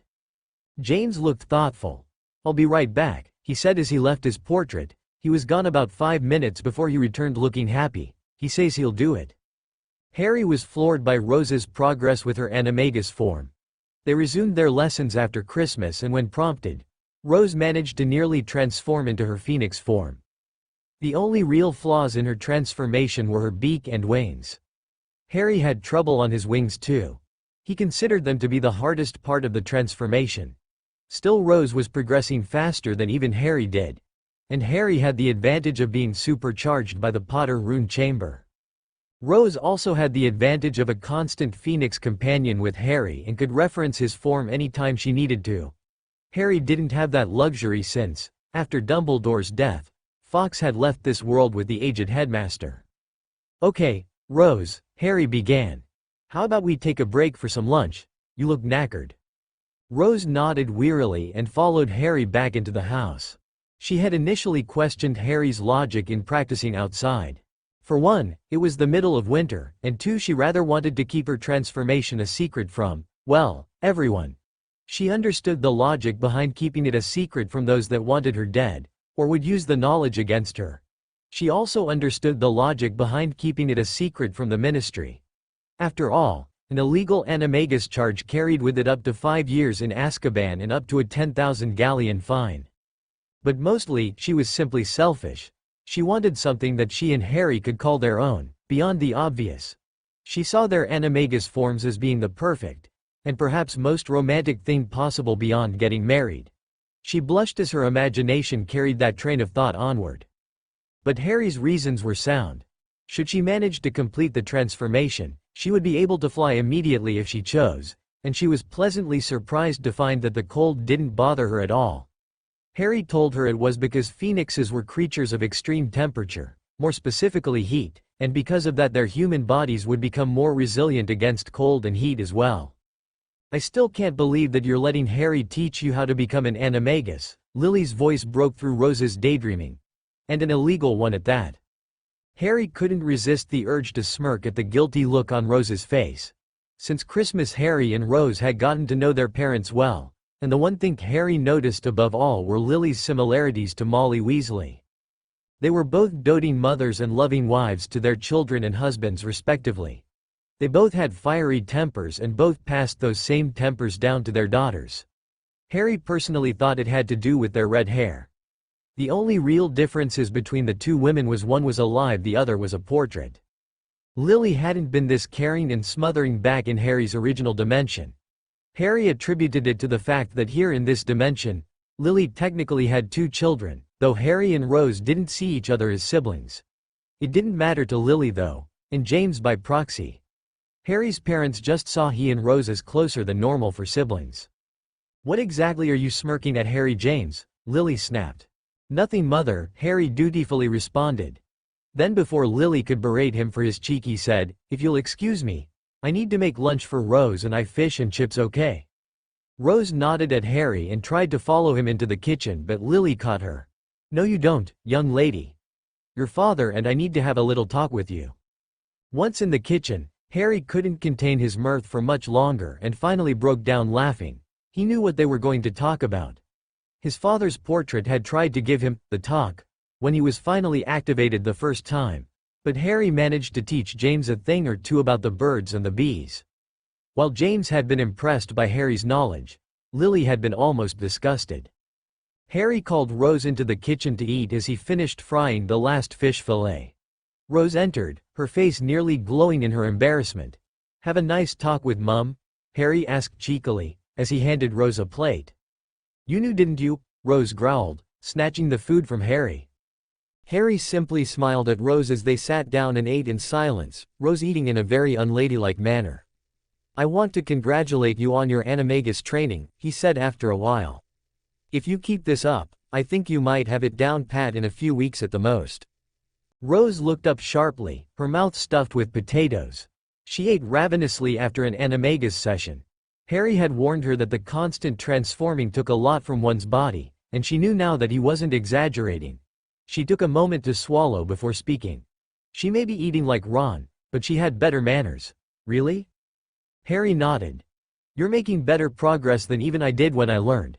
Then again," he said, scuffing his fingernails on his jumper. "I didn't have Harry Potter as a teacher, so it's to be expected." Rose laughed and threw a fry at Harry. "You're a prat." Harry laughed too and threw a fry back at her, and she showed him up by catching it in her mouth with a mischievous grin. Soon, their chips were being used as ammo in their food fight that left them laughing in each other's arms. Harry gave Rose a soft kiss when he noticed her eyes droop. "Why don't you go get some sleep?" he suggested. "I need to go shopping anyway." Rose nodded wearily and kissed Harry back before staggering up to her room. Harry watched her go fondly and a little perversely as he stared at her shapely bum. Smiling to himself, him then apparated to London to start shopping. Harry's first stop was actually in Muggle London. He needed to buy some groceries. Both he and Rose preferred Muggle brands to Wizard, and Winky found that she enjoyed cooking with them better as well. So, Harry exited Diagon Alley through the leaky cauldron with a friendly wave to Tom. Tom stared at Harry like he was a complete stranger, which he was technically. Once in Muggle London, Harry hailed a cab. It was then that he noticed that he was being followed. He had no idea who it was, but the presence made the hair on the back of his neck stand up. The only other people that made him feel even remotely like he was now were Voldemort's inner circle members.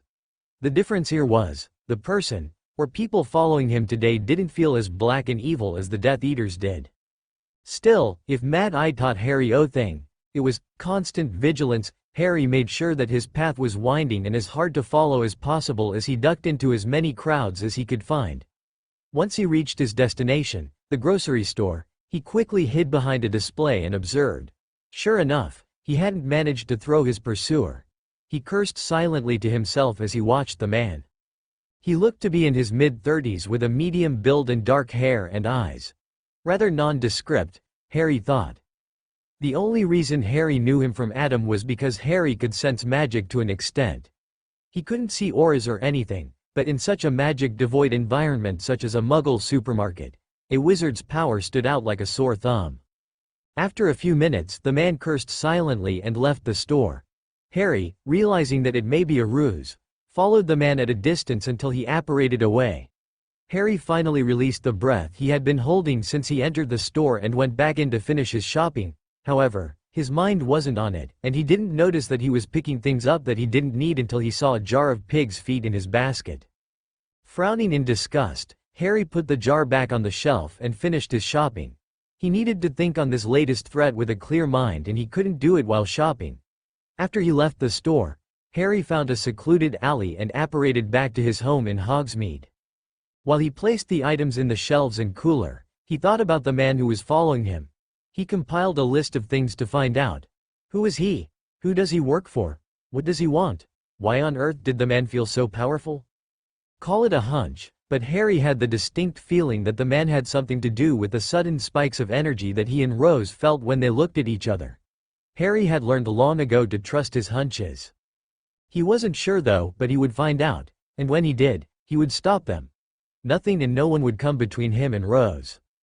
Ever. Oh, the second term had started and Rose went back to the castle. Rose had immediately clung to Harry like a weepy little girl sobbing about how she would miss him. Harry consoled her as best as he could, telling her that they would still have their morning and evening lessons if Rose still wanted. She enthusiastically agreed. Thus Rose found herself in the Great Hall for the welcome back feast. She pointedly ignored the glances that the headmaster was giving her and stared sullenly at her plate. She hadn't been separated from Harry for more than a few hours now, but she missed him terribly.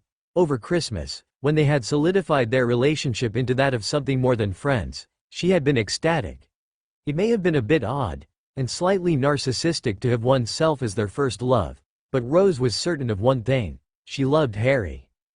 Now she had to suffer, yes suffer, through another term at Hogwarts with all the stares, whispers and backstabbing that was sure to occur without his comfort and support.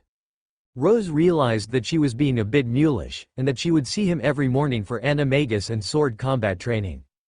He also reassured her that he would be there to support her at the last two tasks as well. But Rose felt that she was entitled to something more. After all, her life sucked, to put it bluntly. She could only hope that her life would be normal after this year was over, and she could enjoy the rest of her teenage years with her boyfriend. Perhaps get married after she graduated and start a large family of messy-haired, green-eyed children after she finished her career. Her daydreams were interrupted by a cold sensation running down her spine.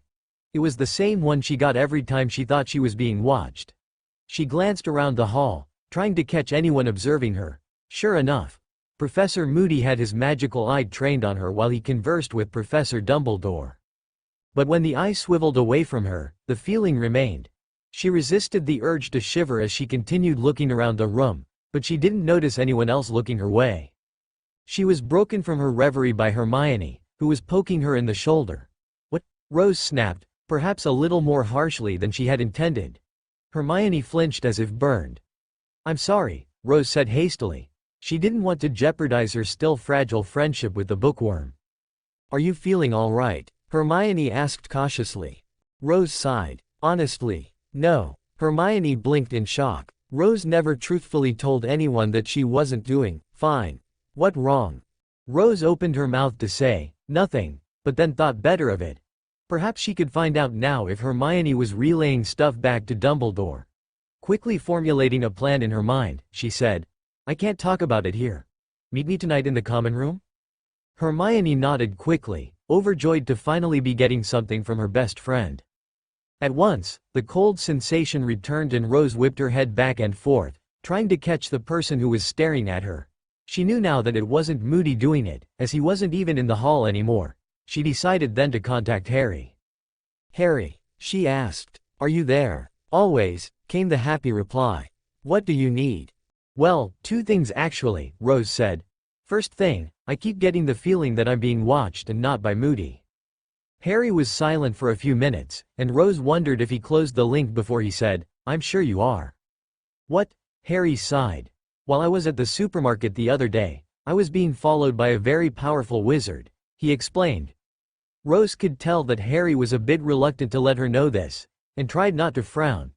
"I didn't feel any malicious intent from him, but he seemed dead set on tailing me for some reason." "Why didn't you tell me this sooner?" Rose asked worriedly. "I didn't want to give you anything more to worry over," Harry answered meekly. Rose scowled as best as she could over the link. "What should I do then?" "Just keep a low profile. If you feel like you're being watched, leave immediately and go find a teacher or something." "You want me to tell a teacher?" Rose asked incredulously. "No, just find one. Preferably McGonagall or Flitwick." Rose muttered something about Harry being a hypocrite, unfortunately out loud, and caught Hermione's attention. "What?" Hermione asked. Rose just waved her off, mouthing, "Later." The other thing was, I'm going to find out if Hermione is reporting to the headmaster. "Be careful, Rose," Harry warned. Rose was a little angry that Harry interrupted her to warn her needlessly but understood nonetheless. "I will," she said. "I won't tell her anything she shouldn't know already." "Okay then, anything else?" Harry asked. Rose shook her head mentally. "Have fun in class then, they should be a breeze for you now." Rose giggled and Harry paused awkwardly. I love you, Rose." "Oh, I love you too, Harry." Hermione blinked bemusedly as a huge grin broke over Rose's face. She was truly confused to how her best friend could go from sullen and moody to happy and elated in the blink of an eye. "What's the grin for?" she asked. Rose giggled girlishly, which perplexed Hermione even more. Rose was about as tomboyish as possible until she met Harry. Suddenly the pieces all fit. "How long have you been communicating with him mentally?" The grin vanished from Rose's face. She should have seen it coming. Hermione was much too clever to not figure it out on her own. But Rose wasn't sure just how much Hermione actually knew. She needed to find out. "Come on," she whispered harshly, grabbing Hermione by the upper arm and dragging her bodily from the Great Hall. "Where are we going?" Hermione asked worriedly. Rose ignored her and continued up the stairs to the second floor. Hermione staggered along with Rose's quick clip until they were nearly to the 6th floor before digging her heels in and wrenching her arm from Rose's iron grip. It was amazing just how strong the formerly slight and scrawny girl had become in 4 short months. "Rose Potter, I am not going anywhere with you until you tell me where you are taking me," she stated furiously. Rose stopped and sighed. She rubbed her face wearily before looking at Hermione with a pleading expression. "I'm taking you somewhere that no one can overhear. We have a few things to discuss," she said, turning back to the stairs and continuing her climb. "Obviously," Hermione muttered as she followed along. They eventually reached the 7th floor across from the tapestry of Barnabas the Barmy, and Rose paced in front of the wall thinking about a secure place to question Hermione. "What are you doing, Rose?" Hermione asked imperiously. "Are you lost?" Hermione trailed off as the door to the room of requirement grew into existence. Rose entered the room and held the door open for Hermione. "Well, come on," Rose snapped impatiently. Hermione followed Rose into the room, which had configured itself into something similar to a Muggle interrogation room, complete with spotlight, metal table and uncomfortable chairs, making Hermione's hair stand on end. Rose seemed to be a bit subdued by the room too, and she snapped, "I didn't want to interrogate her.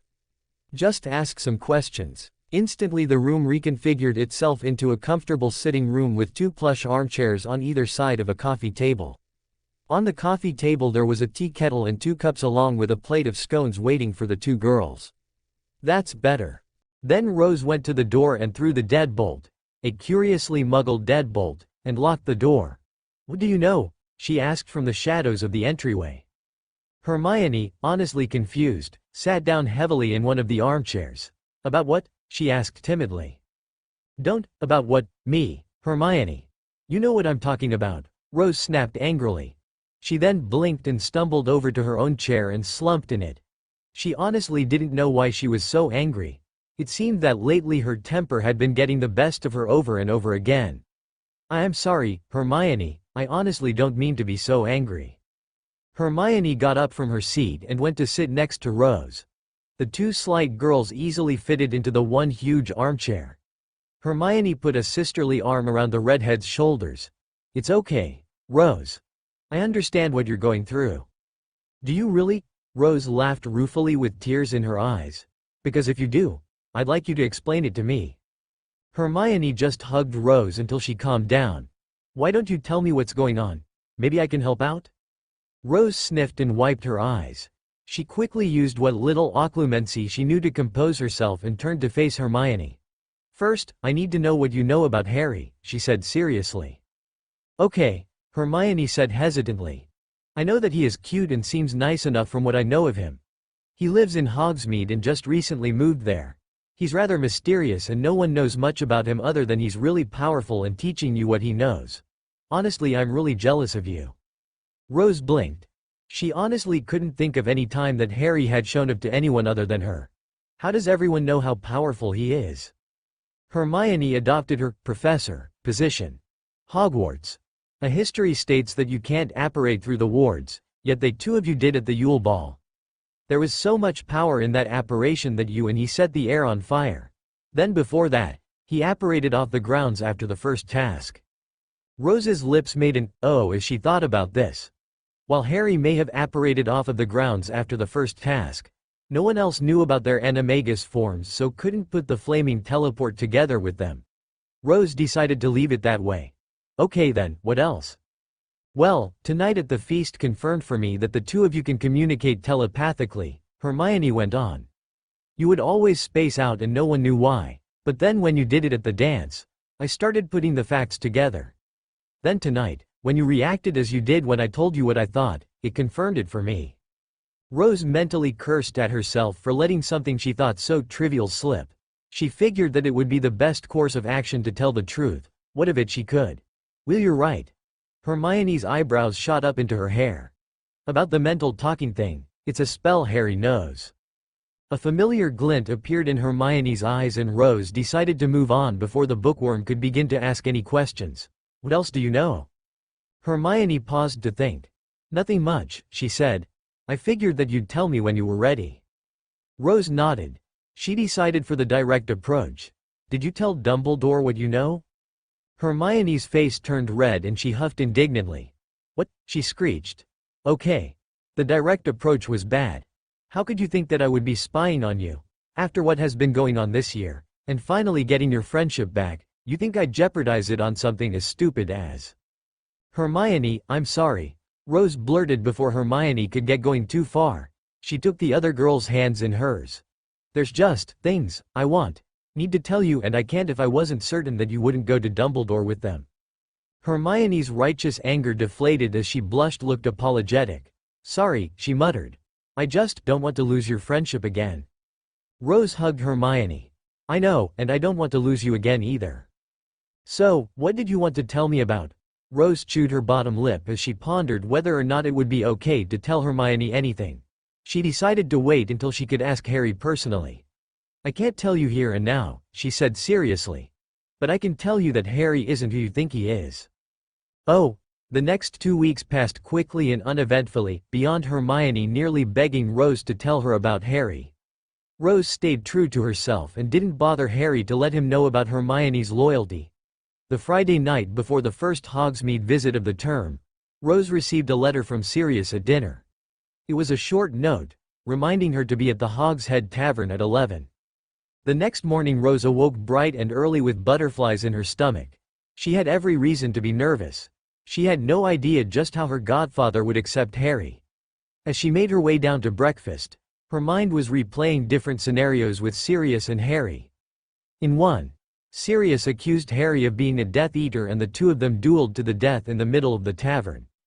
Another had Sirius breaking down in tears from the resurrection of his best friend.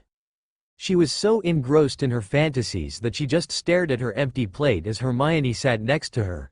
She didn't notice that Hermione was trying to get her attention until she felt the other girl poke her in the shoulder. Huh? Are you feeling all right? Hermione asked worriedly. Oh, yeah. Hermione's brow furrowed in thought. Worried about your date today? She asked. Rose shook her head. She desperately wanted to tell her best friend what was going on, but she promised Harry that she would let him take care of it. Still, Hermione would most likely pressure her into answering one way or another, so Rose decided to bend the truth a bit. I just had a nightmare last night. It wasn't too far from the truth. Rose had indeed had a nightmare the previous night in which she was standing in a room and surrounded by mutilated bodies. What was the worst part of the dream was, she knew that it was all her fault. She had killed the people. Hermione sighed and put some bacon on Rose's plate. You should still eat though, she said kindly. Rose smiled at Hermione and nibbled on a strip of bacon. She was glad that Hermione was her friend again. She really had missed the girl's bossy attitude. Before long, it was time to leave for the village. Hermione opted to stay behind, saying she wanted to get caught up on her homework. So after being viciously jabbed a few times by Filch's probity probe, Rose trekked down the path to the village. Harry had agreed to meet her at the gates to the Hogwarts grounds and walk with her to the Hog's Head to meet her godfather. Since she had nearly mastered her phoenix transformation, her human body had begun to show the improvements that all animagi show. Sirius had heightened senses of smell and hearing. McGonagall could stay as silent as a breeze and had excellent night vision. Both Harry and Rose, however, being magical animagi, almost completely assimilated their animal forms' abilities into their human forms. They could flame teleport, had enhanced vision, hearing and smell, resistance against extreme temperatures, and could almost instinctively fly on their brooms. So, with just a little squinting, Rose could clearly make out Harry waiting at the entrance to the village, a little over half a mile away. He was dressed comfortably, a pair of black jeans and a blue, Weird Sisters t-shirt, and was leaning casually against one of the stone warthog statues. He looked up the road toward her and waved. Clearly he could see her too. She quickened her pace and kissed him warmly when she arrived. Hey gorgeous, he said softly. You ready for this? Are you? She asked back. She knew this would be Harry's first meeting with Sirius since Harry's Sirius fell through the veil. Unsurprisingly, Harry seemed hesitant. Well, I guess.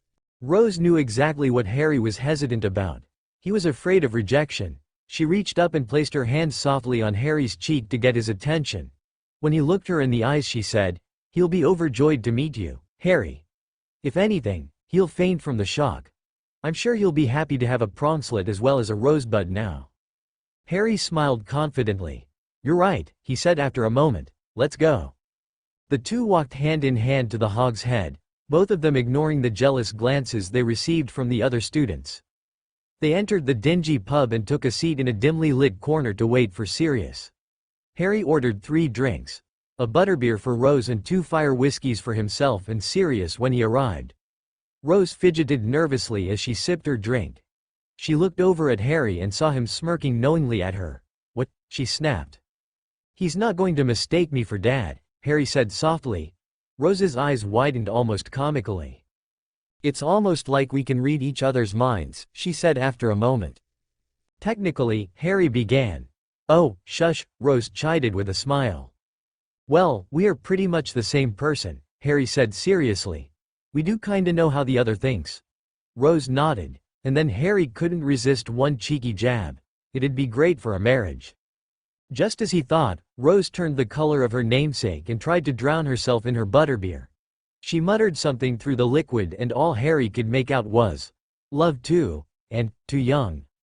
Harry smiled lovingly at the girl. "I know," he said softly, "and I would too, but we have to take care of some things first." Rose couldn't stop the exuberant smile from growing on her face. Harry had essentially just promised himself to her. She felt like she was floating through the clouds and her mind was filled with fantasies of her and Harry's wedding and future family. There he is. Rose came crashing back to earth almost painfully. She looked around the pub in a panic but didn't see anyone new. "Where?" she asked. Harry pointed across the room at a blurry shape standing in the far corner. Rose saw it immediately thanks to her enhanced eyes. She waved him over, figuring that Sirius was waiting for some sort of acknowledgement from her. Sure enough, Once she waved, the disillusioned form approached the table. But before either Rose or Harry could say anything, Sirius spoke up. "Where did you first meet me?" he growled. Rose, slightly taken aback by the sudden hostility, glanced over at Harry, who nodded slightly. In the Shrieking Shack, last year, with Professor Lupin and Wormtail." Sirius cancelled the spell on himself and lowered his hood, smiling warmly at his goddaughter. Rose made to give him a hug, but he held her at arm's length. "Wait, how do you know I'm really me?" "Want to blow his mind?" Harry asked Rose mentally. Yes, I do," Rose answered back. "Ask him where he lives. He should answer that he can't tell you. Then you should threaten to leave, and he will say he lives at 12 Grimmauld Place." Rose didn't know what 12 Grimmauld Place was, but decided to go along with Harry's plan. "Where do you live?" she asked. Sirius looked like a deer caught in the headlights of a lorry. "I can't tell you that," he said. It took everything Rose had not to smile triumphantly and break out in laughter. Harry really did know Sirius too well. "Then I'm leaving," she said as nonchalantly as possible. "Wait," Sirius said in a panic. Harry and Rose watched his face. First was the sign of confusion, which Harry explained was Sirius wondering just how Rose knew about 12 Grimmauld. Then came a constipated expression as he fought through the Fidelius charm to tell her the information that she asked for. 12 Grimmauld Place. Snuffles, Rose cried and threw herself into Sirius' arms and hugged him for all she was worth. It took Harry everything he had not to do the same. When he first saw this Sirius, a multitude of emotions sprung up in him. Disbelief came first, followed shortly by jealousy as he watched Rose hug the man. Finally, acceptance and happiness managed to beat back the negative emotion. He sat silently and waited to be noticed by the older man. Sirius held Rose out at arm's length and looked her up and down, appraising Ly. "Damn, Rosebud, you've grown," he breathed. "You look just like your mother." Rose blushed at the thinly veiled compliment. "Thank you, Sirius," she whispered. "Now, in all seriousness," Sirius said. Harry had to stop himself from chuckling at the stupid joke. "How the hell did you know about the place?" He was unable to force himself to say the address again. "What place?" Rose asked innocently. She really had no clue, not having been clued in by Dumbledore, the secret keeper. "Where I live," Sirius explained. "Oh," Rose exclaimed as if she just remembered something. "Harry just told me to ask." She pointed at the corner of the booth and Sirius noticed Harry sitting there for the first time. "Holy crap," he exclaimed. "You really do look like James." "Watch this," Harry told Rose mentally. "I should. He is my father after all." Sirius nodded, acting like Harry had just said that it was a nice day that day. "So, would you mind telling me what?" "Wait," Sirius paused and stared directly at Harry. "What?" Rose snickered at the gobsmacked expression on Sirius' face. "Sirius, I'd like you to meet my boyfriend, Harry James Potter." Disgust warred with disbelief for dominance on Sirius' face. His first thoughts were that James had been unfaithful to Lily, but that was quickly quashed. James would never have been unfaithful. His second thought was that Rose was dating her brother, but that was killed by the first argument in his head. James and Lily had only one child. Rose. Finally, he settled on the fact that it was all a prank that Rose had decided to pull on him. "Ha, ha, very funny," he said at length. "You can drop the illusion now." "What illusion, Padfoot?" Harry asked. There was an uncomfortable pause. "You're serious?" Rose couldn't resist. "No you are. That's Harry." Harry couldn't hold it in any longer and nearly fell off the booth, he was laughing so hard. "The look on your face," he managed to gasp out between peals of laughter. Rose sighed and guided a shell-shocked Sirius to the table. "Sit down, Sirius. We have a lot to tell you." Once Harry managed to calm down, he and Rose told Sirius about their relationship and what was going on with the tournament. It took Sirius nearly an hour and 3 whiskeys to finally finish processing everything. Rose looked at Harry questioningly. "What about the rest of it?" "I really don't want to repeat myself a third time later," he explained. Rose squealed excitedly, making Sirius look at her like she was crazy. "You mean we can tell Hermione?" Harry nodded and Rose threw herself across the table to give Harry a passionate kiss. Sirius couldn't hold his chuckle. When Rose was done and properly mortified, Harry said, "I will tell her. I want you to set up a meeting time and let me know." I'll bring Sirius and let them both know. Finally, Merlin, you really do look like James. Sirius said while watching Rose bounce excitedly in her seat. He hadn't the first clue as to why she was so happy, but if Harry was the reason for the changes and happiness in his goddaughter, he wasn't going to be the one to stop it. That's it? Harry asked incredulously. That's all you have to say? Well, it is a lot to take in all at once, Sirius explained. So you won't tell the manipulative old man? Rose asked. Sirius shook his head a bit drunkenly. You two definitely look happy. And it's kinda like a huge prank on old Dumbledore, isn't it? He said with a wistful smile. So, I approve. You haven't heard the half of it, Sirius, Harry said with a smirk. Sirius looked crestfallen that there was more. Rose glanced at her watch and squawked. I need to get back to the castle to talk with Hermione, she blurted. She gave Harry yet another passionate kiss, one with lots of tongue, and pulled away breathlessly. Harry looked a bit dazed by the kiss. I'll see you in the morning, hot stuff. Once Rose left the pub, Harry turned back to Sirius, who was looking at his empty whiskey glass a bit despondently. So, how'd you like to come live with me? Sirius' only response was an enthusiastic nod. Concentrate, Rose, said Harry. Harry and Rose sat facing each other on a plush rug in the room of requirement, both of them with their legs crossed. At Rose's request, Harry had modeled the room after the living room of their house in Hogsmeade. That morning, Harry had decided that they would work on Rose's occlumency, then her sword training afterward. Her animagus training had come to a close, and there was nothing that Harry could show the girl that would help her transform. It was all up to her now. Harry was currently probing Rose's mental defenses while she tried to keep him out of her mind. She wasn't rubbish at occlumency, but she wasn't a prodigy either. Harry had instructed her to imagine her mind as the place she felt safest. For Harry, the place he felt the safest was Hogwarts. Even after discovering Dumbledore's manipulations and numerous attacks by the Dark Lord, the ancient castle remained safe and sturdy. Rose imagined her mind as their house, and Harry felt a warm tingly feeling when Rose told him so. The next step was the tricky part. She needed to secure her memories in the structure of her mind and ward them from detection.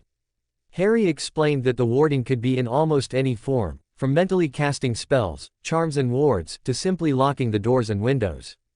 Rose was determined to do both. Okay, I think I have it, she whispered. Ready? Harry asked. When Rose nodded, he cast legilimens. There was a rushing sensation, like being pushed through a tube, before Harry found himself both looking at Rose in the room of requirement and at an exact replica of their house. Even after having mastered and used the spell since he was 16, he still found the dual vision sensation disorienting. The odd thing was, no one else felt the same sensation that Harry did. Before the headmaster died, Harry had the chance to ask Dumbledore what his legilimency felt like, and the old man had explained that it felt like he was simply pushing against a wall. When the spell was successful, the wall yielded and he was able to peruse the memories much like in a Pensive. Hermione, whom Harry had practiced with, felt much the same thing as the headmaster. It seemed that Harry had the unique ability to actually see a person's mental defenses and interact with them. Hermione had imagined her mind as a library, with all her memories as books locked away in their cases. He was even able to communicate with the person if he so chose, and it was this that made him uniquely suited to teach occlumency. Thus, he found himself wandering outside his own home in the mind of a teenage girl. He walked up to the front door and found it sufficiently locked and warded. Nodding to himself, he walked the perimeter of the house, checking each window and finally the back door. He was satisfied that Rose's mind was secure until he came to the entrance to the cellar. "Rosé," he called. "Yes?" Rose's voice echoed eerily about the mindscape. "Our house doesn't have a cellar," Harry said worriedly. He hoped that it wasn't what he thought it was. "What cellar?" Harry both mentally and physically groaned and palmed his face in his hand. It was as he feared. The scar connection created a back door of sorts to Rose's mind. It wasn't just an extra access for Voldemort, but a completely open and unguarded door into the girl's mind. "Okay. I want you to come in here with me," he instructed. Rose concentrated for a moment, then materialized in the mindscape with Harry. She, unlike Harry though, was naked. She squeaked and reddened with embarrassment while Harry chuckled at her. "Why am I naked?" she murmured. Not that she was opposed to Harry seeing her in all her glory, but she wanted it to be on her terms. Not by accident. "It's your mind. Maybe you wanted me to see," Harry offered. When Rose glared at him, he added, "You can imagine yourself some clothing you know." Rose closed her eyes and a beautiful white satin gown shimmered into existence on her. She smirked at Harry's raised eyebrow and stuck her tongue out at him playfully. So she said, "What's wrong? Can you see this?" Harry asked, pointing at the cellar door. "See what?" Harry sighed and closed his eyes. Damn, he thought. He needed some way for Rose to see the connection with Voldemort, but he was at a loss. He knew that the connection was represented physically by her scar. Her scar, Rose. I need you to concentrate on your scar. Everything about it. Its shape, its color, how it feels, the pain, everything. Why? She asked. You have a door here that you don't know about, Harry said casually, as if it explained everything. And it did. Rose's eyes widened in a panic as she realized what Harry was telling her. Just concentrate on your scar and on this spot at the same time. If I'm right, you should see the cellar door. Rose swallowed and then nodded. She focused on her scar. She recalled how it felt, what it looked like and what it did to her, and slowly, almost excruciatingly so, a wooden door phased into existence in the spot Harry instructed her to look. Oh my God, she breathed. That, Harry explained with a flourish, would be your scar connection. Then he smiled mischievously. Want to explore it? Rose looked like she swallowed something foul. She would rather simply ward, lock and entomb the door away so Voldemort could never use it against her. But unfortunately, her curiosity got the better of her. I guess, she said hesitantly. Rose approached the innocuous-looking wooden door. No one would have been able to know that this was the entrance into the mind of a madman. She hesitantly pulled on the handle and the door opened with an ominous groan and a gust of nasty-smelling air. Rose nearly gagged as she staggered away and into Harry's arms. He looked at Rose worriedly. You don't have to do this if you don't want to, he said. Rose smiled shakily up at him. I know, I need to though. I can't go with you, he said. Rose nodded and kissed Harry warmly in the mindscape world with pinks and bright reds. Rose gasped and pulled away as the sensation of pleasure and love nearly overwhelmed her. She saw Harry blink in surprise. Wow, she whispered. I'll say, Harry answered as he urged her toward the gaping entrance into the ground. Be careful, I love you. Rose walked cautiously through the doorway and into a stone-walled room. The room had 3 doorways. The one she went through, another that seemed to be made of a damp black wood, and the third which was made of rich oak. She decided to go through the oak door first and, as she guessed, it led into the house. It was an extra entrance into her mind, she realized with a shiver. She made sure to lock, chain, ward and trap that door thoroughly before moving on to the black door. Just being near it caused chills to run down her spine and she debated on whether or not to open it. Finally gathering up all her Gryffindor courage, she pushed on the door and found that it opened easily and silently, as if the hinges had just been oiled. The tunnel beyond the door frightened her even more, though. It was dark and damp, and Rose could hear dripping sounds in the blackness beyond. She was pretty sure at that point that the tunnel led into Voldemort's mind, but she wasn't about to find out now. She closed the door and put as many wards and locks on her side as she could. When she was done, it looked less like a wooden cellar door and more like a bank vault door.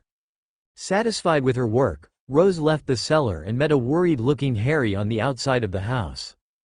Is it secure? He asked. Rose nodded wearily. Do you feel up to me testing them? No, Rose said. I don't think my mind can take much more abuse today. Harry chuckled and faded from Rose's mind. You still feel up to swordplay? Rose nodded eagerly. I said my mind can't take much more. I didn't say I wasn't up to whooping you in a fight. That sounds like a challenge. Harry taunted. Rose blew a raspberry at him. You know I wouldn't be able to take you in a one-on-one fight.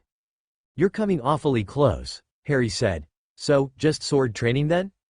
Rose concentrated, summoning her sword of Gryffindor to her hand, the weapon appearing with a small pop. She found early on that, like Harry had suggested, she favored light, quick blades. She eventually settled on a saber. The blade of her sword was 20 inches long, and the hilt and pommel retained the same shape and design as the original sword, if a little lighter. Rose gripped her sword and swung it with a flourish before pointing it at Harry, who was brandishing his own long sword version of the blade. En garde. They sparred back and forth, with Harry giving critiques and compliments where necessary. Harry had discovered late in his 7th year that the sword of Gryffindor wouldn't harm anyone the wielder didn't want it to. Thus, seeing as how Rose and Harry didn't want to harm each other, they could practice with the undulled edges of their respective swords without fear of injury. Rose landed a solid blow to Harry's ribs after a perfect parry, and Harry called a stop to the training. Like her animagus lessons, Rose was taking to the sword like a fish to water, and Harry felt very proud of her. Harry checked his watch. "Okay, before we go, I want to discuss the second task with you." For a second time that morning, Rose's eyes widened in panic. She hadn't given the tournament any thought whatsoever since the first task, and the second task was tomorrow. "Oh my God, I completely forgot," she shrieked. Harry put a calming arm on her shoulder, and Rose took a few deep breaths. "You already have a huge advantage with me here," he said reassuringly. "You remember what I told you was going to happen?" Rose nodded. "They're going to take you into the lake, and I will have to rescue you from the merfolk," Rose said in a small voice. "But how?" Harry interrupted her with a finger over her lips, which Rose kissed automatically. "You become a very powerful witch," Harry explained. "So, I'll only give you one hint. Phoenixes can teleport anywhere." The girl nodded and kissed Harry's finger again, sucking lightly on it with a small smirk. Harry gasped and smiled at her. "Oh, you want to play that way, do you?" Rose nodded as Harry pulled her to him and kissed her deeply. A few minutes later, after Harry flamed back to their house, a very disheveled but satisfied Rose left the room of requirement. As soon as Harry arrived at his house, he set about lifting the Fidelius charm from it. He knew that at some point during the day the tournament organizers would come to collect Harry for the second task. It didn't take him long, as reversing the Fidelius was much simpler than actually casting it. All it took the desire for others to know where the location was, and the phrase, Fidelius finite. Once he was done, Harry retreated to his library to do some light reading. He still hadn't made any headway as to his mystery stalker, but he was sure it had something to do with his travel from his dimension to this one. It wasn't long, however, before he heard a light knock at his front door. With a sigh, Harry closed his book and went to answer it. Harry schooled his face into a pleasant expression before opening the door. Sure enough, Dumbledore was on the other side, smiling pleasantly as well. "Good morning, Headmaster," Harry said. He decided not to hide anything, seeing as how he had already let known that he had knowledge beyond what he should. "Come to tell me about the second task." Dumbledore's eyes widening slightly was his only reaction, but beyond that he was completely nonplussed. When it came to Rose and her boyfriend, not much surprised him anymore. "Indeed I am." "Am I to assume you already know what is to happen?" Harry nodded. "Then let us head back to the castle. We have much to discuss." Harry muttered something under his breath to the tune of, "I'm sure." But he followed the headmaster out into the streets of Hogsmeade and up to the castle. "It is amazing, really," Dumbledore began as soon as they left the house, "how we were unable to find you during the holidays. It's almost as if your house didn't exist before." "It didn't, technically," Harry said offhandedly, "unless I wanted you to know." Yet again, Dumbledore was surprised. The Fidelius charm was one of the most complex and power-consuming spells known to the wizarding world. "You can cast the Fidelius?" "Rose can, too." "Really?" Dumbledore said, not bothering to hide his shock. "What else can she do?" "She can do quite a few things you're unaware of." "So, Harry, who are you?" "Really?" Again with the direct approach, thought Harry. It seemed that this Dumbledore and Harry's were more different than he first thought. "I fail to see how that's any of your business," Harry growled. "Humor me, Mr. Potter." Harry opened his mouth to respond but choked on whatever he was going to say. Did Dumbledore really just call him Mr. Potter? He made to cover his slip-up but knew the damage was done if the headmaster's smug expression was any indication. Harry sighed heavily. "How did you know?" "Please, Mr. Potter, you insult my intelligence," Dumbledore said with mock hurt. "You and young Rose may be skilled at clumens, but no mind is impenetrable." "You used legilimency on us," Harry bellowed. Damn that cellar door. He had been too late in discovering it. His magic broke loose and pulsed from his body in waves, causing the loose cobblestones on the street to go clattering away noisily. Crouch and Bagman, who had been slightly ahead of the two of them, looked back in alarm. But Dumbledore made placating motions to both them and Harry. Please, Mr. Potter, you have to understand, the aged headmaster hissed, but Harry cut him off. I understand that you're a meddlesome old man who can't keep his nose out of where it's unwanted. I understand that you think Rose is a weapon to be used at your discretion. Harry's voice grew with each accusation until he was nearly screeching. I understand. Mr. Potter, Dumbledore growled. Please, you have to understand that I wouldn't wish this on anyone. Let alone the young woman I see as my own granddaughter. You also have to understand the position I am in. An unknown person shows up out of nowhere and is suddenly Rose Potter's boyfriend? Harry bit back his retort and determined not to continue arguing with the headmaster, but he had to know one thing. Then why the questions? To Harry's surprise, Dumbledore actually looked bashful before responding. I wanted to see how forthcoming you would be. Harry sighed and rubbed his fac wearily. Everything he and Rose had worked for could have been destroyed just now. How long have you known? Since the Ule Ball. Why didn't you confront Rose about it? I assume you know the prophecy? Dumbledore asked. Harry nodded. Then you know what I assume the power the Dark Lord knows not to be? Love, indeed. Rose's love for you is powerful indeed. That's not the power, Harry said suddenly.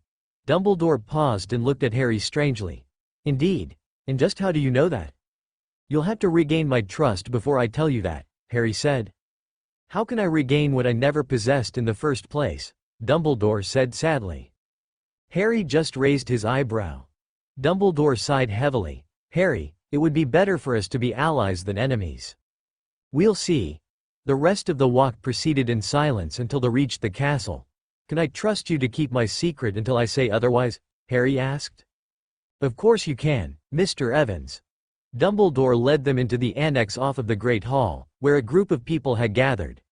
Harry noticed the heads of the other two schools, Hermione, Gabrielle Delacour, and Cho in the room along with Professors McGonagall and Snape. Snape's lip curled disdainfully at Harry when they entered. All eyes turned toward the arrivals and Harry fought the urge to find somewhere to hide. He never was good with attention. Now that we're all gathered, I believe we can begin, Dumbledore said pleasantly. We have gathered you four because each of you is precious to one of the champions.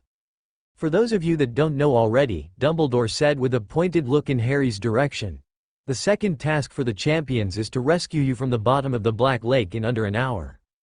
This statement was met with gasps from the three young girls and knowing silence from Harry. He noticed Snape raise a curious brow at his reaction but paid it no heed.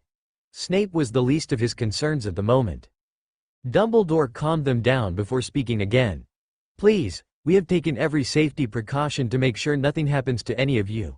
In an hour, you will be given a modified version of the draft of living death and taken to the lake. Once submerged in the water, the draft will take effect and you will fall into a coma. Once your champion breaches the surface of the lake with you, the potion's effects will be lifted and you will awaken. Harry had always wondered what had been used to put the hostages to sleep, but it was only a passing interest. Now that he knew, and he assumed that Professor Snape had brewed the modified potions, his respect for the spy's potion-making skills went up a notch. Modifying any potion, let alone the draft of living death, was difficult at best. Are there any questions? Of course, Maxime and Karkaroff had questions. More like objections, anyway. Yes, Dumbledore, I have a question. Isn't EET against the rules for a non-student to participate in the tournament? Maxime asked with a barely concealed glare at Harry. Harry glared back and Maxime backed down. Dumbledore nodded in recognition of the question. In normal circumstances, madam, yes. But, Miss Potter has recently had a falling out with her closest friends, with the exception of Miss Granger here, who is already claimed by Mr. Crumb. Harry Evans, as her significant other, is the next best qualified for the role. Karkaroff looked like he wanted to object as well, so Dumbledore continued. I have already cleared it with the organizers of the tournament. Karkaroff backed down as well and Dumbledore looked around at those gathered. Are there any further questions? When no one raised any, the headmaster clapped his hands and a breakfast banquet appeared in the annex. Very well then, let us eat. Oh, Wednesday, February 24th, dawned overcast and chilly and Rose woke up with a foreboding feeling about the day. Today was the day that second task was to take place, at 9:30 in the morning. She ate an early breakfast by herself and began to worry when Hermione didn't show up. After she finished eating, McGonagall gathered the champions together and led them down to the lake where the champions' tent was set up for them to get ready. As Rose entered the garishly colored tent, she scanned the crowd, hoping beyond hope that Harry would be there, waving supportively at her. But it was not to be, since she knew that, with Harry being the person most precious to her, that Harry would be at the bottom of the lake waiting on her to rescue him. So, instead of Harry, Rose scanned the crowd for Hermione, but the bookworm was nowhere in sight. She then remembered that Hermione would most likely be taken for Krum and thus resolved that she was alone. She did, however, catch Ron's eye, and he simply sneered at her. He hadn't taken her rejection of his Christmas gift very well. Rose made her way to the starting point and concentrated on her plan. She knew she was a shoo-in for this task because of her animagus abilities, but she would still need to be able to breathe water for a bit to free Harry from his ropes, so Harry had taught her a bit of transfiguration to give herself gills. She didn't need any real way of moving through the water though, since she could just teleport down and back again in, literally, a flash. She knew that she didn't really need to keep it a secret that she could fire teleport, seeing as almost everyone in the school had seen both her and Harry flame away from the dance. Still, Harry had suggested that she keep up appearances and she decided to get as far away from the others as possible before flaming. A heavy hand on her shoulder startled her from her thoughts. She looked up into the round boyish face of Ludo Bagman. "Yes?" she asked. "Are you ready? We're about to start," he said. Rose nodded and took her starting position on the platform, between a sullen-looking Krum and a panicked Fleur. She didn't hear Bagman announcing the event to the crowd, but instead tried to contact Harry through the reins. She didn't expect any answer, and she wasn't disappointed when she heard nothing but static through the connection. She briefly wondered why she would hear static, since static was definitely Muggle, but she quickly forgot that train of thought when she heard a whistle blow. Fleur and Cedric dove in head first, but both she and Krum stayed out of the water to perform their spells. Krum changed his head into that of a shark, just like in Harry's memory, and with a quick wave of her wand on either side of her neck, she soon had gills. It was an interesting sensation, having gills outside of the water. Rose likened it to having a sheet of wet cloth over one's mouth and nose and trying to breathe through it. She felt like she was suffocating and quickly dove in the water, gulping mouthfuls of it and relishing the oxygen it offered. She then watched Krum disappear into the depths before swimming down a good 10 feet and vanishing in a burst of bubbles and steam. It felt odd, Rose thought, appearing underwater as opposed to in the air. When she appeared, there was a brief sensation of being smothered before it abruptly lifted. Air was more yielding than water, being less dense, and she immediately decided that she would never flame underwater ever again after today. She also realized that she had panicked the merfolk and found herself at the point of numerous tridents. She held her hands up in surrender and mouthed that she was one of the champions. The merfolk didn't seem to understand her, so she looked around until she saw Harry, then pointed at herself, then Harry, then the surface. The merfolk backed down and cleared the way to the hostages who were tethered to a stone statue of a merperson and floating gently in the water. Rose swam over to Harry and looked him over. He really did look dead, she noticed. She drew her wand and cast a silent cutting hex to sever the rope, then gently took hold of his arm and guided him gently away from the merfolk before flaming back to the surface. She was right on her mark. Just 15 feet beneath the surface of the water, and she reversed the guild transfiguration before coming up for air. The crowd, which had been conversing amongst itself since the champions went under, immediately silenced when the two broke the surface, coughing and spluttering. It had taken Rose less than 5 minutes to rescue her hostage, the quickest time in the history of the Triwizard Tournament. Together, Rose and Harry floated over to the platform, where Rose struggled to get Harry's mostly dead weight up the ladder. She was quickly becoming irritated with the silence and she shouted, "Well, isn't anyone going to help us out?" Dumbledore hurried over to give the youths a hand up onto the platform while Bagman announced to the crowd, "Rose Potter has just done the impossible. In just 4 minutes and 27 seconds, she rescued her hostage and made it back to the surface. It's a new record." The crowd then went wild. Even some of the Beauxbatons and Durmstrang students were chanting her name and cheering wildly. She didn't blush until Harry leaned over to give her a chaste kiss on the cheek, at which her face lit up like a candle.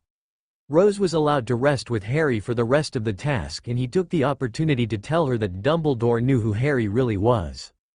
Rose panicked slightly, but Harry's reassuring presence in her mind calmed her. "Don't worry," he said, "he won't tell anyone." Rose glowered at him. "How can you trust him after all he's done to us?" she growled. "I don't," Harry answered, "but trust me, he won't tell anyone." Rose still seemed skeptical, but she nodded her consent. It wasn't long before Cedric came back with a sodden Cho, with Fleur following shortly after with her limp sister in her arms. But Harry and Rose began to worry when, as the hour mark approached, Krum still hadn't resurfaced with Hermione. An hour and 10 minutes after the task had started, the Merchieftainess, a wild and fierce-looking merperson, brought an unconscious and bloody Krum to the surface. Karkaroff and Dumbledore rushed over to help the young man onto the platform while Dumbledore listened to the Merchieftainess explain what happened. "What's going on?" Rose asked. Harry shushed her and listened closer to the conversation. Rose was a little angry that Harry would shush her like that, but was even more amazed that Harry understood Mermish. "It's hard to make out, but I'm pretty sure that they had a Kelpie attack and took Hermione away," Harry explained, and Rose's eyes widened in panic. "Go, before anyone can stop you." Rose dove back in the water after giving herself gills. Professor McGonagall made to stop her, but Harry weakly held the teacher back. "Let her go," he said softly. "She knows what she's doing." McGonagall looked worriedly at the water before turning back toward Harry with a stormy expression on her face. "She had better, Mr. Evans." Rose wasted no time in flaming back to the Merpeople village. She swam back to the statue where the hostages were and found a group of merfolk gathered around, conversing about something.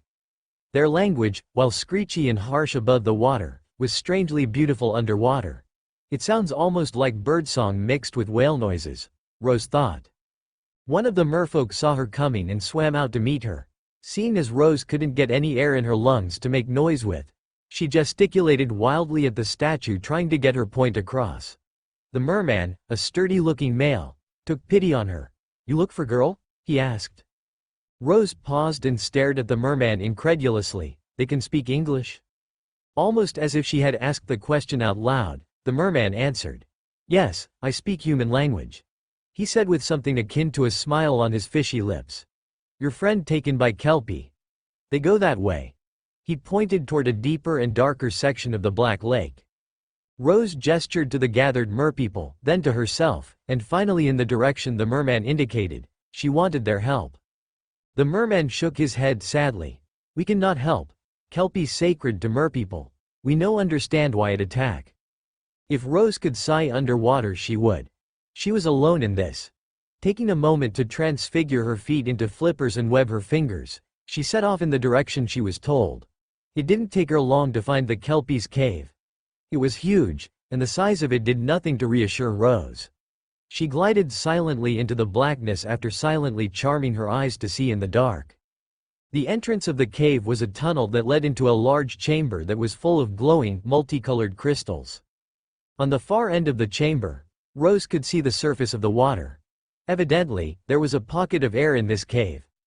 If this hadn't been a life-threatening situation, Rose would have thought it beautiful. But she didn't have time to admire the scenery, so she quickly searched the water. After finding no sign of Hermione, she determined that her friend was in the air pocket. This could be problematic, Rose thought. Where she was good at self-transfiguration, she still was rather bad at human transfiguration in general, and that meant other people. So, giving Hermione gills to breath water was out of the question, and she didn't want to flame around more than she had to. Still, if worse came to worse, she could flame them both to the surface. Slowly, she breached the surface and looked into the air pocket. The rest of the cave was a white sandy beach with various subterranean plants glowing in the sand. The same crystals that grew underwater grew above it, and gave off a soft light. Then Rose saw her friend. Hermione was curled up in the far corner of the cave, shivering with cold and fear. She was still wet and she was glancing around the cave, looking for anything that might help her out. "Psst," Rose hissed, trying to get Hermione's attention, but she looked everywhere but at the water. Finally, when Hermione noticed Rose's head and shoulders protruding above the surface, she beamed. Hermione pointed over at a cluster of crystals near Rose and made shushing motions with her hands. Rose glanced over and had to stifle a gasp. She was mere feet from the sleeping Kelpie. The beast was huge. Its 10-foot-long equine body was covered in fine green scales, as well as its horse-like head. Its fish-shaped tail moved lazily back and forth, stopping just inches from hitting Rose. She floated away desperately from the aquatic horse but paused when something caught her eye. There was a black pulsating lump on the back of the Kelpie's neck. "Hey Harry?" she asked. Harry's groggy thought filled her head. "Yeah?" It seemed he still wasn't over the draft yet. "You feel up to looking through my eyes here?" Rose asked. "I have something you need to see." Rose felt her eyes tingle as Harry melded his sight with hers. "You found it?" he asked. Rose stared at the black lump on its neck. "Oh, Merlin." "What?" Rose asked. "That black lump, it's an Imperio cyst," Harry said. He could feel Rose's confusion, so he hastened to explain. "It's a physical manifestation of an Imperio curse. It allows the caster to control their target without having to recast the spell over and over again." "Can I get it off?" Rose asked. "Yes, you can. But the only spell I've discovered that will take it off is Sectum Sempra," Harry said. He felt Rose panic a bit then sighed, realizing that she didn't know the spell. "Brace yourself. This might be a little disorienting." Rose was about to ask what would be disorienting, but she was suddenly overcome with a horrible dizziness. Then she saw memories that she knew weren't hers. She saw Harry reading a book that had been heavily defaced and recognized it as the Half-Blood Prince's book. Then she suddenly knew how to cast the Sectum Sempra spell, and felt like she needed to vomit. "Are you okay, Rose?" Harry asked. "Yeah," Rose answered back as soon as the cave stopped spinning. "Now, how exactly do I?" But Rose didn't get to finish as Hermione yelled, "Rose, watch out." Rose looked over at Hermione, and saw her looking fearfully at the Kelpie. She turned toward the Kelpie just in time for it to smash its heavy muscled tail into her and send her careening into the cave wall. Rose screamed in pain when she felt something crunch in her shoulder. Fortunately it was her left one, so she could still use her wand. The Kelpie reared up on its back hooves and brayed at her as Rose fired a stunner at the creature. The burst of red magic simply reflected off of its shiny green scales and it lunged at her again. She rolled out of the way of the Kelpie's hooves, but right into the path of its tail, and she once again found herself sailing through the air. She managed to get a good aim on the cyst and fired a Sectum Sempra. The spell was on its mark and it severed the black growth from the back of the Kelpie's neck. The cyst fell to the sand with a fleshy thud, and the Kelpie roared in pain before diving into the water and swimming away. As Rose lay panting in the sand, Hermione scampered over to the redhead, and gingerly felt her shoulder. "Oh my God, Rose, are you okay?" Rose groaned and rolled over to face her. "My shoulder hurts, but other than that, I'm fine." "Give me your wand," Hermione commanded. Rose handed the wood to her and Hermione quickly cast a numbing charm over Rose's shoulder. Rose then noted that for all the combat magic she learned from Harry, she still didn't have any knowledge of healing magics. Still, she was sure very few people could best her in a duel at this point. Rose took her wand back from Hermione. "Hold on to me," she told Hermione. Hermione did without hesitation. "Ready?" Rose asked. When Hermione nodded, Rose concentrated on Harry and the two girls flamed out of the cave. Oh, Harry had mostly recovered from the potion by the time the girls appeared on the platform, startling everyone around in a burst of fire. Madame Pomfrey bustled the two of them off to the hospital wing almost immediately, but not before Harry had the chance to kiss Rose goodbye and tell Hermione to meet the two of them in the room of requirement that Saturday. Harry stuck around for the judging, since Rose wouldn't have the opportunity to hear her score. The judges, after much deliberation, decided to give her extra points for outstanding moral fiber in rescuing Hermione from the Kelpie and for utterly destroying the previous record of 35 minutes. In the end, she had a whopping 104 points out of 100. She had more points than the total, which again, was a first in the history of the tournament. Harry couldn't feel more proud of her. Also, I inadvertently stated in the last chapter that Gabrielle was a student. I'm not going to change this as it serves no real purpose. Anyway, read, review, and enjoy. The next morning, Harry groggily staggered into the kitchen to make breakfast.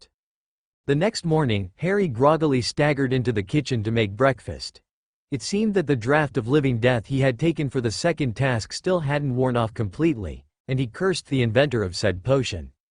He could tell by the heated, one-sided conversation in the living room that Sirius was already awake and made the mistake of waking Lily. Just like when she was alive, the portrait of Harry's mother was no morning person. It seemed that this morning's tirade was Lily reaming Sirius for doing something stupid enough to land himself in Azkaban and leaving Rose with the Dursleys. He knew he would attract his mother's ire if he caught her attention with her in her current mood, so he snuck into the kitchen as silently as possible. Unfortunately, he wasn't sneaky enough as Sirius noticed him out of the corner of his eye. "Harry," he called desperately, "help." "And you," Lily growled, leveling an accusing finger at her son when she noticed him sneaking through the room. His cover blown, Harry dashed into the kitchen like a madman and made a point of rattling the pots and pans as loudly as possible. "Sorry, Mom, don't have time. I've got to get breakfast made so I can get on with Rose's lessons. Want to give me a hand, Padfoot?" Sirius took advantage of the distraction and followed his godson into the kitchen. "Merlin, I thought that would never end," he whined. Harry just snickered and finished cooking. When it was done, he and Sirius sat down and ate their breakfast in silence. It wasn't long before they finished and Lily called from the living room. "Harry, Sirius, can you come in here for a bit?" Harry put his and Sirius' dishes in the sink and cast a quick auto-wash charm. He dried his hands and followed Sirius into the living room. "Sure thing, Mom. What's up?" Lily motioned for them to sit and waited for them to do so before continuing. "We wanted to talk to you about a few things," she began pensively. Harry nodded slowly. "Okay." Usually conversations that began with, "we need to talk," were never pleasant, and potentially very embarrassing. James continued where Lily left off. "We'd like to know what your plans are." "Plans?" Harry asked. James nodded. "You know, Voldemort, Rose." "Wormtail." Sirius growled. "Wormtail." James reiterated. Harry sighed and rubbed the back of his neck wearily. "Where to start?" "How about your plans for Rose?" Lily offered. "Like what?" Harry asked reluctantly. He had gone for so long without any kind of supervision that he was loathing to answer or explain his plans to anyone. "Everything," Lily said simply. "The rune chamber, her training, your intentions." Everyone stared at Harry and he shifted uncomfortably from his seat on the couch. "Well, I think her boost from the rune chamber will be similar to mine, maybe a couple of little differences. I'm just worried that the chamber might reject her." James blew a raspberry and made a dismissive gesture. "It won't," he said simply. Harry shook his head bemusedly. "But the unspeakables told me that if you weren't of age, it wouldn't work for you. It killed 2 of them and it only worked for me because of the prophecy." James laughed. "That may be true, but the unspeakables had 2 strikes against them. They weren't Potters, and they didn't have a Potter vouch for them." "So, Rose should be fine?" Harry asked after thinking for a moment. James nodded and Lily and Sirius both breathed sighs of relief. Harry noted that James seemed eager to say something else, but a bit hesitant as well. "What, Dad? You never did tell us what you got from the chamber," James nearly blurted. Harry frowned. He'd never liked being different, but fate had deemed that he'd be the boy who lived. He especially disliked telling about his time in the chamber, as it felt like he had cheated to gain his powers. "My magical core was multiplied about 10-fold, and it negated my need for a wand. I used to think it had something to do with one of my animagus transformations, but now I'm not too sure." James and Sirius both spoke at the same time. "One of." "Yeah," Harry said bashfully. "I have 2 transformations, a phoenix and a basilisk." The portraits and Sirius were shocked silent. Finally Sirius spoke up. "Bloody hell, Harry, you don't do anything small." Harry glared at him and Lily came to Sirius' rescue. "Harry, you have to understand, while it's rare to have a magical form and unusual to have more than one form, it's unheard of to have 2 magical forms," she explained. "I think the chamber may have had something to do with it. When did you discover your second form?" "After my experience in the chamber," Harry said in realization. Lily smiled smugly. "There you go." Harry was pensive for a moment. "So, you think Rose might gain a second form?" he asked. "I wouldn't discount it," Lily said. "Did you get anything else?" James asked eagerly. Harry shook his head. "Not that I know of," he said, When should we plan on getting her into the chamber anyway? Lily thought for a few seconds. I'd say about a week before the third task. It'll give her time to adjust to her new powers and give her an advantage in the hedge maze. Harry nodded in agreement. Now, what else?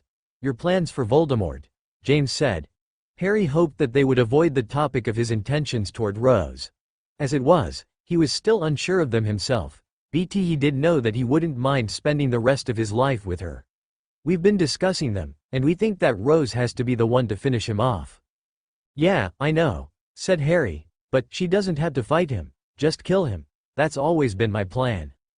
James, Lily and Sirius stared at Harry confused. Harry sighed and began to explain his plan. So once I've crippled Voldemort, I'll off his snake, then have Rose simply cast a cutting curse at his neck or something. Simple, really. Oh, I thought you were planning on killing him yourself, Lily said. I wish I could. Harry growled darkly. She shouldn't have to have the burden of taking a life on her shoulders. James clapped his hands and said a bit too cheerfully, now that that's out of the way. Sirius interrupted James. Speaking of Death Eaters, Wormtail should be incapacitated, Harry said with a nasty grin.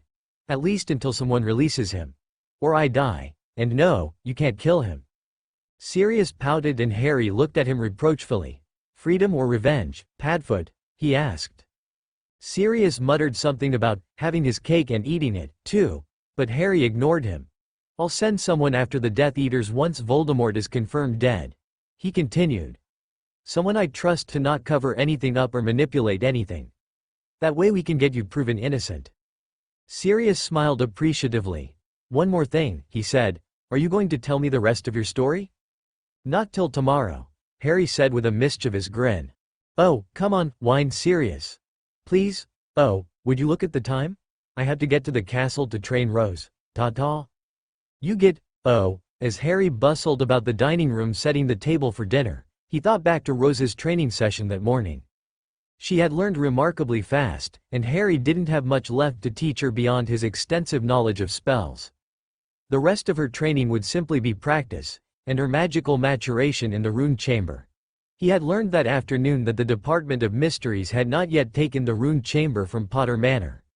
Harry had no clue how the Ministry had managed to take the entire chamber in his dimension and thus had taken steps to make the lavish house's wards more secure. Harry suspected that once Rose had entered the chamber, her power would come close to matching Harry's own, but he still had no clue what she would get exactly. He did have his suspicions, however. Turning back to the task at hand, Harry finished setting the table and brought out dinner. He had cooked shepherd's pie for himself and Sirius and frankly couldn't wait to start eating.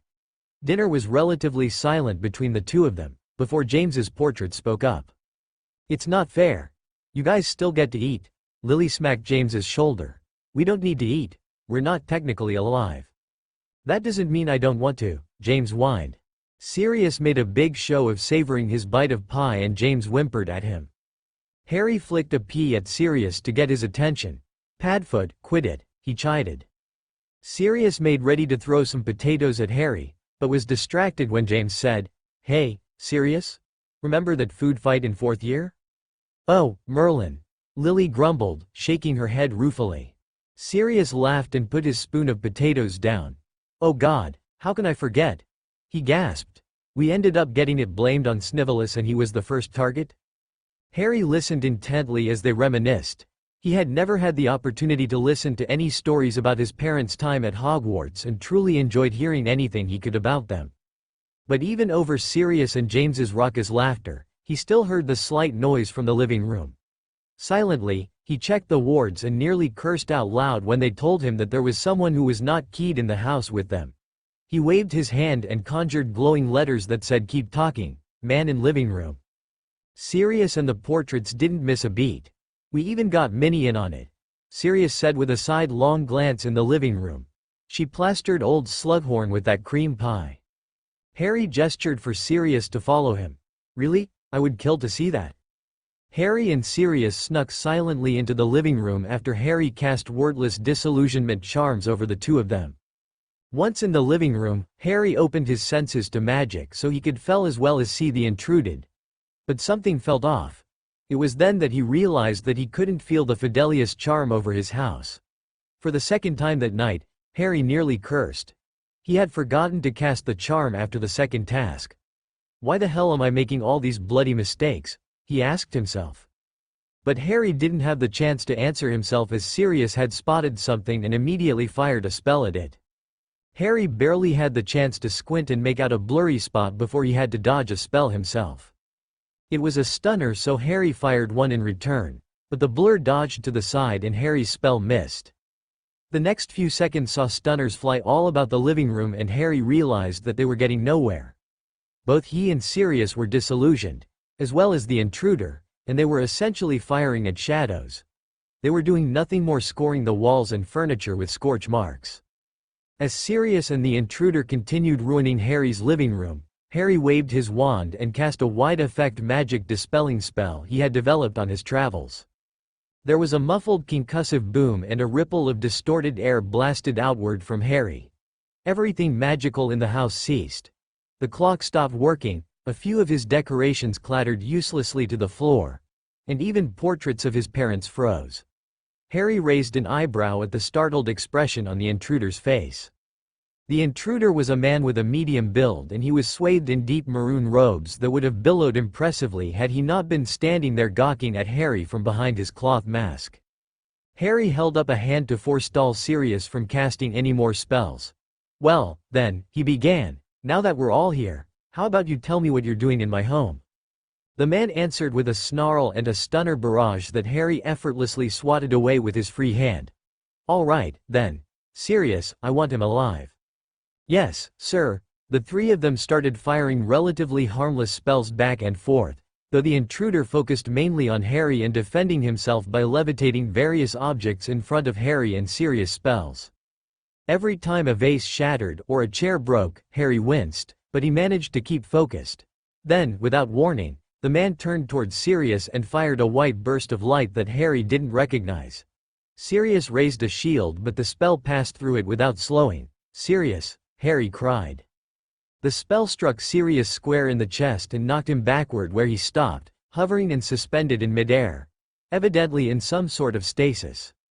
The intruder used Harry's momentary distraction to disarm Harry. Harry cursed colorfully at yet another mistake and turned toward the man and glared. "Now that I have your attention, Mr. Potter," the man began. His voice was gravelly and deep and Harry didn't recognize it. "I am going to stun you and obliviate you." "You're going to try," growled Harry. He made a "come hither" gesture with his right hand, plucked his wand from the man's grip, and used his other hand to banish him against the wall. "But, you're going to fail." Now, Harry cast a quick anti-apparition ward with his reacquired wand. "You're going to tell me what you were doing here. There will be no answers for you tonight, Mr. Potter." The man glowered at Harry and pulled something out of his pocket.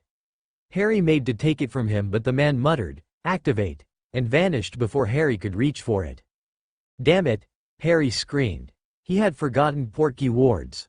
"Damn it, damn it, damn it." Harry blasted the couch to splinters and scraps of cloth before forcing himself to calm down. He cast an overpowered reparo on the ruined couch to fix it before dispelling the stasis on Sirius. Sirius plummeted to the floor and landed with a muffled, "Oof." He clambered to his feet and glanced around the room in a panic. "What the hell?" he asked confusedly. "He got away," Harry grumbled under his breath. "I forgot about portkeys." Sirius just stood there and scratched his head. "Well, we all make mistakes," he began awkwardly. "Bah," Harry interrupted Sirius with a wave of his hand. "Help me clean up and look for clues. I want to know who these people are." Harry and Sirius started repairing the damage to the living room and cleaning the debris. "People?" Sirius asked. "As in more than one, plural?" "You heard me," Harry said. "A few days ago, I was headed to a Muggle supermarket to pick up some provisions when I noticed that I was being followed by a bloody powerful wizard. As soon as I could, I ducked into the store and lost him, and he left soon after. The only thing I got from him was his description and the sound of his voice. A lot like tonight. These people are reckless but good at covering their tracks." "What was he dressed in?" Sirius asked. "Muggle clothes, like me. And he wasn't an eyesore like most magical people either." Harry righted an end table and repaired its broken leg. He was still furious over making a simple mistake such as forgetting to put up anti-Portkey wards, and even more so that he was making so many of the simple mistakes. Now that he thought about it, it had all started back when he was Horcrux hunting and forgot that he could flame through any and all wards. As much as he wanted to find out who these people were, he wanted to find out what was behind his sudden clumsiness more. He went over to the painting of his parents and reawakened them from the dispel and was busy explaining what happened to them when Sirius said, "Harry, I think you should take a look at this." "Did you find something?" "I think so, but just come take a look." Harry approached Sirius, who was holding a triangular golden pin gingerly in his hands. He handed it to Harry, who examined it carefully. An image of a pyramid with an eye of Horus at its apex was imprinted on the gold. "What is it?" he asked. "You don't recognize it?" Sirius asked incredulously. Harry shook his head. "It's the symbol of the Illuminatus." Harry raised an eyebrow at him. "Sirius, you forget how I grew up." Sirius grinned bashfully. "Right. The Muggles," he said. "The Illuminatus are a secret society that is rumored to run the world behind the scenes." Harry suddenly recalled Dudley reading a comic that dealt with something similar, though he couldn't remember the exact name of it. "Oh, okay. They're rumored to dabble in the occult and supernatural in the Muggle world," he said. Sirius nodded. "I thought they were called the Illuminati though." Sirius laughed. "Muggles. They have no idea how close they were. The Illuminatus are a society of wizards that run the world behind the scenes. I always thought they were just a rumor though. I wonder what they want with you." Harry just sighed. "I wish I knew." Oh, after the living room was back in one piece, Harry made the mistake of telling Sirius what happened after he was hit with the stasis spell, and Sirius wouldn't stop gushing about how powerful Harry was. Eventually, Harry had to transform and lock Sirius in his animagus form to shut him up. The next night was their scheduled meeting with Hermione and Rose. At 9 p.m., Harry flamed the two of them to the 7th floor corridor in front of the tapestry of Barnabas the Barmy, where Hermione was waiting. She had been leaning against the wall with her arithmancy book when Sirius and Harry appeared in a ball of flame. Hermione shrieked and fell to the ground in fright. "Oh, Lord," she hissed, clutching her heart. Sirius couldn't help himself and cracked up. Harry laughed too, thought not nearly as hard as Sirius. "Sorry, Hermione." Harry apologized. Hermione waved it off, though she did look curious. Good old Hermione, Harry thought. How I've missed her. "So, are you going to let us in?" Hermione asked. Sirius looked confused as he glanced around for a door. He even checked behind the tapestry, much to Barnabas' protest. "What? Where?" Harry chuckled. "That's right, the Marauders never found this room," he muttered to himself. "Didn't Rose tell you how to reveal the room?" he asked Hermione. Hermione shook her head and Harry paced back and forth thinking about a room to meet with Rose, Hermione and Sirius to have a discussion. The door appeared with the sound of stone and metal grinding, and Sirius looked shocked. "No wonder we didn't know where it was," he breathed. "I doubt this room is on the map." Harry opened the door. "It's not," he said simply. "Welcome to the room of requirement, Mr. Padfoot." Sirius went into the room quickly, looking much like a kid in a candy store. He spotted his goddaughter standing in the middle of the room, which looked much like the lounge in a posh mansion, concentrating on something. "Rose," he called, as he strode up to give her a hug. "Sirius," she called back, and she gladly accepted the hug. "You made it." "I wouldn't miss you for the world." Rose looked behind Sirius after pulling away from the hug. "Harry?" she asked. Harry smiled at her and Rose pounced on him and kissed him deeply. "I missed you." "But you saw me this morning," Harry said, his voice laced with amusement. "I can still miss you though, can't I?" Rose asked with wide eyes. "Of course you can," Harry said softly. Rose's demeanor went from mushy to excited in the blink of an eye. "Harry, I did it, I did it." "You did what?" Harry asked. Rose let go of Harry and backed into the middle of the room. "I can do a full transformation now." Hermione came fully into the room. "Really? Can I see?" Rose nodded, eager to show off, and transformed into a crimson phoenix with gold-tipped feathers. Though her feathers were more gold than crimson now. She seemed to smile at the proud look on Harry's face and the astonished ones on Hermione and Sirius. Harry transformed into his form and joined her, and they both began to sing. Sirius and Hermione looked to be in ecstasy listening to the duet. Harry and Rose stopped singing and snuggled closer to each other, but broke apart quickly when Hermione went, "Ah, how cute." "Merlin, that's amazing." Sirius gasped. Hermione nodded in agreement. Harry and Rose transformed back and joined the other two on the couches. Then Harry told his story to Sirius and Hermione. He also elaborated on his feelings for Rose and their relationship. "How couldn't I see it before?" Sirius said, smacking his fist into his palm. The two of you being the same person," Sirius explained. Personally, Harry didn't see how anyone could put it together unless told. It's rather cool, if creepy.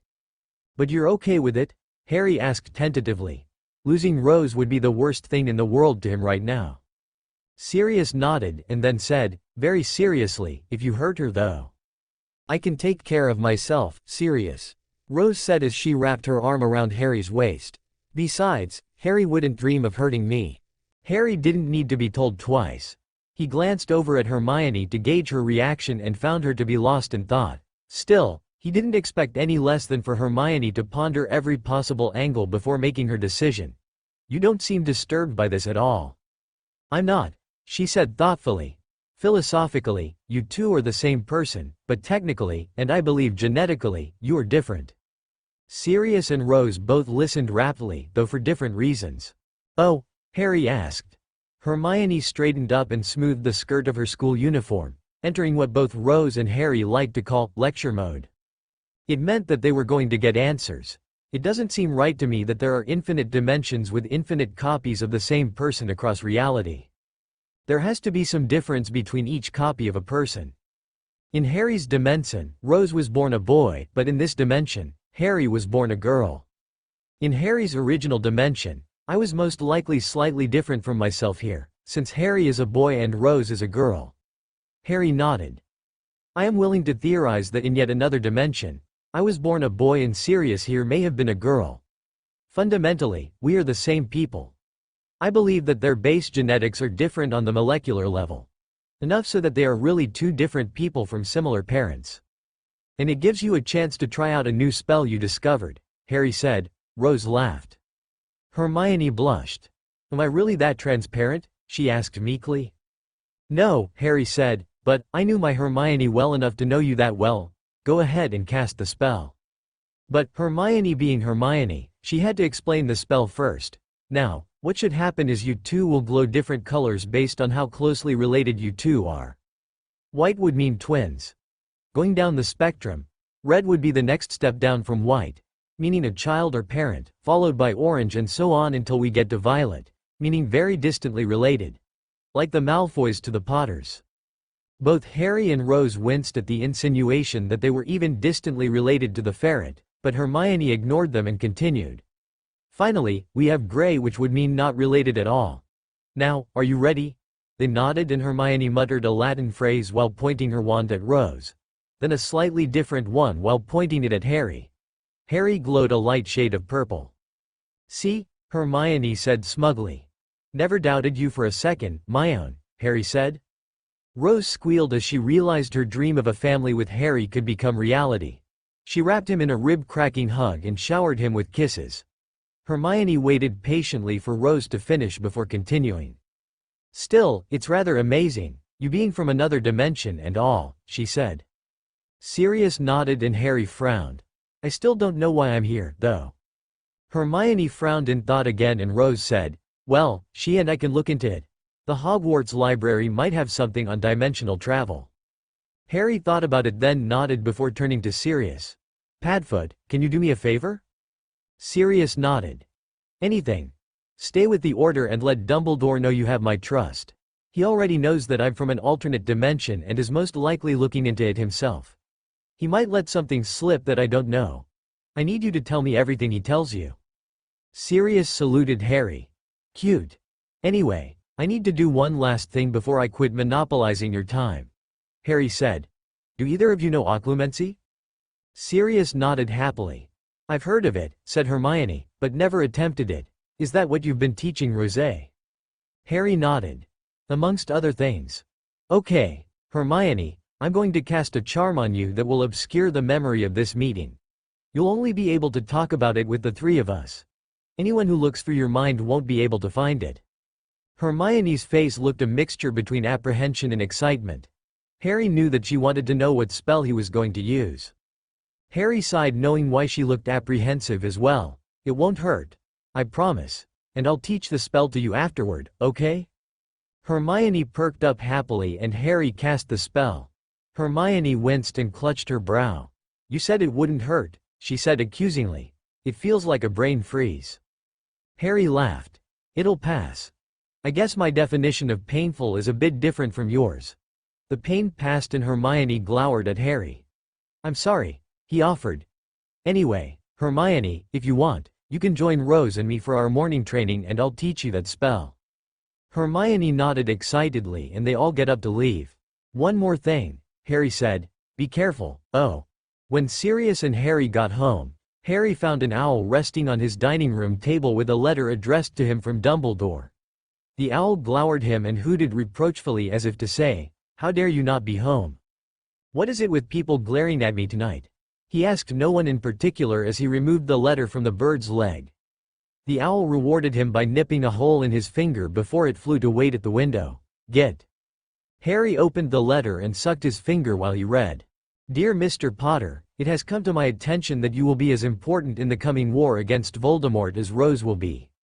I would like to schedule a meeting with you to discuss your involvement with Rose at your earliest convenience. Please respond post-haste.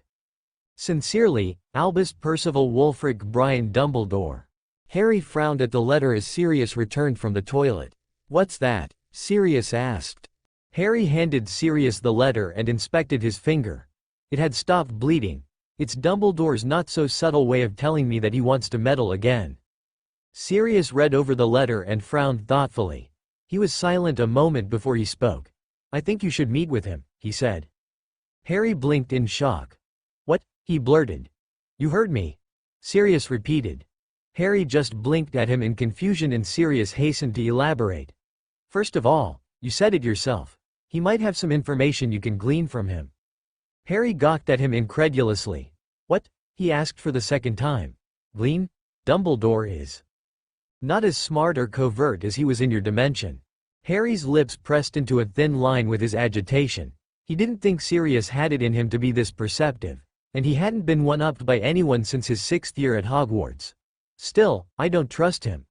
I may respect him, but I stopped trusting him after my 5th year." "Harry," Sirius said with an exasperated sigh, "Dumbledore is best as an ally rather than an enemy." Harry sighed. Sirius was right and he told his godfather as much. "When should I set up the meeting for?" A devious smile spread across Sirius' face. One Harry recognized from the Weasley twins, just before they pulled a prank. "Well, I was thinking. How about right after you've beaten the Dark Tosser?" Harry couldn't help himself and he laughed. He could imagine the look on Dumbledore's face when he and Rose entered the headmaster's office and told him that Voldemort was dead. Harry penned a quick letter, requesting to schedule the meeting the day after the third task at 9 p.m.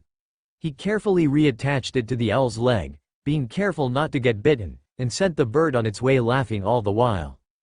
"Oh," Rose shouldered her heavy pack with a very unfeminine grunt as she left the charms classroom and set off for her next class. She wasn't looking forward to it, as it was potions and since the incident in October, when Harry had told Snape off using her body, the greasy professor had used every excuse to make her life miserable. He had even tried give her a detention for doing too well on a potion and accused her of cheating. As she walked down into the dungeon, the small hairs on the back of her neck began to tickle and she felt like she was being watched. But the few times the feeling got to her and she whirled around the check, there was nothing there. Though she did think she saw the hem of a robe disappear once or twice. By the time she reached the classroom she felt as paranoid as the fake Moody, and scurried inside as quickly as possible. Potions, however, was no respite for her today either. They were finishing up the antidotes they had been working on all term, and with the way Snape was hovering over her shoulder, she was sure he was waiting for a moment to make good on his threat earlier during the year and poison her. The pressure got to her so much so that, instead of being a lightish blue per the instructions, her antidote was a deep blackcurrant color and smelled of boiled mushrooms. Snape made sure to dock Gryffindor 25 points for wasting his valuable supplies. It didn't help either that she kept seeing a blurry and indistinct form in the corner of her vision. Finally, stress getting to her, she bolted from the room as soon as the bell rang for lunch. Instead of heading to the Great Hall for lunch, she went to the kitchens and ate with the elves. She sincerely hoped that her day would improve from there, but it wasn't to be. When she emerged from the kitchens, she was dismayed to find Draco Malfoy waiting for her on the other side of the hallway with his 2 goons. She sighed and rubbed her temples wearily. She knew that with the way Malfoy was smirking at her, he would be no end of irritating. "What, Malfoy?" she hissed. "Bit tetchy there, are we?" Draco drawled. "What do you want, Malfoy?" With a serious expression on his face, Draco pushed off the wall and took a few steps toward Rose. "I just wanted to tell you that I think Professor Snape was wrong." Rose nearly staggered backward in shock.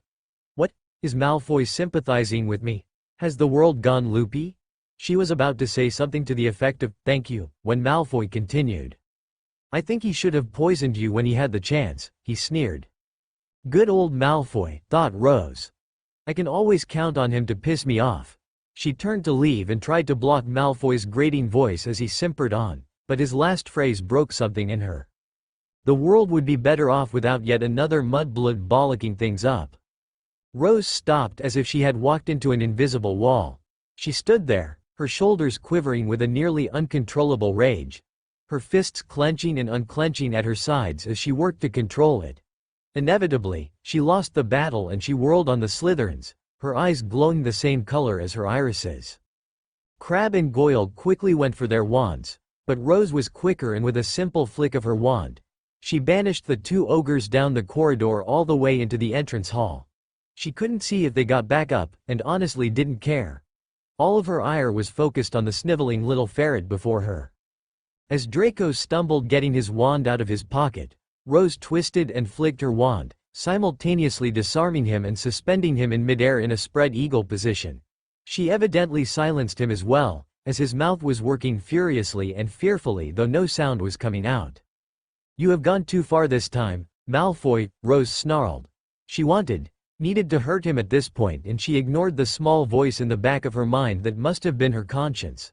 "I've wanted to do this for so very long." Rose flicked her wand to the left and Malfoy's eyes momentarily widened before he was smashed bodily into the wall of the corridor with a tooth-jarring crunch. He screamed silently but was still unable to move, and Rose was sure she had broken his shoulder or maybe a few ribs. The niggling little voice in the back of her head got louder and more insistent, but still she ignored it as she smashed Draco into the opposite wall. She heard his other shoulder break. "Ooh, bet that hurts, doesn't it?" She let Draco dangle, still ignoring the voice, then decided to finish it and prepared to send the Slytherin head first into the ceiling. But she was startled when someone shouted from behind her, "Potter!" and lost concentration on the spell. Draco landed in a crumpled, whimpering heap on the stone floor. Rose turned around, ready to curse whoever had interrupted her, when her conscience finally broke through her haze of rage and flooded her with guilt. She collapsed bonelessly to her knees and buried her face in her hand and began to sob. "Oh God, what have I done?" As she stared at the floor, a pair of buckled black booted entered her vision, and she looked up through blurry eyes into the face of a livid Severus Snape. "Take yourself to the headmaster's office, Potter, while I deal with Mr. Malfoy," he said silkily. "No insults or names." Rose knew she was in deep, deep trouble. She picked herself up and shambled mindlessly toward Dumbledore's office, the only thought in her head being how fast she would be expelled.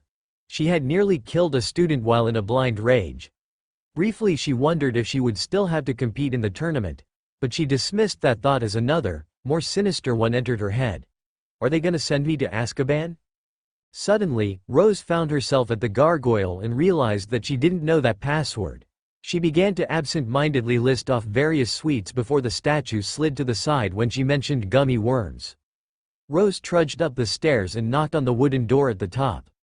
The headmaster beckoned her to enter and she did, suddenly at a loss for words. "Ah, Miss Potter," Dumbledore began amiably, "to what do I owe this visit?" Rose simply stood there, her eyes wide like a rabbit caught in the headlights of an oncoming lorry. What was she supposed to say? "Oh, nothing really, Professor." I just nearly killed Draco Malfoy in the hall. Yeah, that would go over well. She began to fiddle with the ring on her right hand, the matching one the present she gave Harry for Christmas. Snape took that moment to storm into the office like a great bat. "Headmaster," he seethed. "I want Potter expelled for attacking and nearly killing a student." Dumbledore looked from Rose to Snape and back again. "Is this true, Rose?" he asked. Despite her new feelings for the aged professor, the disappointment in his voice opened the dam of guilt again. Still at a loss for words, she continued twisting the ring on her finger. Suddenly, she could hear Harry in her mind. "Rose?" he asked. "Rose, what's wrong?" Rose had never been so relieved to hear her love's voice. She quickly related the afternoon's events to Harry as Snape became more impatient. There was a moment's silence in her head, and when Harry finally spoke, Rose could have sworn he sounded amused and concerned at the same time. "Play apologetic and blame the stress from the upcoming third task," he told her. Rose didn't need to be told twice and didn't need to fake the tears coming to her eyes. She nodded to the professors and hung her head with unfaked shame. It may have been Malfoy, but she shouldn't have lost her temper to that extent. "I guess, I was just overstressed from my day, and with the third task only a week away and all." She trailed off, making sure her memories of the stress of the day were at the forefront of her mind. Snape and Dumbledore were master legilimens, after all. She must have been successful with her half-lie, when Snape's eyes narrowed and he humfied. Still, he was nothing if not argumentative.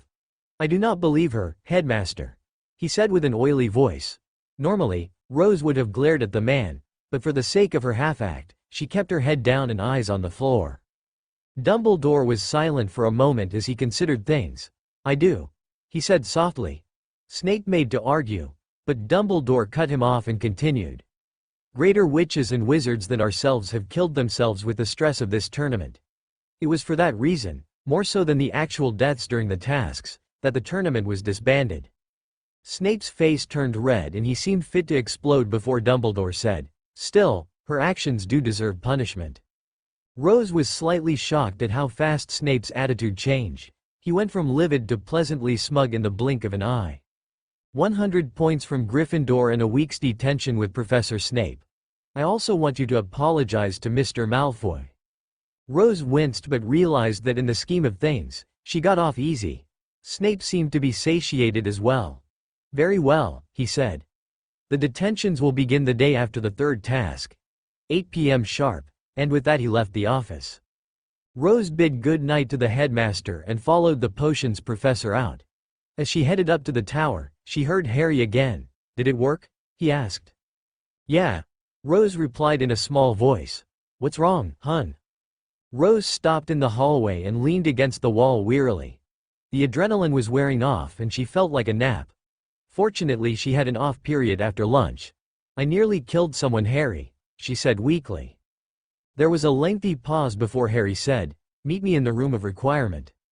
Rose immediately felt better, knowing that Harry was going to visit and give her a shoulder to cry on. She didn't know how she knew he wasn't going to be angry with her, but she was certain of it. So it was with a light heart that she made her way to the come-and-go room. That evening, Harry held Rose in the room of requirement as she cried the stress of the day away on his shoulder. He had required the room to look like a copy of his living room, the place where he and Rose felt most at ease when he entered, and the two of them were sitting on the couch. They sat in a comfortable silence for a while before Rose broke it. "What's happening to me, Harry?" she asked, her voice almost too quiet to hear. "Since you've arrived, I've been changing." Harry had nothing to say, but simply kept his arm around her shoulder. "And I don't mean just physically," she continued. "I mean, I've been losing my temper more and more. Little things, like Malfoy calling me mudblood, before made me mad, sure. But not to the point that I wanted to kill him." She stared at her hands and shook her head sadly. "When I confronted Hermione to see if she was reporting to the headmaster, she trailed off." Harry wanted to tell her that was her imagination, but he stopped. He had been noticing a marked change in his personality as well. He was careless and lax, ignoring his training from the other dimension. It had nearly gotten him killed in the bunker and it had let his assailant the other night escape. And he didn't know Rose from before he had traversed dimensions and didn't know what she had been like. He had assumed when they first met that Rose was simply fiery. Not having an answer, he pulled her close and hugged her tight. "I don't know, Rose. But I promise to find out." Rose hugged him back. "I know, Harry. I know, oh." Back at his house, it was Harry's turn to be comforted by his godfather. Sirius sat next to him at the table and kept a comforting arm around his shoulder. Harry had explained the situation to Sirius, but the older man was just as clueless as to what to do as Harry was. Sirius had suggested going to Dumbledore, but one scathing look from Harry sank that idea before it could even float. After a while, Harry busied himself with dinner for the two of them. He mulled over the situation as he cooked, but the answer kept eluding him.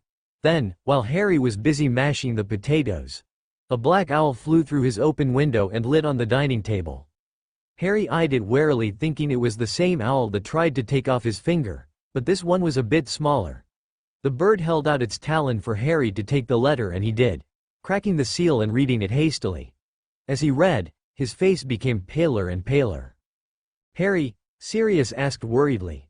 "What's wrong?" "They're calling me out," Harry said, his voice almost too quiet to hear. He tossed the letter on the table and slumped in his chair bonelessly. Sirius picked the piece of parchment up and began to read. "Mr. Potter, myself and my associates have arranged a rendezvous at the Sullied Unicorn bar in Nocturn Alley. The reason for this rendezvous? We know what you are, who you are, and what you are capable of. This meeting will be held tonight at 8 p.m. You will come alone." Watcher Harry seemed to look up at Sirius hopefully. "What do you think, Sirius?" he asked. Sirius was silent for a moment. "I think it's a trap," he said at length. "I mean, come on, come alone. How stupid do they take you for?" Harry shrugged, not knowing what to think. He had been underestimated before, but never before had he been overestimated. He honestly didn't know how to feel. He glanced up at the clock above his stove. "Well, I only have 2 hours before the meeting." Sirius corrected. "No," Harry said shortly, "No, we." Sirius stressed. But Harry cut him off. "You're a wanted man, Sirius," he nearly snarled. "I won't have you captured doing something foolish for me." "And going alone isn't foolish," Sirius countered calmly.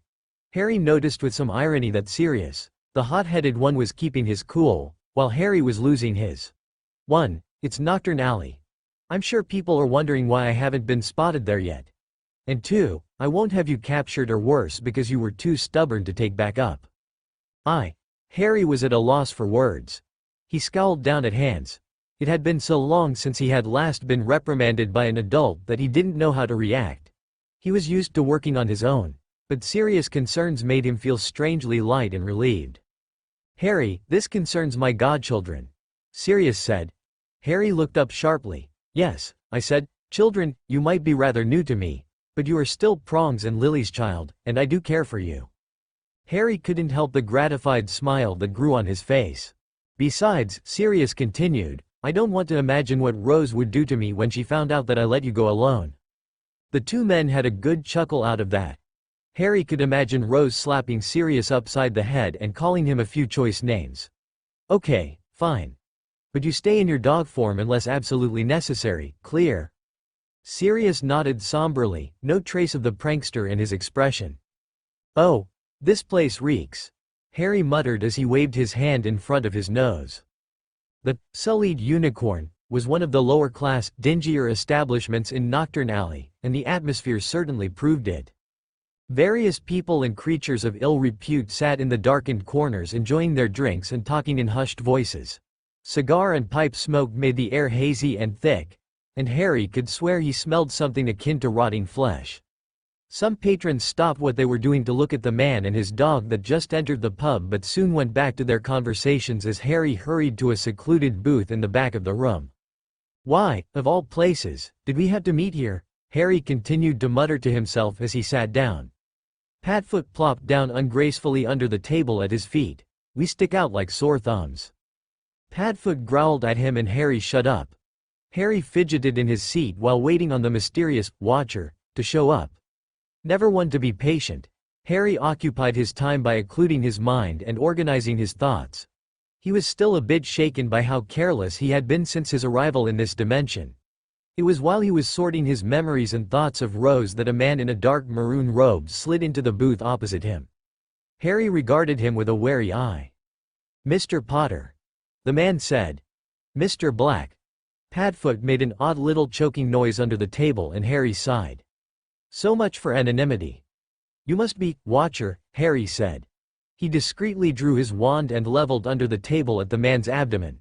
"Well, I'm here. Spill it." Watcher smiled behind his hood. "You will not need your wand tonight, Mr. Potter," he said. Harry noticed that he had the same gravely voice as the stalker and the man in his house. It was most likely voice a masking charm. "I have called you here tonight because you want answers."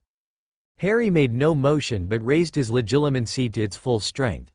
Hopefully he could catch any lies this man said. "Go on." "The first thing you should know," Watcher said, "is that you were summoned here." Harry's eyebrows raised but he remained silent. He didn't know that you could summon people like demons and frankly, the thought disturbed him. "Unfortunately," Watcher continued, "something went wrong with the ritual. You were not supposed to have arrived until June 4, 1996. Harry frowned as he pondered this. The date rung a bell in his mind but try as he might he couldn't place it. He felt the dog at his feet tense up and he glanced down to see if Padfoot. Harry's eyes widened and his heart felt like it was in his throat. That was the date that Sirius had fallen through the veil in Harry's original dimension. Why then? He managed to choke out. Harry could almost swear that Watcher seemed forlorn. "It is the day Rose is to die. We do not know how, but she."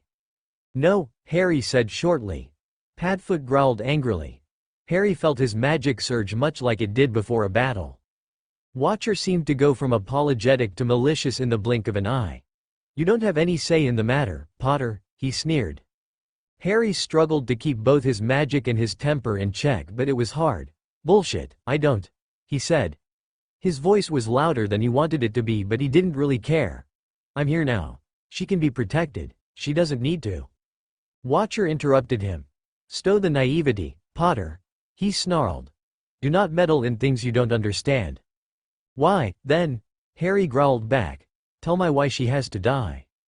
"Surely you've noticed changes in your personalities. Perhaps you are becoming lazy, or careless. We know for a fact that Rose's temper is spiraling out of control. This is because the two of you are sharing a soul. Your bodies fight for it, both wanting the soul in its entirety, but you both are powerful enough. You, through your magical core and Rose, through the prophecy. This struggle is tearing the very fabric of reality apart." The more Harry thought about it, the more it made sense. The primal connection he and Rose shared. The occasional, unexplainable shocks that occurred when they touched. It was all because they were sharing a soul.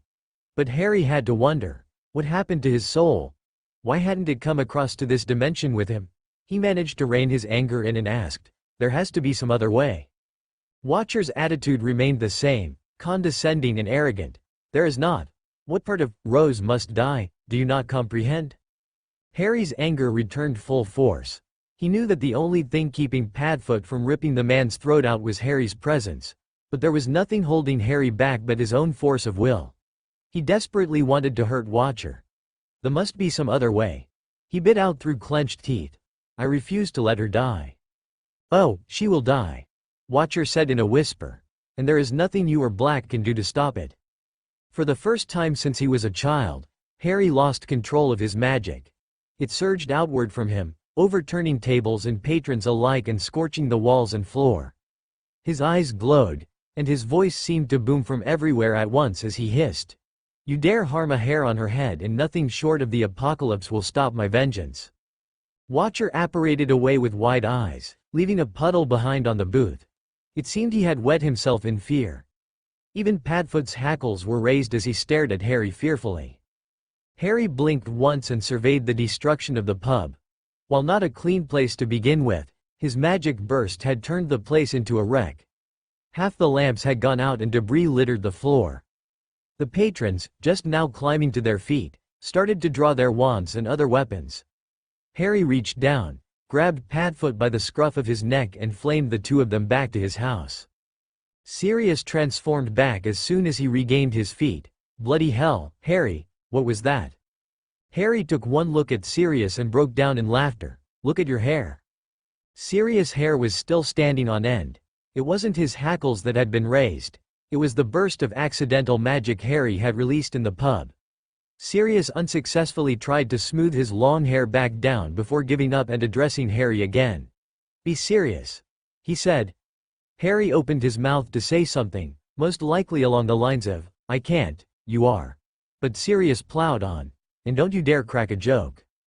Harry wisely shut his mouth but couldn't stop the occasional giggle from slipping out. "Now," Sirius went on, frowning at Harry's giggles, "what was that all about?" Harry took a deep breath to calm himself. "The magic burst?" he asked. Sirius nodded and Harry shrugged. "I have no idea. I just got really angry when he said Rose had to die." Sirius frowned. "What are you going to tell her?" he asked. Harry stood there in silence for a minute. He thought about how he would have taken the news that he was to die. He knew that in his 4th year, he wouldn't have taken it well at all. "Nothing," he said at length. Everything he was screamed that he was no better than Dumbledore, but he didn't want to force this knowledge on Rose. The less she knows the better. "Oh, are you ready for this?" Harry asked. Rose fidgeted at his side, taking what comfort she could from the arm around her shoulders. It was approaching midnight and the two of them were at Potter Manor, standing at the door to the rune chamber. This was the day that Harry had set for her entry into the room. Truthfully, she was nervous as hell. Despite the late hour, she wouldn't have been able to sleep if she wanted to. And, through the link their rings gave them, she could tell that Harry was too. "What if I said I wasn't?" she asked with a shaky voice. "Then we don't have to do it," Harry said simply. "I don't. Nothing will go wrong. If your dad says it's safe, then it's safe." "Our dad," Rose corrected almost subconsciously. "I need to do this," she said. She didn't want it, actually. It would be just one more thing to set her apart from everyone else. But she knew she needed every advantage she could get in the upcoming 3rd task and fight with Voldemort. It still stung a bit that Harry wouldn't let her help kill the Dark Lord, but she understood why. It was bad enough that she would have to kill Voldemort. She didn't like the idea of taking a life, no matter how vile and black that life may be. Harry pulled her closer to him and gave her a one-armed hug. "Are you sure?" Rose nodded. "I'm sure." She pushed him lightly away, her nervous expression giving way to a playful smile. "Now, go away so I can strip." Harry pouted. "I can't watch." "No, go away." Rose watched as Harry hurried down the hall and around the corner, wondering if she should be scandalized that he didn't want to see her naked or happy that he respected her privacy. She settled on a mixture of both and the decision that she was going to snog him senseless the next time they were alone. She quickly stripped naked, shivering in the cold, dungeon air, and hurried into the run chamber, closing the door behind her. The chamber was simply a round room made of gray stone bricks and about 10 feet in diameter. She saw faint symbols etched into the stone all over the walls. Without her phoenix-enhanced vision, she figured that she wouldn't have been able to see the light gray runes. The ceiling of the chamber was domed and made of the same gray stone that the walls were made of, but it only had one big rune carved into the apex. Not for the first time, Rose wished she had taken ancient runes instead of divination. "Rose?" Harry's voice was muffled by the thick wooden door. Rose nearly jumped out of her skin. She hadn't expected him to say anything. "I'm fine, Harry," she said. "Okay. Make yourself comfy. I'm going to activate the room." Rose sat with her legs folded underneath her in the center of the room. She could hear a muffled incantation from Harry and wondered what would happen. Then one by one, the runes starting at the bottom of the room began to glow with a soft golden light. She noticed as they lit that the runes spiraled up in a clockwise pattern to the apex where they met with the larger rune. The apex rune flared golden with a loud gong and Rose averted her eyes quickly. Then she was lost in the light in absolute bliss. After activating the chamber, Harry went back upstairs, his thoughts impure and full of naked redheads. He exited the dungeons into the kitchen where Sirius was brooding. He was pining over a half-empty glass of fire whiskey. Harry hadn't known either Sirius long enough to know what exactly was bothering him, but he knew people well enough at this point to tell that something was bothering him. "Okay, spill it. What's wrong?" Sirius looked up from his glass with a start. He hadn't realized that Harry was in the room with him. "What makes you think anything is wrong?" he asked. Harry knew he was lying when he looked away to the left. Harry raised an eyebrow at him and Sirius let out a long-suffering sigh. "I was just thinking about what that bloke in the pub said earlier today." Harry fetched himself a glass and poured some of the whiskey in it. He took a sip before talking. About Rose dying? He said. Sirius winced at Harry's totally indifferent attitude and nodded. He floundered about for some words before settling on, I mean, they're the Illuminatis. Harry shrugged. They are still only human, he said, and I promised Rose that I would always keep her safe. Forever and ever. Harry stopped talking as if that last statement explained everything, which to him, it did. He took another sip of his whiskey and noticed Sirius' incredulous stare. What? You're only human too, Harry, Sirius said softly. Harry frowned and was about to say something along the lines of, not everyone thinks so, when James's portrait came huffing and puffing into a frame in the kitchen. It occurred to Harry that a portrait being out of breath was stupid, but he shelved that thought as James caught his breath. The Order is having a meeting, he said. Why didn't they inform Sirius? Harry asked. James looked sheepish. It's about Sirius, he said. They think he's been compromised. Sirius smiled ruefully and slammed back the rest of his whiskey, wincing as the harsh liquid burned his throat. Well, technically, I have. I go where Rose and Harry go. He shrugged. Oh well, I'm safe here. Harry sighed and massaged his temples. Well, have your uncle keep an eye and report everything they discuss, he ordered. James nodded. So far, it has all been about what to do about you. The headmaster wants to mobilize the Order to get Rose back and bring you into custody. Merlin's hairy fucking balls. Harry cursed, throwing his alcohol glass down, shattering it. That old wanker cannot leave well enough alone, can he? He's had a rough day, Sirius Stage whispered to James. I can see that. The portrait muttered. Harry stared angrily at the ruined glass for half a minute before repairing it with a wave of his hand. He caught it as it flew up to meet him. His watch then beeped at him and he smirked. I guess Rose has cooked long enough. Shall we go see what she ended up with? Oh, Rose fidgeted nervously as she awaited the start of the third task. It had taken her the better part of the last week for her to get her new supercharged magical core under control. She honestly didn't remember much of the ritual. She remembered the runes flaring bright, and then waking up slowly and securely in Harry's arms as he took her home to recuperate. At the time, she realized that she was naked, covered only by Harry's cloak, and she didn't care. Now though her cheeks nearly glowed, she was blushing so furiously. She knew that eventually she wanted Harry to see her in all her glory, but then was not the appropriate time. At first she didn't believe Harry when he told her that her magic would be all wonky, and she told him as much. Harry simply smirked and let her get dressed for dinner. It was then that she believed him. She got dressed normally but decided to prove Harry wrong and summon her shoes to her from across the room. She cast the spell as normal and had to throw herself to the floor as the footwear rocketed toward her, intent on bludgeoning her senseless. The shoes then slammed into the wall, cracking the plaster. She had waved her wand again and muttered a simple reparo charm and nearly choked as the wall was restored to pristine condition. Her lessons for the first 3 days were simply getting to know her magic again. She had finally managed to get it under control that Sunday, and she was amazed at how much more powerful she was. She felt near invulnerable, but Harry quickly squashed that feeling by telling her that Voldemort, Dumbledore and himself were still more powerful. She would have glared at Harry, but he seemed so reluctant to talk of his power she couldn't stay angry.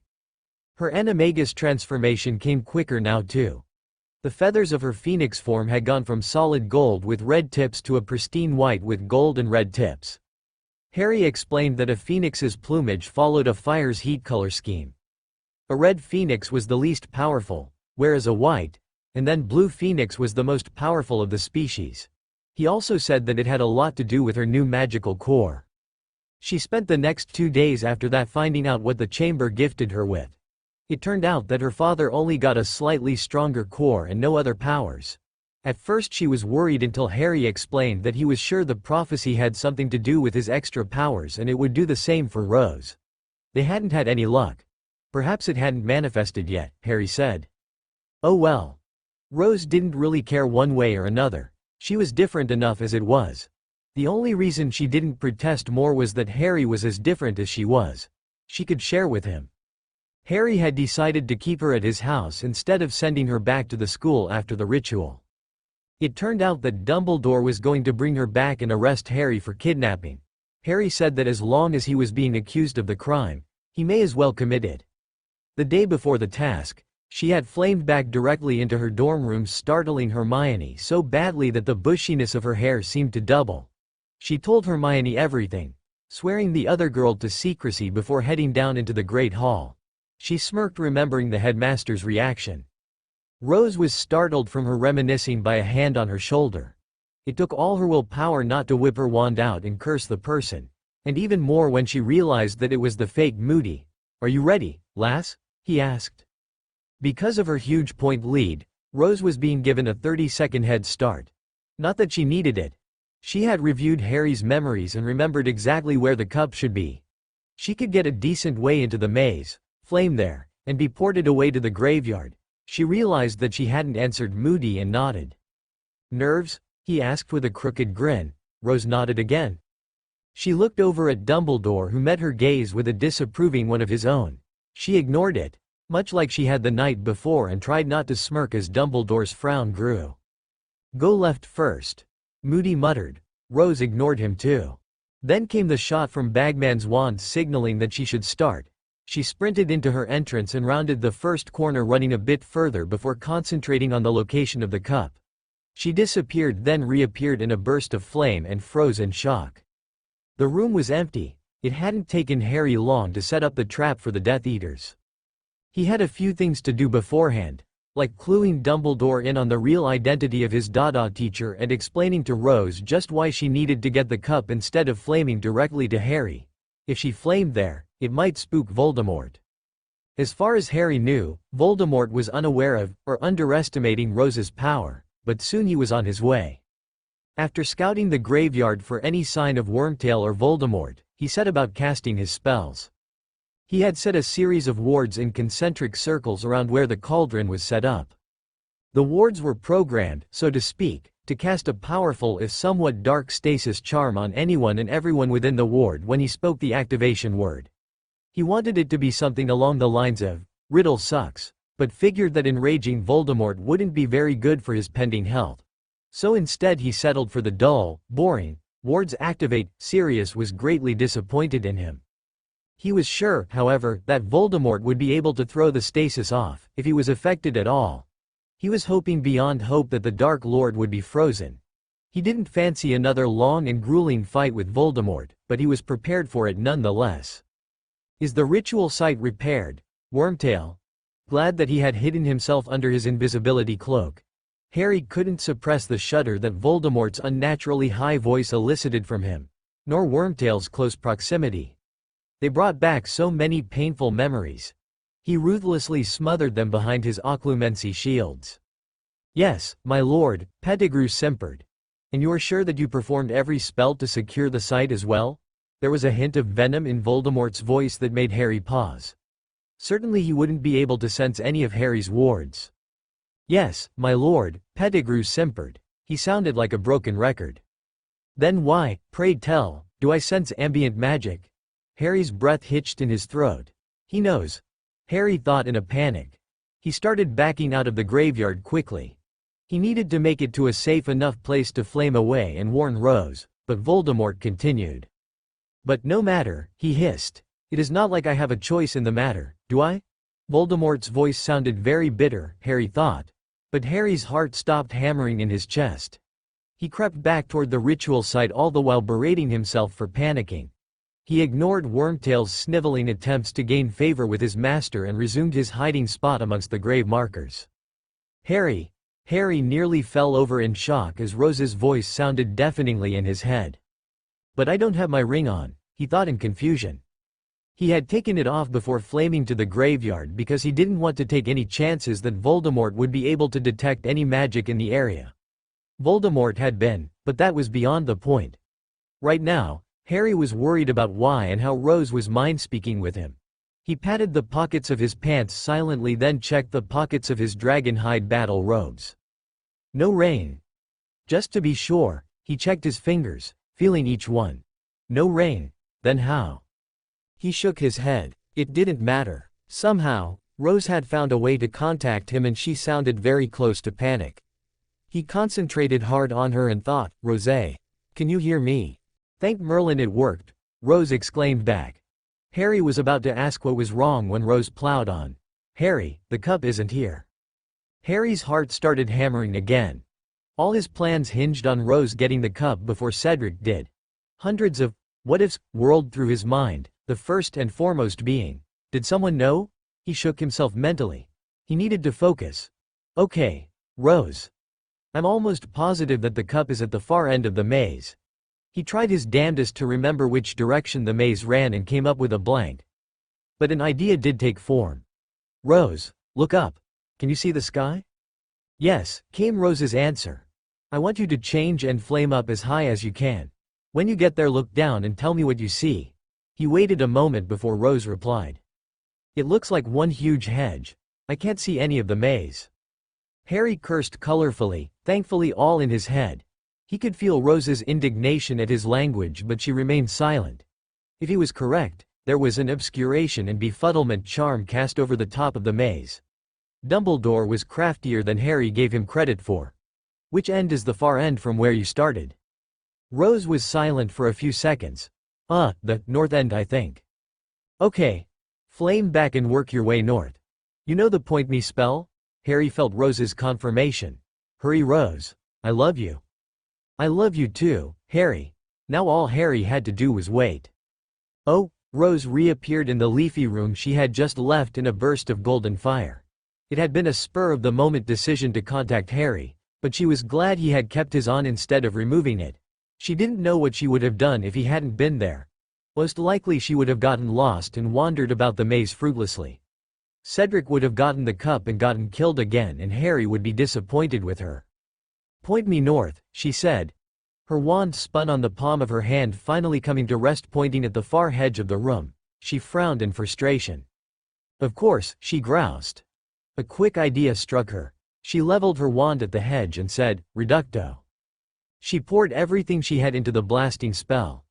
Harry had told her that Dumbledore himself had raised the hedge maze and the walls were sure to be resistant to magic. The blast of white light struck the foliage with a huge explosion, and did absolutely nothing. Damn it, Rose growled. Now she would have to backtrack. She exited the room and took every side passage that led north. More often than not the passage led to a dead end, but one paid off. She took that one and immediately wished she hadn't. She walked a few paces down making sure she kept her bearings, but then she was hit with a horrid case of vertigo. The hedges began to spin and she stopped to regain her balance. The moment her feet stopped moving, the roots of the hedges erupted from the ground and began to wrap around her legs. She shrieked and began to cut them off of herself with cutting curses, and as soon as she was able to, she took off at a sprint. The roots followed her at a quick pace and eventually overtook her. This time they enveloped her faster than she could cut them off. She began to panic. The roots started dragging her into the soft soil at her feet. Well, I tried, she thought forlornly. She was then struck with a sudden inspiration. One she was immediately grateful that Harry would never know about. She violently flamed 2 feet to her right and the roots vaporized. After that, the hedges were hesitant to get near her. She thought they even arched away from her. Point me north. Rose uneventfully continued in the direction her wand indicated until she came to another large, round room in hedges. This one had a sandstone pedestal set in the middle. Resting on that pedestal was a human-headed lion, a sphinx. The creature had her eyes closed and looked to be sleeping. Rose didn't want to wake her, so she crept around toward the exit at the far end of the room. She was startled when the sphinx spoke. You may not pass until you have answered my riddles, she said in lilting tones. Rose paused. She debated just running past the sphinx, but she didn't know if that would disqualify her. She technically already cheated by flaming to the center of the maze. How many have been by? She asked. You are the first. Rose couldn't help but feel a little pride at that statement, despite her cheating. She figured that she was still well ahead of the other competitors and a few riddles wouldn't hurt. Besides, she had Harry to help. Okay then, riddle away. It said we all have one, those who believe never doubt. That everyone's included, no one is left out. We also say it to mean there's only one. And spelled quite differently we use it to run. But wait, don't be confused. I'll give you some pity. When spoken out loud it's the name of a city. Rose's mind immediately went blank. Bloody hell, she was terrible at riddles. It was Hermione's expertise. After all, The bushy-haired girl had solved Snape's logic puzzle their first year. Harry? Yeah? Rose retold the riddle to Harry. Harry groaned. Oh hell. You're at the Sphinx. I hated that part. He was silent for a moment before he answered. A soul. Are you sure? Rose asked. Harry growled at her. Fine, fine. A soul, she answered out loud. The Sphinx smiled at her, and she knew Harry had been right. I turn everything around, yet I do not move, the Sphinx then drawled. Immediately, the mirror of Arised popped into her mind. A mirror, she said with certainty, though she didn't like the direction the riddles were taking. Very good. Now for the last riddle. A nightmare for some. For others, as a savior eye hands, cold and bleak, it's the warm hearts they seek. A cold chill ran down Rose's spine. She knew the answer. It was death. What chilled her though, was her memory of how Harry's Sphinx's riddles told a kind of prophecy. His 3 riddles spelled out spider, and Harry later ran into an acromantula in the maze. One of the riddles, the one about the spy, even foretold Snape's role in the war. Well, perhaps if you stretched it a bit. Her riddles were incredibly bleak looking. Death. You may pass. Rose hurried away from the creepy Sphinx and resumed taking every north passage. She realized that it was a very inefficient way of finding the end, but she didn't know any other way. Finally she found the home stretch. She could see the Tri-Wizard Cup glimmering at the far end of the final corridor. Her chest tightened as she remembered what lay ahead. Voldemort. She took a moment to steel herself before jogging down the passage. She didn't get very far. Stop right there, Potter. Someone said from behind her. She instinctively knew that the person had their wand leveled at her back. It was Cedric. She turned around slowly. Cedric looked worse for wear. His robes were tattered and he had dirt smudges all over his face. His left arm sported a long gash down it. Hello, Diggory, she said. Her voice was so neutral it had no inflection in it. I can't let you have that cup, Potter. You weren't even supposed to be a champion. I won't let you steal the glory from Hufflepuff. Cedric said. Let me pass and I won't hurt you. Rose couldn't help herself and chuckled softly. I'm sure, she said. I can't let you touch that cup, Cedric. You'll die. You're threatening me? Cedric asked incredulously. No, Rose started to explain, but Cedric fired a stunner at her with a nasty look on his face. Rose threw up a wandless shield and drew her wand. What followed was one of the most intense duels Rose had ever experienced. Technically, it was her first duel, but Harry had trained her well. Cedric was much better than she ever gave him credit for. In the narrow corridor they were fighting in, she was unable to use her agility to dodge, but Cedric was casting to incapacitate her. Thus, her shields worked fine. She was also more powerful than Cedric by far, and it only took one overpowered bludgeoning hex to drop his shield, followed by a stunner to take him out of the game. Rose bound him in ropes for good measure before taking his wand. Periculum, she cast with his wand. She dropped it back on his chest before trotting down the corridor to the cup. She heard the maze remove Cedric behind her, but she was singularly focused on her goal. Her lips were dry as she stared at the glowing crystal cup and she licked them shakily. As she reached out for it, she hoped Harry knew what she was doing. Oh, Harry looked up with a start as Rose appeared in the graveyard and collapsed to the ground heavily. The cup, with the returned portkey they thankfully didn't need, clattered a good distance away. He watched as Rose pulled herself to her feet and staggered slightly. He was proud of her ability to play it weak. At least he hoped she was playing. Any minute now, he thought. Sure enough, Wormtail swooped from the shadows with Voldemort the homunculus in his arms. Bind her? Voldemort shrieked. Pettigrew cast a spell that shot black cords from Voldemort's wand and tied Rose rather tightly against Riddle Sr.'s tombstone. Rose grunted with the impact and Harry was sure the fear reflected in her eyes was no act. He sent waves of comfort through the link that Rose had somehow re-established without the rings and Rose calmed imperceptibly. Good, good. Just like we planned, Rose. It'll be over soon. Pettigrew jumped right into the ritual, dumping Voldemort's fetus-like body into the roiling cauldron. He turned to Rose with a sneer that the girl returned defiantly. It shook Pettigrew slightly as he levitated a bone from the open grave that Rose was standing on. She kicked at him. Let me go so I can kick your traitorous ass, she growled. Pettigrew scampered back to the cauldron. Bone of the father, unknowingly given. You will renew your son, he chanted, dropping the femur in. Harry had often had flashbacks and dreams about this moment. He was sure at this point, despite his solid occlumency, that he would have horrible nightmares tonight. Pettigrew then shakily withdrew a gleaming silver dagger from the folds of his robes. Flesh of the servant. W willingly given. You will revive your master. Both Harry and Rose couldn't help but wince as Pettigrew willingly and brutally removed his hand, letting it drop into the mixture. Harry was sure that at his Voldemort's rebirth, Peter had screamed, but this Peter didn't. I hope you bleed to death, you anchor. He knew he couldn't let Pettigrew die, though. He was needed alive to prove serious innocence. Be blood of the enemy. Forcibly taken. You will resurrect your foe. Pettigrew shakily used the knife to slice into Rose's arm. To her credit, she didn't as much as wince. Pettigrew shook the blood into the cauldron, which immediately started to boil and froth, sickly violet and red light shooting forth from the mixture. Harry lowered the invisibility cloak from his head and locked eyes with Rose. Safe distance, he sent.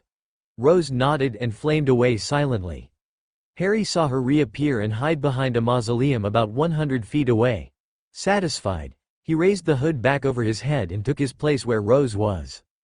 Voldemort rose slowly and dramatically from the cauldron, naked as the day he was born. His hands roamed his new body, seemingly delighting in the fact that the ritual had worked. Harry observed silently from Riddle's grave. Rose's blood had a different effect on this Voldemort than Harry's had on his. This Voldemort's body was defiantly more feminine. Whereas Harry's Dark Lord had been skeletally thin, this one was curvy, almost androgynous, and had a full head of short white hair. He still had the slits for a nose, and the same red, angry eyes as before. Robe me, Wormtail, Voldemort said, his voice barely above a whisper. A rather feminine whisper. Harry noticed with some amusement. As Pettigrew scuttled forward with Voldemort's black robes, Harry slowly and silently removed his invisibility cloak and wandlessly banished it back to his cloak. It was almost time to make his appearance. Give me your arm, Wormtail. Wormtail simpered and raised his stump. Your other arm. Harry noted with some satisfaction that so far everything was proceeding as it had before, other than androgynous Voldemort. He watched impassively as Voldemort used Peter's dark mark to summon the rest of his inner circle. As soon as they all had apparated in, Harry whispered, wards activate. They worked perfectly, freezing all the Death Eaters in place, but not the Dark Lord, unfortunately. Voldemort was oblivious as he swooped around calling each of them by name. He even withdrew the spiel about one being dead and one lost forever. Harry chuckled lightly, and Voldemort heard it. I almost forgot to introduce our guest of honor, he sneered. Rose. He whirled around and froze, almost as if the wards had affected him late. Harry wiggled his fingers in a mock wave. Now I know I'm pretty, he drawled. But I'm nowhere near as pretty as her. Kill him, Voldemort shrieked to his Death Eaters. His eyes flashed red and his white hair nearly stood on end. Nothing happened. You dare ignore me? Oh, they're not ignoring you, Harry said as he stepped away from the tombstone. He silently drew his wand and called the sword of Gryffindor to him. He willed the sword into a smaller blade that he could dual wield with his wand. He was sure he was overreacting, but with the physical changes to this Voldemort he didn't want to take any chances. They can't act. You see, I set a trap for you and your merry band of morons. Bah, Voldemort sneered, leveling his wand at Harry. I'll do it myself, it will be a good test of my new body. Now that's what I like to hear, Harry cheered. Inwardly, he was unsure if he should be relieved or scared that Voldemort, knowing nothing about him, perceived him to be a threat. Light or dark meat? He asked suddenly and seriously. Voldemort, taken completely by surprise by the question, lowered his wand slightly. What? That was the only cue Harry needed. He slashed his wand from left to right and a wave of Beelk and violet energy raced toward the Dark Lord. Voldemort's eyes widened marginally and he raised a glimmering white shield that the energy slammed against. The resulting explosion threw up a cloud of dirt and debris that Harry used to get closer to Voldemort. He came out of the cloud sword first. Voldemort twisted out of the way but was slightly slow, and Harry's sword clipped his shoulder, drawing first blood. Harry said as much. First blood to me, he snarled. Voldemort's eyes narrowed. You're better than I first gave you credit for, boy. You said that the last time I killed you too. Voldemort, always one for formalities, sank into a shallow bow that Harry returned. As soon as Harry had straightened, Voldemort attacked.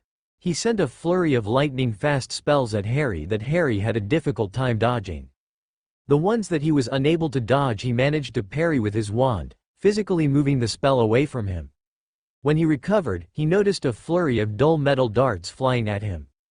Unable to dodge the spread and unable to parry the spell with his wand, Harry conjured a huge, half-ton slab of granite in the way and banished it at Voldemort. The darts impacted into the stone and Harry noticed with some satisfaction that Voldemort was unable to stop the granite's flight and he was forced to dive out of the way. Harry simply redirected the slab in the direction that Voldemort had dived. Voldemort was forced to destroy the rock with a blasting curse. Harry smiled viciously.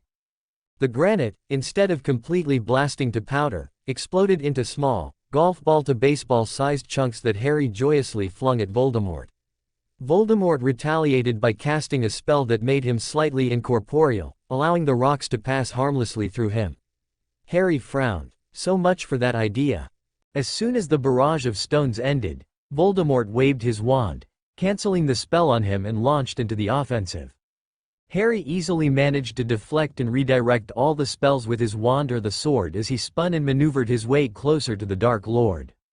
As soon as he was close enough, he lunged with another stab. This time Voldemort was ready. He conjured the same silver, snake-emblemed shield that Harry saw in the atrium and blocked Harry's strike. Harry wasn't ready for that and his blade skittered wide across the shield, staggering him and leaving him wide open. Voldemort threw his arms wide, and with a shout, blasted Harry away 50 feet into the side of a mausoleum. 1-all, Harry thought dazedly as he shook his head. He staggered to his feet and looked around the graveyard for his opponent, but he couldn't see Voldemort anywhere. He knew the Dark Lord was still here, though, because he could feel him. Come out, wherever you are," he sing-songed. Suddenly, he sensed Voldemort to his left, near the rubble of the slab. With a wide sweep of his wand, he transfigured all the rocks into Muggle cherry bombs with a very short fuse. He knew that it wouldn't hurt Voldemort much if at all, but it might just distract him enough to get in a stronger spell to finish the fight. The firecrackers went off with staccato bangs all around Voldemort. Unfortunately, Harry forgot about the gunpowder smoke. Voldemort used the concealment to fire his first Avada Kedavra of the fight at Harry. Harry thought was ready. He quickly enlarged the sword of Gryffindor into a great sword and gripped it with 2 hands. He swung it like a baseball bat and hit the killing curse directly back at the Dark Lord. The sword unfortunately disintegrated in his hands, but Harry knew he could call it back. It was only temporarily gone. Voldemort was completely taken by surprise and was forced to drop bodily to the ground. Harry flicked his wand up and tossed Voldemort bodily into the air, then with a downward flick, sent him rocketing toward the ground. Voldemort pushed all his magic into stopping himself and did so successfully, but it winded him. Harry knew that the fight was nearly over. Still, Riddle was a crafty and powerful wizard and still had a trick up his sleeve. "It ends now, boy." He whipped his wand in a ring above his head, conjuring a goodly amount of fiendfire that he transfigured into a massive, flaming basilisk. It was the same spell he used in the atrium against Dumbledore. Harry assumed that Voldemort was pulling out his big guns now. Harry was also without a clue as to how to combat fiendfire. It was one of his few weaknesses. During his war, Voldemort discovered that Harry was unable to do anything against the demonic fire and instructed his entire inner circle to use it against Harry. It was nearly Harry's undoing until he decided to stop stunning and start killing. But he wasn't a Phoenix Animagus at that point either. Struck with a sudden inspiration as the flaming serpent bore down on him. He didn't know what Phoenix Fire would do when pitted against Fiendfire and decided to find out. He rapidly Phoenix flashed in the same spot over and over, building up as much flame as possible before molding it into his own serpent that he sent at Voldemort's massive basilisk. Harry's smaller snake coiled around Voldemort's, and as the magical power began to build exponentially, Harry realized that he made yet another grievous mistake. He was glad that his phoenix form hadn't had a burning day in a while. The magical buildup suddenly released with the power of a Muggle air fuel bomb, leveling most of the graveyard. Harry quickly changed into a phoenix as the explosion washed over him, and he was subject to the unique feeling of dying for the first time. Then, he combusted and was reborn. It was an interesting experience, one that he never wanted to relive again. He transformed back and brushed the ash and dirt off his body. He was feeling rather noxious and dizzy, most likely from the rebirth, but he managed to look past that. He glanced over his shoulder to make sure that Rose was unharmed. The mausoleum was far enough away that it escaped the blast with a few scorch marks. Good. He then set out to look for Voldemort, or what was left of him. Harry was sure that he couldn't kill the Dark Lord, but he was also sure that the explosion would have left Voldemort a mangled mess. Unfortunately, it had also vaporized the Death Eaters. He was proved correct. Not far from the sooty smears that were what was left of his inner circle, Voldemort lay twitching, his neck at an odd angle. His limbs had been burned off, leaving only cauterized stumps, but his eyes still held the spark of life. Harry felt little pity for the mangled body that was the Dark Lord. He knew that it would be a simple task for Rose to off the pathetic creature on the ground before him, and he couldn't resist rubbing a bit of salt into the wounds, so to speak. By the way, Harry growled. His jaw ached, like it hadn't been used in a while. Technically it hadn't, Harry figured, as it was pretty much brand new. You're mortal, now. I destroyed all of your Horcruxes. Harry didn't see Voldemort's eyes widen in a panic as Harry went to fetch Rose. His entire body ached, but he ignored it. He wasn't happy, but he was relieved that it was over. Now he could find a way for him and Rose to stay together and start a family. Speaking of Rose, he called as he neared her hiding spot. What he saw there froze the blood in his veins. There were signs of a magical fight, and he could sense Rose's magic in the air. She had been in the fight, and from the looks of things, she had lost. And whoever had won, had taken her. She was gone, but Harry knew who had her, the Illuminatus. The first thing Rose noticed when she woke up was her headache. Her head was pounding, and for the life of her she couldn't figure out why she had it in the first place. She was groggy and she felt like her mind was full of cotton. She couldn't think clearly at all. The next thing she noticed was that her mouth was extremely dry. It felt like she had eaten a mouthful of baby powder. She tried to smack her lips to moisten her mouth but found she couldn't. Her mouth was full of something. When she reached up to remove whatever was in her mouth, she found that she couldn't. Neither of her arms could move more than a few inches from where they were lying above her head, and she panicked. The sudden adrenaline burst cleared her senses and she remembered everything that led up to this moment, or her unconsciousness. She remembered watching Harry taunt Voldemort and the awe she felt as he almost carelessly tossed spells about. Then, she remembered, she was surrounded by men in dark red robes. She fought them off well enough. In fact, she had been winning when she was unbalanced by a huge shock wave and hit her head on the same mausoleum she had been taking cover behind. Wonderful, she groused mentally. Looks like they got me. She forced herself to open her eyes against the dim light that aggravated her headache and look around. She was on a raised, obsidian dais in the center of a massive chamber that was made out of the same material. The ceiling rose a good 20 feet above her, and looking to the left and right she couldn't see any walls very clearly. That might have been because of the black obsidian blending in with the gloom though. The dim light was coming from runes and symbols carved into the glassy rock walls and inlaid with what looked like gold. On the dais, Rose was manacled with her arms above her head and feet straight below her. The chains attaching each manacle to the dais were short. Only about 2 1-inch lengths. And to top it off, someone had stuffed something in her mouth that was beginning to taste like an old sock. For Merlin's sake, she was unconscious. What was she going to do? At least they left me clothed, she thought. She had to escape, and she had the perfect method to do so. There were no wards that could keep phoenixes out, or in for that matter. She focused on the house she and Harry shared and willed herself there, or tried to at least. The moment she called upon her phoenix powers, her body was racked with the most unimaginable pain. It lanced through her very bones and made her muscles feel like they were on fire. She imagined that this was what the Cruciatus curse felt like. When Rose stopped trying to teleport, the pain faded, leaving only a dull ache in its place. As she lay there gasping and crying from the agony that had passed, she heard someone approach the dais. "Oh, you're awake. Pity," he said. "We've locked your animagus transformation and abilities. Can't have you escaping on us, can we?" Unable to get the old sock out of her mouth or relieve her headache without her hands, she focused on trying to push the wad of stuff in her mouth out with her tongue. If she couldn't flame out, or transform, she needed to be able to cast some spells at least. She had almost gotten it out when the man roughly stuffed it back in her mouth.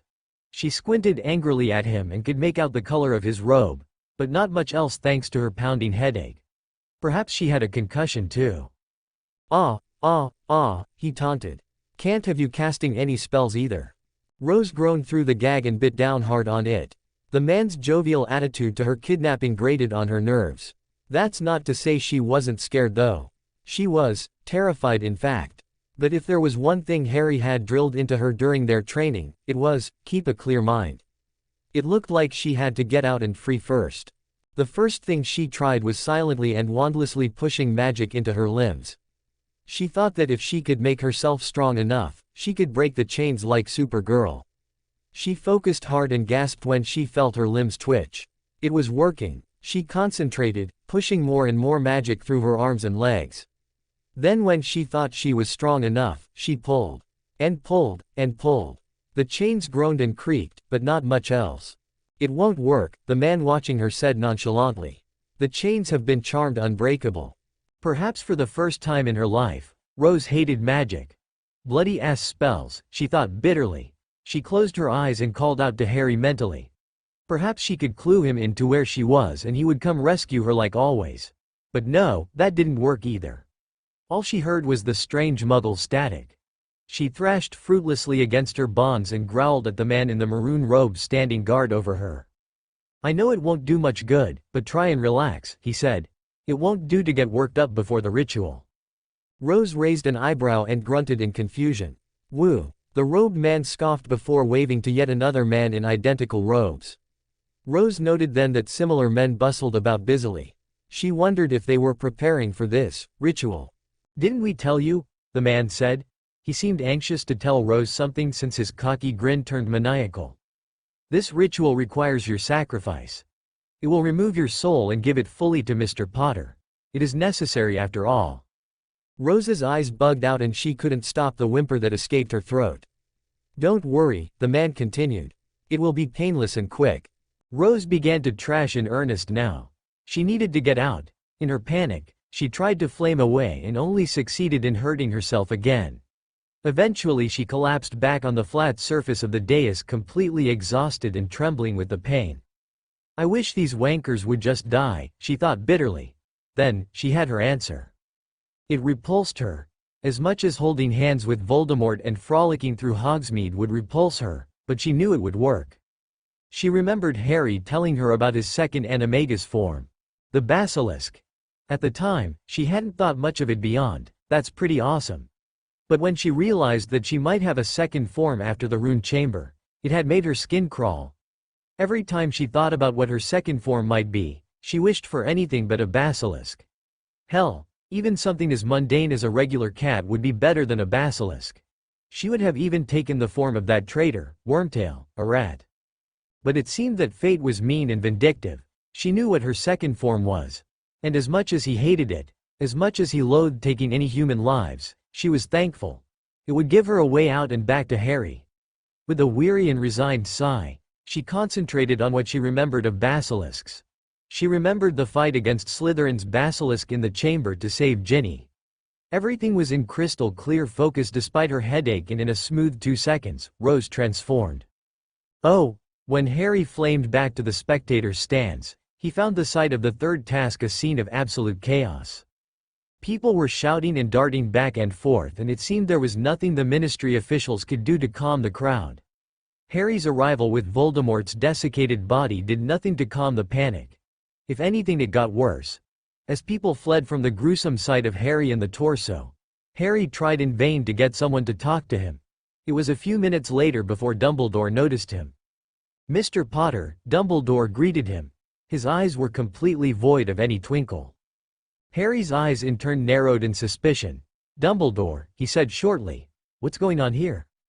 Dumbledore explained the situation as completely as he could. When the charms surrounding the cup told the officials that it had been reached, everyone expected the portkey to bring the victor back to the entrance to wild applause. But after 10 minutes, when no one showed up, people started to worry. After 15 minutes, Dumbledore had vanished the entire maze only to find that there was no one left in it. The other 3 champions had been removed, but the winner, Rose, never reappeared. About 10 minutes after that, Harry showed up. Harry sighed wearily. Of all the rotten luck, he should have expected this. None of his plans ever go right. Dumbledore waved a hand at Voldemort's body. "I believe an explanation is in order, Mr. Potter," he said sternly. Harry glanced at the body, then back at Dumbledore. "OT here. We need to do something with Riddle." Dumbledore's face registered shock. "That is Voldemort?" he asked incredulously. "What is left of him?" "Yes," Harry answered. "Is he alive?" Dumbledore let his question trail off. Harry nodded and Dumbledore then banished the body away. "I can't kill him," Harry started explaining as the 2 of them headed back to the castle. He and the headmaster decided to let the ministry officials take care of the panic. "Only Rose can. But he is trapped in his body now since I cast a soul cage on him. He is mortal now too, since I destroyed his Horcruxes." At Dumbledore's raised eyebrow, Harry explained his plan to the old man. As loath as he was to trust Dumbledore, Harry had no other choice at this point. When he finished his explanation, Dumbledore was shaking his head sadly. "You should have come to me with this, Mr. Potter." "I'm sure," Harry said skeptically. "I don't trust you, Albus. Not since my 5th year, when you dumped the prophecy on me, and I don't think I ever will again." Dumbledore opened his mouth to say something, but Harry cut him off. "Any version of you." The 2 of them continued toward the castle in silence before Harry said, "I need you to find out where Rose was taken." Dumbledore hesitated for a second before saying, "I am sorry, Mr. Potter, but I cannot." Harry stopped in front of the old man, his considerable temper finally breaking loose. "Bullshit," he snarled. "Don't you dare lie to me. I know that my Dumbledore had ways of tracking me. Things are too similar here for you to be any different." Dumbledore still wasn't forthcoming if his scowl was any indication, but Harry didn't give him a chance to say anything before he continued in a low, threatening voice. "If anything should happen to Rose, I will willingly become a Dark Lord, the likes of which this backwater, misbegotten little world has never seen. Voldemort will seem like a toddler with a wand compared to the horrors that I will bring." Dumbledore's eyes widened almost comically before he deflated. "Very well, Mr. Potter," he said wearily. Harry noticed that Dumbledore's eyes were trained on something back by the tournament stands. "But first, I think we should take care of one loose end." Harry followed his gaze and noticed that the fake Moody was subtly trying to sneak away from the crowd. Harry growled deep in his throat before flashing away and reappearing in front of Moody. "Evans," he blurted in shock. Harry lazily waved his wand, dispelling the polyjuice potion and revealing Crouch Jr. before grabbing the man in a sleeper hold and viciously snapping his neck. This only added to the chaos and confusion, but Harry didn't care. The first and foremost thing on his mind was where Rose was. He flamed back over to Dumbledore, who wore a shocked look on his face, though Harry thought it looked rather forced. "What?" Harry snapped. "You just murdered a man in cold blood," Dumbledore said. "Wouldn't be the first time," Harry muttered. Dumbledore scoffed and looked about to say something, but Harry plowed on. "Oh please, don't give me that crap. First, he was a Death Eater. Second, at a loss for a second reason, Harry just waved his hands vaguely in the air. Besides, I feel bad enough about it already. Now come on. We don't have time. I need to find Rose." The 2 of them made their way into the headmaster's office, pointedly ignoring the panicked activity in the castle. Harry was singularly focused on getting Rose back. He couldn't focus knowing that she was in danger, and it was his fault. As soon as the gargoyle moved aside, Harry ran up the spiral staircase and began to look at the spindly metal things Dumbledore kept in his office. He gave it up as a lost cause, however. Dumbledore had never told him how they worked. The headmaster, however, bustled around checking each and every device before turning to Harry with a pensive look on his face. "Well?" Harry snapped again. His temper was completely frayed and his patience had run out. "She is to the south." Harry's arms fell to his side limply. "That's it?" he asked. Dumbledore shrugged. "All your fancy devices and that's all you know?" Ow. Harry then took to pacing back and forth in his impatience. He needed to think this out. He knew that Rose wasn't dead, as he still felt the pull on his soul. He couldn't contact her through their link, however. She would have most likely been taken to a ritual site, since anything having to do with soul magic took lengthy rituals. Are there any ritual sites south of here? He asked. Dumbledore pondered for a moment. The only one that springs to mind is Stonehenge, the aged man said. But that hasn't been used since Merlin's time. Harry waved that off. Whatever. We're going to check that out anyway. With that, he grabbed a hold of the headmaster's robe sleeve and flamed them both to Stonehenge. The two of them landed. Harry gracefully on his feet and Dumbledore in an undignified heap in the grass. Harry noticed a few muggles watching them with wide eyes, but he didn't care. "I'd suggest you leave," he called to them as Dumbledore regained his feet. The muggles took his advice and hurried away. Harry then concentrated, sending his magic out in pulses, much like sonar.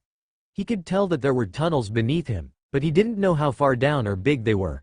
"Help me look for a way in," he said to Dumbledore. The two of them searched futilely for any kind of an entrance. Dumbledore reaffirmed that there was indeed a web of tunnels that spread for miles beneath them, but they couldn't find any kind of an entrance. Harry was beginning to become frustrated, and if the rippling grass and gathering clouds were any indication, he was about to lose control of his magic again. "Stand back," he said suddenly. Dumbledore wisely backed off as Harry pointed his wand at the ground and began to gather his magic. "Cavere Antrim," he shouted.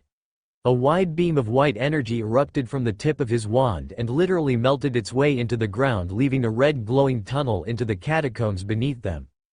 Harry staggered slightly on his feet, feeling the drain on his magic. The spell he had just cast was used by miners in the Middle Ages to dig tunnels into mountains. However, back then the spell was cast as a ritual spells by a group of miners. Harry had just cast it alone. That might account for the horrified expression on the old man's face, thought Harry wryly.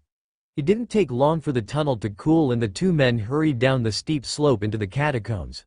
But whatever they expected to find down there, this wasn't it. Bodies littered the floor. Most of them, like the one at the bottom of the tunnel Harry had carved, looked like they had simply dropped dead, a look of terror on their faces.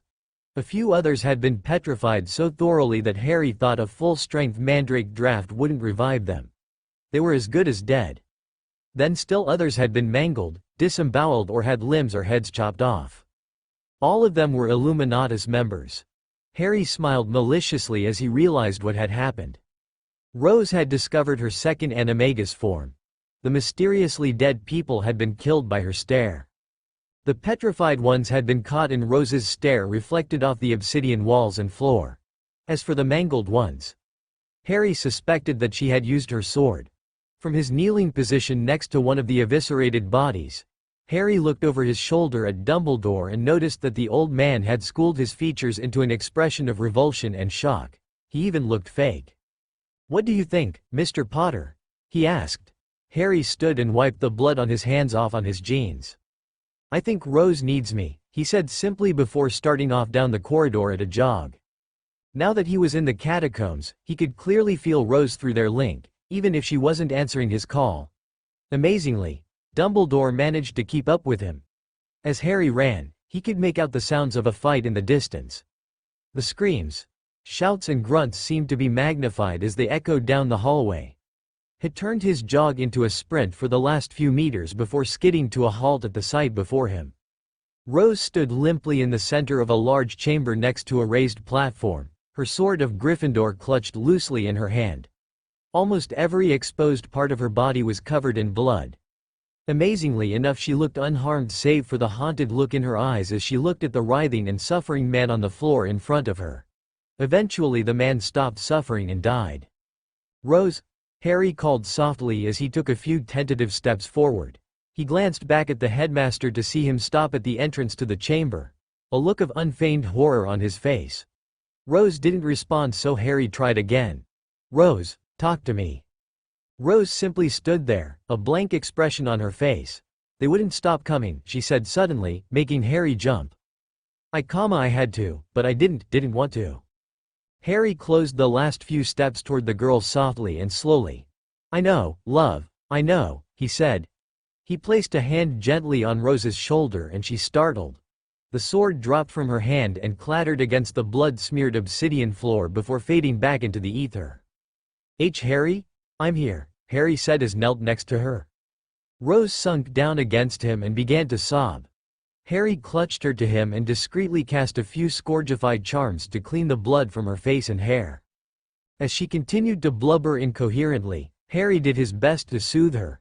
He was never good at consoling emotional women, but he tried. He stroked her hair and muttered soft words in her ear. Eventually, Rose's hysterical sobs calmed into whimpers and hitched breaths and Harry pulled her gently away. They locked eyes and Harry's look conveyed everything his words couldn't. You did what you had to. I'm not ashamed of you, I still love you. I'm fine, Rose answered to Harry's unasked question. She smirked slightly when Harry raised his eyebrows skeptically. My friends never believed me when I told them that, he said, and I know you're lying. Rose looked down at her shoes and frowned slightly. I'll be okay, she said softly. As Harry helped Rose to her feet, he felt a slight pull, like something was trying to get his attention. He glanced down at Rose to see if she had felt something, but she seemed oblivious as she clung to Harry's midsection. He ran his fingers through her hair comfortingly and glanced around the room. The pull tugged at him again, this time a little more insistently, and Harry knew that he needed to follow it. He pushed Rose away to arm's length and put both hands on her cheeks lovingly. Rose, I need you to go with the headmaster. But why? She said sadly. There's something down here I need to take care of, he explained loud enough for Dumbledore to hear. We'll meet up afterward, I promise. He looked into her eyes which were shimmering with tears. I don't trust him, Rose, but I have no other choice at this point. If you need to, defend yourself and call for me. I'll come flashing in, he said mentally. I don't have my wand, Rose said back. Harry frowned and handed Rose his wand. He could defend himself well enough wandlessly if necessary. I love you, Rose, and I always will. Dumbledore approached and laid a gentle hand on Rose's shoulder and led her out of the chamber. Harry saw that she tried to not flinch but only marginally succeeded. He hoped he was doing the right thing as he turned and headed deeper into the catacombs. The bodies thinned out and eventually disappeared the deeper Harry went. He didn't know how, but he knew that he was heading to the end of this adventure. Something in his gut told him as much. Eventually he reached his destination. It was a large circular room that had been carved out of the same obsidian that the rest of the catacomb was made out of. In the center near the far wall sat a throne-like chair in which a man in a maroon robe sat. Violet-rimmed black rips hovered at intervals in the air, casting an unsettling violet light around the room, and as Harry watched, another one opened up. He felt inexplicably drawn to these. The man in the chair moved slightly and Harry's attention was drawn back to him. As the man stood up and removed his hood, Harry couldn't help but gasp. It was Matthias Elderberry, the kind owner of the apothecary on Nocturn Alley. Oh, Rose watched Harry as long as she was able as Dumbledore lead her away from the ritual chamber. She tried to avoid looking at the bodies of the men she had killed, no slaughtered. It was necessary, she told herself over and over again. Harry had told her too with that look he gave her. But she couldn't help but feel guilty, like there was some other way she could have done that. She stumbled slightly and realized that the headmaster was hurrying her along. Professor, sir, she asked, but the old man ignored her save for his grip on her shoulder tightening almost painfully. He seemed to have a very intense look on his face. Rose wrenched her shoulder out of his hand. Where are we going? She asked. Her right hand was clutched tightly around Harry's wand. Dumbledore smiled at her, but it was far from a friendly smile. It caused a shiver to run down her spine and the little hairs on the back of her neck to stand on end. We are heading back to my office, Rose, Dumbledore said. As soon as we are out of these tunnels, I will make a portkey for you and join you shortly. Rose nodded stiffly and shied away as Dumbledore reached for her again. I can follow you well enough, sir. Very well, Dumbledore said, and he continued up the slope to the surface. Rose followed him, not for the first time wishing Harry had come with. She was confident in her ability to get away should the need arise, though. She watched as Dumbledore picked up a stone from the ground and tapped it with his wand while saying, Portus. The rock glowed blue for a moment before the glow faded.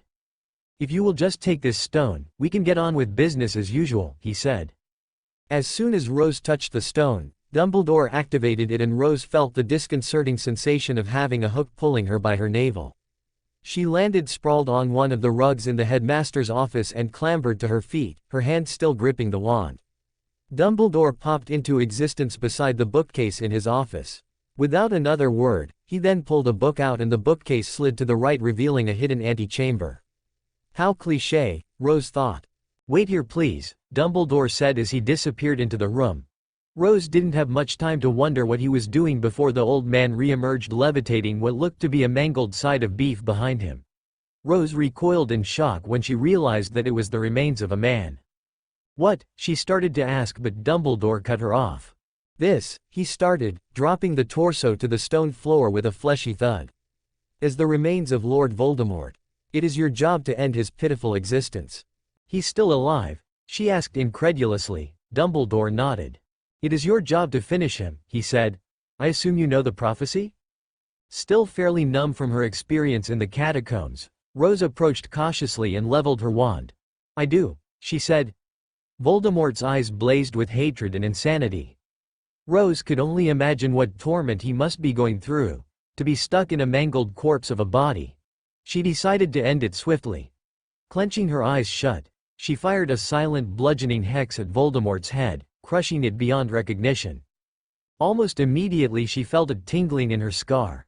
The headache she had learned as a very young girl to ignore faded, leaving her mind blissfully clear. She reached up and touched her forehead with a smile to find that the scar itself had faded from her brow. It's over? She asked no one in particular.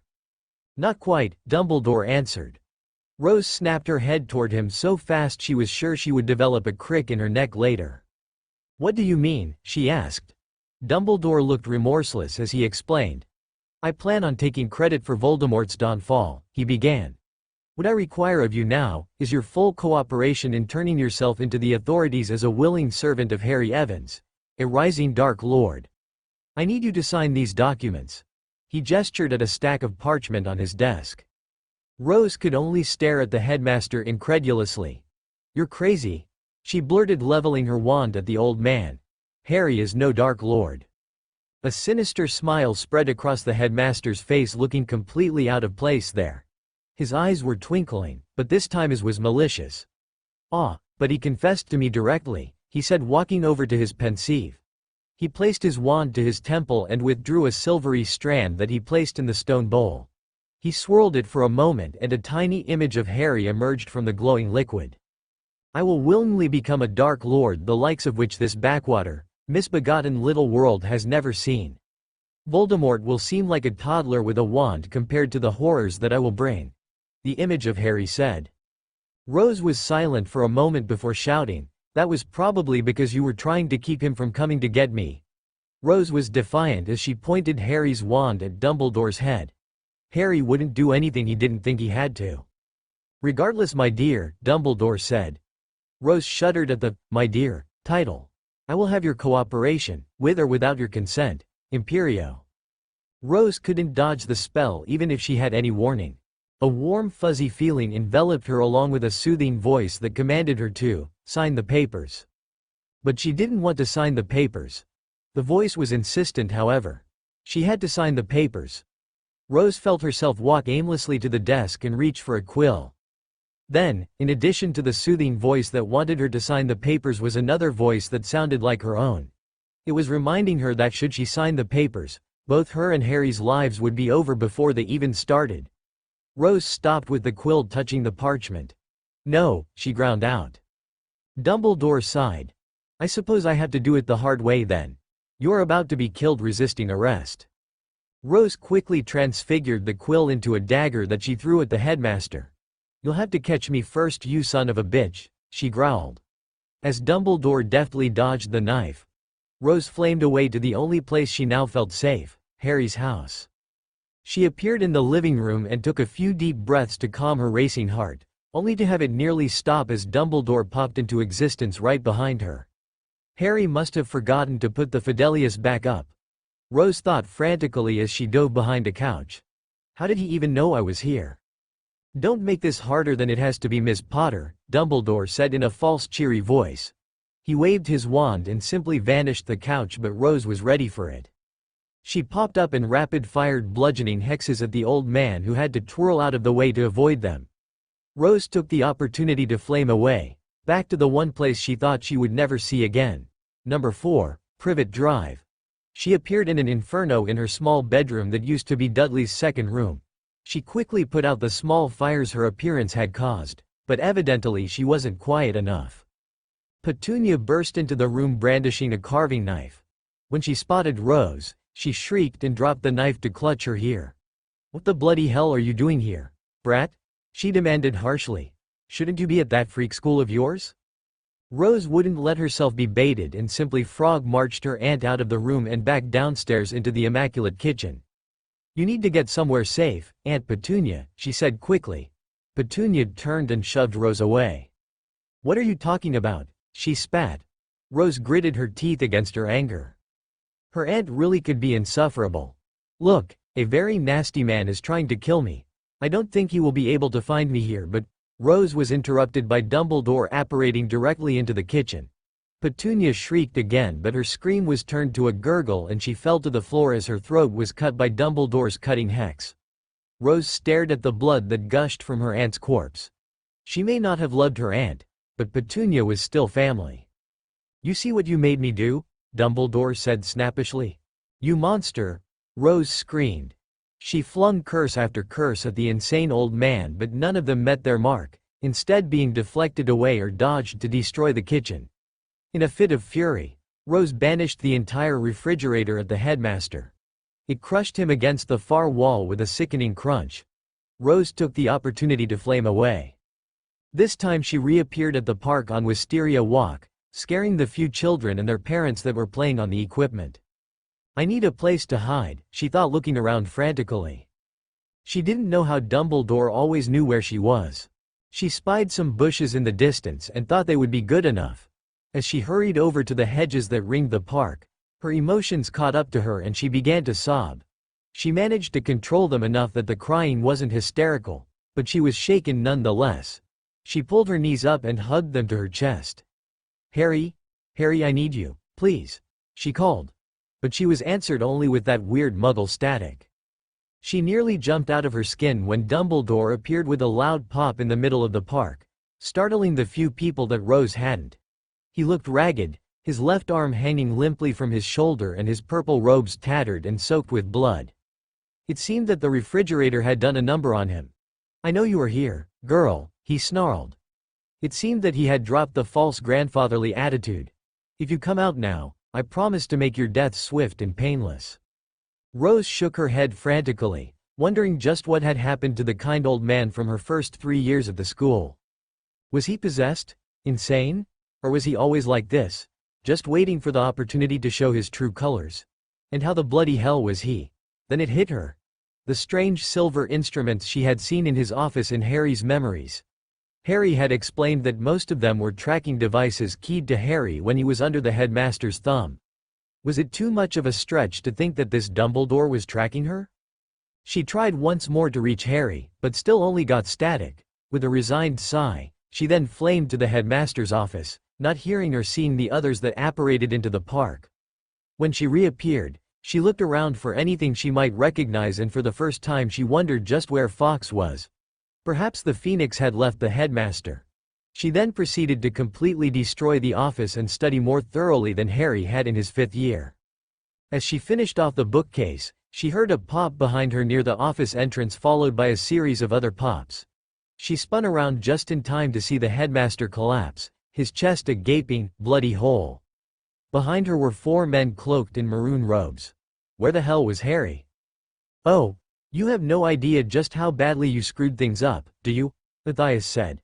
His voice was forlorn and his posture and face spoke of disappointment. Harry stood there dumbfounded. Of all the people he expected to find down here in the bowels of the catacomb, Matthias Elderberry was the last person on his mind. How such a kind, generous man could be the mastermind of an organization hell-bent on the death of the girl he loved was beyond him. "If you mean Rose's death, then yes, I do have an idea. And I'd do it all over again in a heartbeat." "You truly have no idea." Matthias shook his head and sighed. Harry wondered just what it was that he messed up if it wasn't simply keeping Rose alive. "Care to enlighten me?" he asked. You spoke to Mr. Eckerly, didn't you? Matthias shot back. He should have explained everything. Well, he didn't, Harry said. He didn't know what was staying his hand. He should kill this man for the torment he and Rose had been through. All he told me was that Rose needed to die, and there was nothing I could do to stop it. Matthias took a moment to curse Eckerly's name before scrubbing at the graying scruff that adorned his chin. How much do you know about soul magic, Harry? He asked after a moment's silence. Harry held up his fingers less than an inch apart, about that much. Matthias huffed in annoyance. I will try to keep this simple. You know that Rose and yourself are sharing a soul now, correct? Harry nodded and Matthias continued. Good. To put it bluntly, the ritual that summoned you went wrong. It was supposed to be on a timer, so to speak, the end of the timer being Rose's prophesied death on June 4th of next year. When she died, the ritual was to pull a version of you from another reality into this one, create a body for you, and use Rose's free soul to power it. Wait, Harry interrupted. I thought a soul made you who you are. Matthias shook his head. No, your mind and experiences make you who you are. Your soul is like, he waved his hand vaguely in the air as he thought of a proper term. Like a Muggle battery. It is what powers your body. Every living being has a soul, just some, like ours, are more powerful than others. When Voldemort split his soul, he didn't diminish it by much. He essentially created 7 batteries for himself, whereas a normal person only has 1. He would have simply lived 7 times longer than a normal person. Something didn't make sense to Harry. He remembered the diary and the specter of a young Tom Riddle. He explained that all to Matthias. That, Matthias went on, is part of the Horcrux's magic. It imprints a version of your personality and mind on the Horcrux. I do not know why. Back to yours and Rose's soul. The two of you are more powerful than we expected, Rose more so since you have helped her along. Matthias continued. Harry blushed slightly, remembering himself helping Rose. When you arrived and your body was created, over a year too early I might add. Harry muttered something about it not being his fault. It needed a soul, your soul, which was currently in Rose, to power it. Unfortunately, Rose was still using it and her magic was loath to part with it. Thus, the two of you shared the same soul. It is not too different from a soul bond, in which a married couple joins their souls. However, he paused for effect. That couple has the power of 2 souls, whereas you and Rose had 1. Harry paled. Does that mean that I don't really love Rose? He asked shakily. He didn't want to think his affections for the small red-haired girl he had met all those months ago were fabricated. Matthias smiled happily. No, Harry. You truly do love her. Love, true love such as yours, cannot be fabricated by any magic. Harry sighed in relief. So then, tell me, why did she have to die? Matthias gestured to one of the rifts that were rapidly multiplying. These, he said simply. A soul is not meant to be split among 2 people. The amount of magic it requires the 2 of you to exert to keep a hold of it is tearing the fabric of reality asunder. He paused to let Harry process that. When Harry's face paled, he went on. Yes, reality will end if Rose, or yourself, do not die. We would rather Rose perish, as we need you to take care of Voldemort for us. Harry barked a short laugh that was completely devoid of any humor. I can't kill him, he said simply. Matthias stared at him blankly and Harry hurriedly explained, the prophecy. Matthias simply looked confused and Harry laughed again. Oh come on, surely the almighty Illuminatus knows about the prophecy made about Voldemort's downfall? Matthias nodded. That is why we need you too, but Harry cut him off. Here it refers to Rose, not me. I can't kill him, Harry said. Matthias' face fell but Harry smiled. Oh don't look like that. I've already taken care of it. All Rose needs to do is cast one little spell and it's all over. Matthias seemed to perk up at this but his mood quickly dimmed. There is still the matter of the 2 of you sharing a soul. I'm afraid you can't remain here. Harry nodded sadly. He knew Matthias was telling the truth and as much as he hated being caught in another leader's chess game, he knew what he had to do. Is there a way for me to get back to my world? He asked. Then he panicked. What about my old body? All you need do is step through one of these rifts. It will carry your mind back to your old world. As for your old body, It was recovered by the good people of Hogsmeade and interred in the long-term ward at St. Mungo's. It is waiting on you to reclaim it, Matthias answered. Harry sighed and, without any delay, started toward the rift that was pulling at him. He stopped when Matthias called for him. Yeah. Matthias handed him a familiar wand and Harry took it reverently. I believe you need this, he said with a small smile. It is Rose's but it is identical to yours, yes? Harry mirrored the smile as he stared at the piece of holly in his hands. His eyes watered with unshed tears. He would really miss Rose. Take care of Rose for me, will you? He asked. He knew he could trust the man. Matthias nodded and Harry stepped into the rift. He was distantly aware that he was leaving his stuff behind, but he didn't care. It wasn't like he needed it. Harry, help. Harry paused when he heard Rose's voice in his mind, her words interspersed with bursts of static. She was in trouble. He tried to step back out of the rift but the magic already had a hold of him and he could feel his body starting to dissolve. Go now. She needs you, he shouted to Matthias over the wind rushing in his ears. He saw the rift close around him before everything faded away. Oh, you know who, No More, by Special Correspondent, Rita Skeeter. Late yesterday afternoon, the magical world was shocked to its core by the death of Hogwarts headmaster, Albus Dumbledore. Normally, a death of this magnitude, of a man as revered as Dumbledore would have the people grieving, but your reporter can exclusively reveal that he was killed by none other than Rose Potter, the girl who lived bodyguards as she defended her life against the aged man. Various muggles throughout England saw him chasing Miss Potter about while casting dangerous hexes and curses in an attempt to kill the young girl and claim credit for vanquishing the Dark Lord, who was not vanquished as many people had thought. This reporter had the chance to interview one of the bodyguards. The man Dumbledore was a raving lunatic. The man who declined to give his identity said, "We managed to catch up with him as Rose fled the park in Little Whinging, Surrey and unfortunately had to kill him. Rose was haggard and bloody from her fight with you-know-who, and we just couldn't believe that Dumbledore would try and steal all the glory. Regardless as to what happened, this reporter feels that we owe Rose Potter a debt which can never be repaid. All we can do for now is say, thank you." Details of the battle between you-know-who and Rose Potter, PG, 2. Minerva McGonagall to succeed Dumbledore as headmistress, PG, 3. Sirius Black exonerated of all charges, to take position as Transfiguration Professor at Hogwarts, PG, 4. Oh, Rose tossed the paper down on the table in the dining room of Harry's house. The article got most of the important points right, but Rose didn't care either way. Voldemort was gone forever, but so was Harry. It had been 2 days since the ordeal.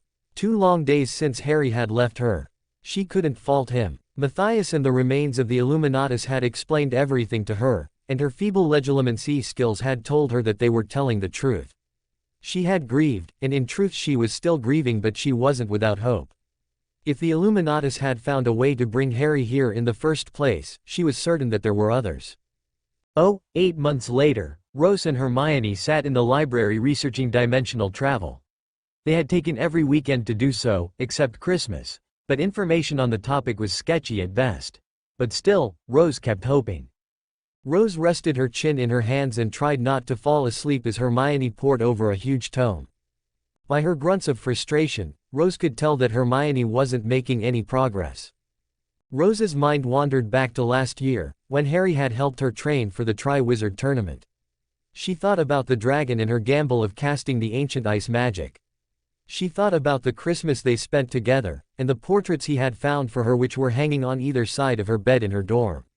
She smiled as she recalled the tongue lashing her mother had given her father for even thinking of occupying his frame in the girls' dorm. Eventually, she had given in, if just so they could all be together. Then, her mind wandered to the second task. Specifically on one thing Harry had told her. "Remember Rose," Harry had told her. "Phoenixes can teleport anywhere." Hermione waved her hand in front of Rose's face, but Rose didn't respond. Hermione was both worried for her friend and excited at the same time that maybe Harry had contacted her. After a full minute of Rose zoning out, Hermione said, "Rose, are you there?" "Oh my God!" Rose exclaimed suddenly, making Hermione fall out of her chair in fright. Madame Pants hissed at them both and Rose had the decency to look abashed before explaining in a frantic whisper. I can't believe I forgot. Harry told me something before the second task. Remember the one in the lake? It was almost like he knew something like this was going to happen, but knowing him he didn't. I don't think he believed in divination, even the prophecy. Besides, if he knew, I think he would be here with me now, unless there was something keeping him.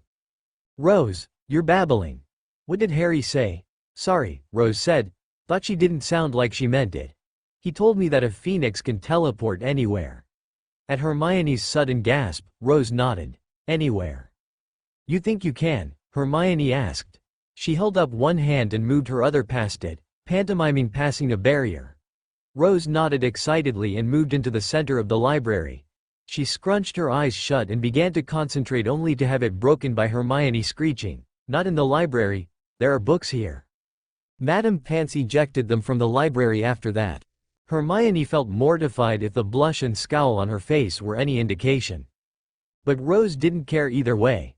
If this worked, she could have her Harry back. She took Hermione by the hand and all but dragged the bookworm out onto the Hogwarts lawn. Once there, she wasted no time in concentrating again. She disappeared in a flash of fire, taking a detour to the house that she and Harry had shared. She gathered up all the stuff that he had appeared that fateful day with, his trunk, books, cloak and Marauder's map. She then flamed immediately back to the Hogwarts lawn where Hermione was all but sobbing. She immediately dropped it and ran over to give Hermione a hug. Hermione hugged her back tightly. "I thought you had left without saying goodbye," Hermione sniffled. "I'll come back as soon as I can, Hermione. I promise," Rose whispered. She pulled away and saw Hermione wipe her eyes. Now for Harry. Rose closed her eyes tightly and clenched her fists at her sides. Since she didn't know where Harry was, she concentrated on him specifically. His hair, his smell, his eyes, and she willed herself there. Nothing happened at first, but then slowly, but surely, the phoenix fire began to pulse from her. It burst outward in slow but methodical waves, each pulse rippling the grass outward from where she was standing. The pulsing became faster and more powerful. Had Rose opened her eyes, she would have seen that a crowd had gathered around her. Headmistress McGonagall was frantically trying to gain her attention, but the fire pulses were keeping everyone at bay. Eventually, the pulses merged into one constant inferno that oddly enough left the grass intact.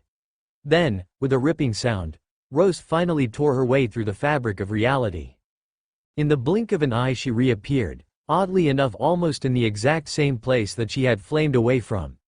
The first thing she noticed was that everything was wrong. The sky, for one, was red.